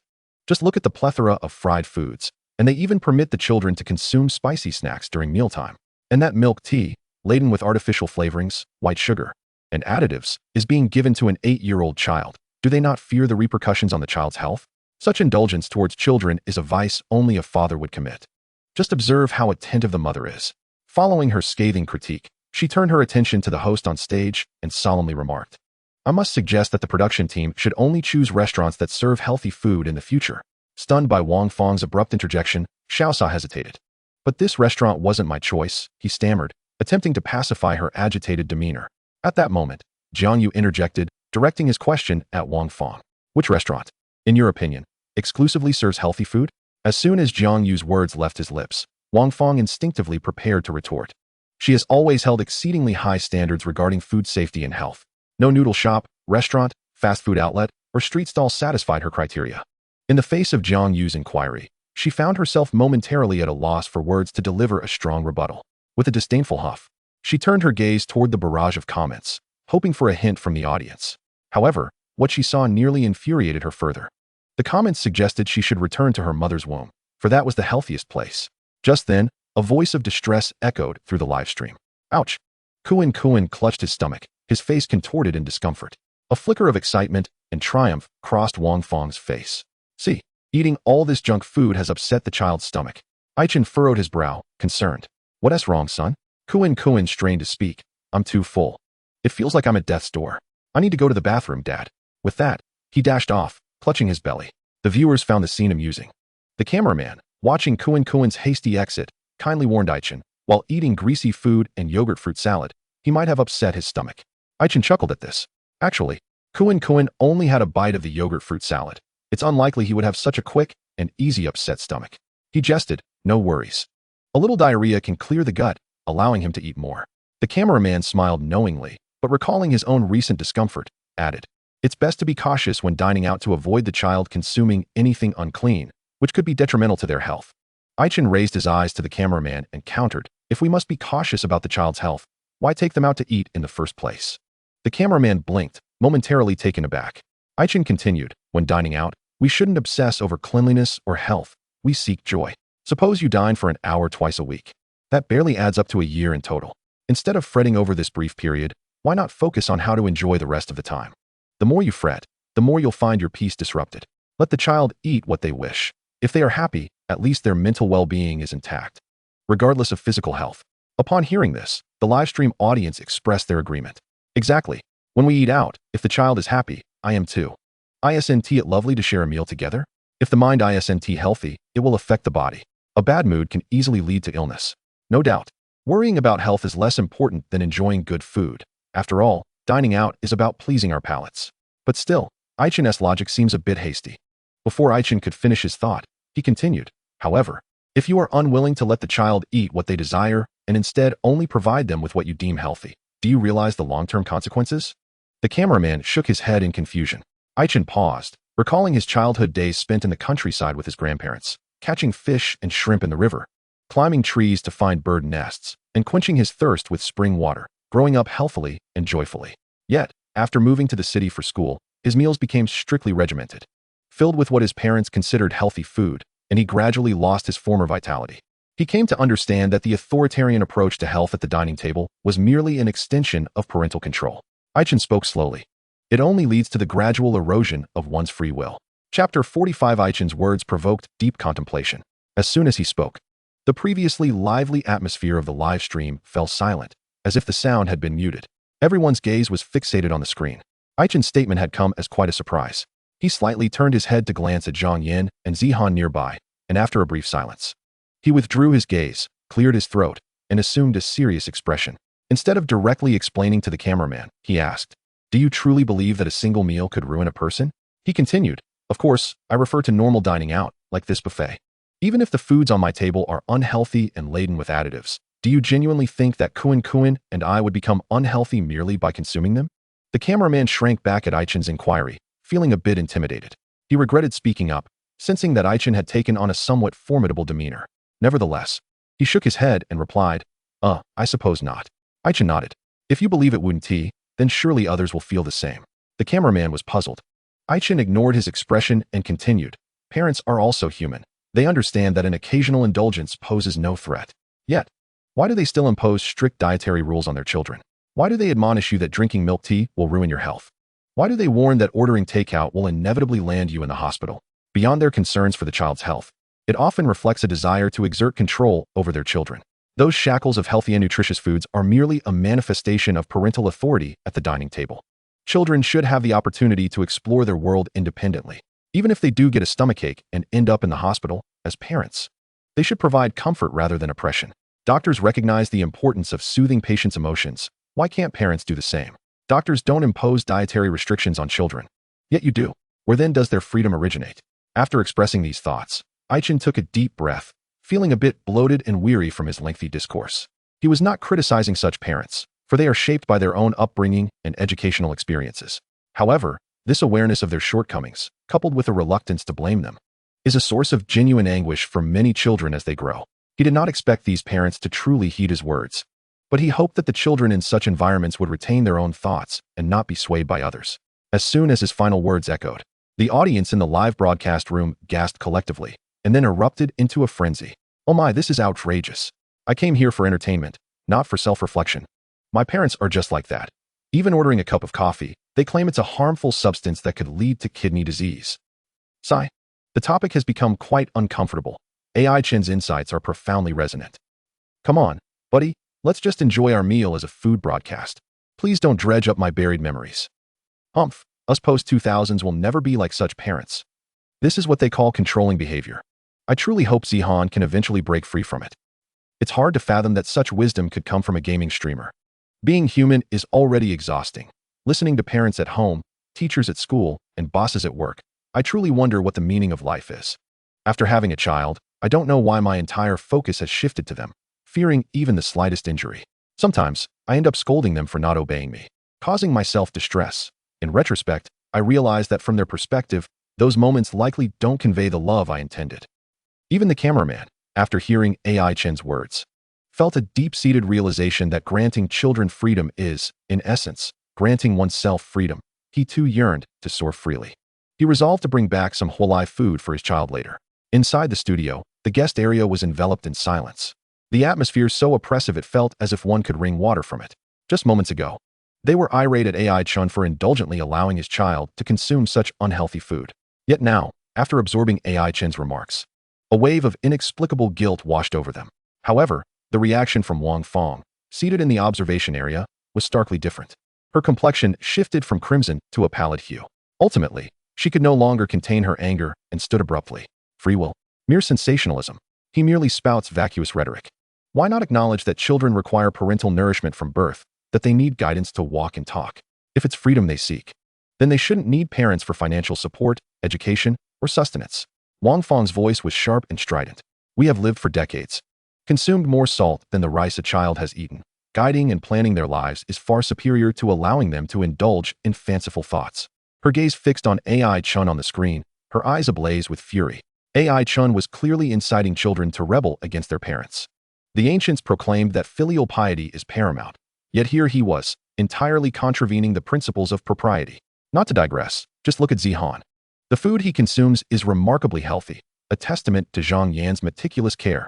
What does it mean to never eat anything harmful? One stroke of bad luck, and it could spell disaster. Look at his child. After consuming half, they complain of a stomachache. If all children were indulged like AI Chen's, the hospitals would be overflowing. With that, silence reigned in the broadcast hall. The tension escalated palpably. Kuen's figure appeared on the screen, his steps slightly labored. AI Chen immediately noticed Kuen's unusual demeanor and inquired, "Kiddo, are you all right?" Kuen slightly pursed his lips, his expression somewhat strained. "I'm fine. It's just a normal bodily reaction, but my backside feels a bit spicy." Upon hearing this, the audience erupted in laughter, joking that a little spiciness was no issue. As long as he was alive, Kuen returned to his seat, and AI Chen followed suit. In truth, AI Chen had many thoughts on food health, but he chose to remain silent, fearing it might dampen the child's enjoyment of food. "Shall we take a break? Here, Dad will lend you his phone. You can play a couple of games before eating." Upon hearing this, Kuen's eyes widened in alarm, and he vehemently shook his head. "I still have the super spicy pig trotters to eat. I don't have time for games." With that, he immediately dove into a frenzy of eating. Meanwhile, not far away, Zhang Yan was persistently urging Zihan to eat more seafood for his health, entirely oblivious to anything else. "Mom, I'm feeling a bit dizzy." Zihan's voice was faint. His cheeks were flushed, yet devoid of color. Zhang Yan peeled a shrimp and placed it in Zihan's bowl, saying, "You must be feeling hot. Just take off your jacket." As she stood to assist him, her gaze inadvertently swept outside the buffet restaurant, and she suddenly noticed a group of children passing by, laughing and chatting. The man leading the children looked somewhat familiar, as if she had seen him on television. In an instant, she recalled, he was the renowned memory and mental calculation master. Rising hurriedly, she addressed Zihan. "You continue eating. Mommy will be right back," her tone urgent, fearing she would miss the chance. However, just as she took a couple of steps, a sudden thud echoed behind her. Chapter 46. Contentment brings happiness. Zhang Yan halted, turning back in confusion. She saw Zihan collapsed on the ground. Her heart tightened, and without a moment's hesitation, she rushed over to support him. "Zihan, what has happened? Don't scare Mommy." Zihan lay there with his eyes half closed, his small face flushed with a purplish hue. And alarming red rashes were visible on his neck. He weakly uttered, "Mommy, I feel so unwell." The sudden commotion drew the attention of the program staff, who quickly arrived and knelt beside Zihan, scrutinizing his condition. As her gaze fell upon the seafood on the table, her expression shifted. "Zhang Yan, it's very likely that Zihan is having a seafood allergy." Zhang Yan froze, her face a mask of disbelief and confusion, exclaiming, How is that possible? Zihan might not have eaten it before. He is just not used to it. But before she could finish, the realization struck her. If Zihan had never eaten seafood, perhaps it truly was the case. She swallowed her words, her expression complex. The staff continued, Zhang Yan. The priority now is to take the child to the hospital. Don't worry too much. The city hospital isn't far from here. Turning to a nearby cameraman. They commanded, quick, carry the child to the car. We need to get to the hospital immediately. The cameraman was about to step forward when Zhang Yan stopped him. I'll do it. With that, she anxiously scooped up Zihan. He lay limply in her arms, resembling a wounded little bird. The group hurriedly exited the restaurant. At that moment, the atmosphere in the broadcast hall was incredibly tense. Zihan's sudden fainting shocked everyone present. Upon hearing that it might be a seafood allergy, they couldn't help but feel a wave of sympathy. A seafood allergy at just 8 years old. How distressing for such a small child. The audience in the live stream was equally concerned and outraged. Oh my, a seafood allergy could be life-threatening. That foolish Wang Fong, with her crow's mouth. Does she think saying it's just bad luck is a curse on Zihan? I'd love to leap through the screen and give her a slap. Poor Zihan. He was too afraid to tell Zhang Yan he didn't want to eat, and now look, he is directly in the hospital due to an allergy. Wasn't Zhang Yan supposed to be responsible? Didn't she consider the possibility of an allergy since Zihan had never eaten seafood before? She never thought about that.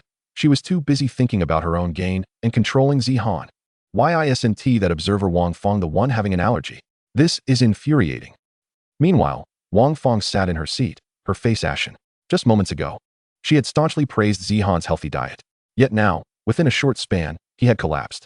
As she gazed at the barrage of accusations flooding the screen, her face burned with a stinging pain. Yet, she felt no remorse. Zihan's allergic reaction bore no connection to her.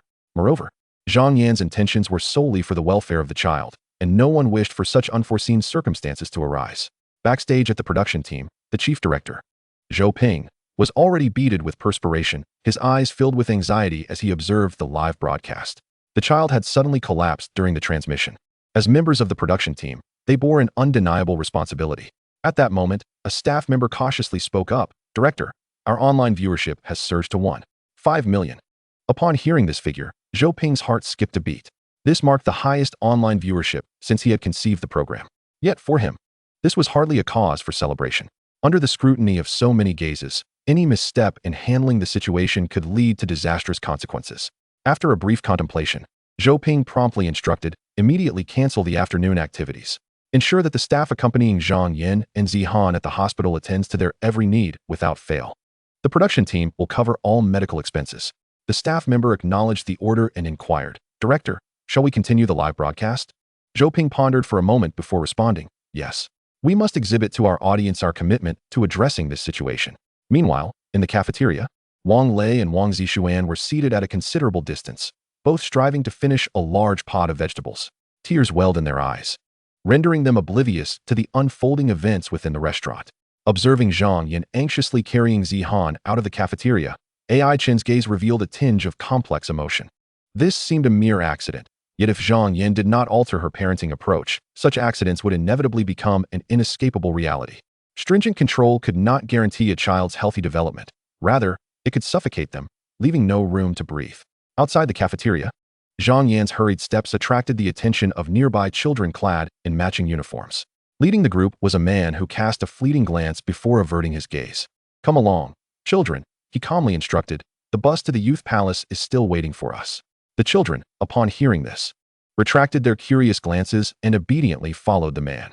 Two groups of figures moved toward different destinations. Hearing the term youth palace, Chen couldn't help but reflect. For a child like him, raised in an ordinary family in a small county, the youth palace existed solely in the pages of books. In larger cities, affluent parents tailored educational plans based on their children's interests and strengths. Equestrian lessons, summer camps, and various extracurricular classes were all readily available. The instructors were often renowned masters, with a single lesson costing upwards of 1,000 yuan. Chen shifted his gaze to Kuan, who was engrossed in devouring pig trotters. Completely oblivious to the world outside, he smiled softly, realizing he had spent 2 decades before finally witnessing the youth palace himself. While those children outside needed only a 20-minute walk, people often say not to let one's child fall behind at the starting line. Yet some children's starting points are already unattainable finish lines for others exerting all their effort. What basis do you have to believe that a decade of toil can surpass 3 generations of business acumen? Solely controlling and overburdening a child will only lead to greater burdens and diminished joy for both parent and child. The times have changed. He did not wish for his child to endure hardship, now only to continue suffering later. Take, for instance, today's meal. Some dined luxuriously on exotic delicacies in upscale restaurants, while others merely satisfied their hunger in modest eateries. The disparity in health, nutrition, and taste could be as vast as the heavens and the earth. Yet the level of happiness could certainly be equal. Contentment brings joy. A balanced mindset is not only the way to navigate life, but also the essence of educating children. At the hospital, Zhang Yin and her companions soon arrived at the emergency room. The production team's staff followed Zhang Yin inside, while the filming crew remained stationed outside. Inside the emergency room, upon learning that the child had collapsed after consuming seafood, the doctor swiftly began his examination. This child is likely allergic to seafood, he concluded. You arrived promptly. It's not too severe, but we must administer N4 immediately. Upon hearing the need for N4, Zhang Yan's anxiety surged. Doctor, if it's not serious, can we forgo the 4? The doctor frowned. Why not? Zhang Yan replied, I've heard that IVs can lower a child's immunity. Chapter 47. Because I don't want you to find me, Mom. Upon hearing this, the viewers in the live stream were on the verge of panic. Time was of the essence, yet she was preoccupied with trivial concerns. The doctor, infuriated by Zhang Yan's remark, sternly declared, Madam, this is no trivial matter. Severe seafood allergies can be life-threatening. Your hesitation over the risks of N4 is jeopardizing your child's life. Indeed, Zhang Yan.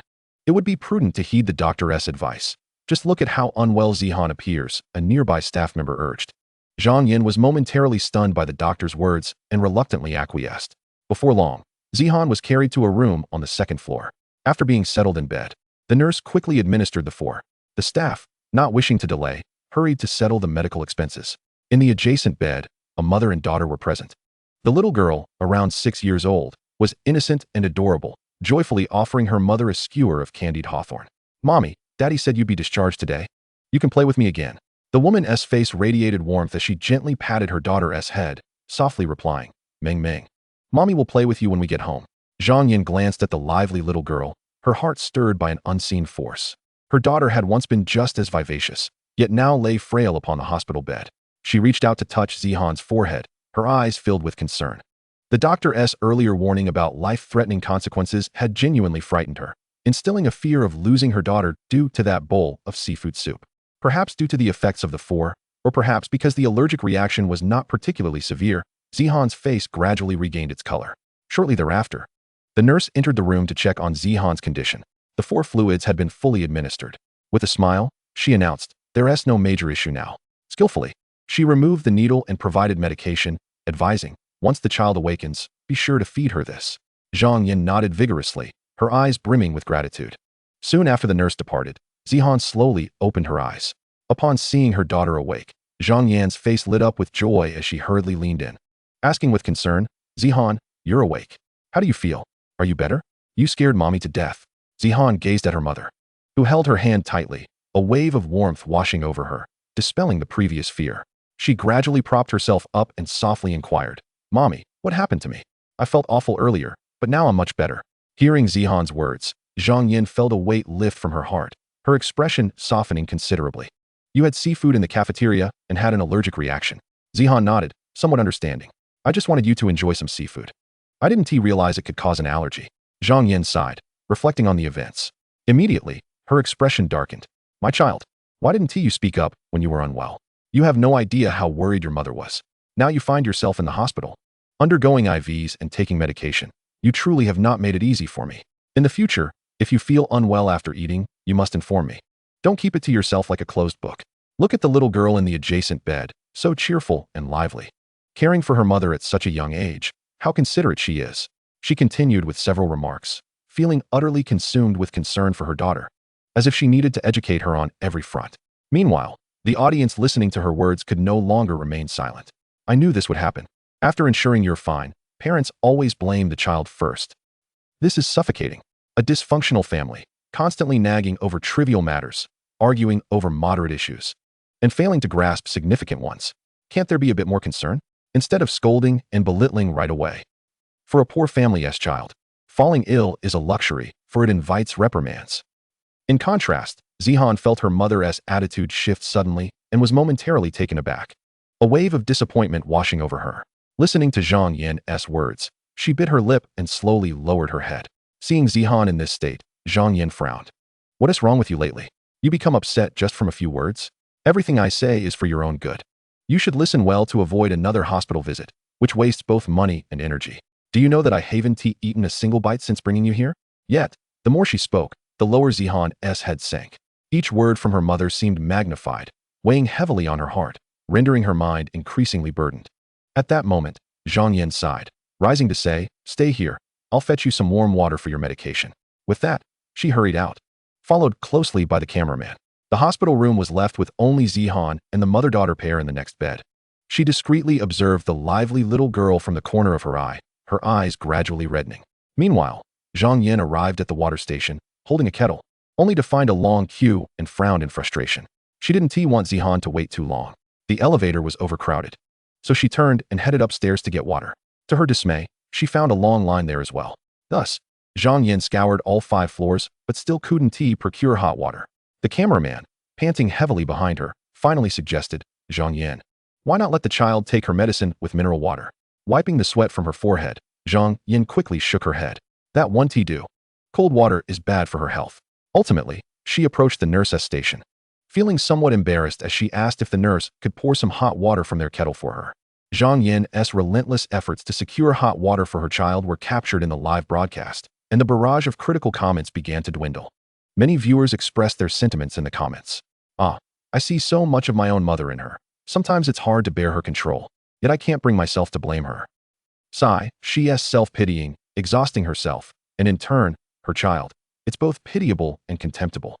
It's just the helplessness of the poor. If they had money, they wouldn't need to run around for hot water. I don't hope for her awakening. I just wish Zihan could escape. Let us focus more on AI Chen and Kuan. I can't bear to witness others suffering." After procuring the hot water, Zhang Yin hurriedly returned to the hospital room, her heart racing with the urgency to administer Zihan's medication. However, upon entering the room and glancing at the bed, her entire being froze. Zihan was nowhere to be found. Panic gripped her as she frantically exclaimed, "Where is Zihan? Where is my daughter?"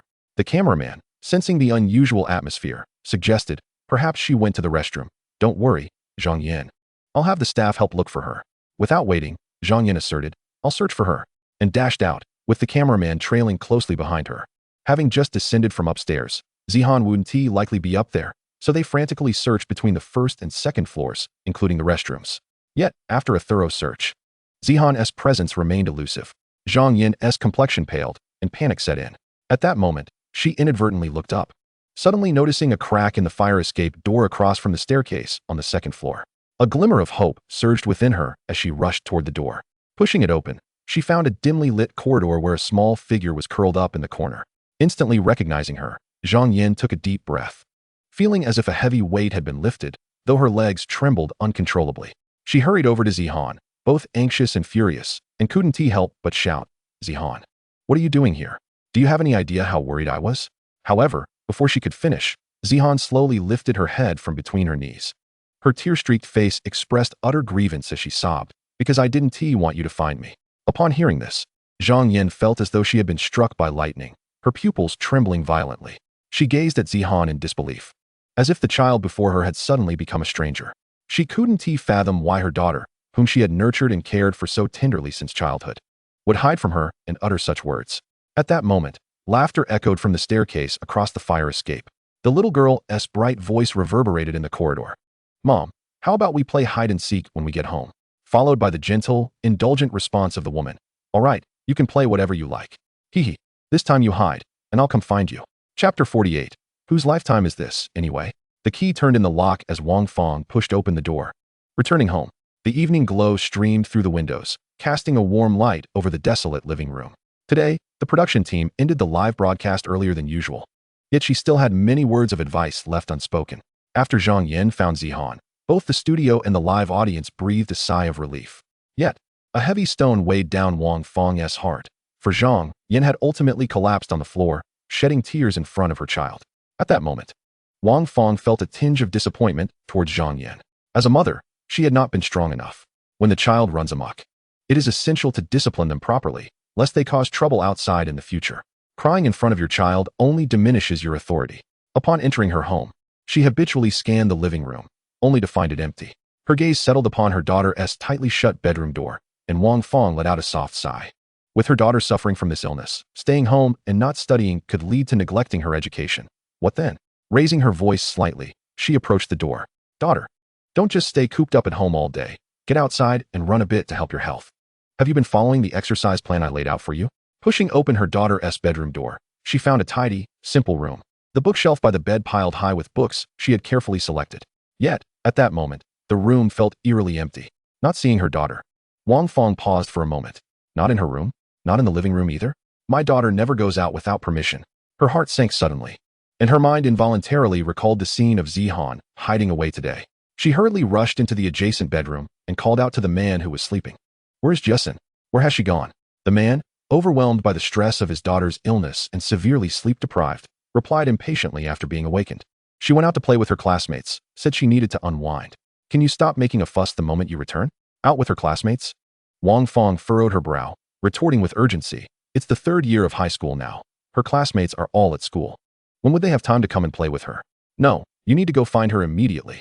The man's anger surged at Wang Fong's relentless demeanor. Can you not give our daughter a little freedom? A significant part of the reason she's fallen ill is because of your constant control over her. Don't you realize that? If this continues, she will come to resent you as she grows up. Wang Fong's expression froze at the man's words. The concept of freedom struck her like a heavy blow to the heart. His words echoed those of Chen during the show, talk of freedom, of discipline. Yet, as a mother, who else is supposed to care for the child if not her? Neglecting her responsibility would only render her a failure, an unfit mother. Soon, anger surged within her like a tidal wave, and she shouted, "We endured hardships in our childhood, faced beatings daily, and we turned out fine. Why be so dramatic? I hardly hit her anymore. How can you blame me for her illness? I see through her act. Look at her. She has grown wings. Going out to play without even informing me. Instead of blaming me, you, as her father, should go out and bring her back." Upon hearing Wang Fong's words, the man looked at her in disbelief.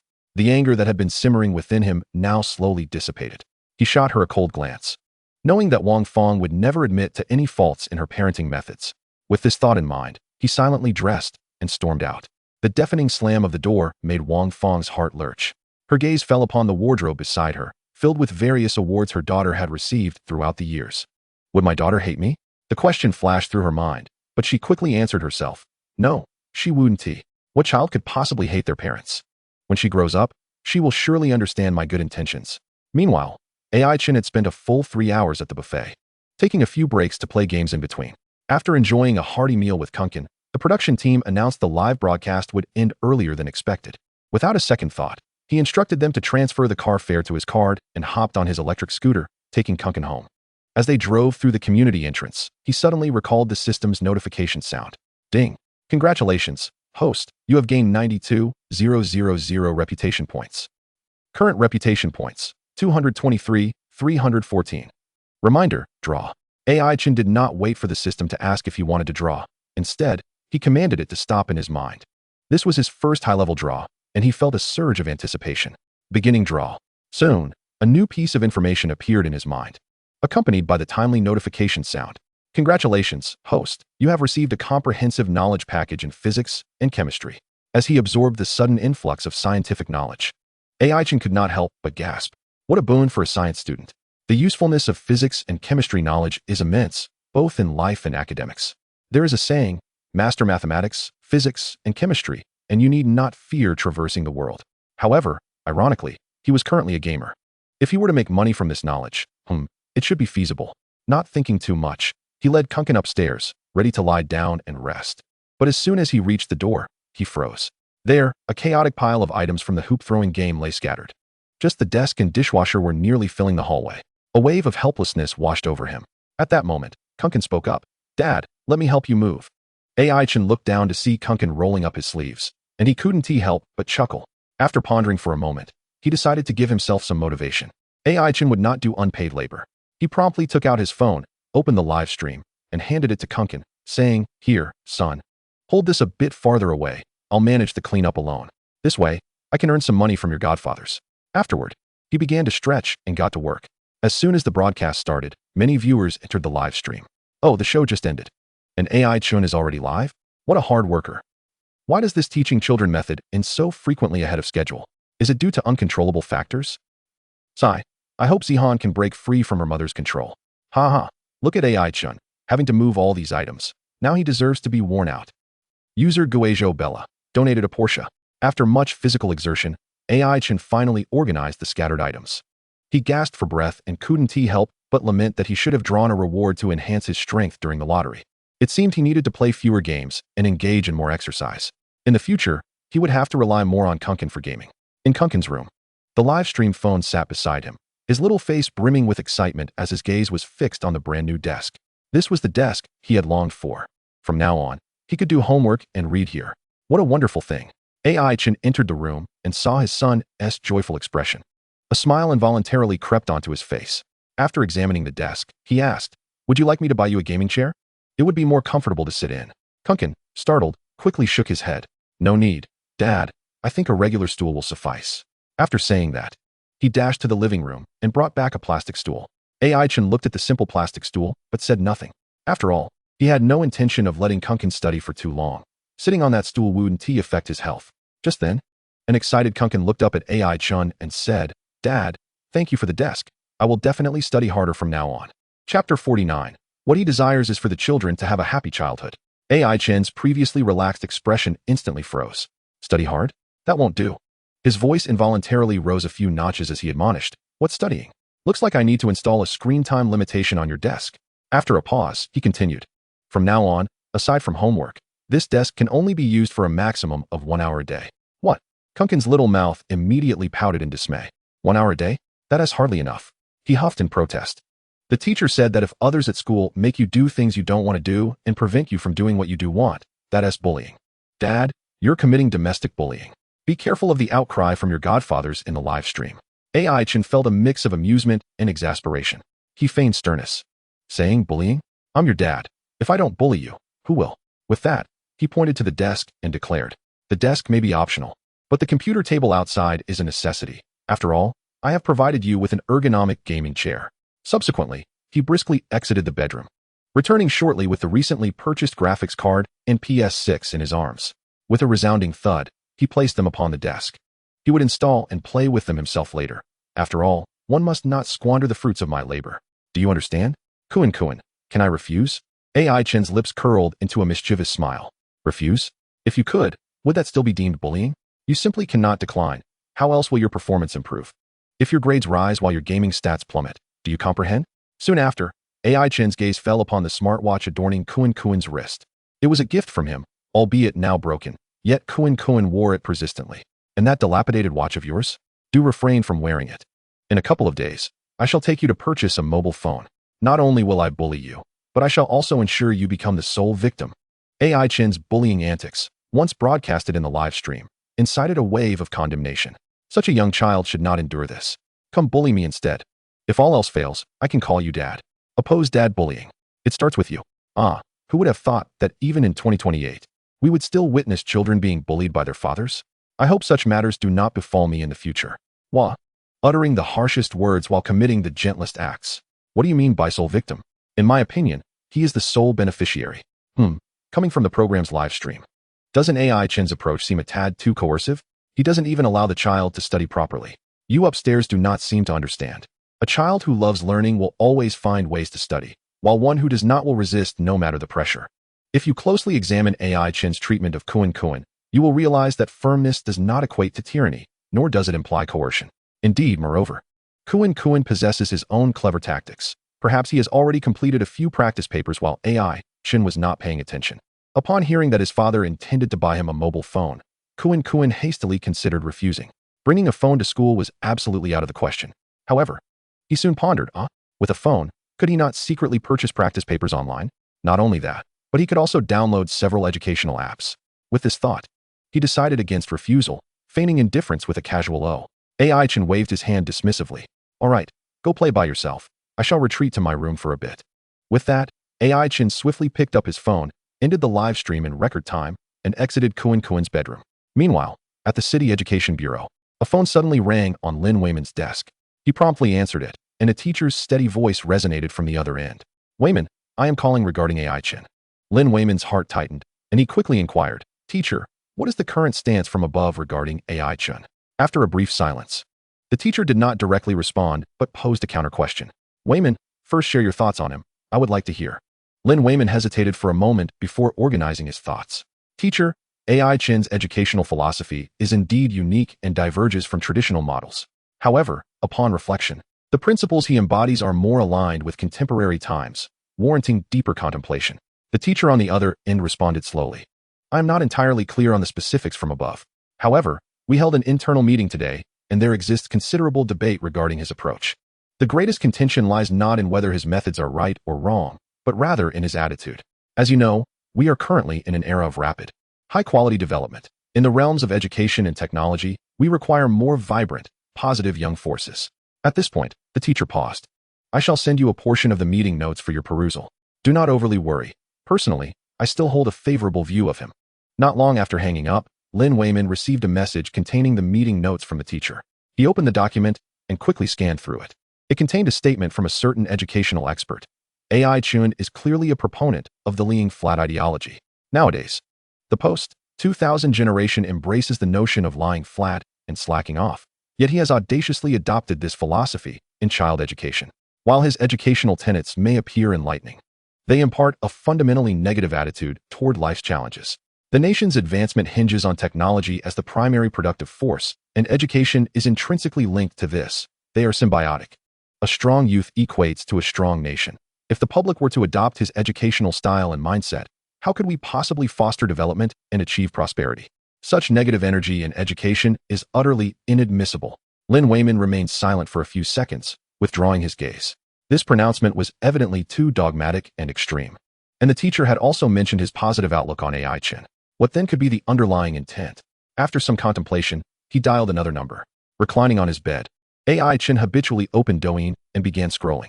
The clips of effective parenting alongside videos of his interactions with Kuan were proliferating. Some praised him for providing Kuan with a complete childhood, while others criticized him for spoiling the child. Numerous official accounts from educational institutions derided his statements during the live stream, scoffing or casting aspersions. He paid little heed. Fame attracts controversy, and as a streamer, he had never feared criticism. Idle chatter is abundant. Ignoring it is a natural remedy. At that moment, he noticed a video titled, Can AI Chen's Educational Philosophy Be Promoted Nationwide? Regarding this matter, he held his own reflections. Nationwide promotion is a daunting, colossal endeavor. What he is currently engaging in is not promotion, but influence. Whether his educational philosophy can be adopted nationwide is not solely his decision. Moreover, sometimes the subtle impact of influence can be far-reaching.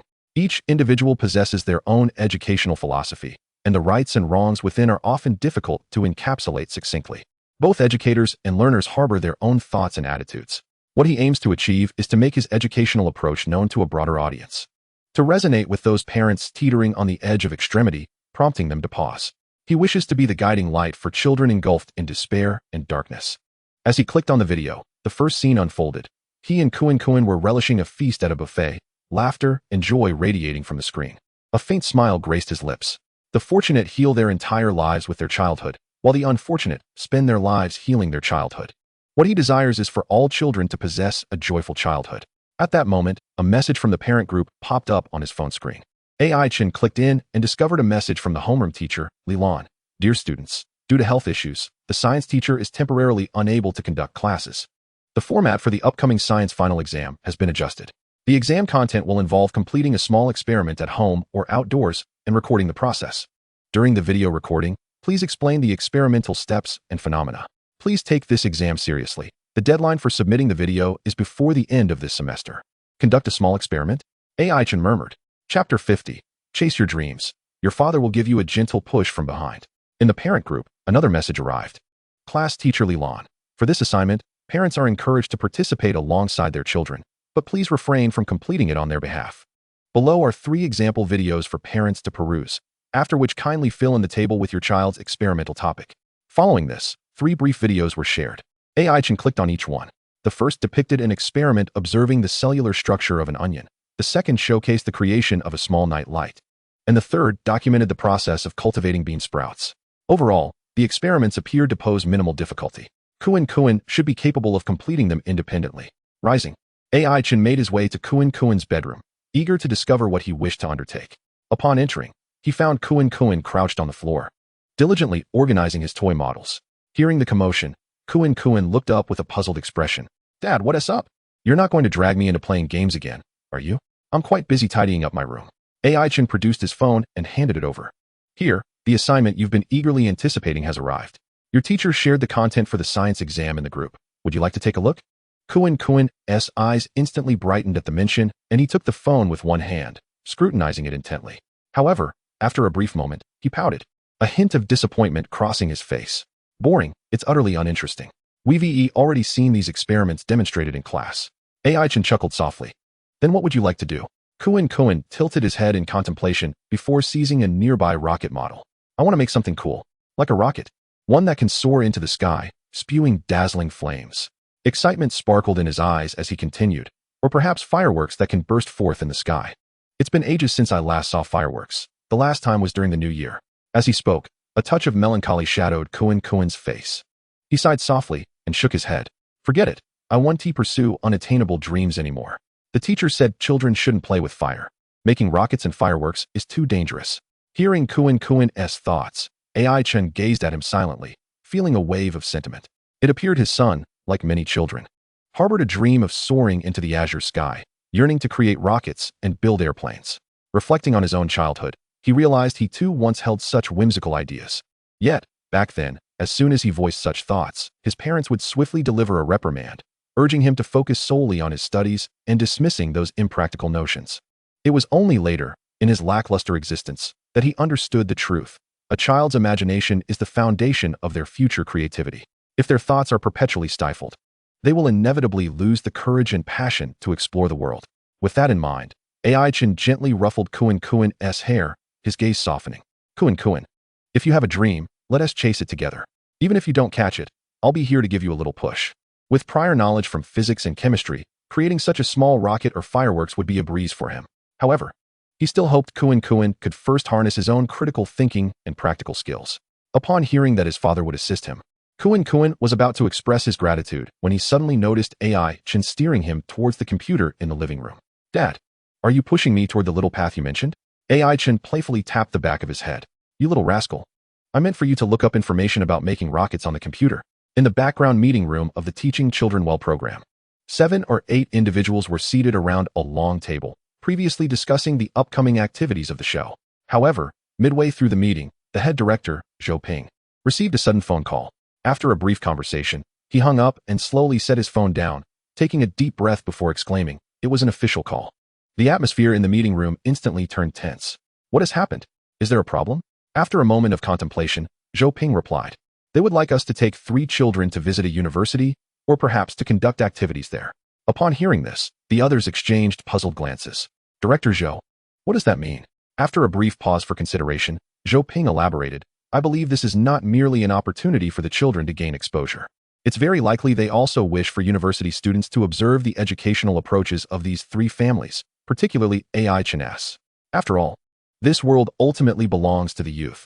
Perhaps they are eager to hear the perspectives of younger generations. Pausing for a moment, he continued, let us refrain from speculating further. Our immediate priority is to devise suitable activities. The group nodded in agreement. At that moment, someone spoke up. The children's class has just assigned a science exam requiring them to conduct a small experiment. Should we start from there? Zhou Ping pondered for a moment, his eyes lighting up. That is a splendid idea. We can have the children perform scientific experiments at the university. They'll have the space and equipment. Let us arrange for the children to have a day off from school. Tomorrow, we'll take them to conduct their experiments and then show them around the campus. He emphasized, we must be extra cautious this time. We cannot afford any mishaps.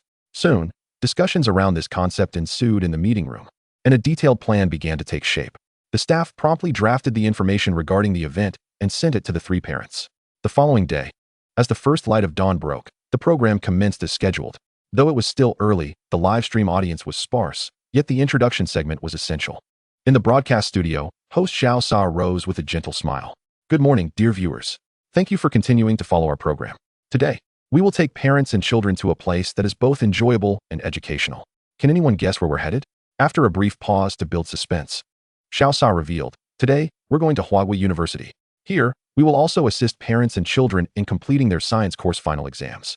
The school requires the children to conduct a small experiment, with parents only accompanying them and not doing the work for them.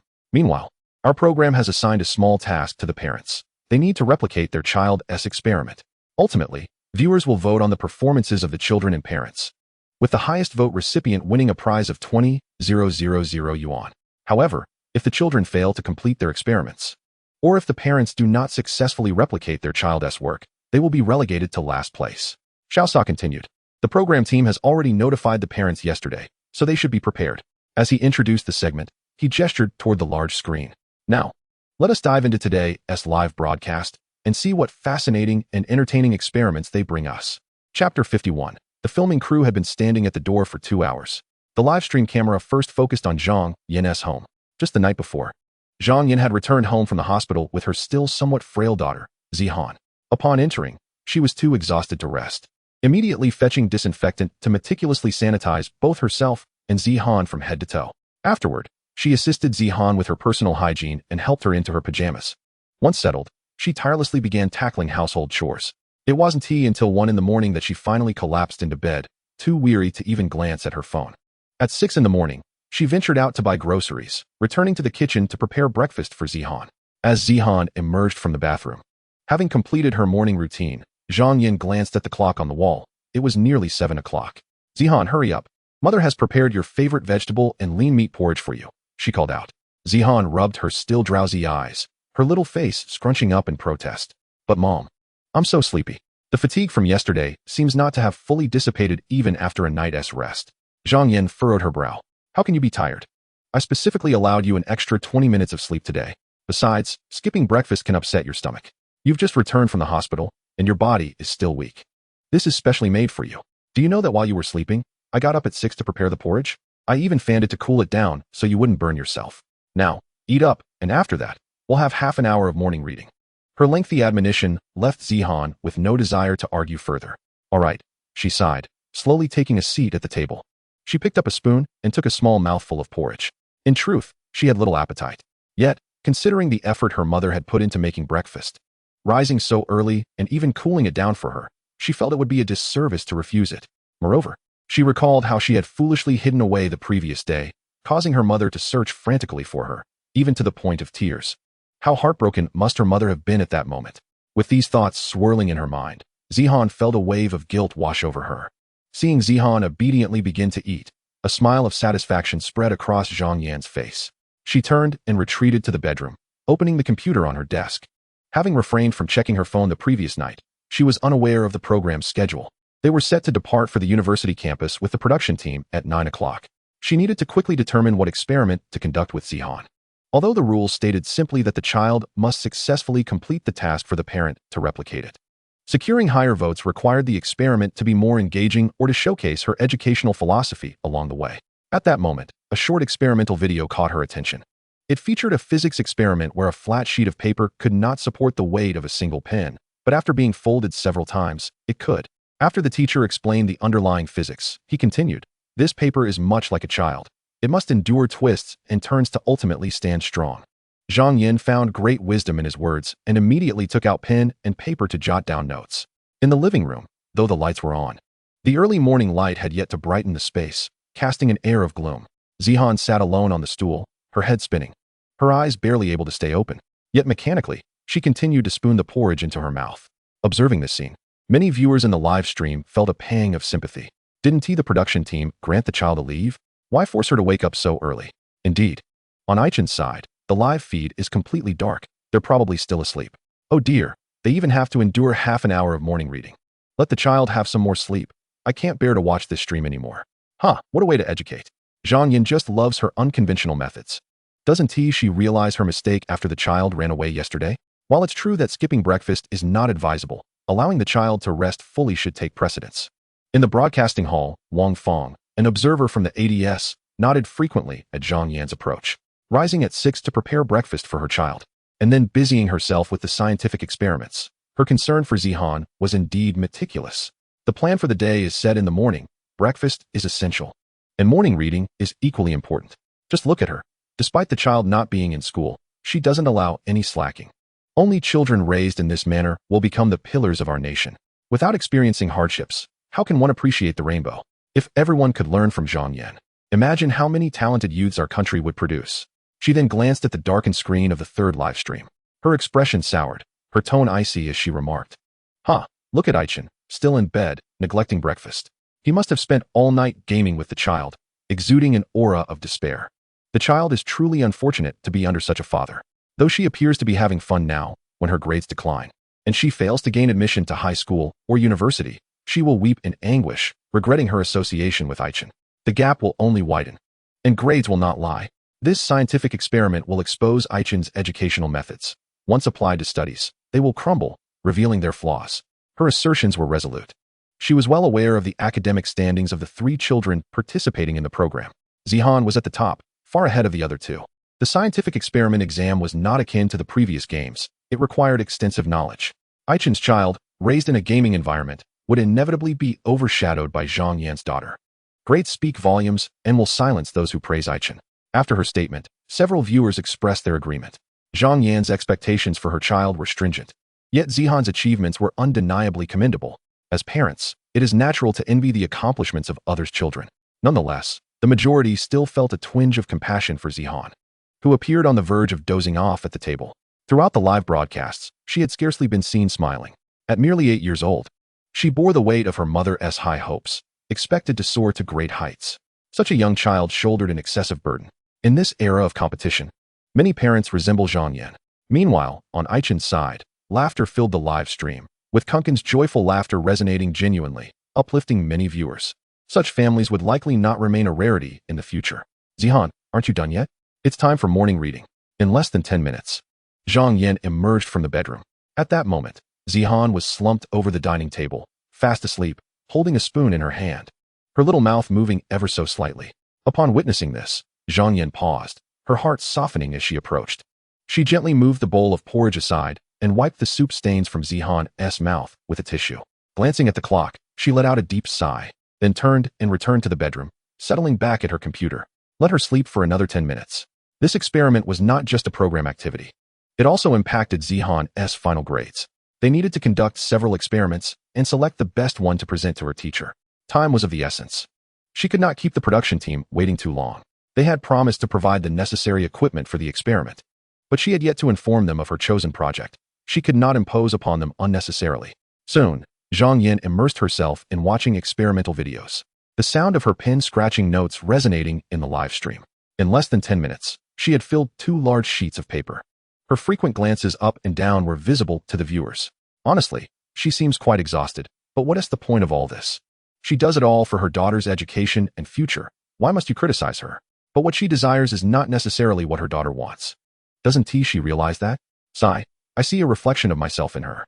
When one is overly focused on their child's success, it is all too easy to overlook their needs. Enough, I don't wish to say anything more. Who has Aichen's phone number? Call him quickly. Why is he still not awake?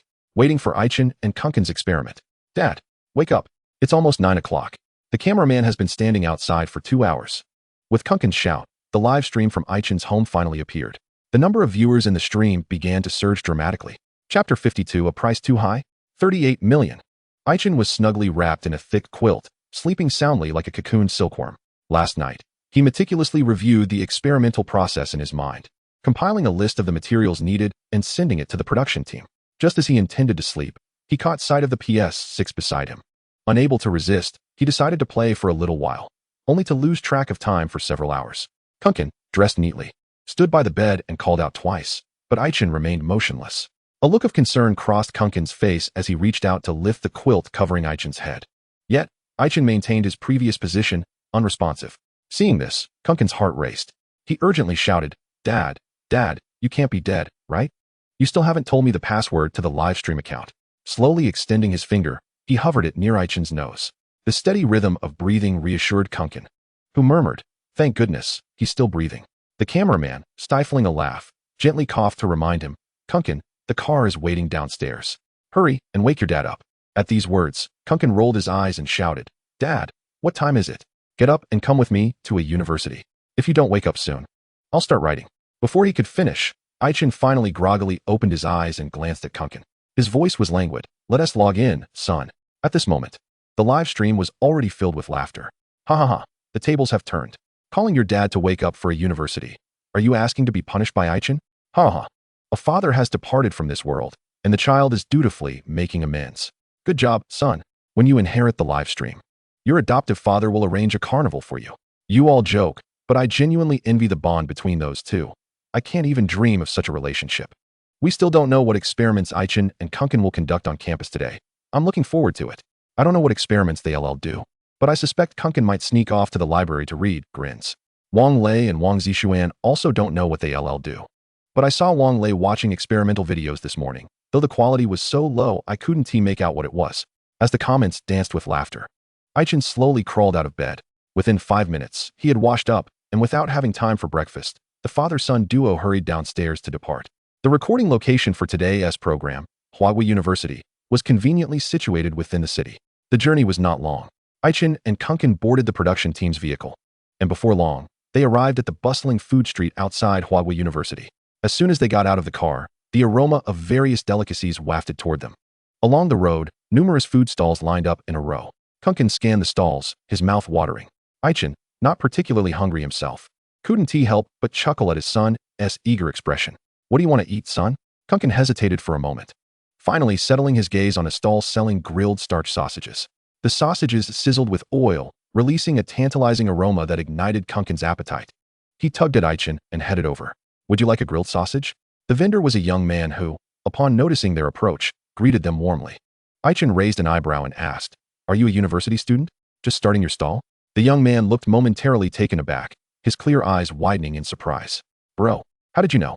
Today was indeed his first day setting up the stall, and Chen and Kunkin were his very first customers. Chen smiled but did not answer, his gaze falling on the 2 small stools and table behind the young man. There were 2 packs of tissue on the table. Selling starch sausages requires quite a bit of effort. You must just have started, he inquired. How much is one? $2. At that moment, Kunkin looked up and said, Brother, I want 2. The young man beamed with a radiant smile. All right, just a moment, they'll be ready soon. Kunkin pointed to a jar of chili nearby. Brother, please add extra chili for me. The young man, flipping the sausages, chuckled. Sure, but too much chili might upset your stomach. It won't. I eat spicy snacks every day. I've built up my tolerance, Kunkin replied confidently. Just as Chen and Kunkin were about to take a seat on the small stools at the back, the young man suddenly exclaimed, clutching his stomach, his expression shifting to one of pain. He hurried over to Chen, apologetically saying, Bro, my stomach suddenly hurts a bit. Could you watch the stall for me? I'll be right back. Please. Before Chen could respond, the young man dashed away, clutching his stomach. Chen and Kunkin exchanged glances, wide-eyed. Kunkin whispered, maybe he ate too much chili. Chen chuckled helplessly. Trust is what college students thrive on. Kunkin, keep an eye on your sausages. Don't let them burn. Hearing this, Kunkin immediately stood up to watch his sausages. Just then, a sweet voice piped up. Daddy, that looks delicious too. I want to eat it. Chen turned to see a man wearing glasses holding the hand of a little girl, around 5 years old, standing in front of the stall. The girl had 2 adorable braids and big eyes, gazing longingly at the grilled sausages. The man looked down at his daughter's eager expression and sighed softly. All right, Daddy will buy it for you. He then glanced at Chen and leaned in to whisper, Boss, could I trouble you with something? Chen instinctively wanted to clarify that he wasn't the boss, but before he could speak, the man continued. This child always wants to buy this and that when she asks out. When I ask you how much the starch sausages are, could you please quote a higher price? After I buy them, I can tell her that we spent all the money on the sausages. How does that sound?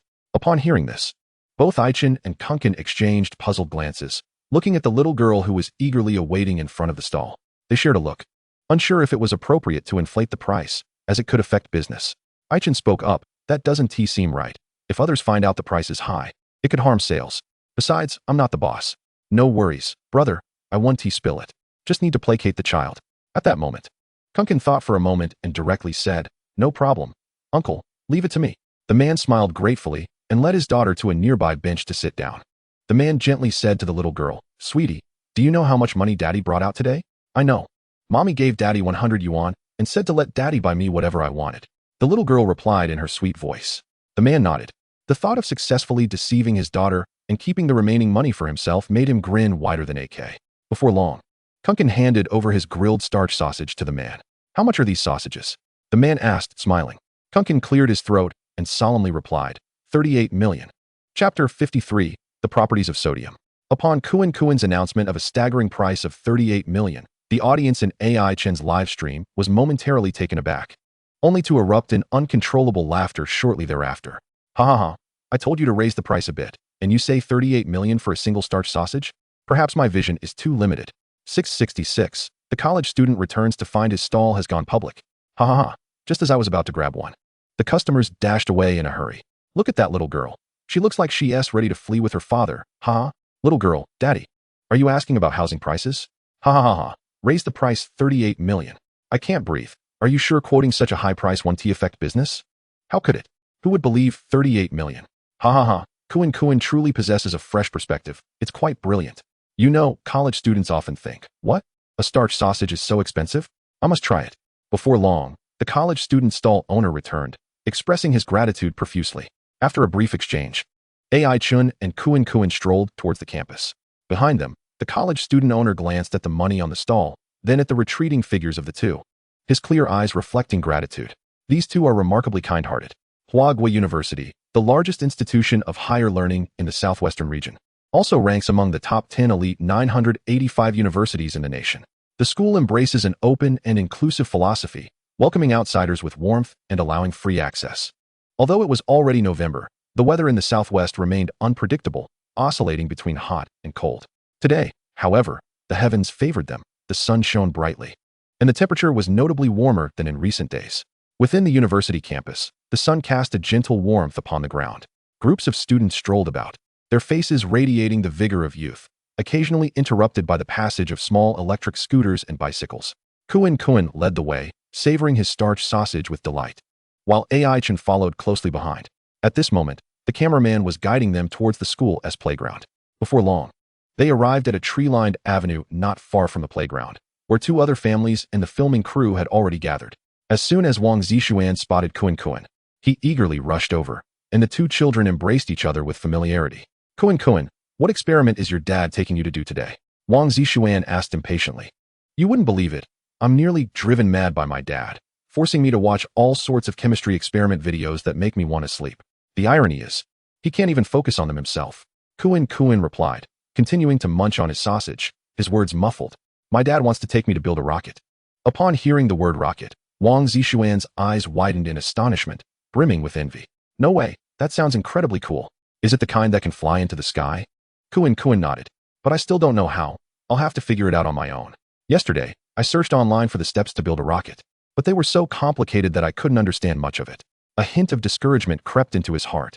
However, his father had told him that only through practice could one uncover the truth. One must try to know their capabilities. Thus, he silently resolved that no matter how many times he failed today, he would certainly craft a rocket that could soar into the sky. Hey, what experiment are you doing? Kuan inquired. Wang Zishuan shrugged, a look of resignation on his face. My dad gave me several experiments to choose from, and I picked the one that seemed the simplest and had the shortest name. What was it called? Oh, right, the properties of sodium. Wang Zishuan scratched his head in response. Once all three families had gathered, in the broadcast room, Xiaosha stood up, a smile gracing his face as he addressed the camera. All right, the parents and children have all arrived at Peking University. Before we commence today's interactive session, let us take a look at the current cumulative vote counts for the three families. In first place, we have Chen's family, leading with an impressive 900,000 votes. In second place is Zhang Yan's family with 400,000 votes. And in third place is Wang Lei's family with 390,000 votes. As soon as Xiaosha finished speaking, a shadow of discontent crossed Wang Feng's face in the observation area, knowing that in her championship episode, her voting speed had not come close to Chen's in such a short span. She was perturbed. What merit does this attention-seeking young man possess to garner such widespread support? Wang Feng thought dismissively. She paid little mind to Wang Lei's vote count, believing that while he was strict, his methods were flawed, allowing children to exploit loopholes, thus ensuring he would not attract much support. As for Zhang Yan's votes, although seemingly lagging behind, she suspected a significant portion of it resulted from Zihan's unfortunate seafood poisoning incident. With this thought, she scoffed softly. Accidents do not happen frequently, and Chen will not always be in the lead. Xiaosha continued. Today, their task is to complete their respective science experiments. After fulfilling the task, we will also take the children on a tour of the beautiful university campus. We have also received word from Zhang Yan's mother that she and Zihan have chosen some interesting physics experiments, while Wang Lei and Wang Zishuan have opted for a chemistry experiment. Due to the inherent risks of their experiment, we have assigned a staff member with professional knowledge to accompany them. As for Chen and Kuan, they are set to construct a small rocket. However, based on the list of items Chen provided to our production team, the experiment appears rather complex. It remains to be seen whether their little rocket will dazzle everyone. As the experiments differ, the families are stationed in separate locations, though they can freely switch between live streams. Now, let us follow the camera to witness the unfolding events. With Xiaosa announcing the commencement of the activities, the live broadcast transitioned to Huagui University. The expansive playground basked in sunlight, drawing many grandparents and their grandchildren to enjoy the warmth and playful laughter echoed throughout the field.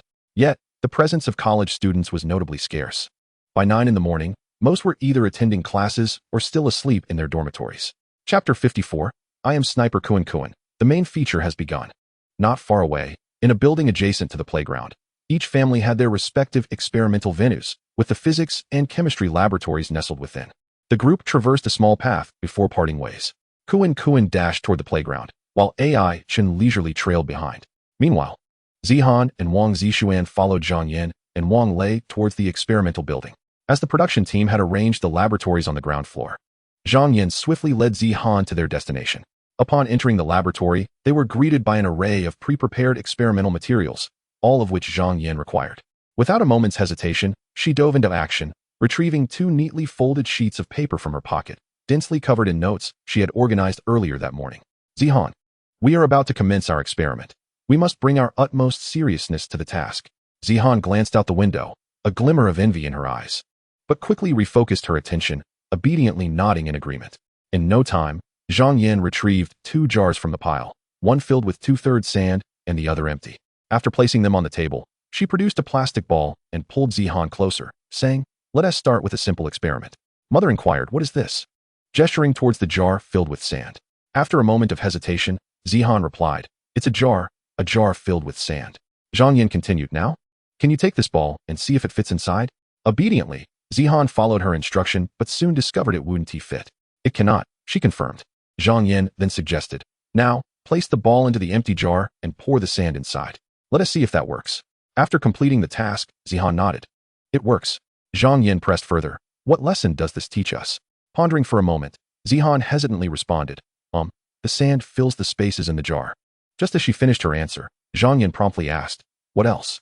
Zihan reflected for a while, but could not think of anything more and shook her head, glancing up at her mother. For reasons unknown, her mother did not appear angry. Rather, she wore a serious expression, though a hint of apprehension stirred within her. Zhang Yan, looking at Zihan intently, stated, "This teaches us to distinguish between priorities. Your primary focus now should be on your studies, aiming for a good university in the future before pursuing other endeavors. That is the most appropriate course. My expectations for you are not high. I only hope you can gain admission to Huawei University. Do you have confidence in that, Zihan?" This small experiment, through which life lessons were imparted to Zihan, garnered much admiration from the live stream audience. It's no wonder parents are the best teachers for children, being able to convey wisdom through experiments. Zhang Yan truly understands education. A child raised this way is bound to be a pillar of society. Indeed, it seems Zhang Yan's early preparation for the experiment bore excellent results. I am eager to see what further wisdom she can impart to her child. Zihan will undoubtedly feel more inspired upon visiting the university campus, motivating her to study harder. The production team and Zhang Yan have been thoughtful. Zihan is quite obedient, diligently engaging in the experiment with her mother. Had I visited a university campus at her age, I would have been eager to explore every corner. Life and learning are replete with profound truths. Zhang Yan's innovative approach to educating her child has won the favor of many viewers. However, amidst the praise for Zhang Yan, many are also concerned about the situation with Chen. Are Chen and Kunkin going to the playground for an experiment? The host mentioned they would be making rockets. But why does it seem like they are just playing? Indeed, Chen just fetched a large bucket of water from the playground. Are they planning to let the children play with water? It's already November. What kind of water play is that? Although the weather is pleasant, what parent wouldn't fear their child getting sick? You wouldn't believe it. Seeing them like that, I suspect they might actually be planning a water fight. If Wang Fong, the observer, catches them having a water fight, she'll surely be furious. Just wait and see. If the experiment fails and they catch a cold, it will be quite unfortunate. On Chen's side, due to the need for an open area to create rockets, the production team set up a long table beside the playground, laden with various experimental materials underneath. After frolicking energetically on the playground, Kunkin returned to the table, bent down, and rummaged beneath it, extracting a Sprite plastic bottle and a small pump. He began to toy with them, straining to recall the steps and results from the previous day's demonstration. After pondering for a while, he remained at a loss. Suddenly, an intriguing discovery illuminated his mind. When he stacked the plastic bottle atop the pump, it remarkably resembled a water gun. Kunkin rushed over to Chen, excitement bubbling within him. Dad, look. Doesn't this look like a water gun? Chen chuckled. It does. Why not give it a try? Receiving this affirmation, Kunkin thought, I may not know how to make a rocket, but surely I am familiar with a gun. All right, let us make it now. You should make one too, Dad. Chen, not one to dampen the spirits, nodded in agreement. Subsequently, the father and son retrieved glue and scissors from beneath the table and began their endeavors. The cameraman observing this scene appeared somewhat perplexed. Wasn't their task to create rockets? Why were they now crafting water guns? The live stream audience was equally bewildered. No way. Are they really about to engage in a water fight, creating water guns for that purpose? Ha ha ha, it's classic Chen, defying expectations and maximizing entertainment value. Wait, this isn't about conducting an experiment. It seems more like a fun outing with the child. What an irresponsible parent. Such a young child, already with a delicate constitution. Are you trying to make your child catch a cold? 666, turning a plastic bottle and pump into a water gun. Who would have thought it could be this fun? How delightful. As a child, I begged my father to make me a bamboo water gun, and I was overjoyed. My friends were so envious. Such cherished childhood memories. I really envy you all, to play with water guns and have water fights. My parents never allowed me to do that, always worried I might fall ill. Even during summer, I never got to visit a water park. Look, it seems they are almost done. In the live broadcast, Kunkin brandished his freshly crafted water gun and dashed away, only to turn back, puffing out his chest. He shouted to Chen, water gun to the head, good luck all around. I am Sniper Kunkin. The main event begins now. Dad, come and face me in a duel. Chapter 55. What knowledge can a water gun impart? Chen leisurely raised his head, a knowing smile gracing his face. Oh, are you sure? He elongated his tone deliberately. After stating this, he hoisted the water gun he had made onto his shoulder. Kunkin's eyes widened in astonishment as he spotted Chen wielding a massive water gun fashioned from an oversized Sprite bottle, the broad nozzle aimed directly at him. Dad, you're cheating. We agreed to make a water gun, but you've created a water cannon. Kunkin exclaimed, realizing the situation. Chen smirked, foolish child. I'll grant you 3 seconds to escape. At this, Kunkin was taken aback, immediately turning to flee, in an effort to evade the water cannon. He even made a zigzag escape. However, after covering some distance, he turned back to find that Chen had not fired at all. Instead, Chen was setting other bottles on the ground. You coward, hurry back here. Today, I'll teach you how to handle a water gun, he called out. Upon hearing this, Kunkin's face broke into a smile. All right, as long as the target isn't me, practicing marksmanship is no issue. The sounds of Kunkin and Chen echoed across the playground, capturing Zihan's attention from the laboratory. She turned to gaze out the window towards the playground. Due to the high windowsill, she couldn't see what was happening outside, but she knew Kunkin and his father were surely having a splendid time. A flicker of melancholy crossed her eyes. The physics experiments her mother wanted her to conduct felt dreadfully mundane, and she was required to memorize various principles. Memorization was essential. As her mother would question her, if she couldn't respond, her mother would chastise her for not paying attention. At that moment, Zhang Yin prepared to commence the third experiment, the rapid descent line. Several plastic tracks of equal height were arranged on the table, including a straight track and several with varying degrees of curvature. Just as Zhang Yin positioned the small balls on the tracks and was about to remind Zihan to observe carefully, she noticed Zihan with her head tilted, gazing outside, clearly captivated by the sounds of laughter emanating from the playground. Understanding the situation, she redirected her attention to Zihan and earnestly advised, Zihan, it's time to refocus. We are not here to play. The children outside are still quite young, merely 3 or 4 years old. You cannot compare yourself to them. You are already 8, which is the prime age for diligent study. Just look at this experimental equipment. This morning, I devoted a full 2 hours to watching experimental videos. All for the sake of your learning, to enhance your performance in the upcoming final examinations. Zihan cast her gaze downward, remaining silent, her mood somewhat dejected. She could not see the scene outside, nor could she fathom the nature of their play. In her world, there existed only study and her mother's teachings. After Zhang Yin finished speaking, she urged Zihan to focus on her experiment. She released several small balls simultaneously from the top. The ball that reached the finish line first followed a curved path, while the slowest was on the seemingly shorter straight path. You see, Zihan, the straightest path is ironically the slowest. This experiment illustrates that only through enduring trials can one achieve success first, while those without obstacles will inevitably lag behind. The years for studying are fleeting. Their play now is merely self-indulgence, leading to decades of hardship in the future.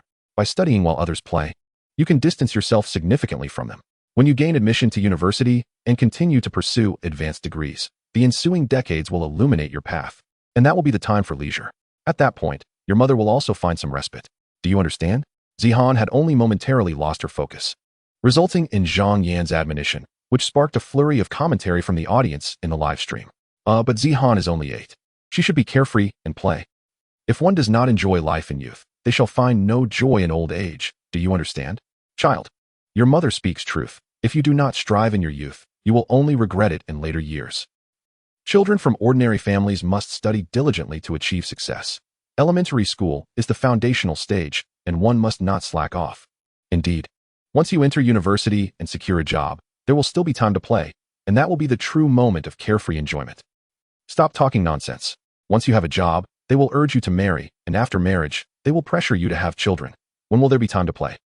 If Zhang Yan continues this style of education, Zihan will inevitably suffer a psychological breakdown.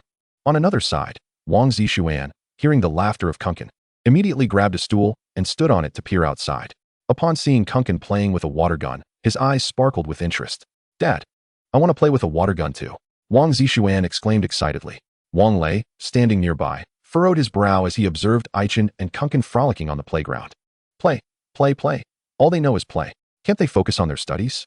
Wang Lei's voice carried an undeniable sternness. Come here quickly. I'll give you my phone. Follow the video step by step. Oh, Wang Zixuan replied, clearly reluctant but too timid to defy. He ambled over, took Wang Lei's phone, and approached the experimental table. At that moment, a staff member had already set up the experimental equipment and placed a canister of sodium aside. The staff member gently reminded, Little Zixuan, if you have any questions, feel free to ask me. I can assist you, but you must perform the operations yourself. Wang Zixuan nodded. Placing his father's phone on the experimental table, he opened the video, which depicted the properties of sodium, cutting, burning, and reactions with 6 different solutions. The voice droned on, devoid of any emotion, which soon made Wang Zixuan feel impatient. In the broadcast hall, the guests observed the screen, where Aichen and Kunkin were joyfully playing, shaking their heads in disapproval. Playing is fine, but this is clearly not the right time. The experiment has yet to be conducted, and the exam remains unfinished. Aichen's heart seems too carefree. Witnessing Aichen leading the children to create water guns with the materials prepared by the production team, they began to frolic wildly. Wang Fong could not restrain herself from criticizing. Not only is he neglecting the experiment, but he is also indulging in play. This is simply a distraction. The child is misbehaving, and the parent not only fails to intervene but encourages such antics. I thought he was going to build a rocket, but instead, he has fashioned an even more useless toy gun. What prospects does this child have? Look, both adults and children seem to have forgotten what they are here for. After her remarks, many guests expressed their agreement. Zhang Yan's physics experiments encompass both knowledge and principles. Wang Lei's chemistry experiments are similar. Yet, Aichen's household, aiming to build rockets, ended up creating a water gun instead. What knowledge can a water gun impart? Chapter 56, Kunkin 1 born. On Aichen's side, he picked up his water gun and vigorously pressed the pump several times, air being injected into the water gun. Then, he opened the valve fitted at the mouth of the bottle. With a whoosh, a robust and powerful stream of water shot out like an arrow, accurately striking one of the bottles. Wow, Dad, why is your water gun so powerful? It can shoot so far, Kunkin exclaimed, both envious and amazed. Looking down at his own water gun, short and feeble, he could not help but mutter to himself, is it really true that great strength brings miraculous results? No, I must make a bigger one. Instead of asking Aichen for his water gun to play with, he dashed off, determined to create a larger and stronger one himself. Aichen, observing Kunkin's spirited demeanor, wore a faint smile as he took out his phone, leisurely sitting back to scroll through Douyin. Before long, Kunkin had replaced his bottle with a larger one and successfully crafted a sizable water gun. Confidently, he raised this new water gun, thinking this time he could match his father's prowess. However, when he pressed the valve, eagerly anticipating a powerful stream of water, reality doused his hopes. The water stream remained small. This larger water gun was no match for his father's impressive creation. Crestfallen, Kunkin approached Aichen, asking, Dad, what is going on? Aichen, seeing Kunkin's despondent expression, smiled gently and said, Son, sometimes, in doing things, one cannot rely solely on imagination. You must learn from others, understand? Only by standing on the shoulders of giants can you see further. After saying this, Aichen tilted his head slightly, waiting for Kunkin to seek his help. Kunkin, hearing this, looked puzzled, mumbling, learn from others? His gaze instinctively fell on Aichen's phone, and his eyes suddenly brightened. Tentatively, he asked, Dad, is there someone in the fan group who can help? Upon hearing this, Aichen's expression darkened immediately. This little rascal, was that intentional or accidental? He scolded. You little brat. Your real dad is right here in front of you, and you want to learn from someone else. With that, he stood up, handed his water gun to Kunkin, and said with a hint of irritation, take this, find the difference yourself. Use your brain. If you continue like this, how can I trust you with the live stream in the future? After speaking, Aichen ignored Kunkin and returned to his chair to scroll through Douyin again. Meanwhile, the viewers in the live stream were abuzz with discussion. After watching for so long, I still don't understand what Aichen is trying to do. Can any experts explain? What is he trying to do? Just slacking off. He hasn't mentioned doing the experiment at all. I don't think he intends to complete the task assigned by the production team. Am I the only one who noticed? I won't tell you. Water guns and rockets do have a connection. I feel Aichen is trying to inspire the children. At least the atmosphere on Aichen's side is pleasant, while Zihan can only obediently follow her mother's commands. What? Do you think a water gun can turn into a rocket and fly to the sky? Stop exaggerating. Will you?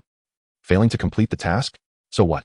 As the eagerly awaited live broadcast of the Equal Rights Child commenced, I promptly immersed myself in the carnival atmosphere. Among the 3 streaming rooms, it was evident that the viewer count in Zhang Yan's space had notably surged today. Her collaboration with Zihan on a physics experiment garnered considerable approval from parents. In contrast, Wang Zishuan's stream appeared rather monotonous. Not due to the experiment's inherent lack of interest, but rather because of the convoluted procedures, as they were still in the midst of cutting sodium blocks. Meanwhile, AI Chen's room continued to attract the largest audience, albeit with an increased chorus of skepticism compared to previous sessions. What should have been an engaging scientific experiment was, regrettably, trivialized by AI Chen. Within the live feed, Kuan sat on the lawn, wielding a water gun crafted by his father. He glanced at his own creation, meticulously searching for differences. He discovered that his father's bottle featured 2 additional components at the bottom and the opening, a valve at the mouth and a part at the base that he scrutinized for an extended period. Suddenly, he recalled something he had seen in the materials yesterday. A valve core? Kuan mused aloud. This component was used to control inflation and deflation. With this revelation, he pressed down on the pump a few times, astonished to see the bottle gradually swell and become rigid. When he opened the valve, a powerful jet of water erupted forth. It dawned on him that the pressure within the bottle was substantial. Ecstatic, Kuan exclaimed, recalling knowledge imparted by their science teacher. Yet, the teacher's explanations had only skimmed the surface of theory. Engaging in the hands-on activity prompted his memory. A bold idea flickered through his mind.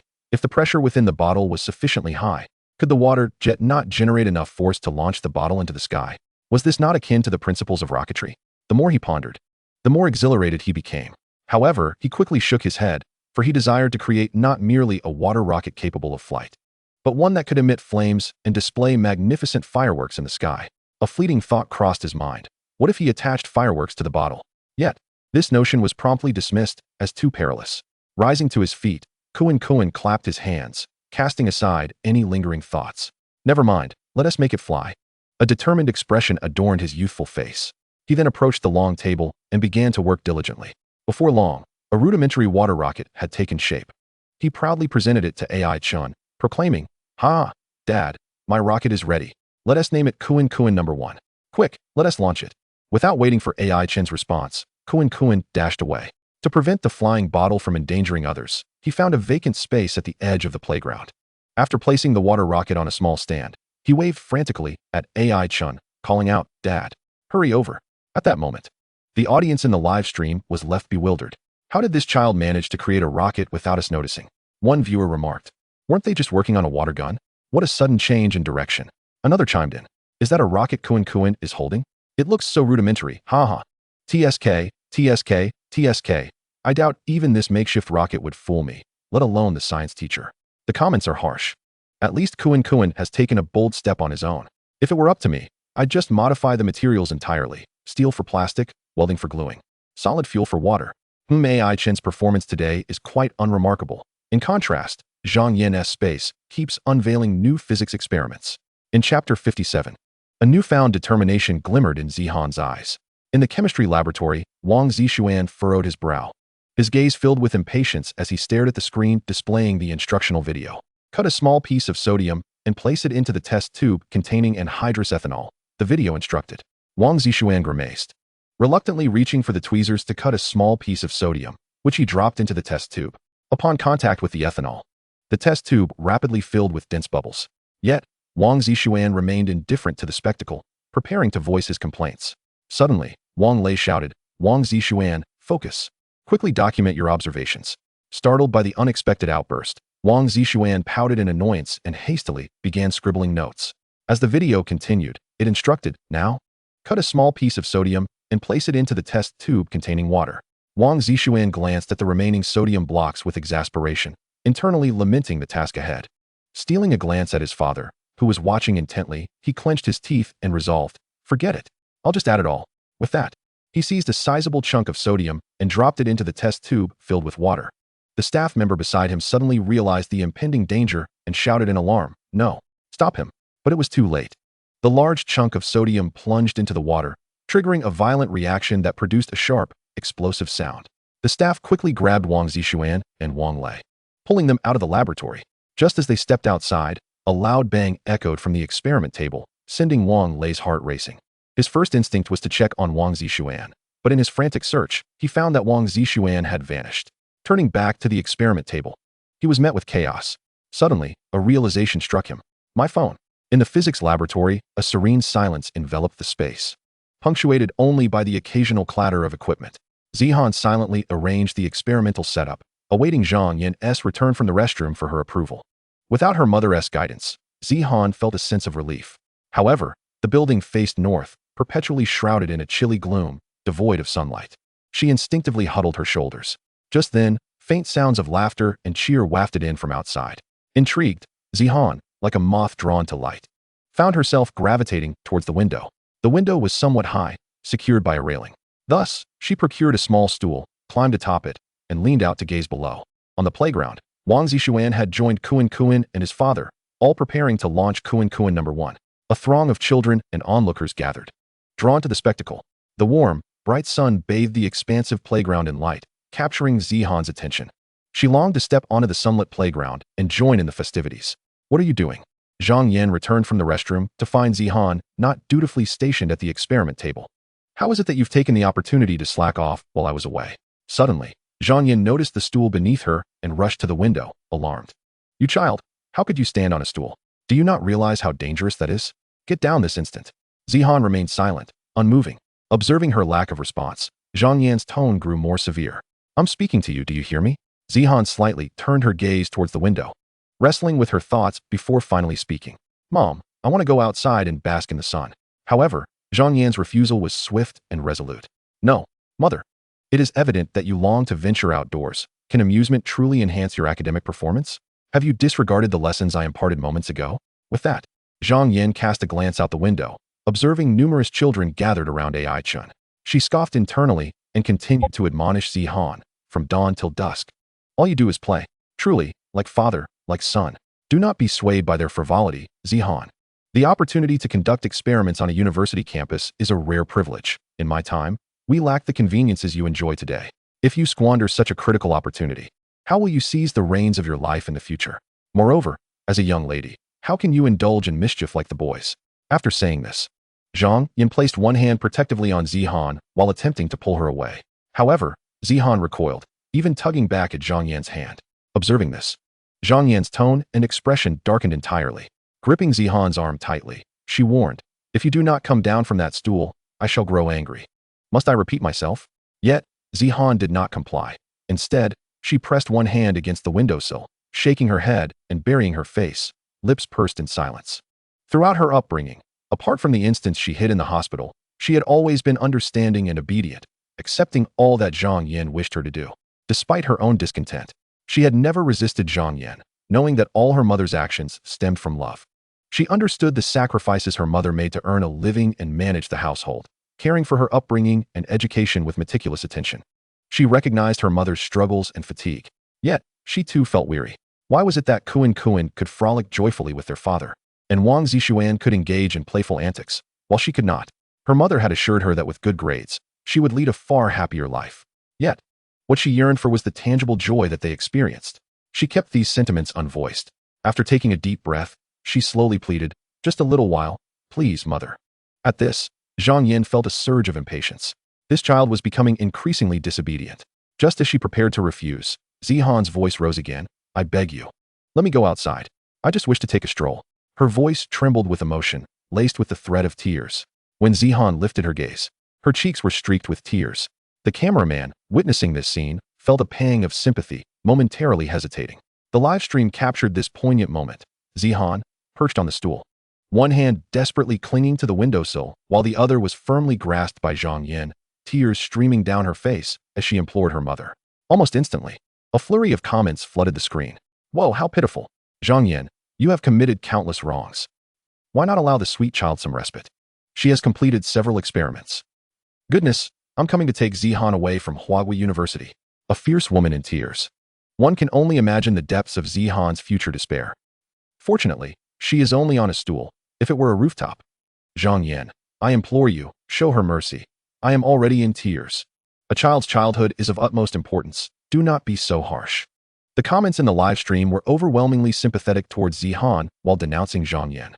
After all, it is heart-wrenching to see a once obedient and endearing child tearfully pleading. In the broadcasting room, witnessing Zihan's tear-streaked face, Wang Feng momentarily froze before quickly regaining her composure. Oh no, Zhang Yin, do not relent. A dam can collapse from a mere ant hole. Once you yield, it will be difficult to refuse her in the future. Remember, indulging a child is akin to harming them. If you grant her this leniency, she will forever use tears to manipulate you. If she cannot attain a prosperous future, you must resolutely cultivate her resilience to weather life's storms. Yet, at that moment, no one in the studio paid her any heed, all eyes fixated on the screen, hearts racing in anxiety. The cameraman hastily restored the footage. Zhang Yin remained frozen, her eyes wide. Zihan's tear-stained visage exploded in her mind, causing her heart to ache sharply. This very scene had unfolded just yesterday. However, this time, she distinctly perceived a defiance in Zihan's eyes that had never been present before. For reasons unknown, she suddenly felt a surge of fear. Chapter 58. The test flight has yet to succeed. Comrades must persist. Gripping Zihan's hand felt akin to clutching at air. The distance between them seemed like two diverging lines, stretching apart invisibly. Fear and confusion ultimately transformed into a state of helplessness. She could not comprehend how her daughter had become this way. She had always been so obedient. Amidst her bewilderment, her peripheral vision caught sight of the laboratory equipment piled nearby. These were all tools she had prepared for Zihan. If she did not complete the experiment now, there might not be another chance. Simultaneously, the words of an educational expert echoed in her mind. A child's disobedience can only be 0 or countless times. Once a hint of defiance appears, it must be nipped in the bud. With this thought, Zhang Yan's gaze hardened. Gritting her teeth, she resolved to forcibly pull Zihan from the stool. Just then, a clear child's voice rang from the playground. A little girl was looking their way, catching a glimpse of Zihan's half-revealed figure at the window. "Grandma, look, that sister is trapped behind iron bars. We must save her." This sudden exclamation struck Zhang Yin's heart like a thunderclap. In an instant, memories of the mother-daughter dialogue from the hospital resurfaced in her mind. Her pupils quivered as a thought emerged. Was Zihan imprisoned by her? All she had done was to ensure her daughter would have a better future. Her gaze fell upon Zihan's small hand, gripping the windowsill tightly. Turning pale from the strain, its fingertips trembling slightly. Taking a deep breath, her previously unwavering conviction began to waver. Perhaps it was time to let her go play for a while. She would call her back once she arranged the remaining physics apparatus. With this resolution, she slowly stepped aside, no longer obstructing Zihan. "Go ahead." Upon hearing her mother's words, Zihan paused in disbelief, her eyes wide with incredulity. Gradually, the sadness and defiance in her gaze were replaced by joy, a long-forgotten smile blossoming on her face. "Go, and return early," Zhang Yin gently encouraged. For reasons unknown, witnessing Zihan's smile eased the weight in her heart. Unable to contain her elation, Zihan leaped from the stool. Zhang Yin instinctively reached out to assist, but before she could take a step, Zihan had already landed gracefully on the ground and dashed toward the door. Yet, just as she reached the laboratory entrance, Zihan halted abruptly, turning back to gaze deeply at her mother. With light, buoyant steps, she joyfully ran outside. Zhang Yin watched the empty doorway, letting out a soft sigh. A breath of fresh air might do her good. She hoped she wouldn't forget her studies.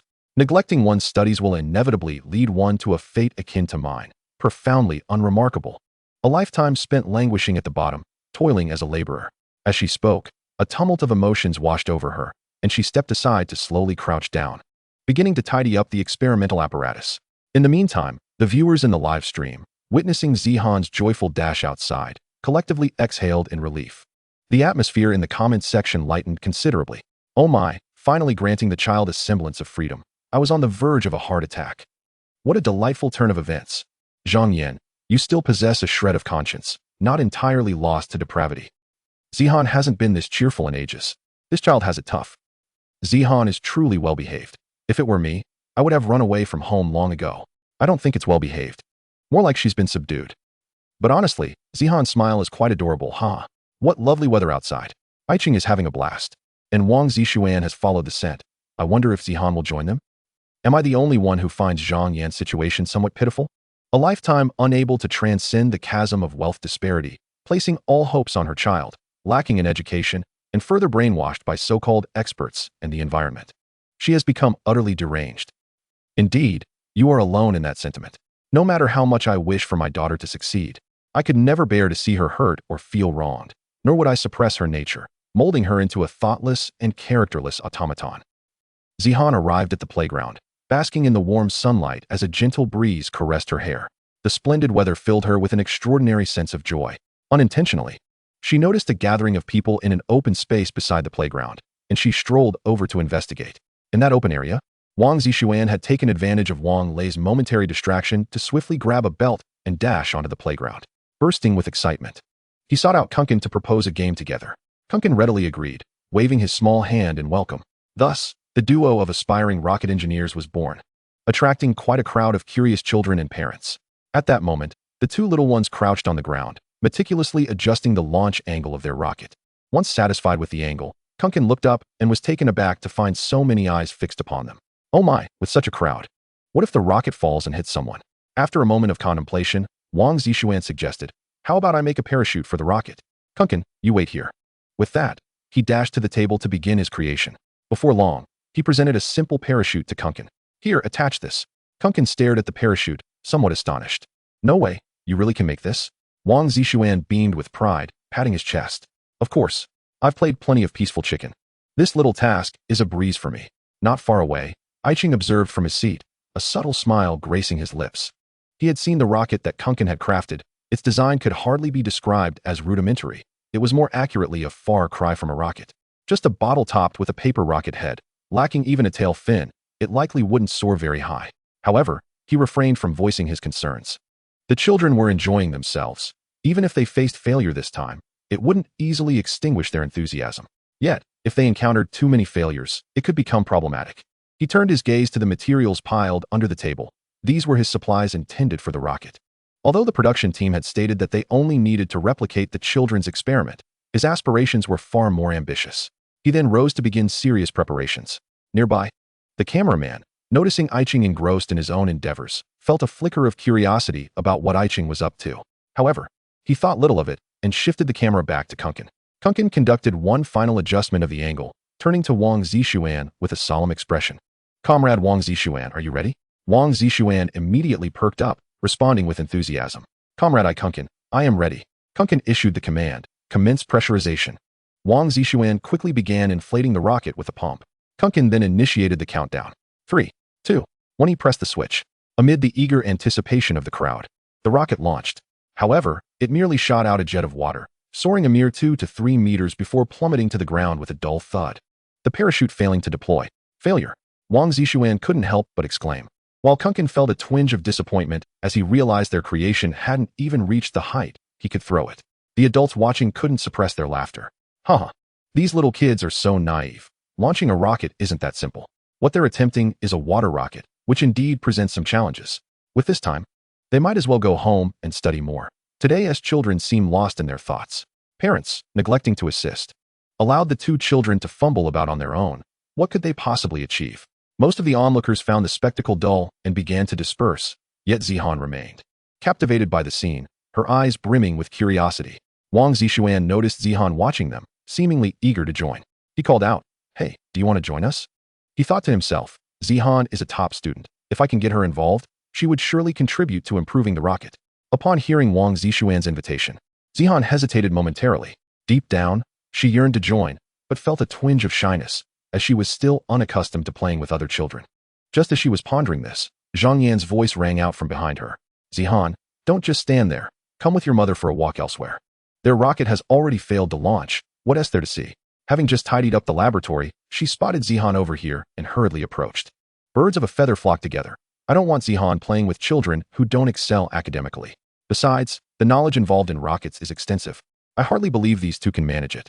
Wang Zixuan, already feeling a bit dejected, turned away upon hearing Zhang Yan's words. He gazed at the failed rocket on the ground, momentarily at a loss as to what had gone awry. Just then, Kunkin glanced around at the departing crowd, his earlier disappointment evaporating, replaced by a newfound determination. My dad always said, practice makes perfect. If you can't handle the loss, don't play. If we must, we shall start anew. I refuse to give up. He looked at Wang Zixuan and solemnly declared, we cannot give up. Wang Zixuan was momentarily taken aback, unable to process the gravity of Kunkin's words. Kunkin, sensing the seriousness of the moment, continued, they can say what they want. We will do what we must. Haven't you heard? There's always a way out. As long as we wish to succeed, we will. Upon hearing this, Wang Zixuan's eyes brightened. He immediately responded, you're right, I cannot give up. This scene astonished the cameraman nearby. How did these two 8-year-olds possess such confidence and resolve? Witnessing Wang Zixuan's renewed spirit, Kunkin nodded emphatically, picking up the failed rocket from the ground and placing it in Wang Zixuan's hands. The test flight may not have succeeded, but comrades must continue to strive. Come, let us improve our design. Wang Zixuan stood tall and proud. All right, you cut, I'll glue. Together we will grow stronger and achieve greatness once more. Forward, onward, ever onward. Chapter 59, The Dreams of Children. Even scribbles earned full marks. The two gathered additional materials from under the table and settled down on the ground to delve into their research, observing the perseverance and initiative of the two children. Many viewers in the live stream felt a wave of admiration. Walk your own path and let them talk. Kuan and Wang Zixuan are truly commendable. Oh my goodness, what Kuan said just now was indeed enlightening. Where did he learn that? To bounce back from failure so swiftly is impressive. I can hardly fathom how splendid Kuan's future might be. However, not all comments were filled with praise. What good is perseverance if the initial direction is flawed? Setting aside the question of success, what knowledge can a water rocket impart to children? Indeed, it is far more prudent to embed perseverance and execution in textbooks. Their approach is leading them astray. Building rockets is a dream for most children, yet I believe a scientific experiment pales in comparison to a child's aspirations. By the way, what is Chen doing all alone? Has he taken to painting? It troubles me greatly to see that Chen shows little regard for the children's experiment. After considerable effort, Kuan and Wang Zixuan's second rocket was finally completed. Compared to their previous rudimentary attempt, they had indeed put in significant effort this time. They ingeniously fashioned 2 plastic bottles by severing their bases and skillfully joining them. This not only elongated the rocket's body, making it resemble a genuine rocket more closely, but also allowed for greater water capacity, resulting in enhanced thrust. Moreover, following Wang Zixuan's suggestion, they adorned the rocket with a refined tail fin, imparting a more professional appearance. Launch, they declared in unison. With the rocket in hand, they hurriedly made their way to an open area, eager to conduct their test flight. At that moment, Zhang Yan once again urged Zihan. Come on, Zihan, they are not going to succeed. There is no need for us to stand by idly. But I want to see more, Zihan quietly replied. Zhang Yan firmly refused. No, what significance does a small water rocket hold? It would be better to return home and watch actual rocket videos with your mother. Real rockets are crafted by scientists. If you are passionate about rockets, you must dedicate yourself to your studies and not waste your thoughts on these children's toys. Let us bask in the sun on the playground's lawn for a while, and then we must return to our experiments. With that, she took Zihan's hand and led her towards the playground. Zihan silently sat on the grass, her gaze subtly drifting towards the open area. Meanwhile, Zhang Yan remained oblivious, engrossed in her lecture. Zihan, whatever you undertake, it is essential to have your own opinions. Do not burden your mother with every little thing. For instance, this time, I brought you out to get some fresh air, not to watch others play. You should be more self-aware. On the other side, Wang Lei emerged from the laboratory with a stern expression, searching for Wang Zixuan. Upon spotting Wang Zixuan crouched on the ground, he rushed over. What are you doing, you little rascal? Wang Lei bellowed. The memory of Wang Zixuan nearly exploding a test tube and almost damaging his own phone ignited a flame of frustration within him. Crouched down and adjusting the rocket's angle, Wang Zixuan instinctively shrank his neck. He turned and replied, Dad, I'm working on the rocket with Kuan. Only then did Wang Lei's gaze shift to Kuan, and in an effort to preserve his son's dignity, his demeanor softened slightly. Quickly return to the laboratory and complete your own experiment first. Upon hearing this, Wang Zixuan immediately shook his head in reluctance. No, I want to work on the rocket with Kuan. Wang Lei, maintaining his composure, responded. Constructing a rocket is no simple task. Let Kuan work on it while you finish your experiment with me. Then you can return. He had anticipated that his gentle persuasion would prompt Wang Zishuan to comply, but to his surprise, Wang Zishuan, without a moment's hesitation, declared gravely, "No. I will not betray the organization."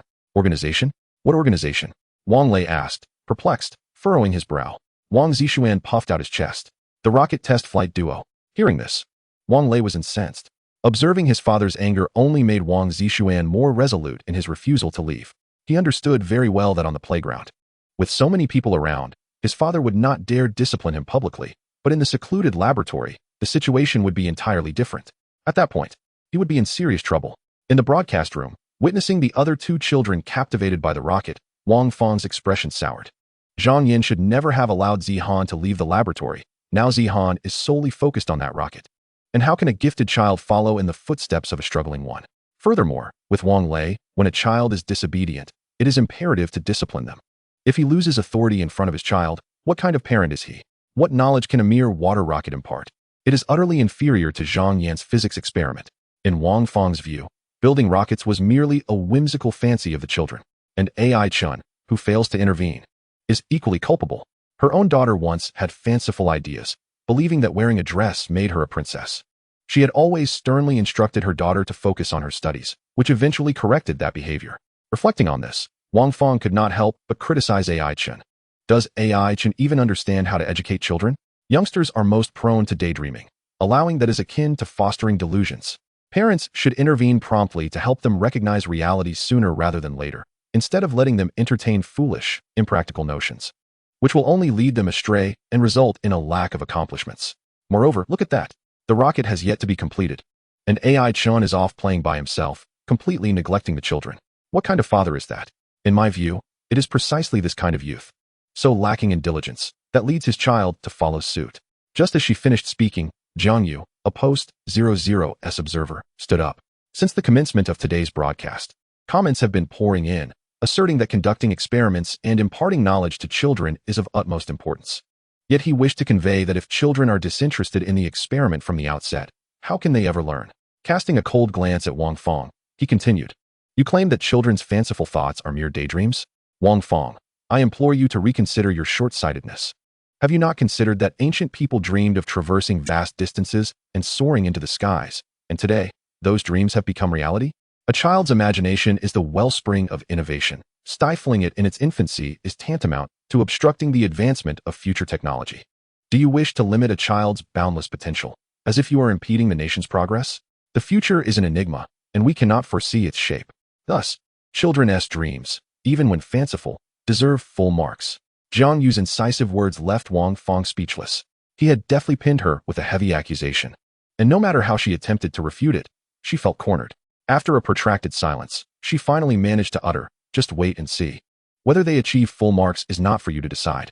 While a heated debate raged in the broadcast room, in the open area, Kuan and Wang Zishuan eagerly launched their improved rocket. With a resounding pop, the rocket shot upward with remarkable speed. The water column was significantly more vigorous than the last attempt. However, despite the rocket soaring to a greater height than before, it still fell short of the children's expectations. Especially for Kuan, it was disheartening that despite his efforts to make the rocket fly higher, he could not achieve the desired results. He felt at a loss, unable to conceive what further improvements could be made. Meanwhile, on the lawn, Zhang Yin, somewhat displeased, addressed Zihan. "Zihan, are you even listening to your mother?" As she spoke, she followed Zihan's gaze and caught sight of Kuan and Wang Zishuan launching their rocket. Her tone shifted to one of sternness. "Stop looking. What do you expect to glean from this? We have been out for over 10 minutes. It is time to return. Do you have any idea how arduous it was for your mother to tidy up those devices? I saw that Kunkin and the others successfully launched their rocket." Zihan withdrew her gaze, yet she remained reluctant to accompany her mother back, silently standing in place. Observing Zihan's indifference, Zhang Yan's patience was gradually wearing thin. Meanwhile, Wang Zishuan and Kunkin, deflated, sat down abruptly, their hands propped on the ground, their faces etched with despair. This won't do, Kunkin. We genuinely lack the necessary materials. This rocket is exceedingly difficult." Wang Zishuan lamented, his head hanging low, utterly drained of energy. His mental capacity had reached its limit, leaving him unable to conceive any further ingenious ideas. Kunkin gazed up at the cerulean sky and drifting clouds, his thoughts wandering far afield. Surrounded by naysayers claiming he would never succeed, He found himself in a state of bewilderment. Father said to pursue one's dreams, but this dream feels so lofty. At that moment, a small bird soared across the sky, swiftly passing through his line of sight. Kunkin paused for a moment, feeling no particular emotion. Yet his gaze gradually grew resolute. Rising from the ground, he proclaimed loudly, "If I can make this rocket, I will. If I cannot, I shall strive even harder. No matter how distant this dream may be, I will chase it." Just as Kunkin's words hung in the air, a soft voice floated from behind him. "Son, did you forget the second half of that statement? When you find yourself unable to catch up, your father will be right behind you to give you a push." Kunkin turned around abruptly. Chen, wearing a smile, added, "Examinations are like battlefields. Do not forget the bond between you and your father." Chapter 60, Zihan. Would you care to join us? Upon hearing his father's voice, Kunkin hurriedly turned around and stood up. "Father, are you going to help me?" Chen, with a gentle smile gracing his lips, placed a hand on Kunkin's shoulder and spoke earnestly. A real man should not panic when faced with challenges. After a brief pause, he continued, "Make sure to pull out your phone and capture a Douyin video." Kunkin's excitement faltered instantly. As Chen spoke, he skillfully took out his phone and began a live stream. After being busy for so long, he had almost forgotten to initiate the live broadcast for some monetary gain. He was not one to work without compensation. Turning to the camera, he called out, "Hey, folks, my son has once again failed to launch a rocket, and he is feeling quite dejected. Could you all send some rockets to encourage him?" As the live stream commenced, a multitude of viewers flooded in. "Ha ha ha, what a spectacle. Your son seeks your assistance, yet you are more concerned about making money. Kunkin, I can hardly suppress the urge to remove the oxygen tank. Ha ha, what battlefield-like examination, what bond. You two are clearly just a father selling his son and a son offering himself up." User Guizhou Belia, sending 2 rockets. User Bedroom Milk, sending 1 rocket. Chen turned to Kunkin, chuckling. "All right, son, enough joking around." He then bent down to pick up a rocket that had fallen nearby and continued, "You see, earlier the water gun lacked power, and you thought of switching to a larger bottle. Why didn't you consider adapting when it came to the rocket?" At that moment, Wang Zixuan interjected. "The bigger bottle is too thick. It doesn't resemble a slender rocket." Chen explained, "Although one segment appears thick, by adding a few more segments, won't that work? Besides, a longer segment yields greater strength. If one segment lacks power, adding a few more will allow it to soar higher." Upon hearing this, Kunkin and Wang Zixuan's eyes sparkled with newfound hope. However, Kunkin soon furrowed his brow and said, "But 3 segments require more skill. We lack the technical prowess." Chen patted his shoulder reassuringly. "Thus, your father is here, isn't he? If our skills are lacking, we shall introduce advanced techniques from others. There is no shame in that." Immediately, Chen led the 2 youngsters to the workstation. Upon seeing 3 transparent plastic containers arranged on the table, their eyes widened in astonishment. "Wow, Dad, these are enormous," Kunkin exclaimed. The containers were nearly as wide as their waists. Chen had requested the production team to prepare these specifically to significantly enhance the rocket's power. After all, the saying "great strength yields miraculous results" is not merely a cliché. Moreover, Chen had already installed the various components of the rocket, including the separation mechanism. At this moment, all that remained was to assemble these 3 rocket tubes, followed by filling them with materials and pressurizing them. The 3 of them each lifted a rocket tube. Meanwhile, on the lawn, Zhang Yan, somewhat displeased, addressed Zihan, working together to transport it to the center of the playground. "Zihan, are you listening to your mother?" Chen glanced up at the azure sky and the gently drifting clouds, clapping his hands together. "All right. The upcoming assembly task is in your capable hands." Kunkin and Wang Zixuan, their expressions serious, nodded solemnly. However, as they prepared to install the components, Kunkin suddenly felt that the rocket was missing something. The transparent body of the rocket appeared somewhat monotonous, lacking the cool appearance of a pure white rocket. He turned to Wang Zixuan and suggested, "How about we draw some designs and stick them on? It might look better." Wang Zixuan thought it was a good idea, but helplessly shrugged his shoulders, saying, "But I can't draw. Can you?" Kunkin awkwardly scratched his head.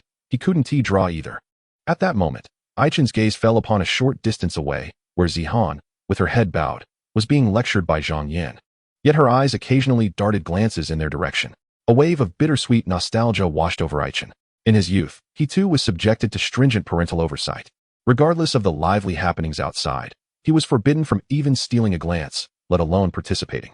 A moment's distraction could lead to reprimands or even punishment. After a brief silence, Chen turned to Kunkin and Wang Zixuan and said, "Have you forgotten? You still have a little friend who might be able to help." Hearing this, Kunkin and Wang Zixuan exchanged knowing glances and quickly dashed towards Zihan. On Zhang Yan's side, upon noticing the 2 children approaching, she felt a twinge of confusion. She paused her lecture and pulled Zihan to her feet. Kunkin, wearing a polite smile, was the first to speak. Hello, Auntie. He then directed his attention to Zihan. Zihan, we are working on making a rocket. Would you like to join us? Zihan was momentarily taken aback by the question, while Zhang Yin immediately grew vigilant. In her view, allowing her daughter to play with these underperforming students was absolutely out of the question. She quickly extended her hand, pulling Zihan behind her. Forcing a smile, she said, You all go ahead and play. Our Zihan is not capable. She simply cannot do anything related to rockets. Wang Zixuan, already feeling disgruntled by Zhang Yan's earlier remarks about their inability to construct a rocket, pouted even more. He indignantly retorted, We are asking Zihan, not you. How do you know she can't? Zhang Yan was taken aback by his stubbornness, as he directly challenged her. She awkwardly chuckled. Auntie is just a bit concerned about her safety, after all. Before she could finish, Kunkin interrupted curiously, What is there to be concerned about? We are all classmates, not human traffickers. Besides, my father is here. Wang Zixuan chimed in. Exactly. Zhang Yan furrowed her brow, thinking to herself. It is precisely because of that father of yours that I am worried. He is always leading the children into mischief. It seemed that a simple refusal would not suffice. She needed to articulate her reasoning clearly. Thus, she said, Auntie understands that you are eager to build the rocket, but you have already failed twice. Having Zihan join you would be of no use. There is really no need to waste more time on this. It would be better to spend this time studying. You know? I don't know, Kunkin replied bluntly. Zhang Yan. Kunkin continued. Failure is the mother of success, without a spirit of inquiry. How could one possibly conduct an experiment? Moreover, I can see that Zihan is quite eager to join us. Wang Zixuan nodded in agreement. Indeed, indeed. Zhang Yan found herself at a loss for words. Kuan and Wang Zixuan were not her children, so she felt it inappropriate to continuously lecture them. At this moment, Wang Zixuan's impatience was palpable. Forget it. She is not my dad. She can't possibly hit me. Just ask Zihan directly. He boldly bypassed Zhang Yan and urgently inquired. Zihan, can you join us? We truly need you. Zihan's body quivered slightly, a look of hesitation crossing her face.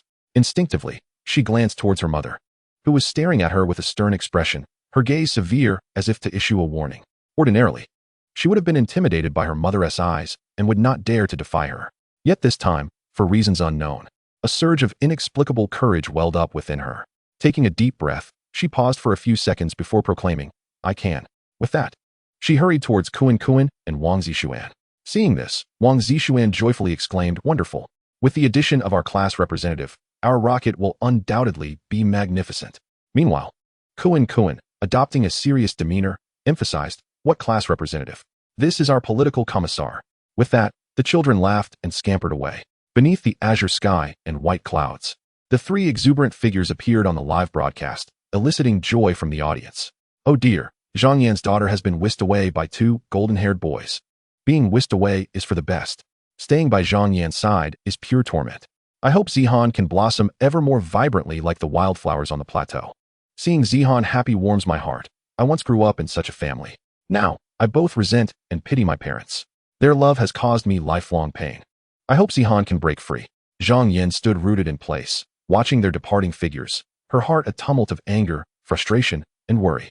Were it not for the fact that they were merely two small children, she would not have so easily allowed Zihan to leave. She simply could not fathom what magical allure a small rocket could possess that would render her daughter so disobedient. It seemed a futile endeavor, yielding no real knowledge or understanding. Aside from captivating a few children, what purpose did it serve? After mulling it over, she remained uneasy and rose to follow them towards the center of the playground. Meanwhile, Wang Zixuan's father, Wang Lei, quietly sat on the playground, pulled out his phone, and after taking a few pictures of Wang Zixuan, posted a status update. Rare to see my child not thinking about playing games. Let him enjoy himself a little longer. In the broadcasting room, Wang Feng scoffed. So it's merely a matter of enlarging the little rocket a bit. This AI Chen truly has a simplistic mind. I really cannot fathom how such a person garners audience support. Or perhaps the audience is just as juvenile. The advancement of national science and technology has nothing to do with such children's toys. Education is a serious matter, and science is even more so. Introducing such frivolity into scientific experimentation is, without a doubt, a desecration of science. The viewership for teaching children effectively exceeds millions. If this contraption he has created manages to launch successfully, splendid. If it fails, it will surely become a source of ridicule and serve as a counterexample in educating children. Wang Feng awaited AI Chen's moment of embarrassment. Not far away, Zhang Yu anticipated how AI Chen would astonish the crowd when the three plastic containers appeared. He realized that AI Chen's rocket was anything but ordinary. He was reminded of a certain three-stage booster rocket. Chapter 61. What kind of rocket did we initially wish to create? Have you finished drawing, Zihan? Let me help you stick it on. AI Chen asked with a gentle smile as they stood in the center of the playground. Zihan lifted her face, extending 3 drawings in her hands. AI Chen took a look. One depicted flowers and trees, another the starry universe, and the last illustrated several birds soaring across the sky. The watercolor pens had been provided by AI Chen for the show. Zihan's artwork was exquisite. These are truly beautiful, AI Chen praised sincerely. Zihan lowered her head slightly, a sweet smile gracing her lips. Uncle, I'll go draw a few more. At that moment, Kuan, who was assembling the rocket nearby, suddenly turned and asked, Dad, how much water do we need for such a large rocket? Wouldn't he fetching it wear us out? AI Chen smiled gently. Not much at all. Kuan frowned. Not much. Then how will it fly high? Wang Zishuan chimed in, curious, if we don't add water, are we supposed to add something else? Just blast the rocket into the sky? AI Chen remained silent, merely gazing up at the brilliant blue sky above. He intended not only to make the rocket soar, but also to imbue it with the dazzling colors his son wished to see. As they assembled the rocket, those adults and children who had previously dispersed were once again drawn in, gathering around. Simultaneously, a few passing university students halted in their tracks, intrigued. This time, the spectacle was far more impressive than before. Once assembled, the 3-stage rocket stood over 2 meters tall. The crowd buzzed with mixed opinions. This is indeed quite grand. One can already sense the imposing presence of the rocket. Still at it. These kids are truly persistent. What is the point of making such a thing? TSK. Even the adults are joining in this nonsense. Oh dear, how dangerous. How can the parents be so carefree, not fearing an explosion? Grandson, let us move a bit further away. In my opinion, it's still a waste of effort. Wanting such a large rocket to soar without any professionals. How can a group of children and one adult manage? Students should honestly stay in the classroom studying. Engaging in such frivolities will only hinder their education. Meanwhile, several onlooking university students were left in awe. Some hastily pulled out their phones, snapping pictures of the rocket, eagerly posting them on campus walls. Others directly tagged their roommates. Everyone, wow, guys, there are a few kids launching a 3-stage booster rocket on the playground. It's massive. Come quick. On the edge of the playground, in a classroom of the teaching building, Professor Chen Jianya was passionately lecturing on traditional Chinese studies from the podium, accompanied by a vibrant PowerPoint presentation. In the back row of the classroom, several boys huddled together, their phones in hand, whispering among themselves. Oh my, look at the campus wall. This is way too cool. A 3-stage rocket this big must fly high. Should we sneak down to see? Sneak? You think skipping this old man's class 1T get you flunked? Just as they were strategizing, Chen Jianya's stern voice boomed like thunder. Boys in the back row, what are you doing? All the students in the front turned to look at them with curious gazes. The 3 boys immediately sat up straight. Chen Jianya snorted, his gaze sharp. Are you playing on your phones? Your parents provide you with living expenses so you can come to school. Not to play on your phones. After deducting points from your grades, get out and stand. The 3 boys exchanged silent gestures, then rose to leave the classroom. At that moment, one of them muttered indignantly, forget it. It's not like I'll pass anyway. I'm just going to ditch. Another whispered in agreement, right? A college experience without failing is incomplete. Let us go watch the rocket. Go. The 3 of them quickly reached a consensus. In the classroom, Chen Jianya scanned the room once more, snorting again. You post-2000s kids, look at how your phones have dulled your spirits. Your eyes are all dim. How will you contribute to the nation in the future? Before entering my classroom, everyone must submit their phones to the podium.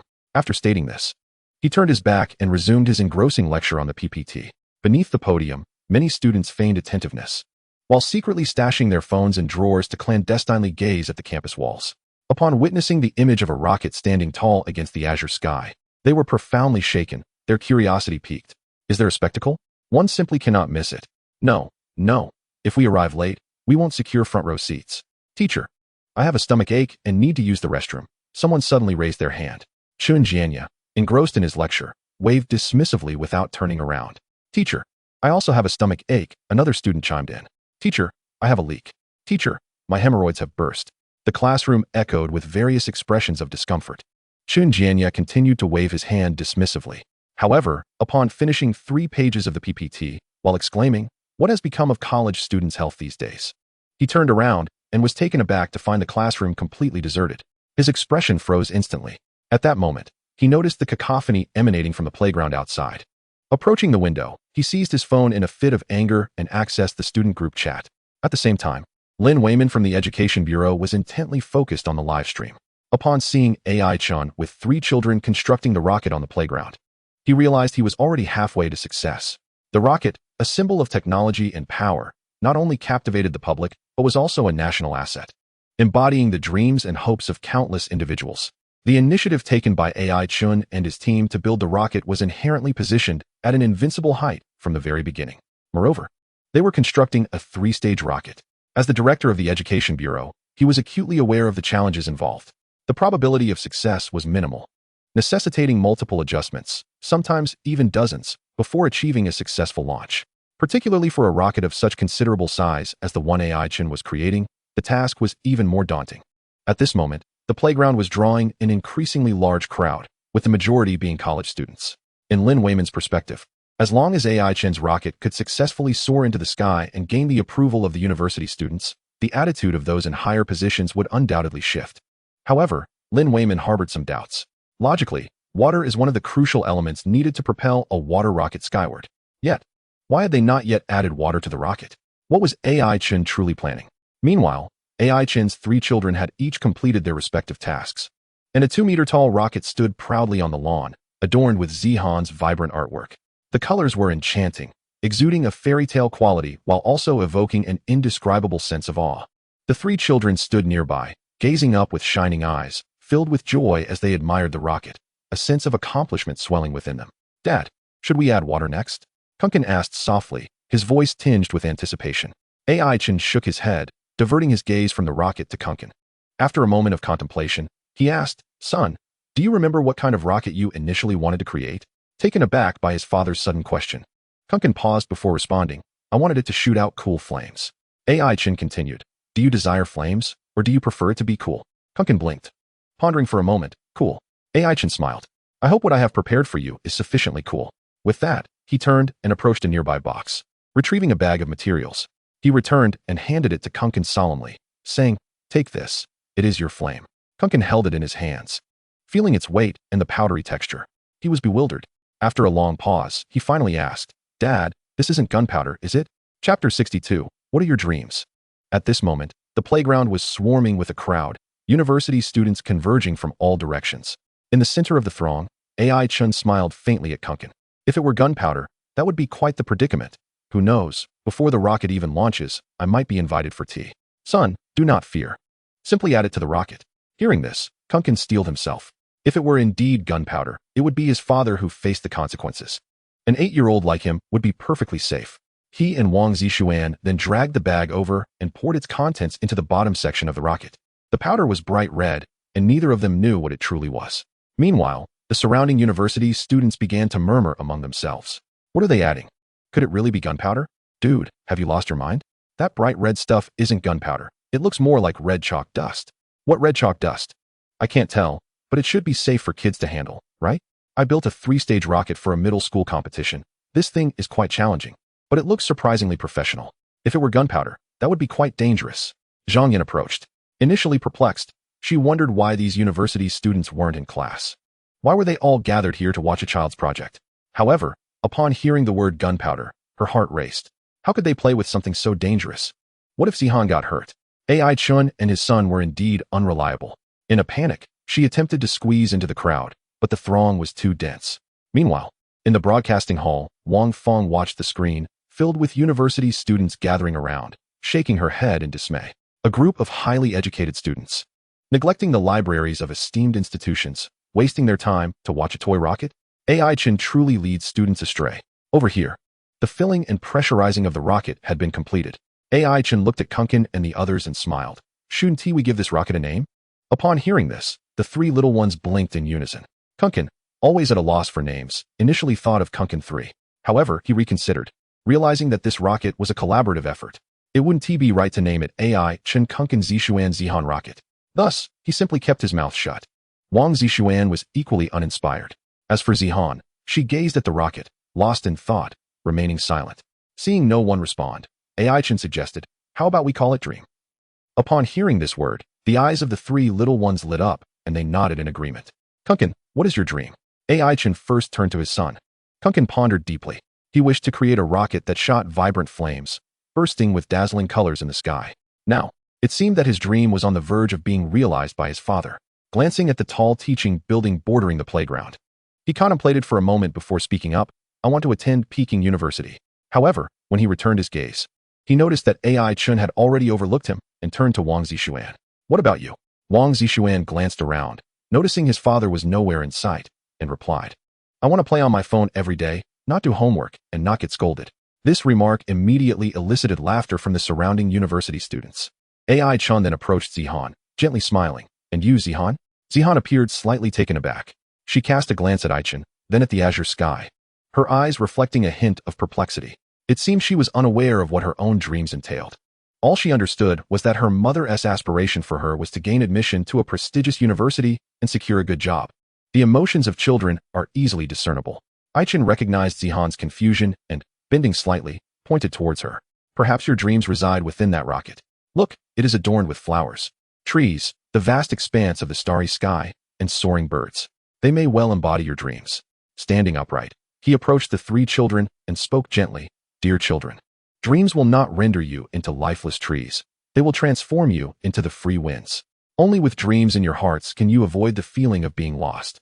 You must understand, it is through dreams that individuals attain greatness." Then, under the gaze of the crowd, Chen turned and lifted a bucket of water. Positioning himself on a stool beside the rocket, he declared loudly, "Now, I shall infuse your dreams into this rocket, allowing it to become the true dream rocket." Originally, this bucket of water was intended to fulfill Kunkin's wish, but it now bore additional significance. At that moment, the audience in the live stream found Chen's somewhat dramatic demeanor both amusing and endearing. Haha, while it may be a bit touching, seeing Chen's serious expression is still quite funny. "Oh, I truly want to cry. This rocket carries the dreams of three children. It must succeed in its launch." One must admit, the phrase about greatness stemming from dreams is profound. It may seem like mere encouragement, yet sometimes it genuinely instills faith in people. Every time Zihan hears Chen's words, her eyes seem to shine brighter. Evidently, she greatly needs this dose of inspiration. Dreams are beautiful, yet reality can be harsh. Of course, for children, dreams are an indispensable part of childhood. However, speaking of which, why is there suddenly more water added? I find Chen's actions rather puzzling. Having completed all preparations, Chen took the remote control and led the three children to a safe area. He gazed up at the sky, where the clouds were light and the sun shone perfectly, marking the ideal moment for vibrant colors to burst forth. "Shall we commence the countdown together?" The three children beamed with smiles and nodded earnestly. The onlookers also watched with bated breath, many silently counting down. 3, 2, 1. On the playground, sunshine poured down as all eyes were fixed upon Chen's hand, the atmosphere thick with tension. As the countdown concluded, Chen pressed the switch. In an instant, a magnificent plume of red mist erupted from the rocket's base, its vibrant hue reminiscent of a roaring flame. Accompanied by a thunderous roar, the rocket shot upwards like an arrow released from a bow, striving towards the heavens. The red mist traced a striking trajectory against the cerulean sky, prompting an immediate eruption of awe and cheers from the crowd. The three children gazed upwards, their bright eyes sparkling with excitement, clearly elated.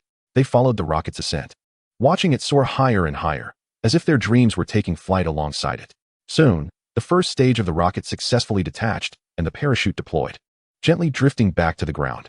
Following this, the upper section emitted a long trail of red smoke, akin to a painter splattering ink, creating a breathtaking spectacle. The rocket, imbued with momentum, continued its ascent into the sky. The second stage also detached smoothly. Just when everyone believed the rocket's launch was nearing its conclusion, a resounding explosion was heard. The topmost section of the rocket suddenly burst apart. Chapter 63. Those who chase the light shall eventually shine brilliantly. In a flash, a vast mist of water spread across the sky. Sunlight pierced through the mist, instantly sketching a vibrant rainbow against the azure expanse. Though not grand in size, it was a stunning sight, striking and awe-inspiring. This unexpected moment left everyone spellbound, staring blankly at the rainbow. The playground seemed to fall silent, as if time had paused. They never anticipated that the rocket would culminate in such a radiant display. As the spectators regained their composure, cheers began to crescendo. The crowd surrounding the playground erupted in excitement. Did that just produce a rainbow? How is that possible? It's beautiful. The dreams of the children have blossomed into the most magnificent rainbow. Mom, I've made it. I saw a rainbow without any rain. I didn't capture it. I should be taken out my phone for a TikTok. These three children are so fortunate. I never experienced anything so thrilling and impactful during my childhood. Chen gazed at the sky, a slight smile gracing his lips. This rainbow was the most beautiful fireworks he could offer his son. He withdrew his gaze and stood quietly beside Zihan, lowering his eyes momentarily before softly stating, "Children, do you see? As long as you harbor dreams in your hearts, one day they will shine brightly, just like this rocket, which carries your dreams and ultimately blossoms into your own brilliance. Those who chase the light shall eventually shine brilliantly." The three children looked up at the sky. Although the rainbow was fleeting, the shock within their hearts lingered. Listening to Chen's words, they felt a swell of emotions. Whether it was a firm resolve towards their dreams or a yearning for the future. Meanwhile, 10 minutes earlier, Chen Jianya's face turned pale as he opened the student group chat. A collective truancy. It was the first time he had encountered such an audacity in over 30 years of teaching. These students were excessively bold. He began to chastise them with a voice message in the group. "Chen Jianya, what on earth are you all doing? A university student? And yet you collectively skip class for the sake of witnessing a so-called rocket launch. What a disgrace. Chen Jianya, instead of striving to improve your GPA, preparing for graduate school, or diligently writing papers, you choose to watch a toy. You must be utterly useless. Chen Jianya, do you have any idea how much my class costs outside? You still don't understand the value of education. Such idleness is merely squandering your youth and your parents' hard-earned money. Chen Jianya, you show no spirit or ambition typical of university students. I truly feel pity for you. At an age where you should be striving, you opt for trivial distractions, a generation spoiled and in decline. Chen Jianya, by tomorrow, I expect to receive a handwritten reflection of 2,000 words from each of you." After sending these messages, he awaited a response from his students. 5 minutes passed, and not a single student acknowledged him. This only fueled his anger. He then posted again in the group. "Chen Jianya, all members, please reply upon receipt. Failure to respond will result in automatic failure in the final exam." Yet again, he waited another 5 minutes, seething with rage. He was about to call the class's homeroom teacher when suddenly, a flurry of messages appeared in the group. He scoffed and opened the chat to investigate. However, upon reading the first message, his brow furrowed involuntarily. What did this mean? In the class group, anonymous, Chen Jianya Aminos. He scrolled down and finally comprehended. Anonymous, Chen Jianya, if you have the guts, fail our entire class. We won't be expelled, but you will lose your job, just for an elective course. You make the most fuss. Anonymous. Just now, Chen said that one must have dreams. My dream is to see this old fool retire quickly. Anonymous. Agreed. Brothers, rise to battle. Isn't the rocket far more visually appealing than that old man? Anonymous. Education should not be confined to mere PPTs and stale rhetoric, but should embody the integration of knowledge and action, much like Chen, where learning is a joyous endeavor. Anonymous. Youth belongs to us, and our living expenses are provided by our parents. What qualifications do you possess to criticize? You, an ancient relic from the Qing dynasty, should hurry and crawl away. Anonymous. Chen Jianya, look at this rocket. Is it not your entire life? Anonymous. A 2,000-word reflection, is it? I'll inscribe it on your tombstone when you kick the bucket. Upon reading this barrage of messages, Chen Jianya's face turned a deep shade of crimson, and his hand trembled violently as he held his phone. He was astounded that these students had become so audacious. Chen Jianya, class teacher, look at your students. Do they possess even a shred of respect for their teachers? I will immediately report this to the Academic Affairs Office. Class teacher, Professor Chen, please calm down. Don't get agitated. Study committee member, aren't you the group leader? Quickly disable the anonymity feature. Study committee member, sorry, teacher. I don't know how to turn it off. Anonymous, Chen Jianya, Aminos, it won't help even if you report it to the central authorities. I truly wish to use those chopsticks on you. Seeing these messages, Chen Jianya's chest heaved violently, his blood pressure skyrocketed, and his lips twitched incessantly. He angrily marched towards the Academic Affairs Office, determined to confront the principal if they failed to address the student's behavior. At the Municipal Education Bureau, at the moment the rocket soared into the sky, Lin Wayman sprang to his feet, intently fixated on the live broadcast. As he witnessed the rocket successfully detach and repeatedly ascend towards the heavens, he was filled with exhilaration. The miraculous rainbow that appeared in the sky further astonished him. Setting aside the operational difficulties, the very idea of Chen creating a rainbow was beyond the imagination of ordinary individuals. Finally, upon hearing Chen's words directed at the children, he knew this was a definitive success. Chen was not merely instilling dreams in the children. He was igniting inspiration in the younger generation. When the youth harbors dreams, the nation harbors dreams. And the aspirations of countless individuals will eventually converge into the grand and resplendent Chinese dream. Just as he was immersed in this exhilarating moment, the phone beside him suddenly rang. Coming back to his senses, he answered the call. On the other end, The teacher's voice brimmed with joy. Wayman, the province has greatly praised AI Chen's performance, and they have affirmed the activity you arranged for the university. They instructed you to proceed freely in the future. AI Chen is remarkable. Hearing this, Lin Wayman was overjoyed. However, he also felt a tinge of confusion as to why the higher authorities had responded so swiftly. His teacher then shared some news with him. The new generation of national rockets would be launched shortly. After hanging up, Lin Wayman took a deep breath to calm his excited heart and called out towards the office. Xiao Wu, we are heading to Huawei University today. Let's set off now? Xiao Wu entered from outside. Should I contact them in advance? Lin Wayman smiled and waved his hand. No need. The principal there is my classmate. I'll contact them myself shortly. In the live broadcast, 3 little children were now surrounded by university students, many of whom were enthusiastically exclaiming, "He is amazing." Faced with the warm praise from their older brothers and sisters, Kuan and Wang Zixuan blushed deeply. Zihan's little face was also adorned with a sweet smile. This was the first time she had received such widespread affirmation. The words that Uncle AI Chen had whispered in her ear earlier seemed to crystallize at this moment, making her dreams clearer and more resolute.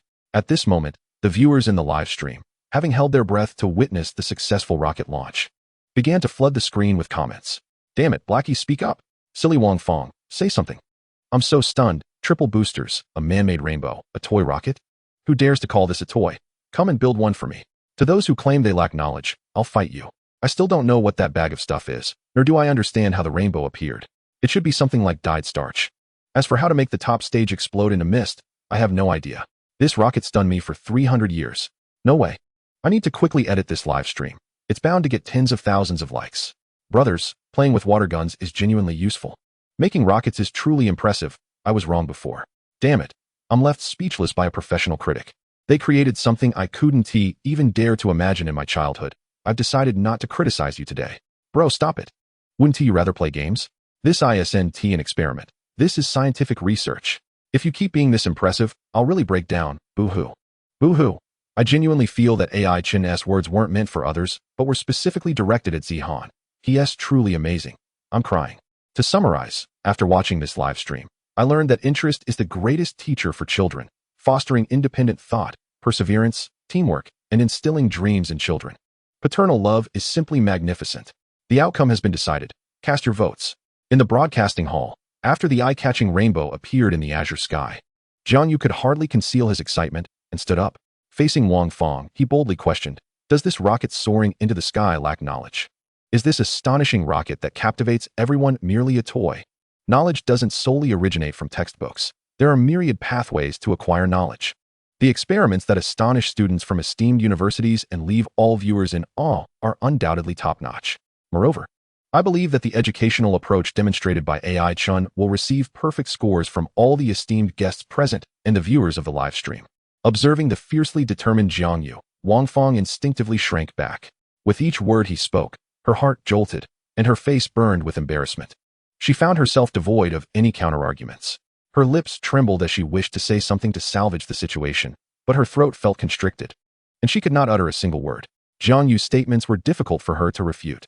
She never imagined that AI Chen's rocket would truly succeed and garner such extensive acclaim. On the playground, Zhang Yin gazed up at the sky. The blue expanse was illuminated by sunlight, and the rainbow from earlier was vibrant and dreamlike. The excited cheers and shouts of the crowd still echoed in her ears. She turned her gaze towards the center of the crowd, where AI Chen and the 3 children were being surrounded by admirers. Zihan's small face radiated a bright, dazzling smile, akin to the rainbow hanging in the sky. Zhang Yan's expression was complex as she stared at Zihan, lost in thought. Chapter 64, once again a sensation, sweeping across major universities. As everyone marveled at the rocket that pierced the heavens, in a girls' dormitory at Huawei University, a sophomore student responsible for managing the university's official Douyin account was intently watching the video playing on the campus wall, her eyes brimming with excitement. A few days prior, the school teachers had entrusted her with the university's Douyin account, urging her to increase followers and promote the school. Seeing that each video garnered only a few hundred views and a couple of likes, she felt immense pressure. Over the past few days, she had scoured for material but found nothing to her liking. At this moment, the video on the campus wall was precisely the material she had longed for. She quickly opened her computer and began editing. Initially, she envisioned crafting the video in a serious academic style, but she was dissatisfied with every attempt. So, taking a bold leap, she decided to embrace abstraction. After all, The teacher had not imposed any restrictions. The only requirement was high viewership. Thus, various abstract cat emoticons were added. After meticulously editing the video, it was published on the official Douyin account of the school. The accompanying text read, "Our school has rocket launches. I wonder if other schools do too?" AI Chen, a 3-year veteran of CS, Go, teaching with care. She thoughtfully chose to the clouds as the background music for the moment of the rocket's launch. In the footage, 3 children successfully launched a 3-stage booster rocket on the playground, astonishingly creating a rainbow in the process. This novel scene was irresistible to anyone who laid eyes on it. Once published, the video garnered hundreds of thousands of views in just over 10 minutes. The comments section began to fill up gradually with enthusiastic messages. Viewers expressed their astonishment, while official accounts from various universities joined in the excitement. Xiamen University, what in the world? Are the children at Huawei University this impressive? Shanzhong University, it's hard to discern the emotional nuance of this BGM. Guangxin University, so cool. It feels less like To the Clouds and more like we conquered the clouds. Nanyang University, humph, all I see is self-promotion. The kids are aiming for Peking University, not your school. Come on, let us invite Kuan to our school to launch one. I'll treat him to spicy strips. AI Chen, a 3-year veteran of CS, Go. Nanxi University, wah, I'm so envious. Can the little brother come to our school to launch one? AI Chen, a 3-year veteran of CS, Go. Haishang University, are you kidding me? It's only November, and you're already making recruitment videos with such an impressive rocket? How competitive can you get? With such enthusiastic interactions, the likes, shares, and comments on the video surged exponentially. Furthermore, an increasing number of edits featuring AI Chen and the children launching rockets emerged online. Thus, AI Chen once again achieved viral fame, captivating countless university students and becoming the focal point of campus discussion. As the online buzz intensified, on the playground, a notification suddenly echoed in AI Chen's mind. Ding! Congratulations. Host, you have gained 888 prestige points. Current prestige points, 212, 202. Notification, you may conduct a lottery. Would you like to proceed? A lottery. He anticipated acquiring such a wealth of prestige points at once. Without hesitation, AI Chen responded. Ding! Congratulations, host. You have received a comprehensive knowledge package for elementary school subjects. AI Chen, isn't this supposed to be a high-tier lottery? How could I end up with elementary knowledge? Though slightly bemused, he didn't dwell on it too long. After all, elementary knowledge still holds some utility, such as establishing a solid foundation, composing essays, and shopping. As AI Chen participated in the lottery, the crowd on the playground gradually dispersed.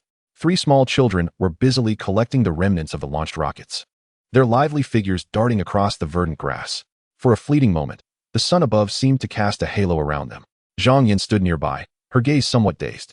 Her eyes occasionally drifted towards AI Chen, a whirlwind of emotions swirling within her. Earlier, in an attempt to prevent Zihan from joining them, she had confidently asserted that their rockets would surely fail. Yet the rocket that soared into the sky not only astonished her visually, but also struck a deep chord within her. At this moment, she felt a twinge of guilt. Looking at her daughter Zihan, she suddenly realized that her child hadn't laughed so joyfully in quite some time. Before starting elementary school, Zihan would often playfully tease and frolic with her. However, since then, her smiles had become increasingly rare. Had she been too harsh on her child? A thought crossed her mind, but she quickly sighed heavily. Watching Zihan play, she silently pondered, Zihan, you're having such a wonderful time now. But what path will you take in the future? The journey of learning allows for no slackening.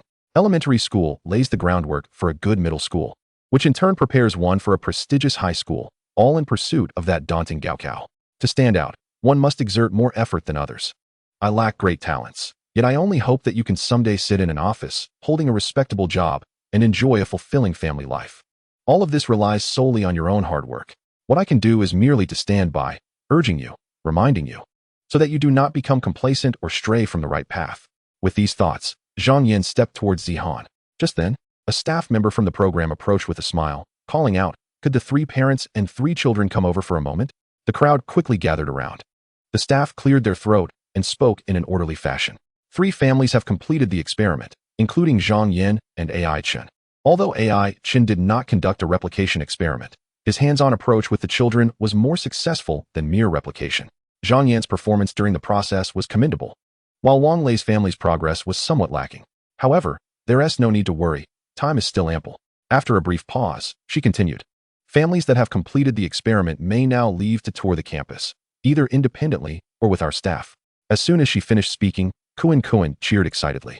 Zihan's eyes also brightened, still basking in the joy of the recent rocket launch. Only Wang Zishuan pouted, feeling frustrated at the thought of returning to edit videos on his phone. Zhang Yan approached Zihan, gently ruffled her hair, and said earnestly, "All right, Zihan, you've had enough fun. Let us head back to the lab and finish the remaining experiments." Upon hearing this, Zihan's previously bright eyes dimmed slightly.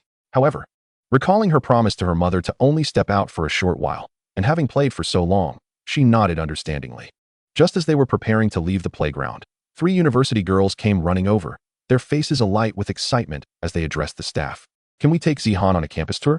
The staff smiled in response. "You'll need to ask Zhang Yan, the mother." The university girls turned their eager eyes towards Zhang Yan.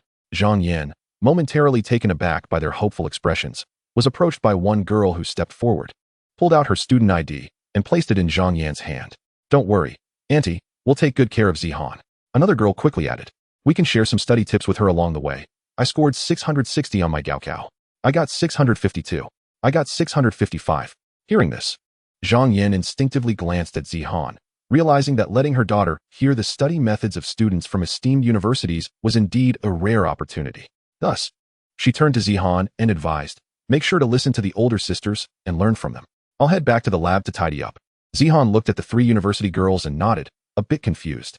The girls cheered and quickly took her hand, bouncing away. Zhang Yan watched their retreating figures and suddenly remembered something, calling out, "Zihan, be safe. And don't take the bus. Learn to measure the world with your own footsteps." But the group had already run far, and she could only faintly hear one girl murmuring, "Our school is so big. Only a fool would walk." Chapter 65, Enthralled in the Library. Meanwhile, on the playground, several boys, witnessing the successful departure of the girls with Zihan, approached Chen with jovial smiles. "Brother, may I take your son out to play?" Chen chuckled and waved his hand in acquiescence. After bidding farewell to Chen, Kunkin followed the group of boys. The cameraman, taken aback, remarked, "Are you really this at ease?" Chen smiled softly, stepped forward, and patted the cameraman on the shoulder, saying earnestly, "Go and keep an eye on my son. Ensure his safety while I take a breather." With that, Chen leisurely ambled to the side and began scrolling through short videos. The cameraman mused, "Goodness, not only is he filming now, but he has also taken on the role of a bodyguard." The viewers in the live stream burst into laughter upon hearing Chen's words. "Ha ha ha, Chen remains as lazy as ever. But a man who can manually craft rockets can afford to be a bit lackadaisical. I used to think Chen was inept, but now I see he can cook, play games, and even build rockets. Plus, he can toss hoops. How amusing. Chen seems rather appealing now." 666. What are the boys and girls upstairs planning? 3 kids have been spirited away by the university students. Cameraman, hurry up, or what will we watch? Ha ha ha. The world's 2 most innocent groups have collided. This is bound to be entertaining. Amidst the barrage of comments, on the playground, Wang Lei suddenly shouted, "Where's Wang Zishuan? Where did he run off to? He still has experiments to complete." He scanned the area, only to discover that his son had vanished again, having followed those boys. "Why don't you head back to the lab and work on your experiments?" a staff member suggested. Without a moment's hesitation, Wang Lei waved his hand dismissively. "Forget it. That looks rather perilous. By the way, where's the university cafeteria? I should grab a bite to eat." Meanwhile, the group of boys wandered aimlessly with Kunkin and Wang Zishuan. "Where do you want to go? Just let your older brothers know." Kunkin's eyes sparkled as he exclaimed, "The library." Wang Zishuan raised his hand, "The cafeteria. Elsewhere." Lin Weimin entered the office of the president of Huawei University. President Wang Gang immediately rose, his face alight with enthusiasm as he hurried to greet him. "What brings you here, old Lin?" Lin Weimin paused momentarily, a flicker of confusion crossing his features. "You don't know? Earlier, I called to inform you to come by. I thought you'd receive the news." Wang Gang appeared bewildered. "What news? Don't keep me in suspense." Lin Weimin then recounted the entire situation in detail. As Wang Gang listened, his astonishment grew. Once Lin Weimin finished, he couldn't help but exclaim, "Is Chen truly that impressive? Has he really garnered recognition from above?" He mused to himself, "Chen launching a rocket at our university seems like a splendid opportunity. We must find a way to promote it properly." However, he was somewhat taken aback by the unconventional educational methods employed by the other party. After a moment's contemplation, he lowered his voice and continued, "Since there's approval from above, old Lin, this is a significant opportunity for your advancement. You must seize it." Lin Weimin, shedding any pretense of modesty, nodded earnestly before inquiring, "Old Wang, what do you think of Chen's educational philosophy?" In the realm of education, Wang Gang was a figure of considerable repute. Securing his support would undoubtedly yield exponential benefits. This was also a primary goal of Lin Weimin's visit. Wang Gang pondered for a moment, a glimmer of insight flashing in his eyes, and resolutely stated, I believe this philosophy acts as a sharp blade capable of dismantling the antiquated barriers of today's educational landscape. Lin Weimin understood Wang Gang's stance and refrained from further questioning, preparing to sit down and discuss specifics with him. Suddenly, a series of loud knocks echoed through the room. The two exchanged glances, and Wang Gang called out, Come in. The door swung open to reveal Chen Jianya, his face etched with anger, striding in with his phone in hand. He had just visited the academic affairs office, only to find the staff engrossed in Chen's livestream. They had brushed him off with vague excuses about anonymity. Realizing the academic affairs staff were reluctant to intervene due to inconvenience, he had resolved to confront the president directly, determined to expose those audacious students. President, there's an urgent matter that requires your attention, Chen Jianya spoke urgently. Wang Gang regarded the irate Chen Jianya with a hint of curiosity. What's the matter, Professor Chen? Just as Chen Jianya was about to respond, he caught sight of Lin Weimin beside him and paused, taken aback. Who is this? This is Director Lin Weimin from the City Education Bureau, Wang Gang introduced. Upon hearing this, Chen Jianya's face lit up with excitement, and he hurriedly greeted, Hello, Director Lin. Lin Weimin offered a slight nod in acknowledgement. Chen Jianya then promptly handed his phone to Wang Gang, indignantly stating, President, take a look at this. Today's students are incredibly audacious, using foul language and banding together to bully an old colleague like me, nearing 60. I can hardly believe these are the students of Huawei University. Their conduct is so deplorable. You must identify them all and either expel them or at least issue severe reprimands. Wang Gang took the phone and browsed through it, increasingly perplexed. What exactly has transpired?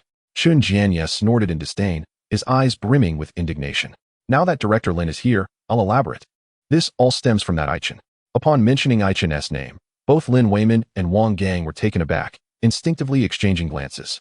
Lin Weimin couldn't restrain himself from asking, What has Chen done? It's all his fault. He came to our university's playground to launch rockets, and all my students skipped class to watch. I asked them to write reflections in the group, and they began to attack me instead. Chen Jianya grew increasingly agitated.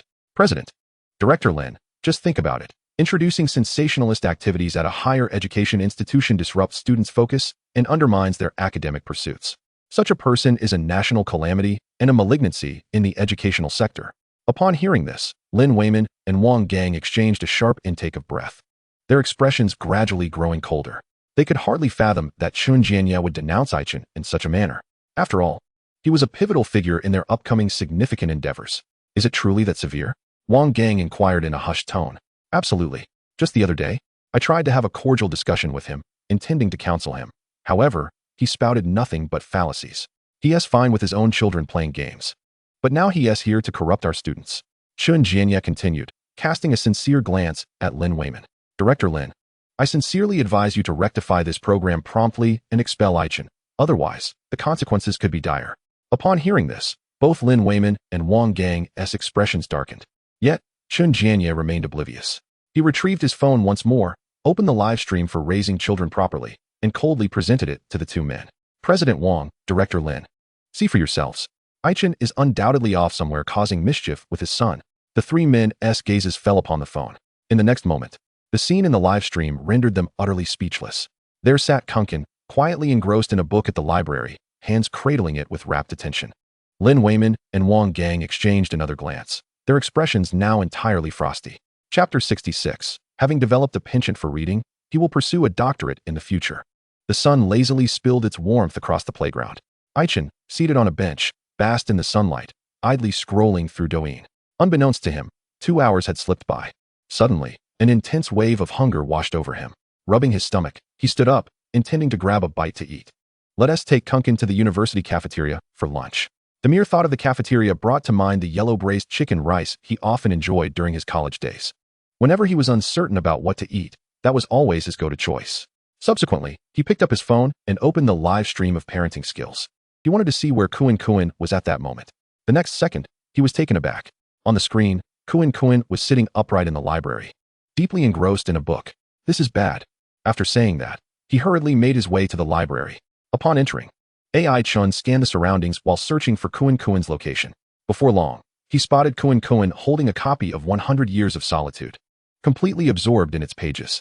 Beside him sat a college student, one of the boys he had encountered earlier, along with a camera operator nearby. Just as AI Chen stepped inside, Kuan seemed to sense something. With a chill running down his neck, he instinctively looked up, only to meet his father's furious gaze, which sent a jolt of alarm through him. He quickly averted his eyes and slowly closed the book. AI Chen rushed forward, and after Kuan returned the book, he led him outside the library. The college student looked at AI Chen with a weary expression. "Brother, you finally arrived. Your son has returned to you." Earlier, Kuan had mentioned wanting to visit the library, and the student thought he merely wanted to explore, so he brought him along. Wang Zixuan, however, had been taken to the cafeteria by others. Unexpectedly, as soon as Kuan arrived at the library, he asked to borrow a book. The student had previously watched the live stream and speculated whether AI Chen and Kuan's antics were scripted. However, seeing Kuan sit there, motionless, engrossed in reading for 2 hours, he attempted to coax Kuan into doing something else, but to no avail. He realized that this was not an act. It was genuine dedication. "Brother, your son is too addicted to reading. I can't take it anymore. My roommate is still waiting for me at the internet cafe. I have to leave." With that, the college student dashed away without looking back. AI Chen turned to Kuan, entering his educational mode. "You, my child, only know how to read when I'm not around. Did you hear what that older brother said? You've become addicted to reading. If you develop this addiction now, you'll have to pursue a doctorate later. Look around at those older brothers and sisters. They've all fallen into this trap and are now burdened with their studies in college." As soon as he uttered these words, nearby college students turned their heads in curiosity, their faces adorned with question marks. Kuan pouted. "But, Dad, didn't you say that grades matter in school? While results are what counts at home. I'm in school now. I should be studying." AI Chen. He patted Kuan's head, exasperated. "This isn't your school. What are you studying for? Look, it's already noon, and you've been so engrossed in your reading that you've forgotten to eat. How can that be acceptable?" Kuan pouted and muttered softly. "I'm not hungry. I'm full from reading. One day when you're not home, I'll have Quan come over to confiscate the computer." AI Chen. He was bewildered, but the viewers in the live stream were already in stitches. Ha! Look at how that college student was overwhelmed. This might be the first time he has spent so long in the library since starting university. That guy turned and left without a backward glance. It seems he truly doesn't want to fall into the reading addiction. Oh my. Such a reading addiction at such a young age. He'll dare to pursue a doctorate in the future. This child has been spoiled. Give him to me to raise. The upstairs audience isn't even pretending anymore. It's all too easy, right? Exactly. This library is filled with reading materials. We can't let the child secretly indulge. Ha. You listen, he says he is full from reading. What a line. It's almost meal time. And after 2 hours of reading, he needs to get up and stretch a bit. In the broadcasting room, Wang Fong was fixated on the big screen. Watching AI Chen prevent Kuan from reading while spouting nonsense made her blood pressure rise. While AI Chen's earlier activities with the children, like launching rockets, had some merit, the current scene was infuriating. Outside this library, filled with the fragrance of books and the essence of knowledge, AI Chen was discussing video games, showing a complete lack of foresight and ambition. Several guests in the studio were laughing aloud at AI Chen's live stream, mirroring the ridiculous comments in the chat, which only fueled her anger further. During their student years, nothing was more important than a child's academic performance. Kuan was so eager to learn. Yet his father seemed utterly indifferent, even dragging him into a life of leisure and decadence. If this continued, Kuan would surely end up unmotivated. In contrast, she was devoted, constantly concerned about her daughter's future, striving to pave the way for her, yet her daughter stubbornly refused to attend school. The thought of her daughter neglecting her studies extinguished any desire to criticize AI Chen. Instead, she was determined to rush home as soon as the live stream concluded. In the meeting room backstage, laughter resonated. The chief director, Zhou Ping, and several staff members were gathered, fixated on the live stream. "Director, our program's online viewership has surpassed 2 million. One staff member exclaimed, barely containing their excitement. Upon hearing this, Zhou Ping's previously calm demeanor was instantly replaced by shock. 2 million. In past episodes, Parenting Skills had only seen a maximum of 600,000 viewers. The program had suddenly skyrocketed, filling him with a profound sense of achievement. Yet, he was well aware that most of the credit belonged to AI Chen. AI Chen's unique educational approach not only captivated the audience, but also left countless viewers astounded. Just then, Zhou Ping's phone rang. Answering it, he heard the excited voice of a station leader on the other end. "Zhou Ping, you've done remarkably well. Your show has completely taken off." A smile crept onto Zhou Ping's face as he chuckled softly. Before he could respond, the station leader continued, "I'm arranging for additional live streaming channels for you, utilizing all available slots on our network to push your content vigorously." Zhou Ping was momentarily taken aback. He hadn't anticipated such enthusiasm from the station leader. He quickly asked, "But won't this have too much of an impact?" The leader interrupted him. "It seems you're still unaware of the situation. The authorities have already made a statement. You should check it out." With that, the station leader's hearty laughter echoed before hanging up. Zhou Ping was left in disbelief. Opening his phone, he swiftly checked the official account's updates. What he saw left him astounded. The city's education bureau had posted a video on Douyin, specifically tagging AI Chen and parenting skills. Clicking into the comments, he was astonished to find supportive messages from other educational departments. Zhou Ping's face flushed with excitement. Official support was immensely significant for the program. The others in the meeting room also began checking their phones. On the screen, the official account's message read, "Those who chase the light will eventually shine brightly." AI Chen, a 3-year veteran of CSGO, parenting skills. This phrase echoed what AI Chen had previously told the children, and the video showcased a scene from the playground. Seeing this, everyone gasped. Although the officials hadn't overtly declared support, their actions spoke volumes. The ongoing online debate surrounding AI Chen had been intense, and the official post was undoubtedly a strong endorsement. The comments from other educational departments further indicated that support was coming from the provincial level and beyond. As this realization dawned on them, the excitement in the room surged, causing their breaths to quicken. "Director Zhou, shall we commence our exploration of the next program activity?" A staff member ventured, breaking the silence. The others quickly echoed the sentiment. Everyone understood that, amidst the current fervor surrounding the show, meticulous event planning was paramount. Historically, the events for teaching children well had been devised and adjusted in real time based on live feedback. Presently, AI Chen had become exceedingly significant to the program. Thus, the activities must naturally cater to him. Zhou Ping nodded solemnly.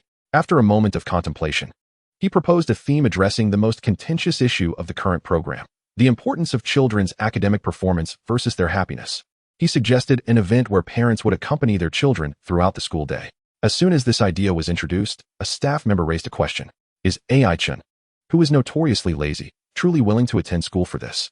Zhou Ping merely smiled faintly, confidently asserting, "He will be, provided the compensation is substantial." Chapter 67. She is going to school to learn, not to indulge. At 2 o'clock in the afternoon, AI Chen and Kuan were already seated in the car headed home. The others had completed their experiments and explored the campus, while only Wang Lei and his son had done nothing but indulge in a feast. The father and son spent nearly an hour in the cafeteria, gorging themselves until they were round as balloons. Lacking the energy for experiments and even less for wandering the campus, they could only opt to return home. Unsurprisingly, the first place and prize for this activity unequivocally belonged to AI Chen's family. On the return journey, the cameraman received notification from the production team regarding the next activity. AI Chen, this event has concluded successfully, and the prize will soon be credited to your account. The upcoming activity will involve parents accompanying their children at school for the entire duration. During this process, teachers may grade the parents and organize assessments, with further details to be provided by the production team tomorrow. The team devised this task considering that children were nearing the end of the term and could not frequently miss school. Furthermore, they aimed to showcase the educational approaches of the 3 parents during this accompaniment and to ascertain whether their perceptions of their children's academic performance would shift due to this involvement. Upon realizing something, the cameraman scrutinized AI Chen. AI Chen, are you up for this?" To him, AI Chen's habitual late mornings, midday gaming obsessions, and sleepless nights led him to believe that he would be reluctant to partake in such an endeavor.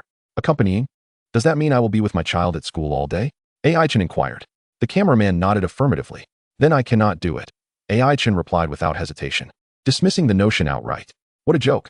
I have no desire to attend school with my son. That sounds exhausting. Why not bask in the comfort of my home instead?" This event promised a participation fee of 5,000 yuan, with the first place prize amounting to 100,000 yuan. Given that the duration of the activity had yet to be determined, the prize might even increase. Upon hearing this, AI Chen's demeanor shifted swiftly, transforming into one of confident eagerness. "Wow, this money will be mine. Just make sure you don't back out midway," the cameraman murmured. Meanwhile, viewers who had caught wind of the production team's new activity were fervently discussing it, especially many parents. It feels like this is aimed directly at AI Chen. He may manage playtime, but accompanying his child for study seems daunting. Haha.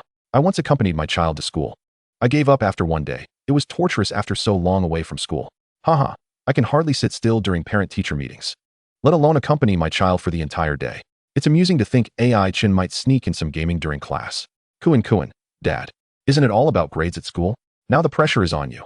Haha. Imagining someone like AI Chen in class makes me chuckle. I wonder if he'll struggle with elementary math. Don't say that. I still have plenty of elementary math problems I can't solve. Kuan, this academic sweetness should be shared with Dad. Ha. I am entirely looking forward to seeing how these three families perform. By the way, will they confiscate phones during the study sessions? Let us not discuss that. Let us keep it civilized. It would be entertaining to see parents caught zoning out by the teachers. As the audience eagerly anticipated the new program, not a single mention was made of Chen leading children astray. Wang Fong felt her blood pressure rise in frustration. Coupled with her ongoing concerns for her daughter's schooling, she left the studio prematurely. Upon arriving home, she found her daughter, Xian, perched on the living room sofa beside her husband, both engrossed in a movie, laughter punctuating the air. Wang Fong instinctively furrowed her brow. Xian, why are you still at home? Did I not tell you to return to school yesterday? With the pressure of senior year, how long have you been home? Upon hearing her voice, Xian's previously cheerful expression instantly froze. The man beside her glanced at her face and gently advised, the pressure at school is immense. Perhaps let her rest at home a bit longer. Wang Fong retorted sharply, pressure? She is supposed to be studying at school, not enjoying herself. If others can cope, why can't she? Listening to her mother's reprimand, Xian bit her lip, her head gradually bowing in submission. Wang Fong, witnessing her daughter retreat into silence, felt a surge of anger. It's always like this. The moment I say something, she resorts to silent treatment as if I'm the one at fault. She approached the sofa, her tone heavy with urgency. Are you even listening to me? Just a moment ago, you were laughing happily with your father. Why do you keep your troubles to yourself? Can't you share with your mother? By the way, you still haven't told me who you went out with earlier. If you choose to let yourself go, not even your mother can save you. Xian's head drooped lower. Enough. The man suddenly interjected, his expression darkening. The child is under significant psychological strain. Can't you allow her some relief? Wang Fong glanced at him disapprovingly. I am speaking to her, aren't I? I'm trying to help her feel better. As she reached out to pull Xian closer, the man positioned himself between them like a wall. With your behavior. How can she possibly want to communicate with you? What do you mean by my behavior? Wang Fong's voice escalated. Step aside and let me talk to her. At this rate, I dread to think what her college entrance exam results will look like. Suddenly, Xian sprang to her feet, her eyes fixed intently on Wang Fong. Years of pent-up emotions burst forth like a dam breaking. I simply do not want to talk to you, she shouted before storming into her room. With a resounding bang, the door slammed shut, sending a tremor through Wang Fong's heart. She paused, momentarily stunned, before incredulously gazing at her daughter's room, muttering, see. I told you she has grown wings. After all my hard work for her sake, she dares to raise her voice at me. Determined, she prepared to head to the room to confront her daughter for clarity, only to be seized by the man. I've had enough, do you hear me? His eyes were steely. Feeling the sharp grip on her wrist, Wang Fong's anger surged. After years of marriage, her husband had never treated her this way. What do you want? Are you going to hit me? She forcefully wrenched her hand free and pointed at him, heartbroken. You've been away so long, leaving me to worry about our child's education alone, and now you dare to blame me. It has been several days, and I cannot fathom that her ailment has yet to improve. Just moments ago, I witnessed her laughing joyfully. It is evident she is reluctant to return to school. What if her grades decline? What if she fails to gain admission to a university? Are you not concerned about her future? The man, observing the emotionally charged Wang Fong before him, inhaled deeply. After a prolonged silence, he spoke slowly. Very well, I shall have the child return to school. I will rent an apartment nearby to accompany her during her studies. Upon hearing that their daughter would return to school, Wang Fong's expression softened slightly. She was about to respond, but the man bypassed her and approached their daughter's bedroom door. He reached for the doorknob, only to discover it was ajar, with no lock in sight. Casting a cold glance back at Wang Fong, he stepped inside, while she remained silent. At that moment, her primary concern was ensuring their daughter returned to school. Otherwise, she would undoubtedly fall behind in her studies. As for her renting an apartment nearby, she thought it would be manageable for her to move in later. Meanwhile, on Chen's side, he had scarcely returned home when new messages sprang up in the parent group chat. Upon checking, he found it was the exam paper for his son's Dao FA class, which Kuan had taken the previous week. Since Kuan had not attended school today, the homeroom teacher had sent the exam paper to Chen. Gazing at the score of 90, Chen furrowed his brow in confusion. Ordinarily, the Dao FA examination should be quite straightforward, as he noticed that nearly all of Kuan's classmates had scored 100. How could Kuan have obtained only 90? Chapter 68. Why do some still believe that gaming is the only path forward? Chen did not linger on his phone any longer. He headed directly to his son's room and rapped on the door. Come in, came Kuan's voice from within. Chen opened the door to find Kuan bent over his desk, organizing his backpack. without lifting his head. Kuan said while tidying his stationery. Dad, you're not planning to drag me into playing Go again, are you? The production team said you must accompany me to school tomorrow. I can't play tonight. I can manage to get up, but you? AI Chen was momentarily taken aback, then sighed. Preconceived notions are indeed a mountain to climb. Is it so that my visit only means you must play Go? Kuan hesitated for a second, mumbling. Isn't that the case? AI Chen retorted, somewhat exasperated. Of course not. How about we play It Takes Two tonight instead? Kuan paused, casting a sideways glance at AI Chen. Dad, you are beyond help. Your gaming addiction is worsening. You might as well not come to my school. Why? AI Chen inquired. The guardians suggest you send me to a military-style school to curb my internet addiction. I think it's quite reasonable, Kuan replied earnestly. AI Chen's lips twitched. What internet addiction? Enough with that. Let's not get sidetracked. Your Dao FA exam results are in. Take a look for yourself. Upon hearing this, Kuan's eyes instantly brightened. The teacher had mentioned that there were only 10 questions, all straightforward, and that every student could score 100 if they answered diligently. He had never achieved a perfect score, so he was eagerly anticipating this result. Kuan quickly snatched the phone from AI Chen, but when he saw the score of 90 on the screen, he froze momentarily. Gradually, the smile faded from his face, replaced by disappointment. Glancing at the scores of his classmates, he lamented, why am I the only one to score 90? I've become the bottom of the class. There were only 10 questions. I answered them diligently. How could this happen?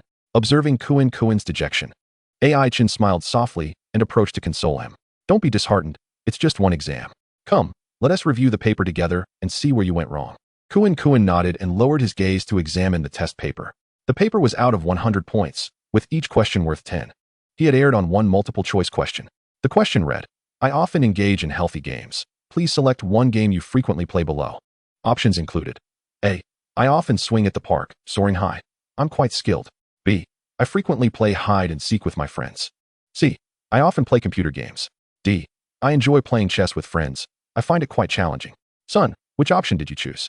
AI Chen inquired, leaning closer. Kuan pointed to the paper and replied matter-of-factly, I certainly selected C. Last week, you had me playing for ages. I don't really play other games. So I chose C honestly. AI Chen glanced at the question. What is wrong with option C? He found himself somewhat speechless. How could computer games not be considered healthy? They enhance reaction time, teamwork, stress resistance, and even intellect. How could one generalize so broadly? However, upon reflection, he surmised that the question's author likely held a simplistic view that computer games were detrimental to children. Such biases are quite common. Looking at Kuan, he was puzzled. Why was his son so earnest? The teachers frequently admonished them not to play games. Why had Kuan chosen this option? At that moment, the viewers in the live stream were fervently discussing the question. What is wrong with computer games? Some are unhealthy, but I dare say the vast majority are quite beneficial. Exactly. As long as one doesn't become obsessed and manages their time wisely, playing computer games is perfectly fine. 666. This question must have been posed by those experts advocating for the banning of online games. What is wrong with us Valorant players? Ha ha, Kuan is so honest. The teacher will surely disapprove of this answer. Indeed, with Kuan's intelligence, how could he possibly choose computer games? Look. AI Chen's educational approach evidently has no impact on his child's academic performance. Good grief, is the question for the ethics and law class truly this absurd? I just write that I play GTA. AI Chen, observing Kuan's despondent expression, gently patted his head and offered comforting words. Son, why did you select that option? We shouldn't be too honest in life. But fret not. Even if you didn't perform well, your father won't blame you. Just don't be upset. Kuan looked up at AI Chen, pouting with a face full of grievance. You might not blame me, but I blame you. AI Chen replied. Kuan exclaimed indignantly. It's all your fault, Dad. If you hadn't dragged me into gaming all the time, I wouldn't have chosen C. AI Chen was momentarily taken aback, then awkwardly cleared his throat. Well, the results are in. Let us not dwell on it. As the saying goes, we shouldn't judge a hero by their successes or failures, especially since you've only failed once. You can do better next time. But this Dao FA class is the simplest exam.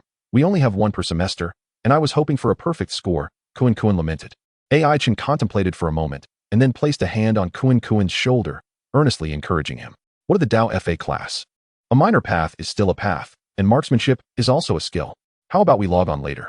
And I'll give you a score of 100 in the game? What do you think? Upon hearing this, Kuan's expression froze, and he sensed impending doom. After a brief silence, he rolled his eyes and began to wail. Wah, you truly are my father. I'm suffering immensely. I didn't just miss out on the perfect score. I've plummeted to the bottom. Prince Xian scored higher than me. Not achieving 100 marks is a blemish on my life. Why is my fate so cruel? Kuan cried out, as if the world were collapsing around him. Chen thought, this child acts as if he has always scored 100.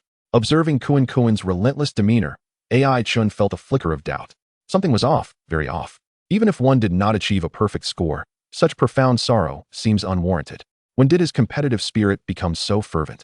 After a moment of contemplation, Chen unexpectedly uttered, "Speak your mind. What do you desire?" Upon hearing this, Kunkin, who had been engulfed in despair, momentarily restrained his expression, with a tone tinged with grievance. He replied to Chen, "If only you could procure me a couple of books, that would certainly alleviate my heartache." He then tentatively added, "And it would be even better if we could skip practice tonight." Chen, observing Kunkin's theatrical demeanor, chuckled inwardly, thinking, what a clever lad, becoming increasingly astute. Relenting, he decided to reward him for his poor performance as a means of consolation. After all, he too had school the next day. So foregoing that's gaming support session tonight, or it was coming from the reasonable, provincial level and beyond. He then spoke, "All right, your old man will buy you the books. Tonight, I won't insist on you gaming either." "Really?" Kunkin immediately inquired, his eyes sparkling with hope. Chen nodded with a smile. In the next moment, Kunkin jubilantly leapt up, his face radiating triumph, casting aside the shadows of his recent academic failure. "Hooray! Books to read. Oh, Dad, I adore you. You're simply the best," he exclaimed, ready to rush forward for a hug. Chen, however, raised a hand to halt him. Hold on. Go pack your bag first, and I'll fetch you some sun-kissed grapes." With that, he turned to leave Kunkin's room. At that moment, the ever-watchful cameraman glanced at the elated Kunkin in the room, then back at Chen as he exited. A question slipped from his lips. "Chen, you're allowing him to skip gaming? And even agreeing to buy him books? I find this hard to believe." In the past, Chen would never have acquiesced to such indulgent requests. Yet, Chen suddenly spun around, fixing a serious gaze upon him. "What is the matter with you?" The cameraman, perplexed, could only stammer in response. Chen continued earnestly, "What era are we living in? How can anyone still believe that gaming is the sole pathway to success? As long as one's mindset remains steadfast, education is certainly a viable avenue as well. What is wrong with not letting him game? What is wrong with buying him books?" After stating this, Chen strode into the kitchen without a backward glance, leaving the cameraman standing there, utterly bewildered. The audience in the live stream was equally taken aback by Chen's remarks, and once they regained their composure, coupled with Kunkin's earlier dramatic display, the chat erupted with laughter. Inverted celestial pole. Ha ha ha. Education is indeed another path. Only Chen could utter such wisdom. Ha. Cameraman. All right. So this is how we're playing it. I should have known better than to ask, only to be schooled instead. Ha ha. Kunkin is a spitting image of his father, both masters of the Sichuan opera's face-changing art. Feeling devastated over a score of 90. I seriously suspect Kunkin is just trying to avoid gaming by putting on this act. No. I suspect that 90 was deliberately orchestrated. Thinking deeply about it, this child has started manipulating his scores to avoid gaming. Goodness, manipulating scores is easier than managing a weapon, right? He didn't even try to act. The moment he heard about skipping gaming, he broke into a smile. Scoring 90 is already commendable, Chen. Just reward the child with a couple of gaming sessions. The chat is on fire, eagerly anticipating tomorrow's activities. Let us fast forward to tomorrow. The night passed without incident. Morning swiftly arrived, bringing with it the dawn of a new day. Chapter 69. The weight of learning, though heavy, is not as burdensome as life itself. On Zhang Yan's side, at 6 in the morning, before dawn had even broken, she had risen quietly. The production team had informed her that her task for the day was to accompany her child at school. Without a moment's hesitation, she agreed. With the end of the term approaching, she was deeply concerned about whether Zihan would secure commendable results. Lately, Zihan seemed reluctant to share her school experiences, which troubled her greatly. Accompanying her at school would allow her to gain insight into her daughter's academic life, while also supervising her studies, a twofold benefit. Furthermore, the promised 5,000 yuan from the production team would significantly alleviate the family's financial burdens. Yesterday, she had taken a leave from work. As a diligent employee who seldom requested time off, her boss granted her leave, especially considering the show's immense popularity. Upon entering the kitchen and completing her morning tasks, she glanced at the clock and noted it was already 6:30. She turned to Zihan's room and flicked on the light. Observing her daughter curled up in bed, peacefully asleep, a wave of tenderness washed over her. The previous afternoon, she had contacted the homeroom teacher to ensure she was abreast of the curriculum, and subsequently helped Zihan study at home until well past 10 o'clock to catch up on the missed lessons. At times, she couldn't help but reflect on how her daughter, merely in the second grade, was already shouldering such academic burdens. Yet, when she thought of her own past, having a limited education, working as a dishwasher and a waitress, and dedicating countless hours to mastering computer skills just to secure a position at a small company, she realized the arduous path she had traversed. There, she toiled tirelessly. Yet her remuneration remained meager. Nonetheless, she could not afford to resign lightly. It was a relatively stable job, conveniently located near home and Zihan's school. The pressures of life often left her gasping for breath. During these moments, she yearned to return to her student days, fervently studying to rewrite her destiny. Her gaze settled on Zihan, and her resolve strengthened. She knew all too well that the burdens of education, no matter how heavy, paled in comparison to the weight of life itself. If Zihan did not focus on her studies now, she might very well follow the same path she had taken. Approaching the bedside, she gently patted Zihan. Time to rise, dear. We must head to school early today. In the broadcasting studio, the bright lights illuminated the space as if it were midday. The host, Xiao Sa, donned his signature professional smile, standing at the center of the stage. Slightly turning to face the camera, he officially commenced the day's activities. Hello, everyone. I am your host, Xiao Sa. Before we plunge into today's exciting events, let us first revisit the voting results from yesterday's 3 families. Taking first place, without a doubt, is the Chen family, with an astounding total of 510,000 votes. It is truly hard to fathom how they managed to garner such an impressive number in just one day, shattering our program's single-day voting record. Xiao Sa's excitement was palpable as he paused momentarily before continuing. In second place is the Zhang Yan family, with a total of 220,000 votes. Here, Xiao Sa's demeanor calmed considerably, showing little surprise, for the audience had witnessed Zhang Yan's diligent performance on the show. Zihan's radiant smile had also captured the hearts of many viewers. In third place is the Wang Lei family, with 150,000 votes. Now, the vote counts have been fully revealed. Let us formally introduce today's activity, titled Parent-Child Accompaniment in Learning. The production team has already coordinated with the school and reported to the Education Bureau. His tone elevated slightly. The task for parents is to enter the classroom and share the learning environment with their children. However, parents are not merely to sit idly in the classroom. During this accompanying process, they may face questions from the teachers and will engage in quizzes alongside the children, as well as participate in physical exercises, among other enriching activities. Finally, based on the parents' performance during this accompaniment, the audience will vote to select the top performer, with the winning family receiving a grand prize of 100,000 yuan. After conveying this information, Xiao Sa beamed at the camera. And now, there is a special rule that I need to share with everyone. During the process of accompanying their children, parents may choose whether or not to attend classes that are not the main subjects, such as art, music, and physical education. The prerequisite is that they must share the experience with their child, engaging in discussions and obtaining the child's consent. Once this rule was announced, it ignited a fervent discussion among the audience. Why set such a rule? If the parents are accompanying their children, they should attend every class together. Perhaps they are concerned that parents might struggle, given that they have not been in school for a long time. Sitting in a classroom all day could be quite taxing for them. Honestly, I think the time spent on secondary subjects should be devoted to main subjects. Music and art may not serve much purpose. I seriously doubt Chen will be willing to attend secondary classes and might sneak off to play video games instead. Haha, I don't think so, considering how studious Cohen is. He surely won't let his father bail out at the last moment. Haha, I am quite curious to see how Wang Lei will behave. Will he take out his belt if he sees Wang Zishuan daydreaming in class? Xiao Sa glanced at the discussions on the screen and continued. Now, let us eagerly anticipate and witness the educational journey of the 3 parents, and observe how they performed during this accompanying process. The camera first focused on Zhang Yan's home. In the gentle morning light streaming onto the community roads, Zhang Yan and Zihan had already descended. Zihan watched as her mother slowly wheeled out the electric scooter. Memories of riding the school bus with her 3 older sisters the previous day flooding her mind. The sisters had shared many amusing stories about school life. Initially, she felt a bit reserved, but gradually she found herself becoming more engaged. Sitting with her sisters on the bus, they laughed and chatted, and she felt particularly joyous. Get on the bus, Zihan, Zhang Yan said, noticing her daughter standing still, her brow furrowing slightly. For her, every moment wasted on the road was time that could have been spent on morning reading. Mom, why do all my classmates take the school bus? But you won't let me? Zihan asked, puzzled. Upon hearing this, Zhang Yan's expression darkened slightly.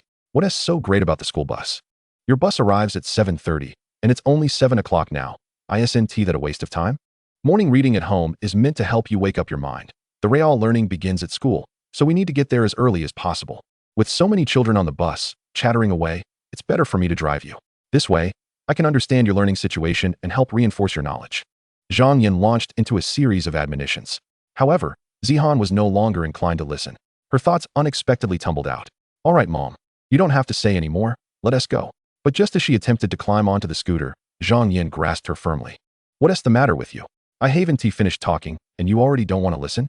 Zhang Yin's expression grew serious, her voice laced with irritation. Are you annoyed with me? Or are you unhappy because I won't let you take the school bus?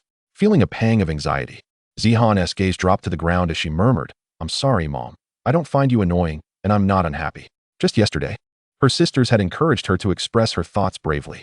Yet, whenever she faced her mother's stern gaze, fear gripped her heart, rendering her unable to muster the courage. Especially when alone with her mother. Seeing her daughter bury her head again, Zhang Yin sighed and shook her head, her expression softening. Zihan, I'm not blaming you. I just think you're still young, and your thoughts can easily go astray.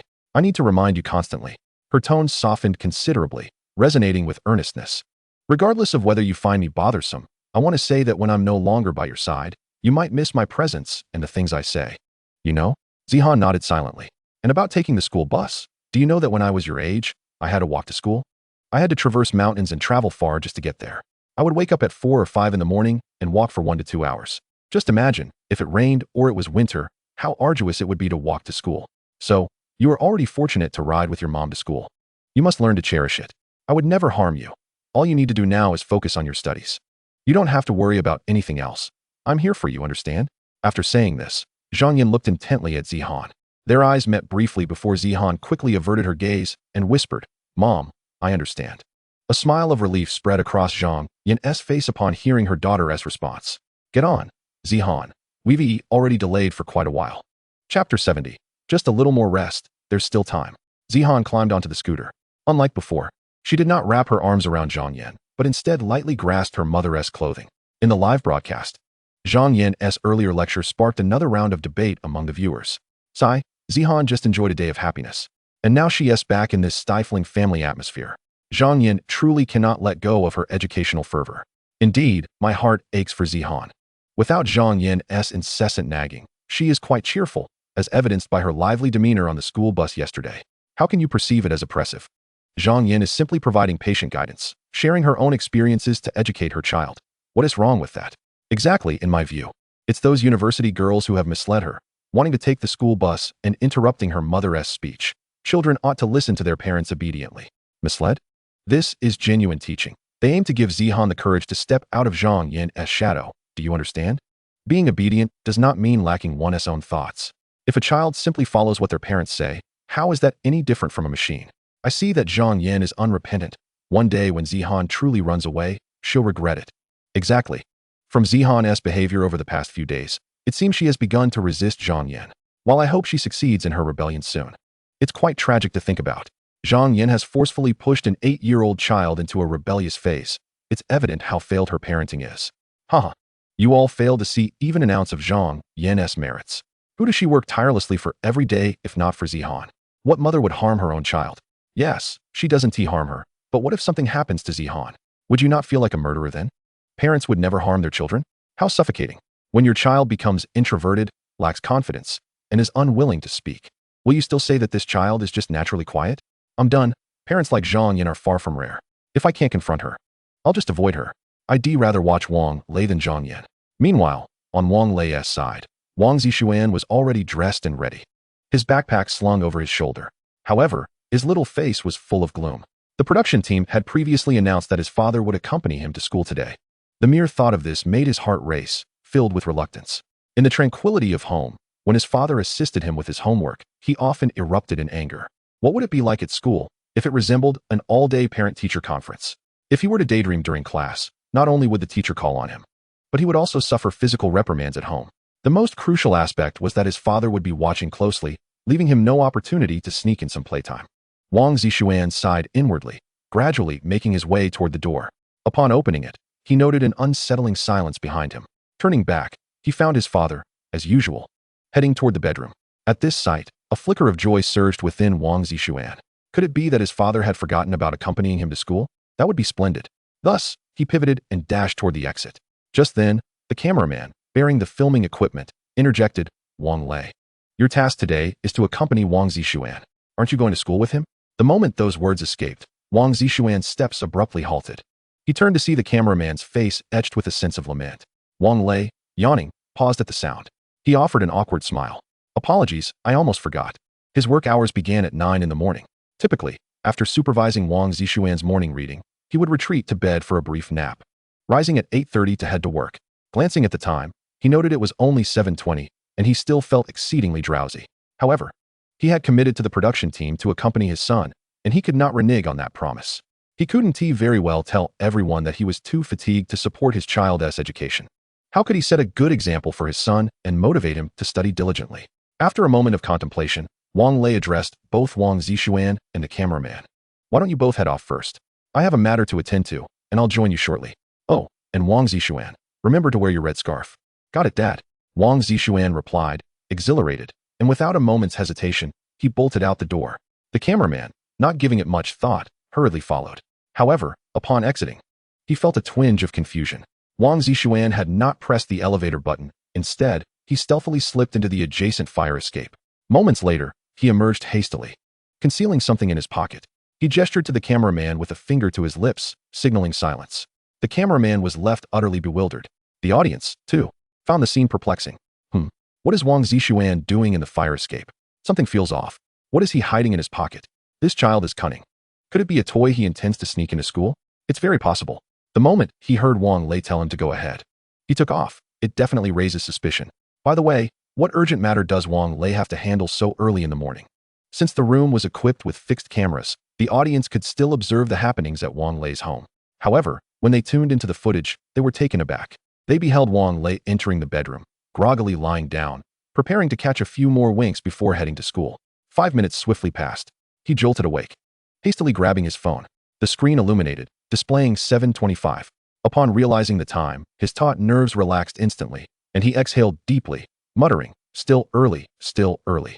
Subsequently, he closed his eyes once more. Soon after, 5 more minutes elapsed, and he awoke again. Checking the time, it read 7:30. He thought to himself that there was still time, and he shut his eyes again. After another 10 minutes, he roused once more. A quick glance at the clock revealed it was already 7:40. After a moment's hesitation, he reasoned that skipping the morning reading wouldn't be a grave issue. Thus, he turned over, intending to doze off again. Observing this scene, many viewers in the live stream erupted in laughter. Well, while the child heads off to school. You're here snoozing away. If you oversleep, you're in for it. Haha, serves him right. Who told Wang Lei to drag Wang Zixuan out of bed for morning reading when he himself was tired? Haha. Do you think the teacher will make him stand outside the classroom for skipping morning reading? Wang Zixuan. Now, that would be entertaining, haha. I must say, his intermittent awakenings to check the time remind me so much of myself, haha. On the school bus, the cameraman stood beside Wang Zixuan, scanning the interior of the vehicle. A frown creased his brow at the absence of Wang Lei accompanying them. Moreover, he noticed that neither Chen nor Kuan were present. Had they already departed for school? Lost in thought, a sudden shout of Timmy startled him from his reverie. Meanwhile, on the other side, Kuan had completed his morning routine and packed his belongings. Dad, we're going to be late. Wake up. He stood by Chen's bedside with his backpack. His little face flushed, shouting at the top of his lungs.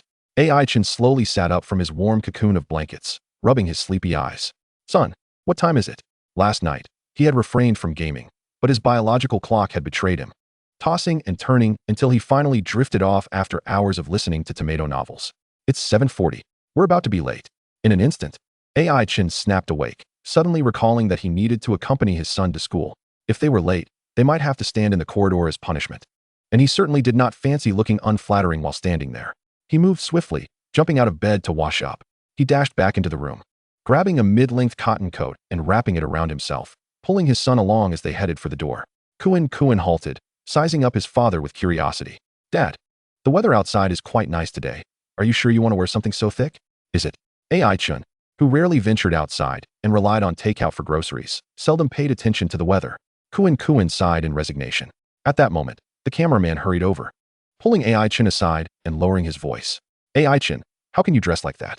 A wrinkled cotton coat, a pair of jeans, and some bulky shoes. What's the issue? Chen inquired.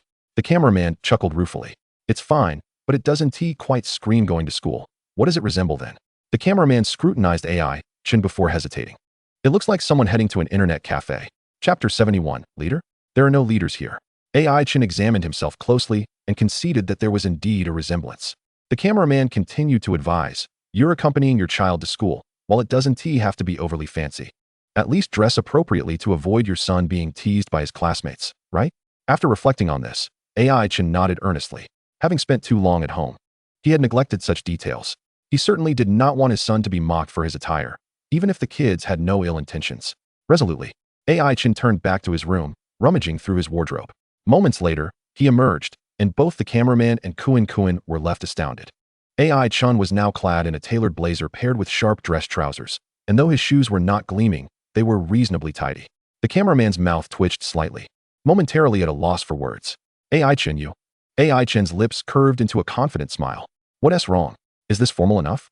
He wore a wool sweater beneath the blazer, keeping warm yet comfortable. He then turned to Kuan. What do you think, son? Handsome? Kuan gave a thumbs up. Yes, very sharp. At that moment, the audience in the live stream erupted with joy at AI Chen's attire. Ha ha ha, this is far too formal, brother. Your presence just skyrocketed. If you had a briefcase and a thermos, you'd look like a little bureaucrat. This isn't going to school. It's a conference, haha. Oh dear, it's too late. This blazer makes you look rather dashing. Ha ha ha. AI Chen's spirited demeanor clearly indicates he is a commendable official. Indeed, he is a good official, for he is not corrupt, only playful. Ha ha ha. Well, in this attire. Who would dare look down upon our Kuan? This is no mere parent. This is a director. Believe it or not, when I donned this outfit to meet my father-in-law, retrieving quality oil and rice from the trunk of my Passat, my father-in-law was all smiles, dismissing the dowry entirely. All right, let us proceed. Let us grab a couple of buns at the school gate to tide us over. By the way, Kuan, have you packed everything? As AI Chen spoke, he retrieved the keys. Kuan nodded. I have also prepared a notebook for your father to use while you attend class. AI Chen smiled and said nothing further. He had drawn the subject of comprehensive elementary knowledge, and for him, taking notes was not particularly necessary. The father and son swiftly descended the stairs, mounted the small electric scooter, and headed towards the school. Behind them, the cameraman observed AI Chen, clad in an administrative jacket and riding the small scooter, and couldn't help but find the unique scene somewhat amusing. He quickly boarded the production team's vehicle and followed suit. Upon reaching the school's exterior, AI Chen and Kuan dashed towards the dumpling shop across the street.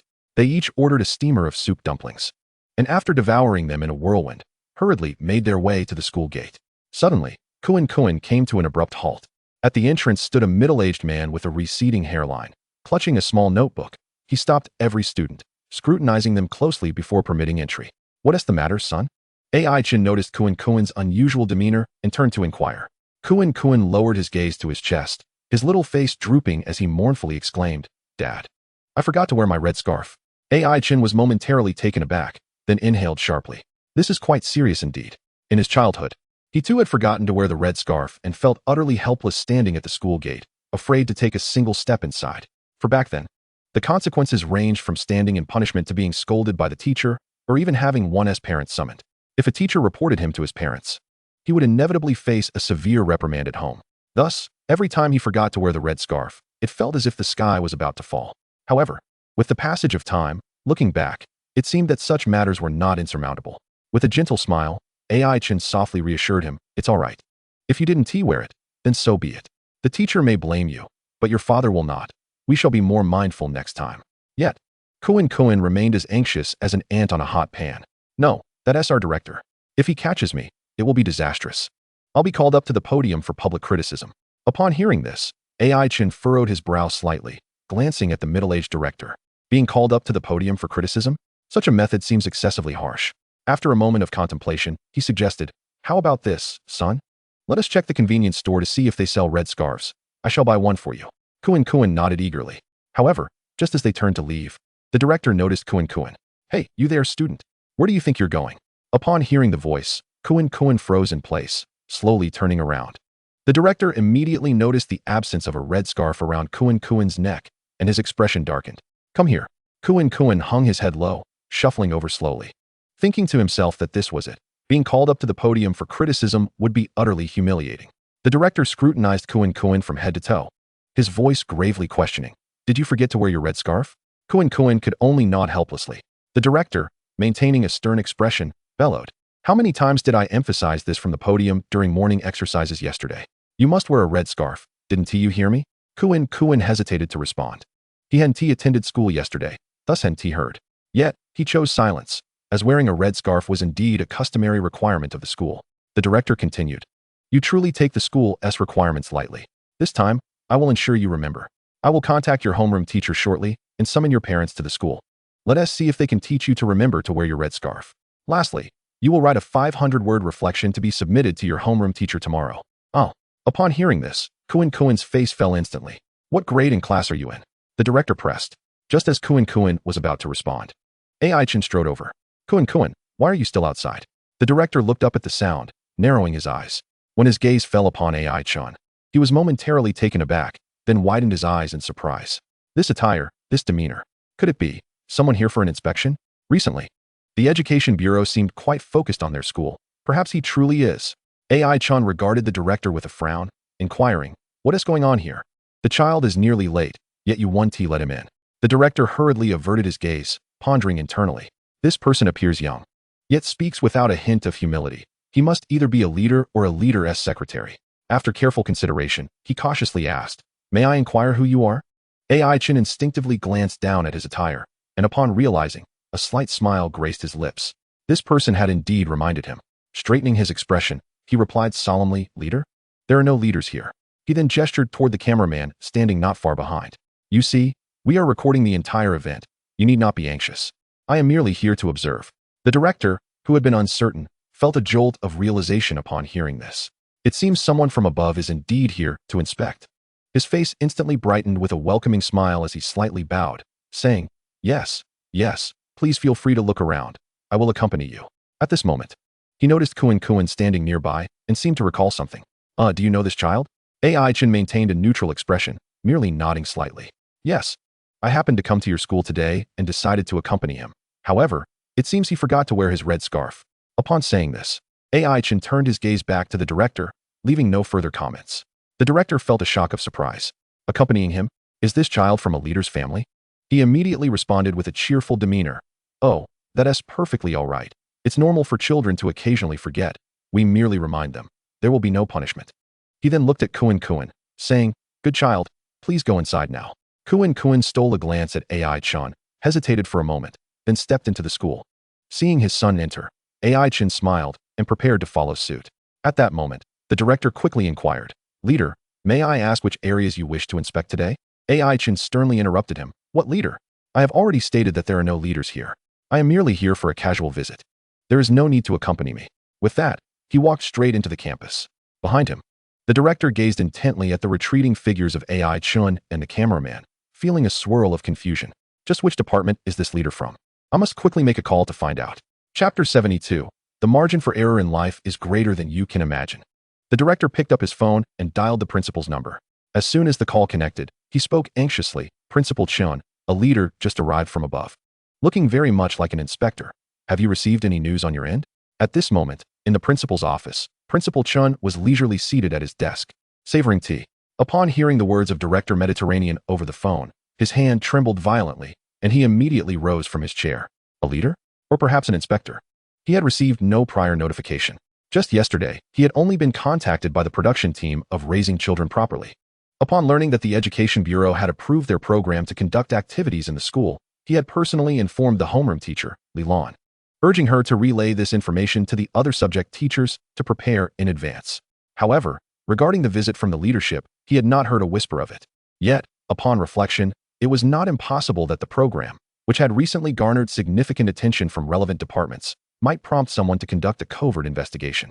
On the other end of the line, Director Mediterranean's voice continued, mentioning that there was a dedicated filming crew accompanying the leader, responsible for audio and video recording, indicating that the matter was of considerable importance. He also suggested that perhaps the caller could inquire with the city officials. The mention of a filming crew startled Chen even further. If they were indeed recording, any issues at the school could potentially lead to evidence gathering. Realizing this, he hurriedly acknowledged and hung up, swiftly gliding his fingers across his phone screen to dial another number. Once the call connected, he immediately lowered his voice and cautiously inquired. Secretary Wu, this is the principal of Sunshine Primary School. I was wondering if the Education Bureau has sent anyone to our school? The response from Secretary Wu came promptly. Sent to your school? Our director has not visited, nor is there such an arrangement. Taken aback by this revelation, Chen quickly apologized for the disturbance and ended the call. This was bad.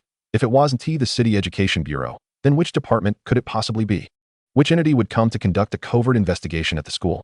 At this moment, Chen was pacing anxiously in his office. Suddenly, a dreadful thought struck him. A covert investigation. Oh no, could it possibly be from the provincial level? No, I must find a way to inquire further. Ai Chun and Kuan were traversing the tree-lined path towards the teaching building. Kuan, who had previously been anxious about being late, now trudged along with his head hung low, his steps slow. Ai Chen noticed this and was about to voice his concern when the cameraman beside them suddenly interjected. Ai Chen, don't you think it's inappropriate to impersonate a leader, especially since we are still live streaming? Ai Chen, upon hearing this, adopted a serious expression and retorted confidently, impersonate? Where have I impersonated anyone? I clearly stated that there are no leaders present. If he chooses to think so, that's beyond my control. The cameraman appeared momentarily taken aback. That actually sounds quite reasonable. The viewers in the live stream were naturally amused by Ai Chen's remarks. As laughter erupted in the chat, the observer in the broadcast studio, Wang Fong, began to grow increasingly concerned. Ai Chen is utterly foolish, she exclaimed, raising her voice. Wearing the red scarf is a school rule. If a child forgets to wear it, they must learn a lesson. Instead of allowing them to evade punishment with trivial cleverness, we must make them aware of the consequences of their actions to prevent future transgressions. As the old saying goes, a single mistake leads to many. If small faults are ignored, they will inevitably lead to greater errors. Allowing children to overlook their mistakes only pushes them further into perilous territory, lacking even the most basic educational awareness. Her impassioned words quickly garnered agreement from those in the studio, with the majority believing she was correct. Children must recognize the repercussions of their mistakes. Take the matter of the red scarf, for instance. Failing to wear it results in a deduction of class points, affecting the class's honor, thus warranting reprimand. Only by understanding these serious consequences will they refrain from repeating their mistakes. However, a small faction believed that everyone had committed similar infractions during their school days, be it arriving late, sneaking into school, or falsely reporting their class names. There was no need to escalate the issue. Even if children were made aware of the serious consequences, it could not guarantee they wouldn't err again.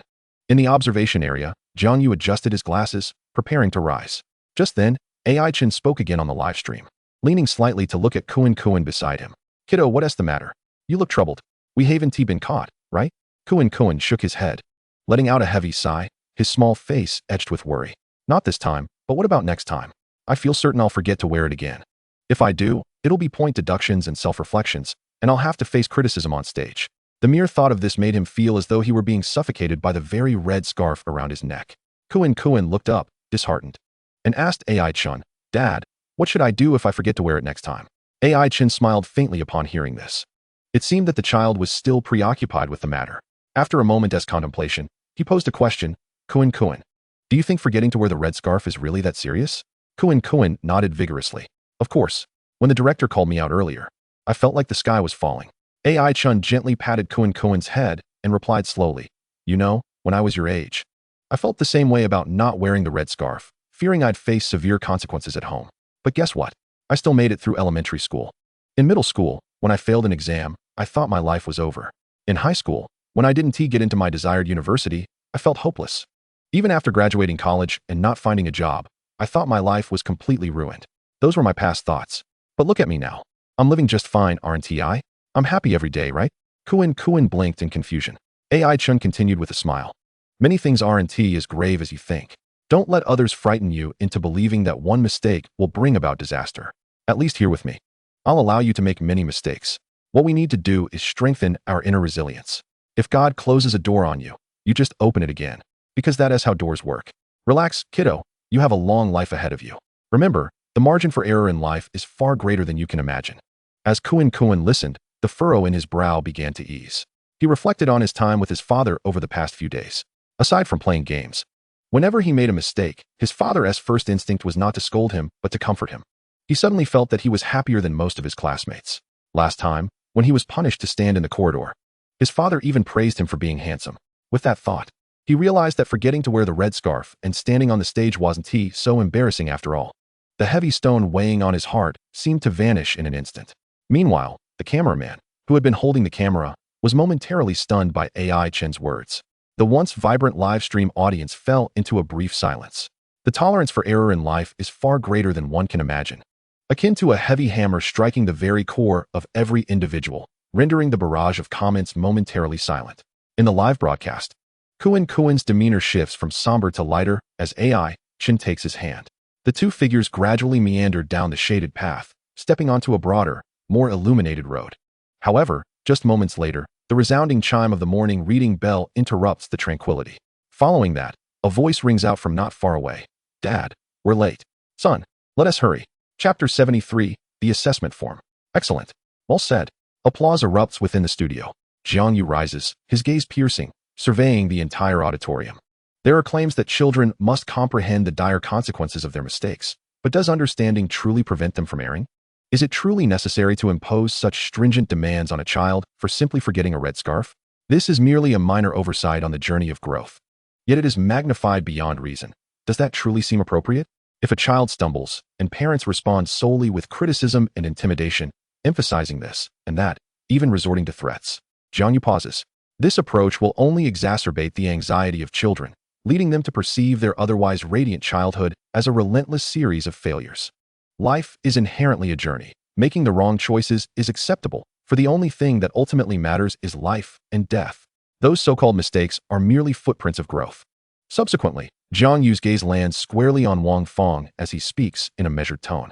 At this juncture, some may assert that such words are merely platitudes. I contend that these platitudes are meant to alleviate anxiety, not to incite complacency. It is permissible to err and to listen to such words to ease one's anxiety, rather than hearing them and deliberately choosing to err. Clearly, AI Chen and his child embody the former. As Jiang Yu's words resonate, a profound silence envelopes the auditorium. Moments later, a crisp applause breaks the stillness. On stage, the young sob beams with admiration, clapping enthusiastically. Soon after, a chorus of applause erupts from the guest area, growing increasingly dense and resounding.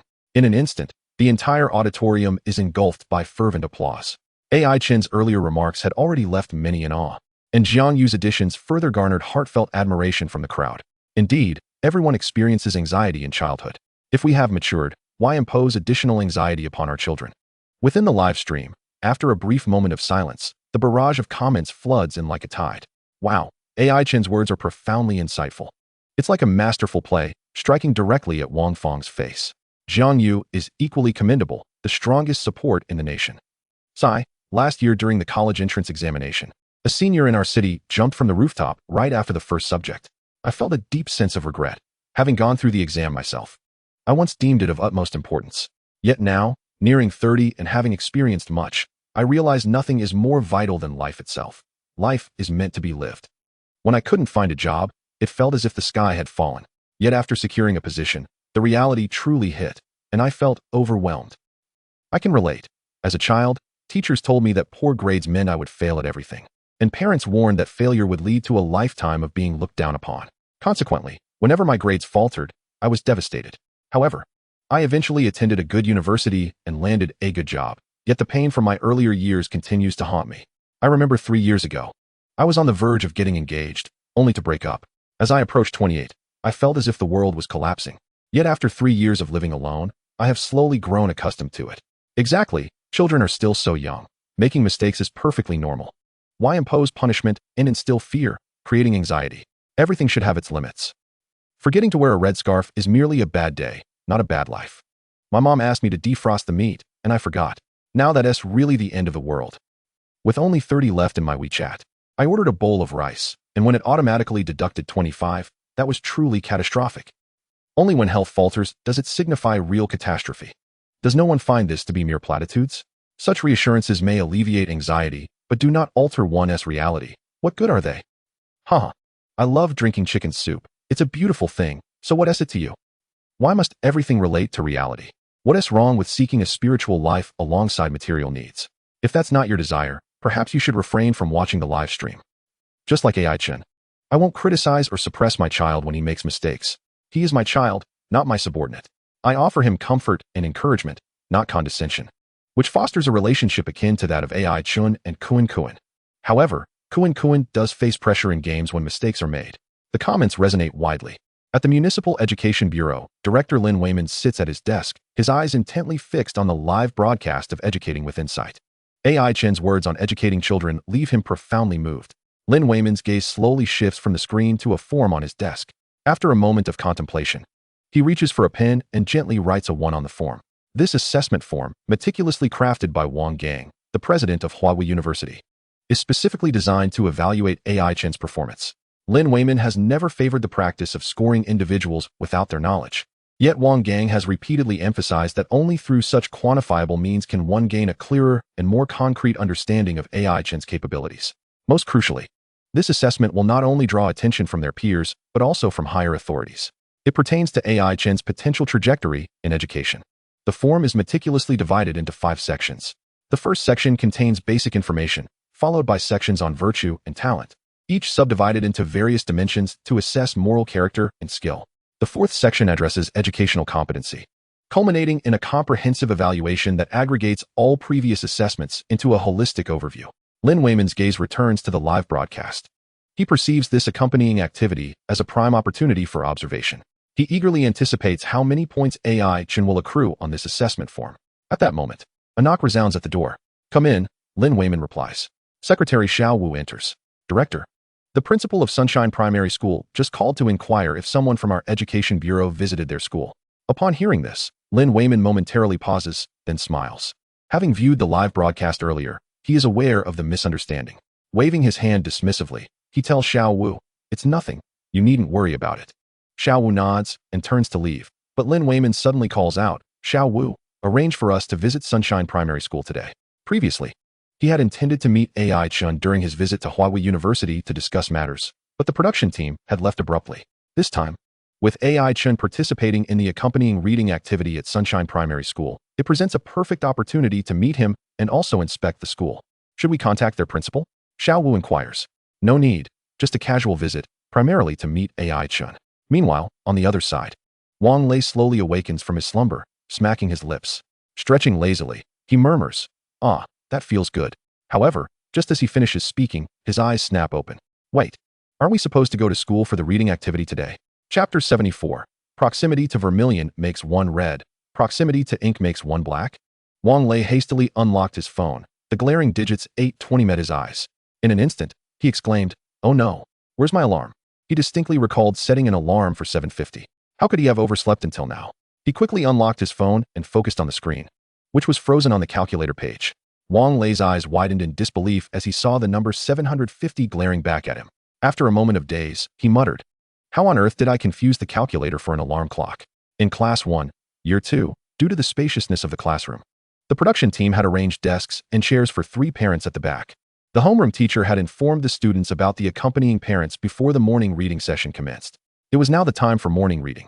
Zihan, seated in the front row, sat upright, her voice resonant, each word imbued with diligence. For she was acutely aware that her mother was watching her from the back of the classroom. If her performance faltered, she would undoubtedly face her mother's admonishments. As soon as the morning reading concluded, the homeroom teacher turned to leave the classroom, returning to the office.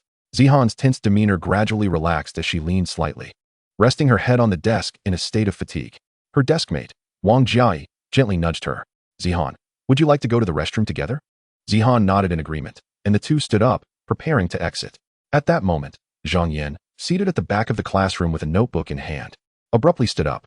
The production team had previously mentioned there would be an impromptu test based on the knowledge learned in class. When the homeroom teacher defined the scope of the morning reading, she sensed that the test would likely encompass that content. Thus, she meticulously recorded her observations in her notebook. Noting Zihan's performance during morning reading, Zhang Yan briskly approached Zihan, her hurried footsteps drawing the attention of several classmates. Wang Jiai greeted her politely. "Hello, Annie." Zhang Yan offered a faint smile and replied, "Hello." She then leaned down and whispered to Zihan, "Zihan, come with mommy. I need to talk to you." Without waiting for Zihan's response, she took her hand and led her out of the classroom. Once in the corridor, Zhang Yan earnestly stated, "Zihan, you performed quite well in morning reading today. Mommy is very pleased." Upon hearing this, Zihan lifted her head slightly, her eyes shimmering with a glimmer of hope. It was rare for her to receive praise from her mother. However, Zhang Yan soon shifted her tone, becoming serious. "But, Mommy noticed that your reading of the ancient poem Fishing by a Child was not very fluid. Didn't I ask you to read it several times at home?" Zihan pursed her lips, wanting to explain that she had been reading aloud all morning and had grown somewhat fatigued, leading to a few stumbles. Yet, Zhang Yin did not grant her the opportunity to speak and continued. Furthermore, you should converse less with Wang Jia. Why? Zihan looked up, puzzled. Because she is not a good student, Zhang Yin asserted with conviction. I only just realized you have a new deskmate. I know Wang Jia's grades. She ranks in the lower half of your class. What prospects do you have mingling with a student like that? She cannot help you in any way and may even drag you down. Proximity to vermilion makes one red. Proximity to ink makes one black. You should befriend the top students in your class. I observe that Wang Jia often seems distracted during morning reading, clearly not focused on her studies. Remember to speak with her less, all right? Zihan felt a sense of disagreement rising within her. Her mother frequently offered such admonishments, yet she did not feel impacted by them. Moreover, she had no friends in class, only engaging in brief conversations with her deskmate. However, fearing her mother's irritation, she refrained from voicing her thoughts and merely nodded, softly replying, understood. Meanwhile, the live stream audience had erupted into a heated debate regarding Zhang Yan's statements. Is academic performance truly the sole criterion for evaluating a person? After all, these are just second graders. I find Zhang Yan's perspective rather perplexing. Honestly, all she cares about is grades. Aren't friendships among children important? I believe character is of greater significance. Some high achievers have poor character and are quite scheming, while some who struggle academically are genuinely pleasant to be around. You all are born in the 2000s, right? It's easy to speak when you're standing. Just wait until your children's grades decline, and you'll see how frantic you become. Exactly, children with poor grades often exhibit many bad habits. If our child spends time with them, they could adopt procrastination and laziness, hindering their studies. We absolutely cannot allow them to associate with each other. Only allow children to play with those who excel academically? Isn't that creating a little clique for them? When they enter society, will they only interact with the elite? Learning to interact with diverse individuals is a true skill. Laughable, when children, we inquire about grades. As adults, we ask about performance. Parents of good students, don't play with bad students. Parents of bad students, play more with good students. Zhang Yan is quite naive. Perhaps the parents of the top students don't want their children associating with Zihan either. In the eyes of a mother, my friends may seem unworthy. But in reality, it's me and my friends who may not be so noble. Who says you can't play with those who have poor grades? I see you're quite limited in your perspective. Whereas the evidence that you only socialize with the wealthy. I've not seen you promoted or receiving raises. Proximity to vermilion makes one red, yet I see you as a pig. As the barrage of comments unfolded, Zhang Yan led Zihan toward the office. Let us visit the office. Mommy will inquire about your recent academic performance from your teachers. Additionally, let us see if we can arrange for a change of your deskmate. Also, after class, do not just sit idly in the classroom. Make it a point to visit the office more frequently and ask the teachers questions. Not only will you gain knowledge, but you will also earn the teacher's favor. No teacher dislikes inquisitive students. As they walked, Zihan felt a flicker of confusion. But mommy, the teacher said to ask questions during class, not to wait until after class, and they need to rest as well. Her voice was barely above a whisper. Yet Zhang Yan halted for a moment, taken aback. After a brief pause, she earnestly replied, while that is what the teachers say, they will certainly respond if you approach them. To acquire knowledge, you must ask more questions. Do not fear the teacher's displeasure. Zihan merely responded with a soft "oh." Soon, Zhang Yan and Zihan entered the teacher's office. The homeroom teacher, Li Lan, was seated at her desk, grading assignments. Upon seeing Zhang Yan and the accompanying camera crew, she immediately rose, her face brightening with a smile. Hello, Zihan's mother. How may I assist you? Zhang Yan promptly replied. I'm here to inquire about my daughter Zihan's recent performance at school. She placed a hand on Zihan's shoulder, sighing. I'm unsure why she has been reluctant to communicate with me lately. Li Lan, upon hearing this, secretly felt relieved. She had feared it was a serious matter. As long as it was not a confrontation, all was well. With a smile, she reassured, you needn't worry. Zihan has been performing quite well at school. All her teachers commend her for being bright and eager to learn. Upon hearing this, Zhang Yan's smile widened, yet she humbly responded, oh, teacher, you flatter her. She is hardly bright and eager, just a bird that flies early. Moreover, this child has become quite mischievous, recently starting to rebel against my words. And I must trouble the teacher to keep a closer watch on him. These two sentences fell upon Zihan's ears, leaving her with a bittersweet feeling, a pang of discomfort in her heart. When Lilan heard Zhang Yan describe Zihan as mischievous, the corners of her mouth twitched with a smile. If Zihan is considered mischievous, then the other students must be little devils. Casting a glance at the dejected Zihan, she offered words of comfort. Zihan is exceptionally well behaved at school, never having made a mistake, and the teachers all adore her. Rest assured, as the homeroom teacher, I shall take special care of Zihan. Zhang Yan nodded with a smile and continued, well, there's another matter I'd like to trouble the teacher with. After a brief pause, she added, I wonder if it is possible to change Zihan's seat, perhaps to assign her a different desk mate. Alternatively, she could sit alone. Chapter 75, Leader? You are a pathetic excuse for a leader. In the classroom, Chen sat at the back, languidly bored. The program rules forbade parents from using their phones. Thus, during the interminable morning study session, he perused every poster with text affixed to the back wall of the classroom, quietly memorizing the names of his classmates. This sensation felt akin to enduring a bathroom visit without a phone, utterly torturous. At the front of the classroom, Kunkin occupied a seat against the wall. As the morning reading concluded, the other students erupted into playful chaos, filling the room with noise. Yet, he quietly extracted a book, immersing himself in its pages. His deskmate, Zhang Zihao, was taken aback and exclaimed, Kunkin, why are you so studious all of a sudden? Kunkin did not lift his head, letting out a soft sigh. If I don't read now, I want to have the chance to do so at home. Zhang Zihao scratched his head, slightly perplexed. Suddenly, an idea struck him, and he laughed, saying, Haha, could it be that your old man is supervising you from the back of the classroom, prompting you to put on a show? He patted his chest with a mock heroic demeanor. No worries, I'll stand behind you to block his view. So he won't see you. With that, he indeed moved behind Kunkin. However, Kunkin paid him no mind, remaining engrossed in his book. Zhang Zihao, now even more puzzled, instinctively turned to glance toward the back of the classroom. To his astonishment, he found Chen with his eyes closed, slumped over his desk, utterly motionless. Zhang Zihao quickly nudged Kunkin. Your old man has fallen asleep at the back. Upon hearing this, Kunkin raised his head and turned to look. Seeing his father dozing at the desk, he promptly stood and approached him, whispering, Dad, wake up. Class is about to start. In truth, Chen was not asleep. He was merely resting his eyes. He waved his hand dismissively at Kunkin, lazily replying, Class hasn't started yet, son. Just go back to your seat and study. Don't mind me.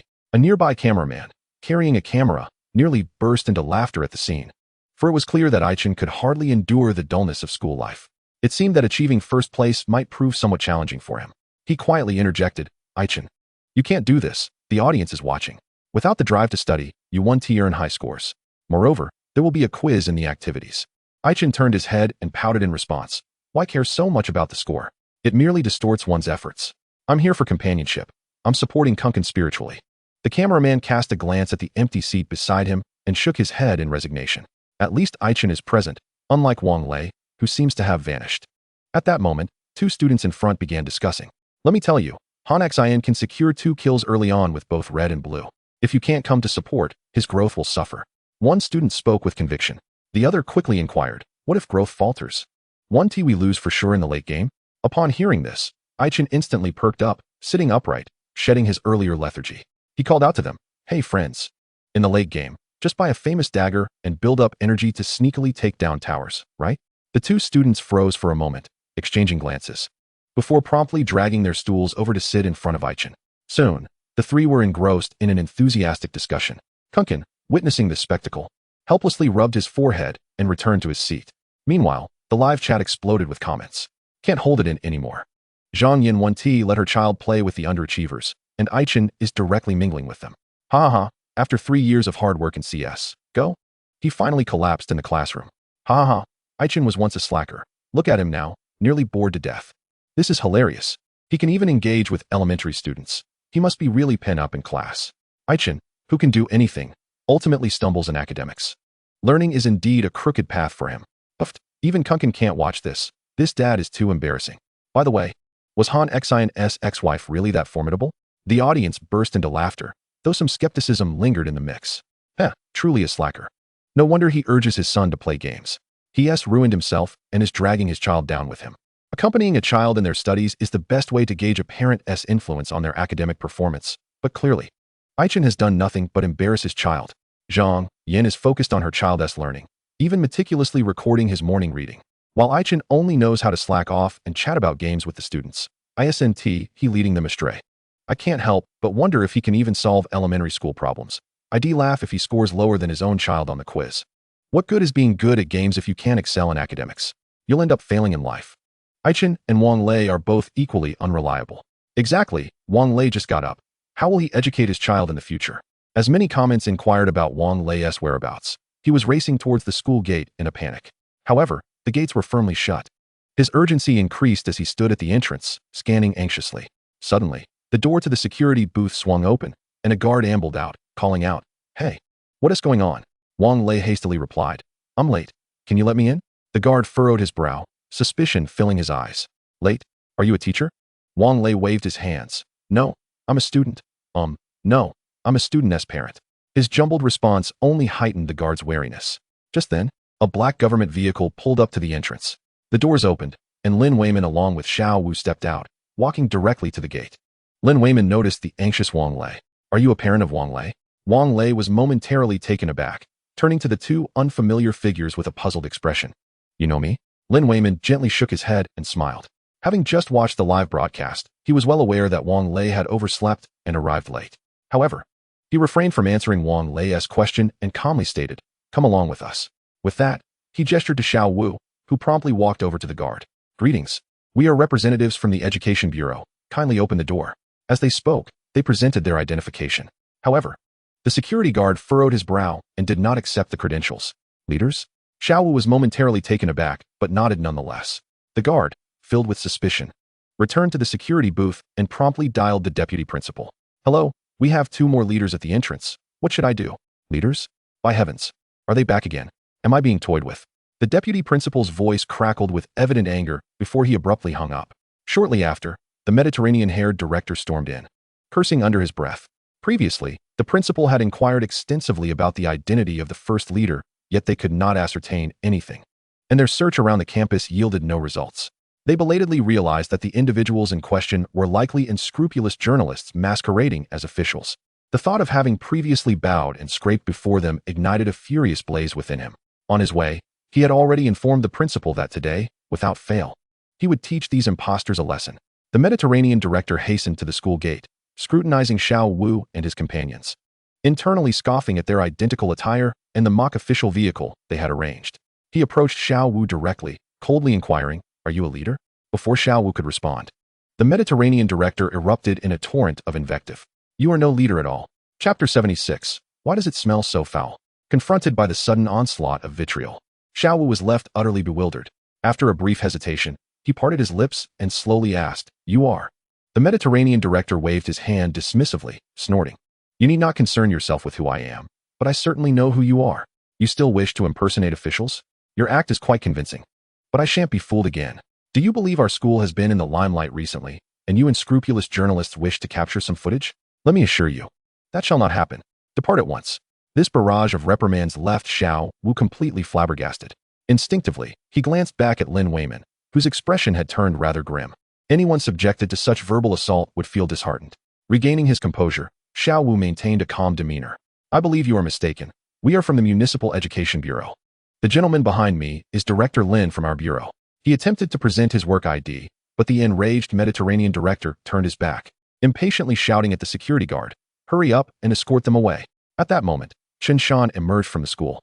Having inquired extensively about the identity of the so-called leader, he had utilized all his connections to no avail, even finding himself indebted to others. The thought of the situation filled him with dismay. To his astonishment, two more individuals had arrived, igniting a flare of anger within him. If it weren't for his busy schedule, he would have relished the opportunity to apprehend these two and deliver them to the police. However, upon glancing up at the school gate, he was rendered speechless. His eyes widened in shock, and his fury was swiftly replaced by astonishment. Wasn't he that Secretary Wu from the Municipal Education Bureau? A closer look revealed none other than Director Lin Weiman standing behind him. Both of their faces bore an unmistakable displeasure. A lump formed in Chen Shan's throat. Could it be that the two individuals the deputy principal mentioned were indeed them? As this realization dawned, beads of sweat began to trickle down his forehead, and his legs trembled slightly. At that moment, the Mediterranean director noticed him and quickly approached, exclaiming, Principal, you've arrived just in time. Here come two more impostors. Look at their audacity. Hearing this, Chen Shan, trembling, pointed a finger at him, unable to articulate his mixture of anger and anxiety. Subsequently, he shoved the Mediterranean director aside and strode directly towards the gate. The bewildered Mediterranean director could only watch in confusion. Chen Shan shouted at the guard, Open the door. Though puzzled, the guard complied. The principal approached Xiao Wu, slightly bending forward with a forced smile. Ah, Secretary Wu. He then hurried to Lin Weiman, bowing even lower. Director Lin, what brings you here? Lin Weiman cast a cold glance in his direction and replied slowly, Principal Chen, it seems you are not very welcoming to my presence. Chen Shan's face drained of color, his lips quivering as he hastily attempted to explain. Director Lin, this. Lin Weimin waved his hand, recognizing the underlying reasons and not truly harboring any anger, merely stating, no need for explanations. He then proceeded to enter the school without further ado. Seeing this, Chen quickly followed suit. At that moment, the Mediterranean director stood aghast, unable to utter a word as he watched them approach. As the group passed by him, Lin Weimin ignored him entirely. Meanwhile, Xiao Wu, still seething from the earlier tirade, asked Chen as they walked, Principal Chen, who is this director? Chen cleared his throat twice, a hint of embarrassment crossing his face. That would be our school's deputy principal, named. The group slowly made their way into the school, leaving the Mediterranean director standing alone, as if struck by lightning. At that moment, a singular thought consumed him. It's over. These two are indeed leaders. The memory of his earlier tirade against them sent a chill coursing through him. In that instant, a scene unfurled in his mind, snowflakes drifting through the air. Alone in the midst of a snow-laden willow tree, he lay covered in frost, enveloped by a flurry of snowflakes. The haunting melody of a song echoed in his ears. Snowflakes, falling, the north wind howls. No. Gazing up at the swirling snow, the Mediterranean director let out a desperate cry. As for Wang Lei, he had already sprinted towards the teaching building. Observing the students joyfully engaging in play around him, he breathed a sigh of relief. Fortunately, although he had been late for the morning reading session, he had managed to arrive before the first class began. Slowing his pace, he headed towards the second-grade classroom. Just then, a rumbling sound emanated from his stomach. Wang Lei's expression stiffened instantly. Oh no.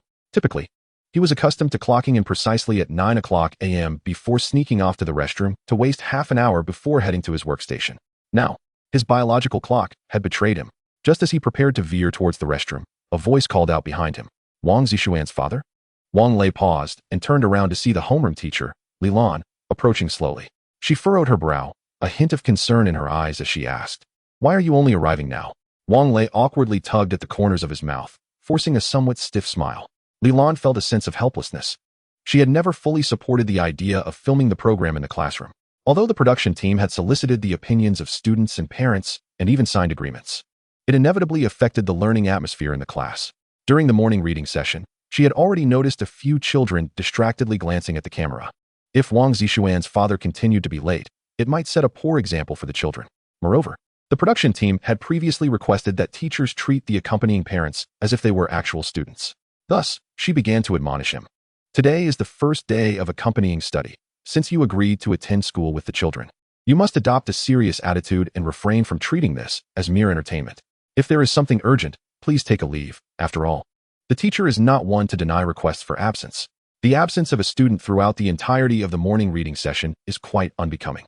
Wang Lei could only manage a wry smile, attempting to concoct a suitable excuse, yet before he could utter a word, an untimely growl from his stomach interrupted him, prompting him to instinctively clench his thighs together. As the saying goes, one should lead by example. How can you set a standard for the children in this manner? You often criticize the students for their lack of punctuality, yet they arrive at school early while you, as a parent, cannot manage the same? Understand that parental behavior profoundly influences children. Wang Lei nodded repeatedly, struggling to articulate his thoughts. I understand, teacher. I shall certainly influence him. Noticing Wang Lei's apparent distraction and hesitance in speech, Li Lan furrowed her brow. However, she pondered whether she might be too stern, considering he is not truly a student. What seems to be the matter? Zishuan's father, I am not reproaching you, but these words may be unwelcome to you.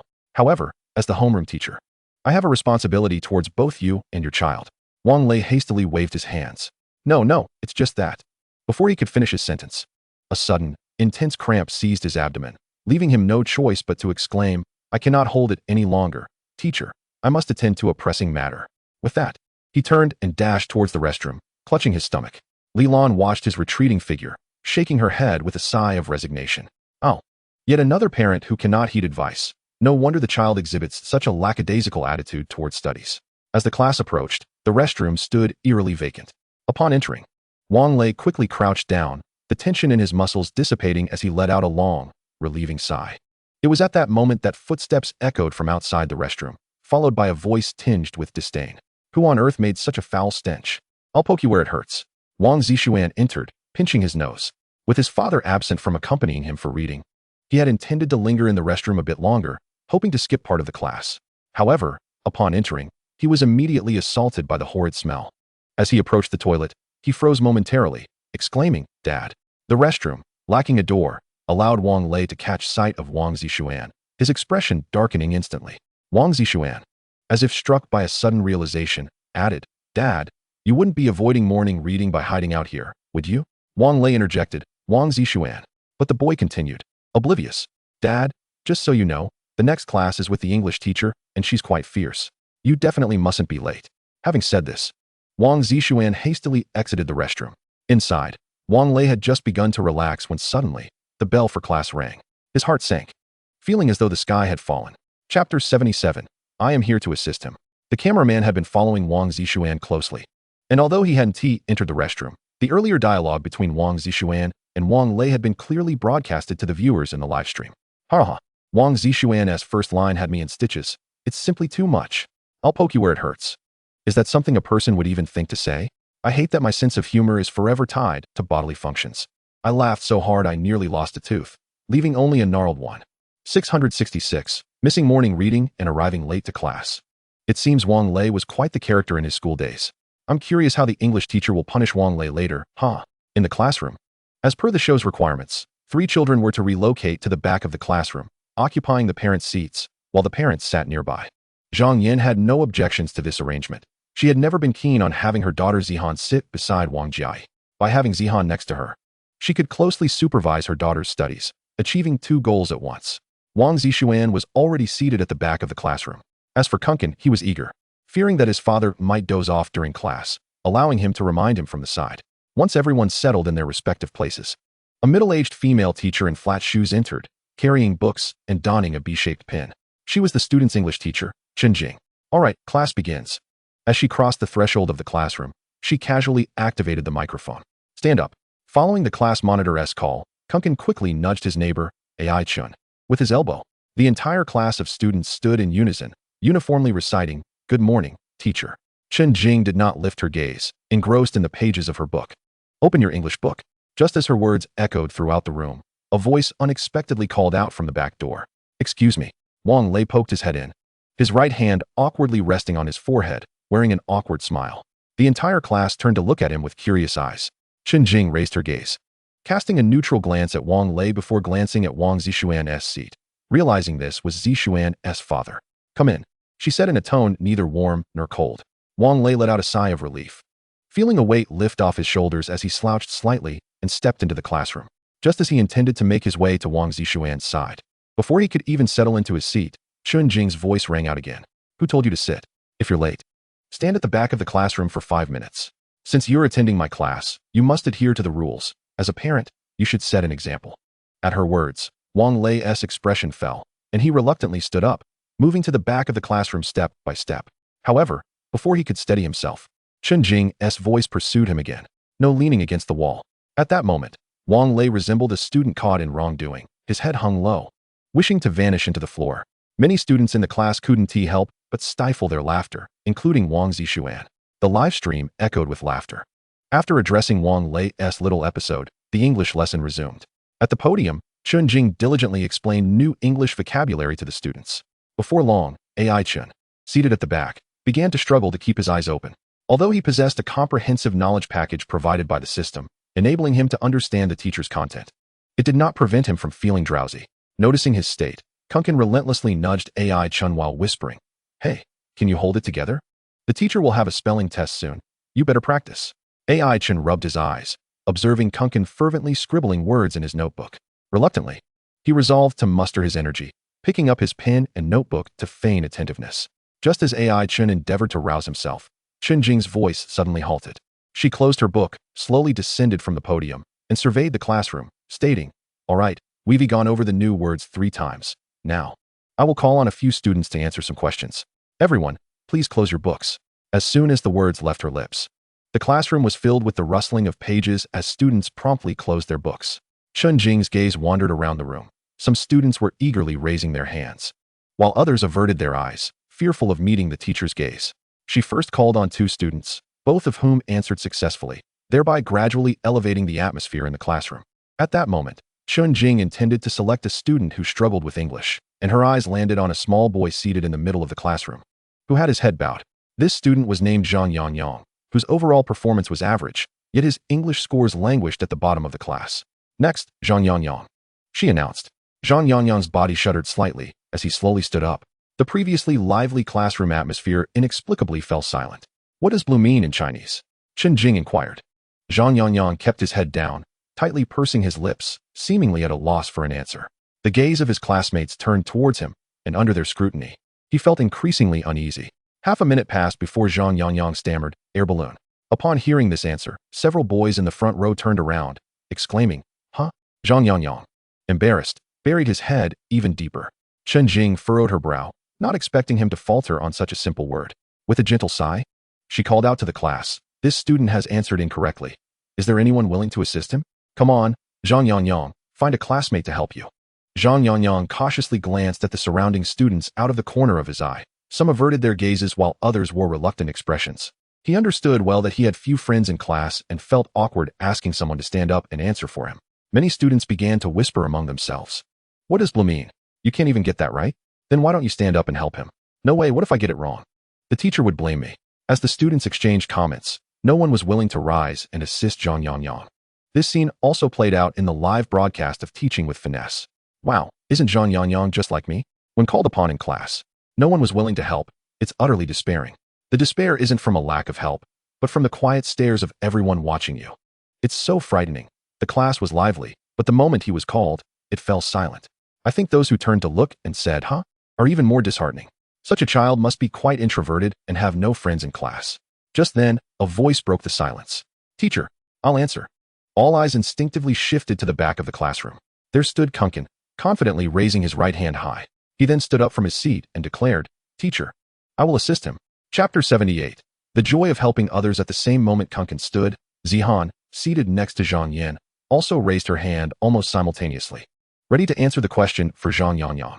However, before she could lift her hand high enough, Zhang Yin swiftly reached out and gently tapped Zihan's arm, decisively halting her action. Zihan froze, turning her head in confusion to look at Zhang Yin. Usually, her mother encouraged her to actively participate in class and seize every opportunity to improve herself. But why was her mother stopping her this time? Zhang Yin leaned slightly forward, pointing to her open notebook filled with meticulous notes from class. She whispered, "You don't need to answer for others. Focus on yourself and make the most of every moment in class. You know the Chinese meaning of that word. Assisting someone else would just waste time, understand? Moreover, standing up now would make everyone think you're arrogant and showing off." Zihan's gaze followed Zhang Yan's finger to the notebook and then shifted to the solitary figure of Zhang Yangyang standing in the center of the classroom, appearing somewhat helpless. She bit her lip, wavering. She wanted to help him and knew the answer, yet she feared her mother's reprimands if she did. Ultimately, Zihan clenched her fist and lowered her head. Meanwhile, Kunkin glanced at Zhang Yangyang, then resolutely turned his gaze towards Chen Jing. Recalling how no one had been willing to help him when he was fixated on his rocket model yesterday, he felt a kinship with Zhang Yangyang. That feeling was all too familiar. His father had previously told him not to fear making mistakes. What was far worse was lacking the courage to try. Thus, he bravely stood up. Zhang Yangyang, who had been feeling awkward, was momentarily taken aback, his eyes widening in surprise at Kunkin's initiative. Simultaneously, the viewers in the live broadcast were equally astonished by this turn of events. Wow, Kunkin stood up. Oh my, not a single person in class helped Zhang Yangyang. And Kunkin actually stepped up. That is amazing. Our Kunkin is the best. Everyone fears making mistakes, but Kunkin is unafraid. That quality is rare. Haha, I can't help but feel Kunkin stood up to avoid being called on by the teacher himself. I felt just like Zhang Yangyang when I was in school. Utterly helpless. If someone had been willing to tell me the answer or stand up to help, I would be grateful for a lifetime. Indeed. But I usually just asked my deskmate to help me, and we would both stand together. Kunkin is so cool, but I wonder if he can actually answer. In the classroom, Chen Jing looked at Kunkin with a hint of surprise. In her memory, Kunkin's English performance was not particularly strong. Earlier in the lesson, she had introduced 20 new words, a considerable challenge for second-grade students to memorize in a short time, which explained why many hesitated to stand up. She also noticed that perhaps because Kunkin's father was present, he was particularly attentive in English class today, diligently recording vocabulary in his notebook. "Kunkin, do you want to help Zhang Yangyang answer?" Chen Jing asked softly. Kunkin nodded vigorously. "All right, what does blue mean?" Just as Kunkin was about to respond, a jarring sound of furniture being moved shattered the tranquility. Wang Zixuan abruptly sprang from his seat, his eyes dazed as he scanned the room. Upon catching sight of Wang Lei's stern expression behind him, he quickly turned away. He had nearly dozed off during the English lesson, his head almost resting on his desk. Wang Lei, standing behind him, had kicked his chair, causing him to spring up in alarm. Wang Lei, in a low, furious voice, warned, "You little rascal, sleeping in class. Watch out." At that moment, Chen Jing's gaze fell on Wang Zixuan, slightly astonished. "Wang Zixuan, are you also going to help Zhang Yangyang?"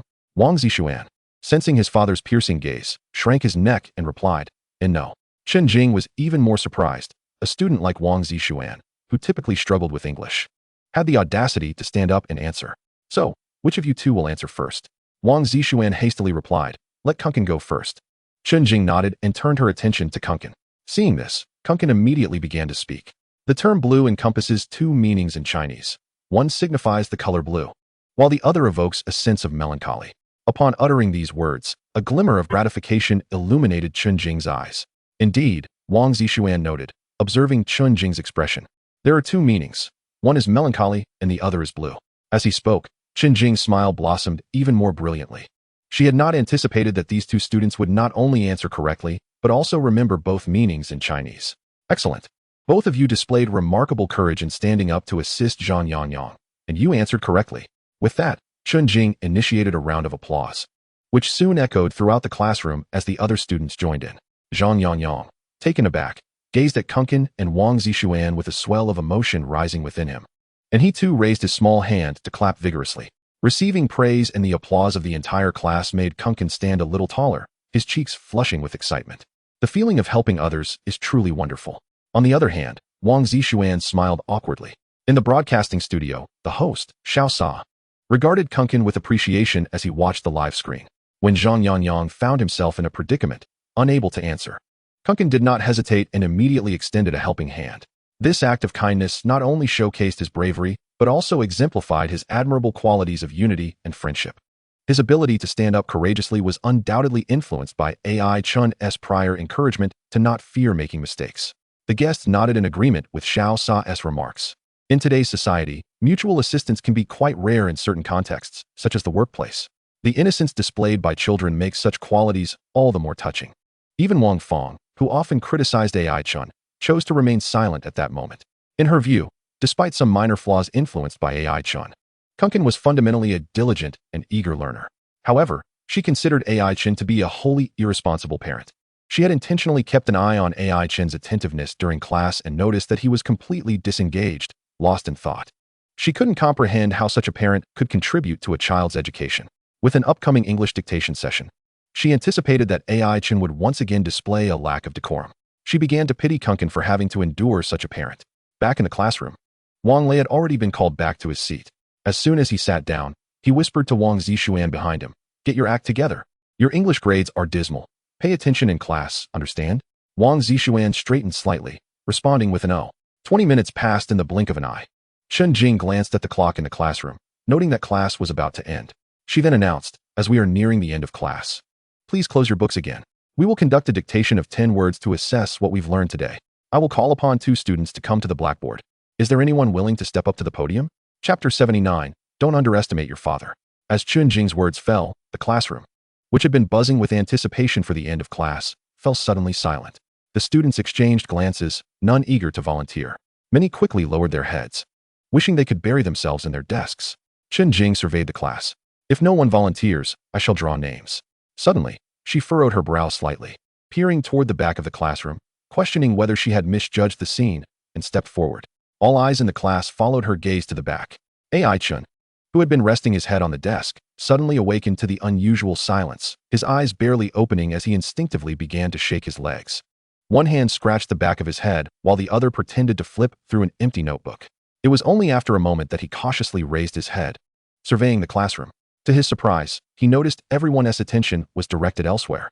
At the back of the classroom, Wang Zixuan rested his left hand on his head, his eyes barely closed, appearing to have drifted into slumber. Beside him, Wang Lei similarly supported his head with his left hand, his eyes shut tight. And if one listened closely, one could hear the faint sound of snoring. Both father and son had fallen asleep in class, their sleeping postures remarkably alike. Witnessing this scene, the students couldn't help but stifle their laughter. Meanwhile, Chen Jing's forehead was adorned with 3 lines of irritation. She had encountered students dozing off in class before, but witnessing both a student and a parent snoring away was a first for her. "Who?" Chen Jing blew into the microphone twice and strode towards the back, her expression stern as she called out, "Wang Zixuan and parent Wang Lei." The suddenness of her voice jolted the pair from their dreams. their eyes snapping open in unison. Upon realizing Chen Jing stood before them, they quickly sat up straight.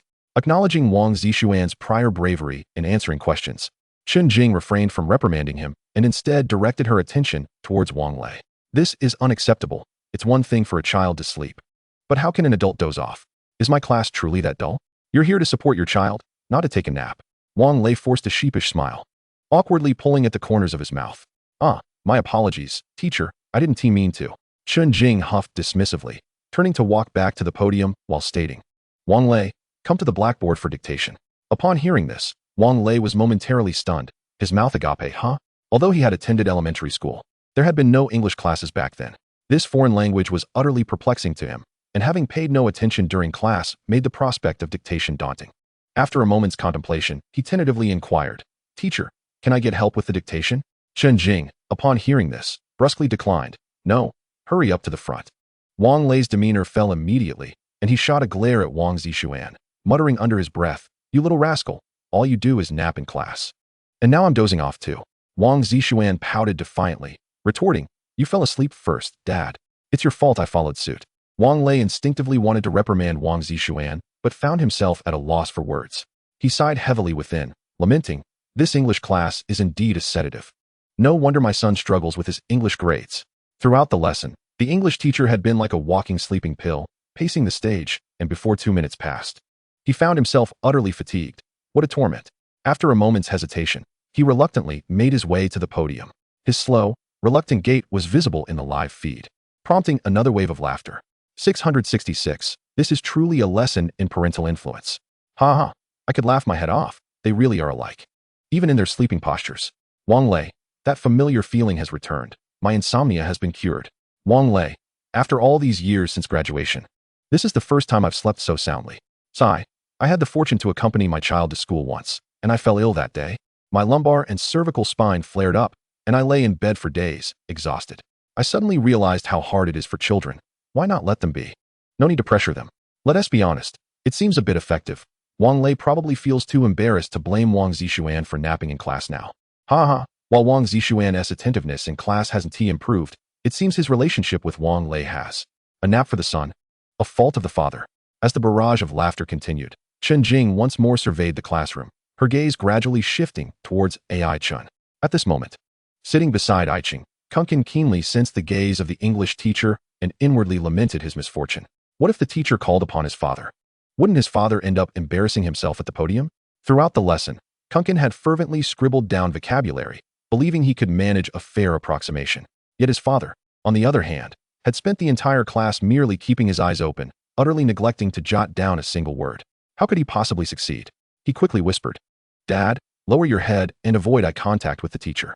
After which, he raised his hand high and proclaimed, Teacher, let me go up and take the dictation. In his view, if he took the initiative to volunteer, the teacher would surely bypass his father. Chen Jing was momentarily taken aback. She had not anticipated Kunkin's unexpected eagerness today.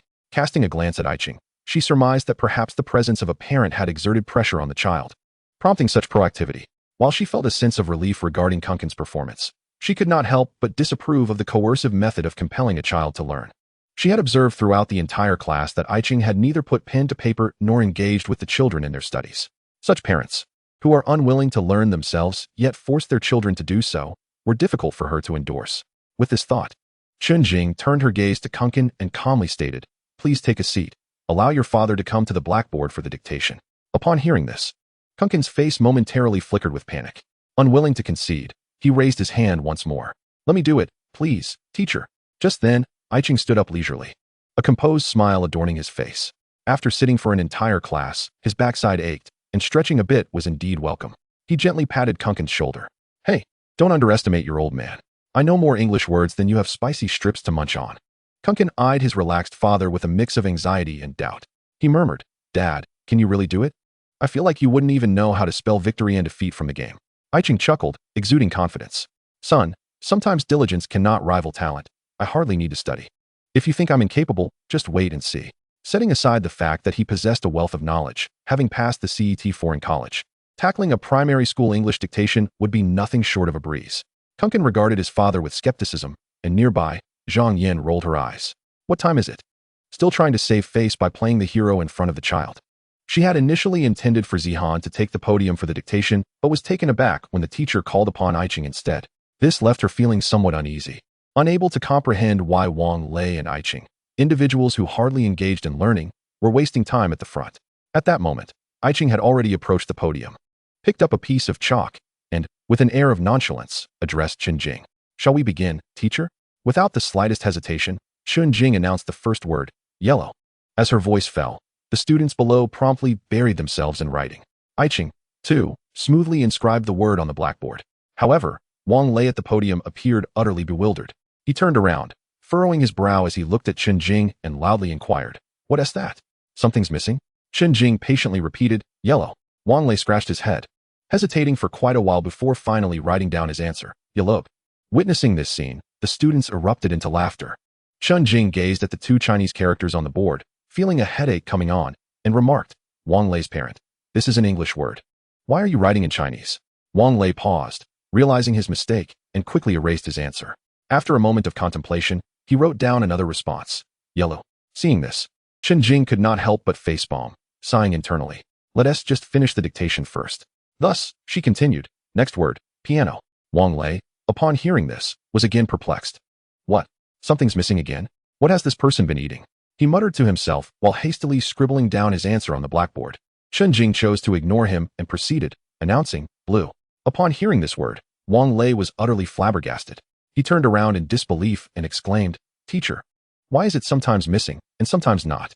What on earth is going on?"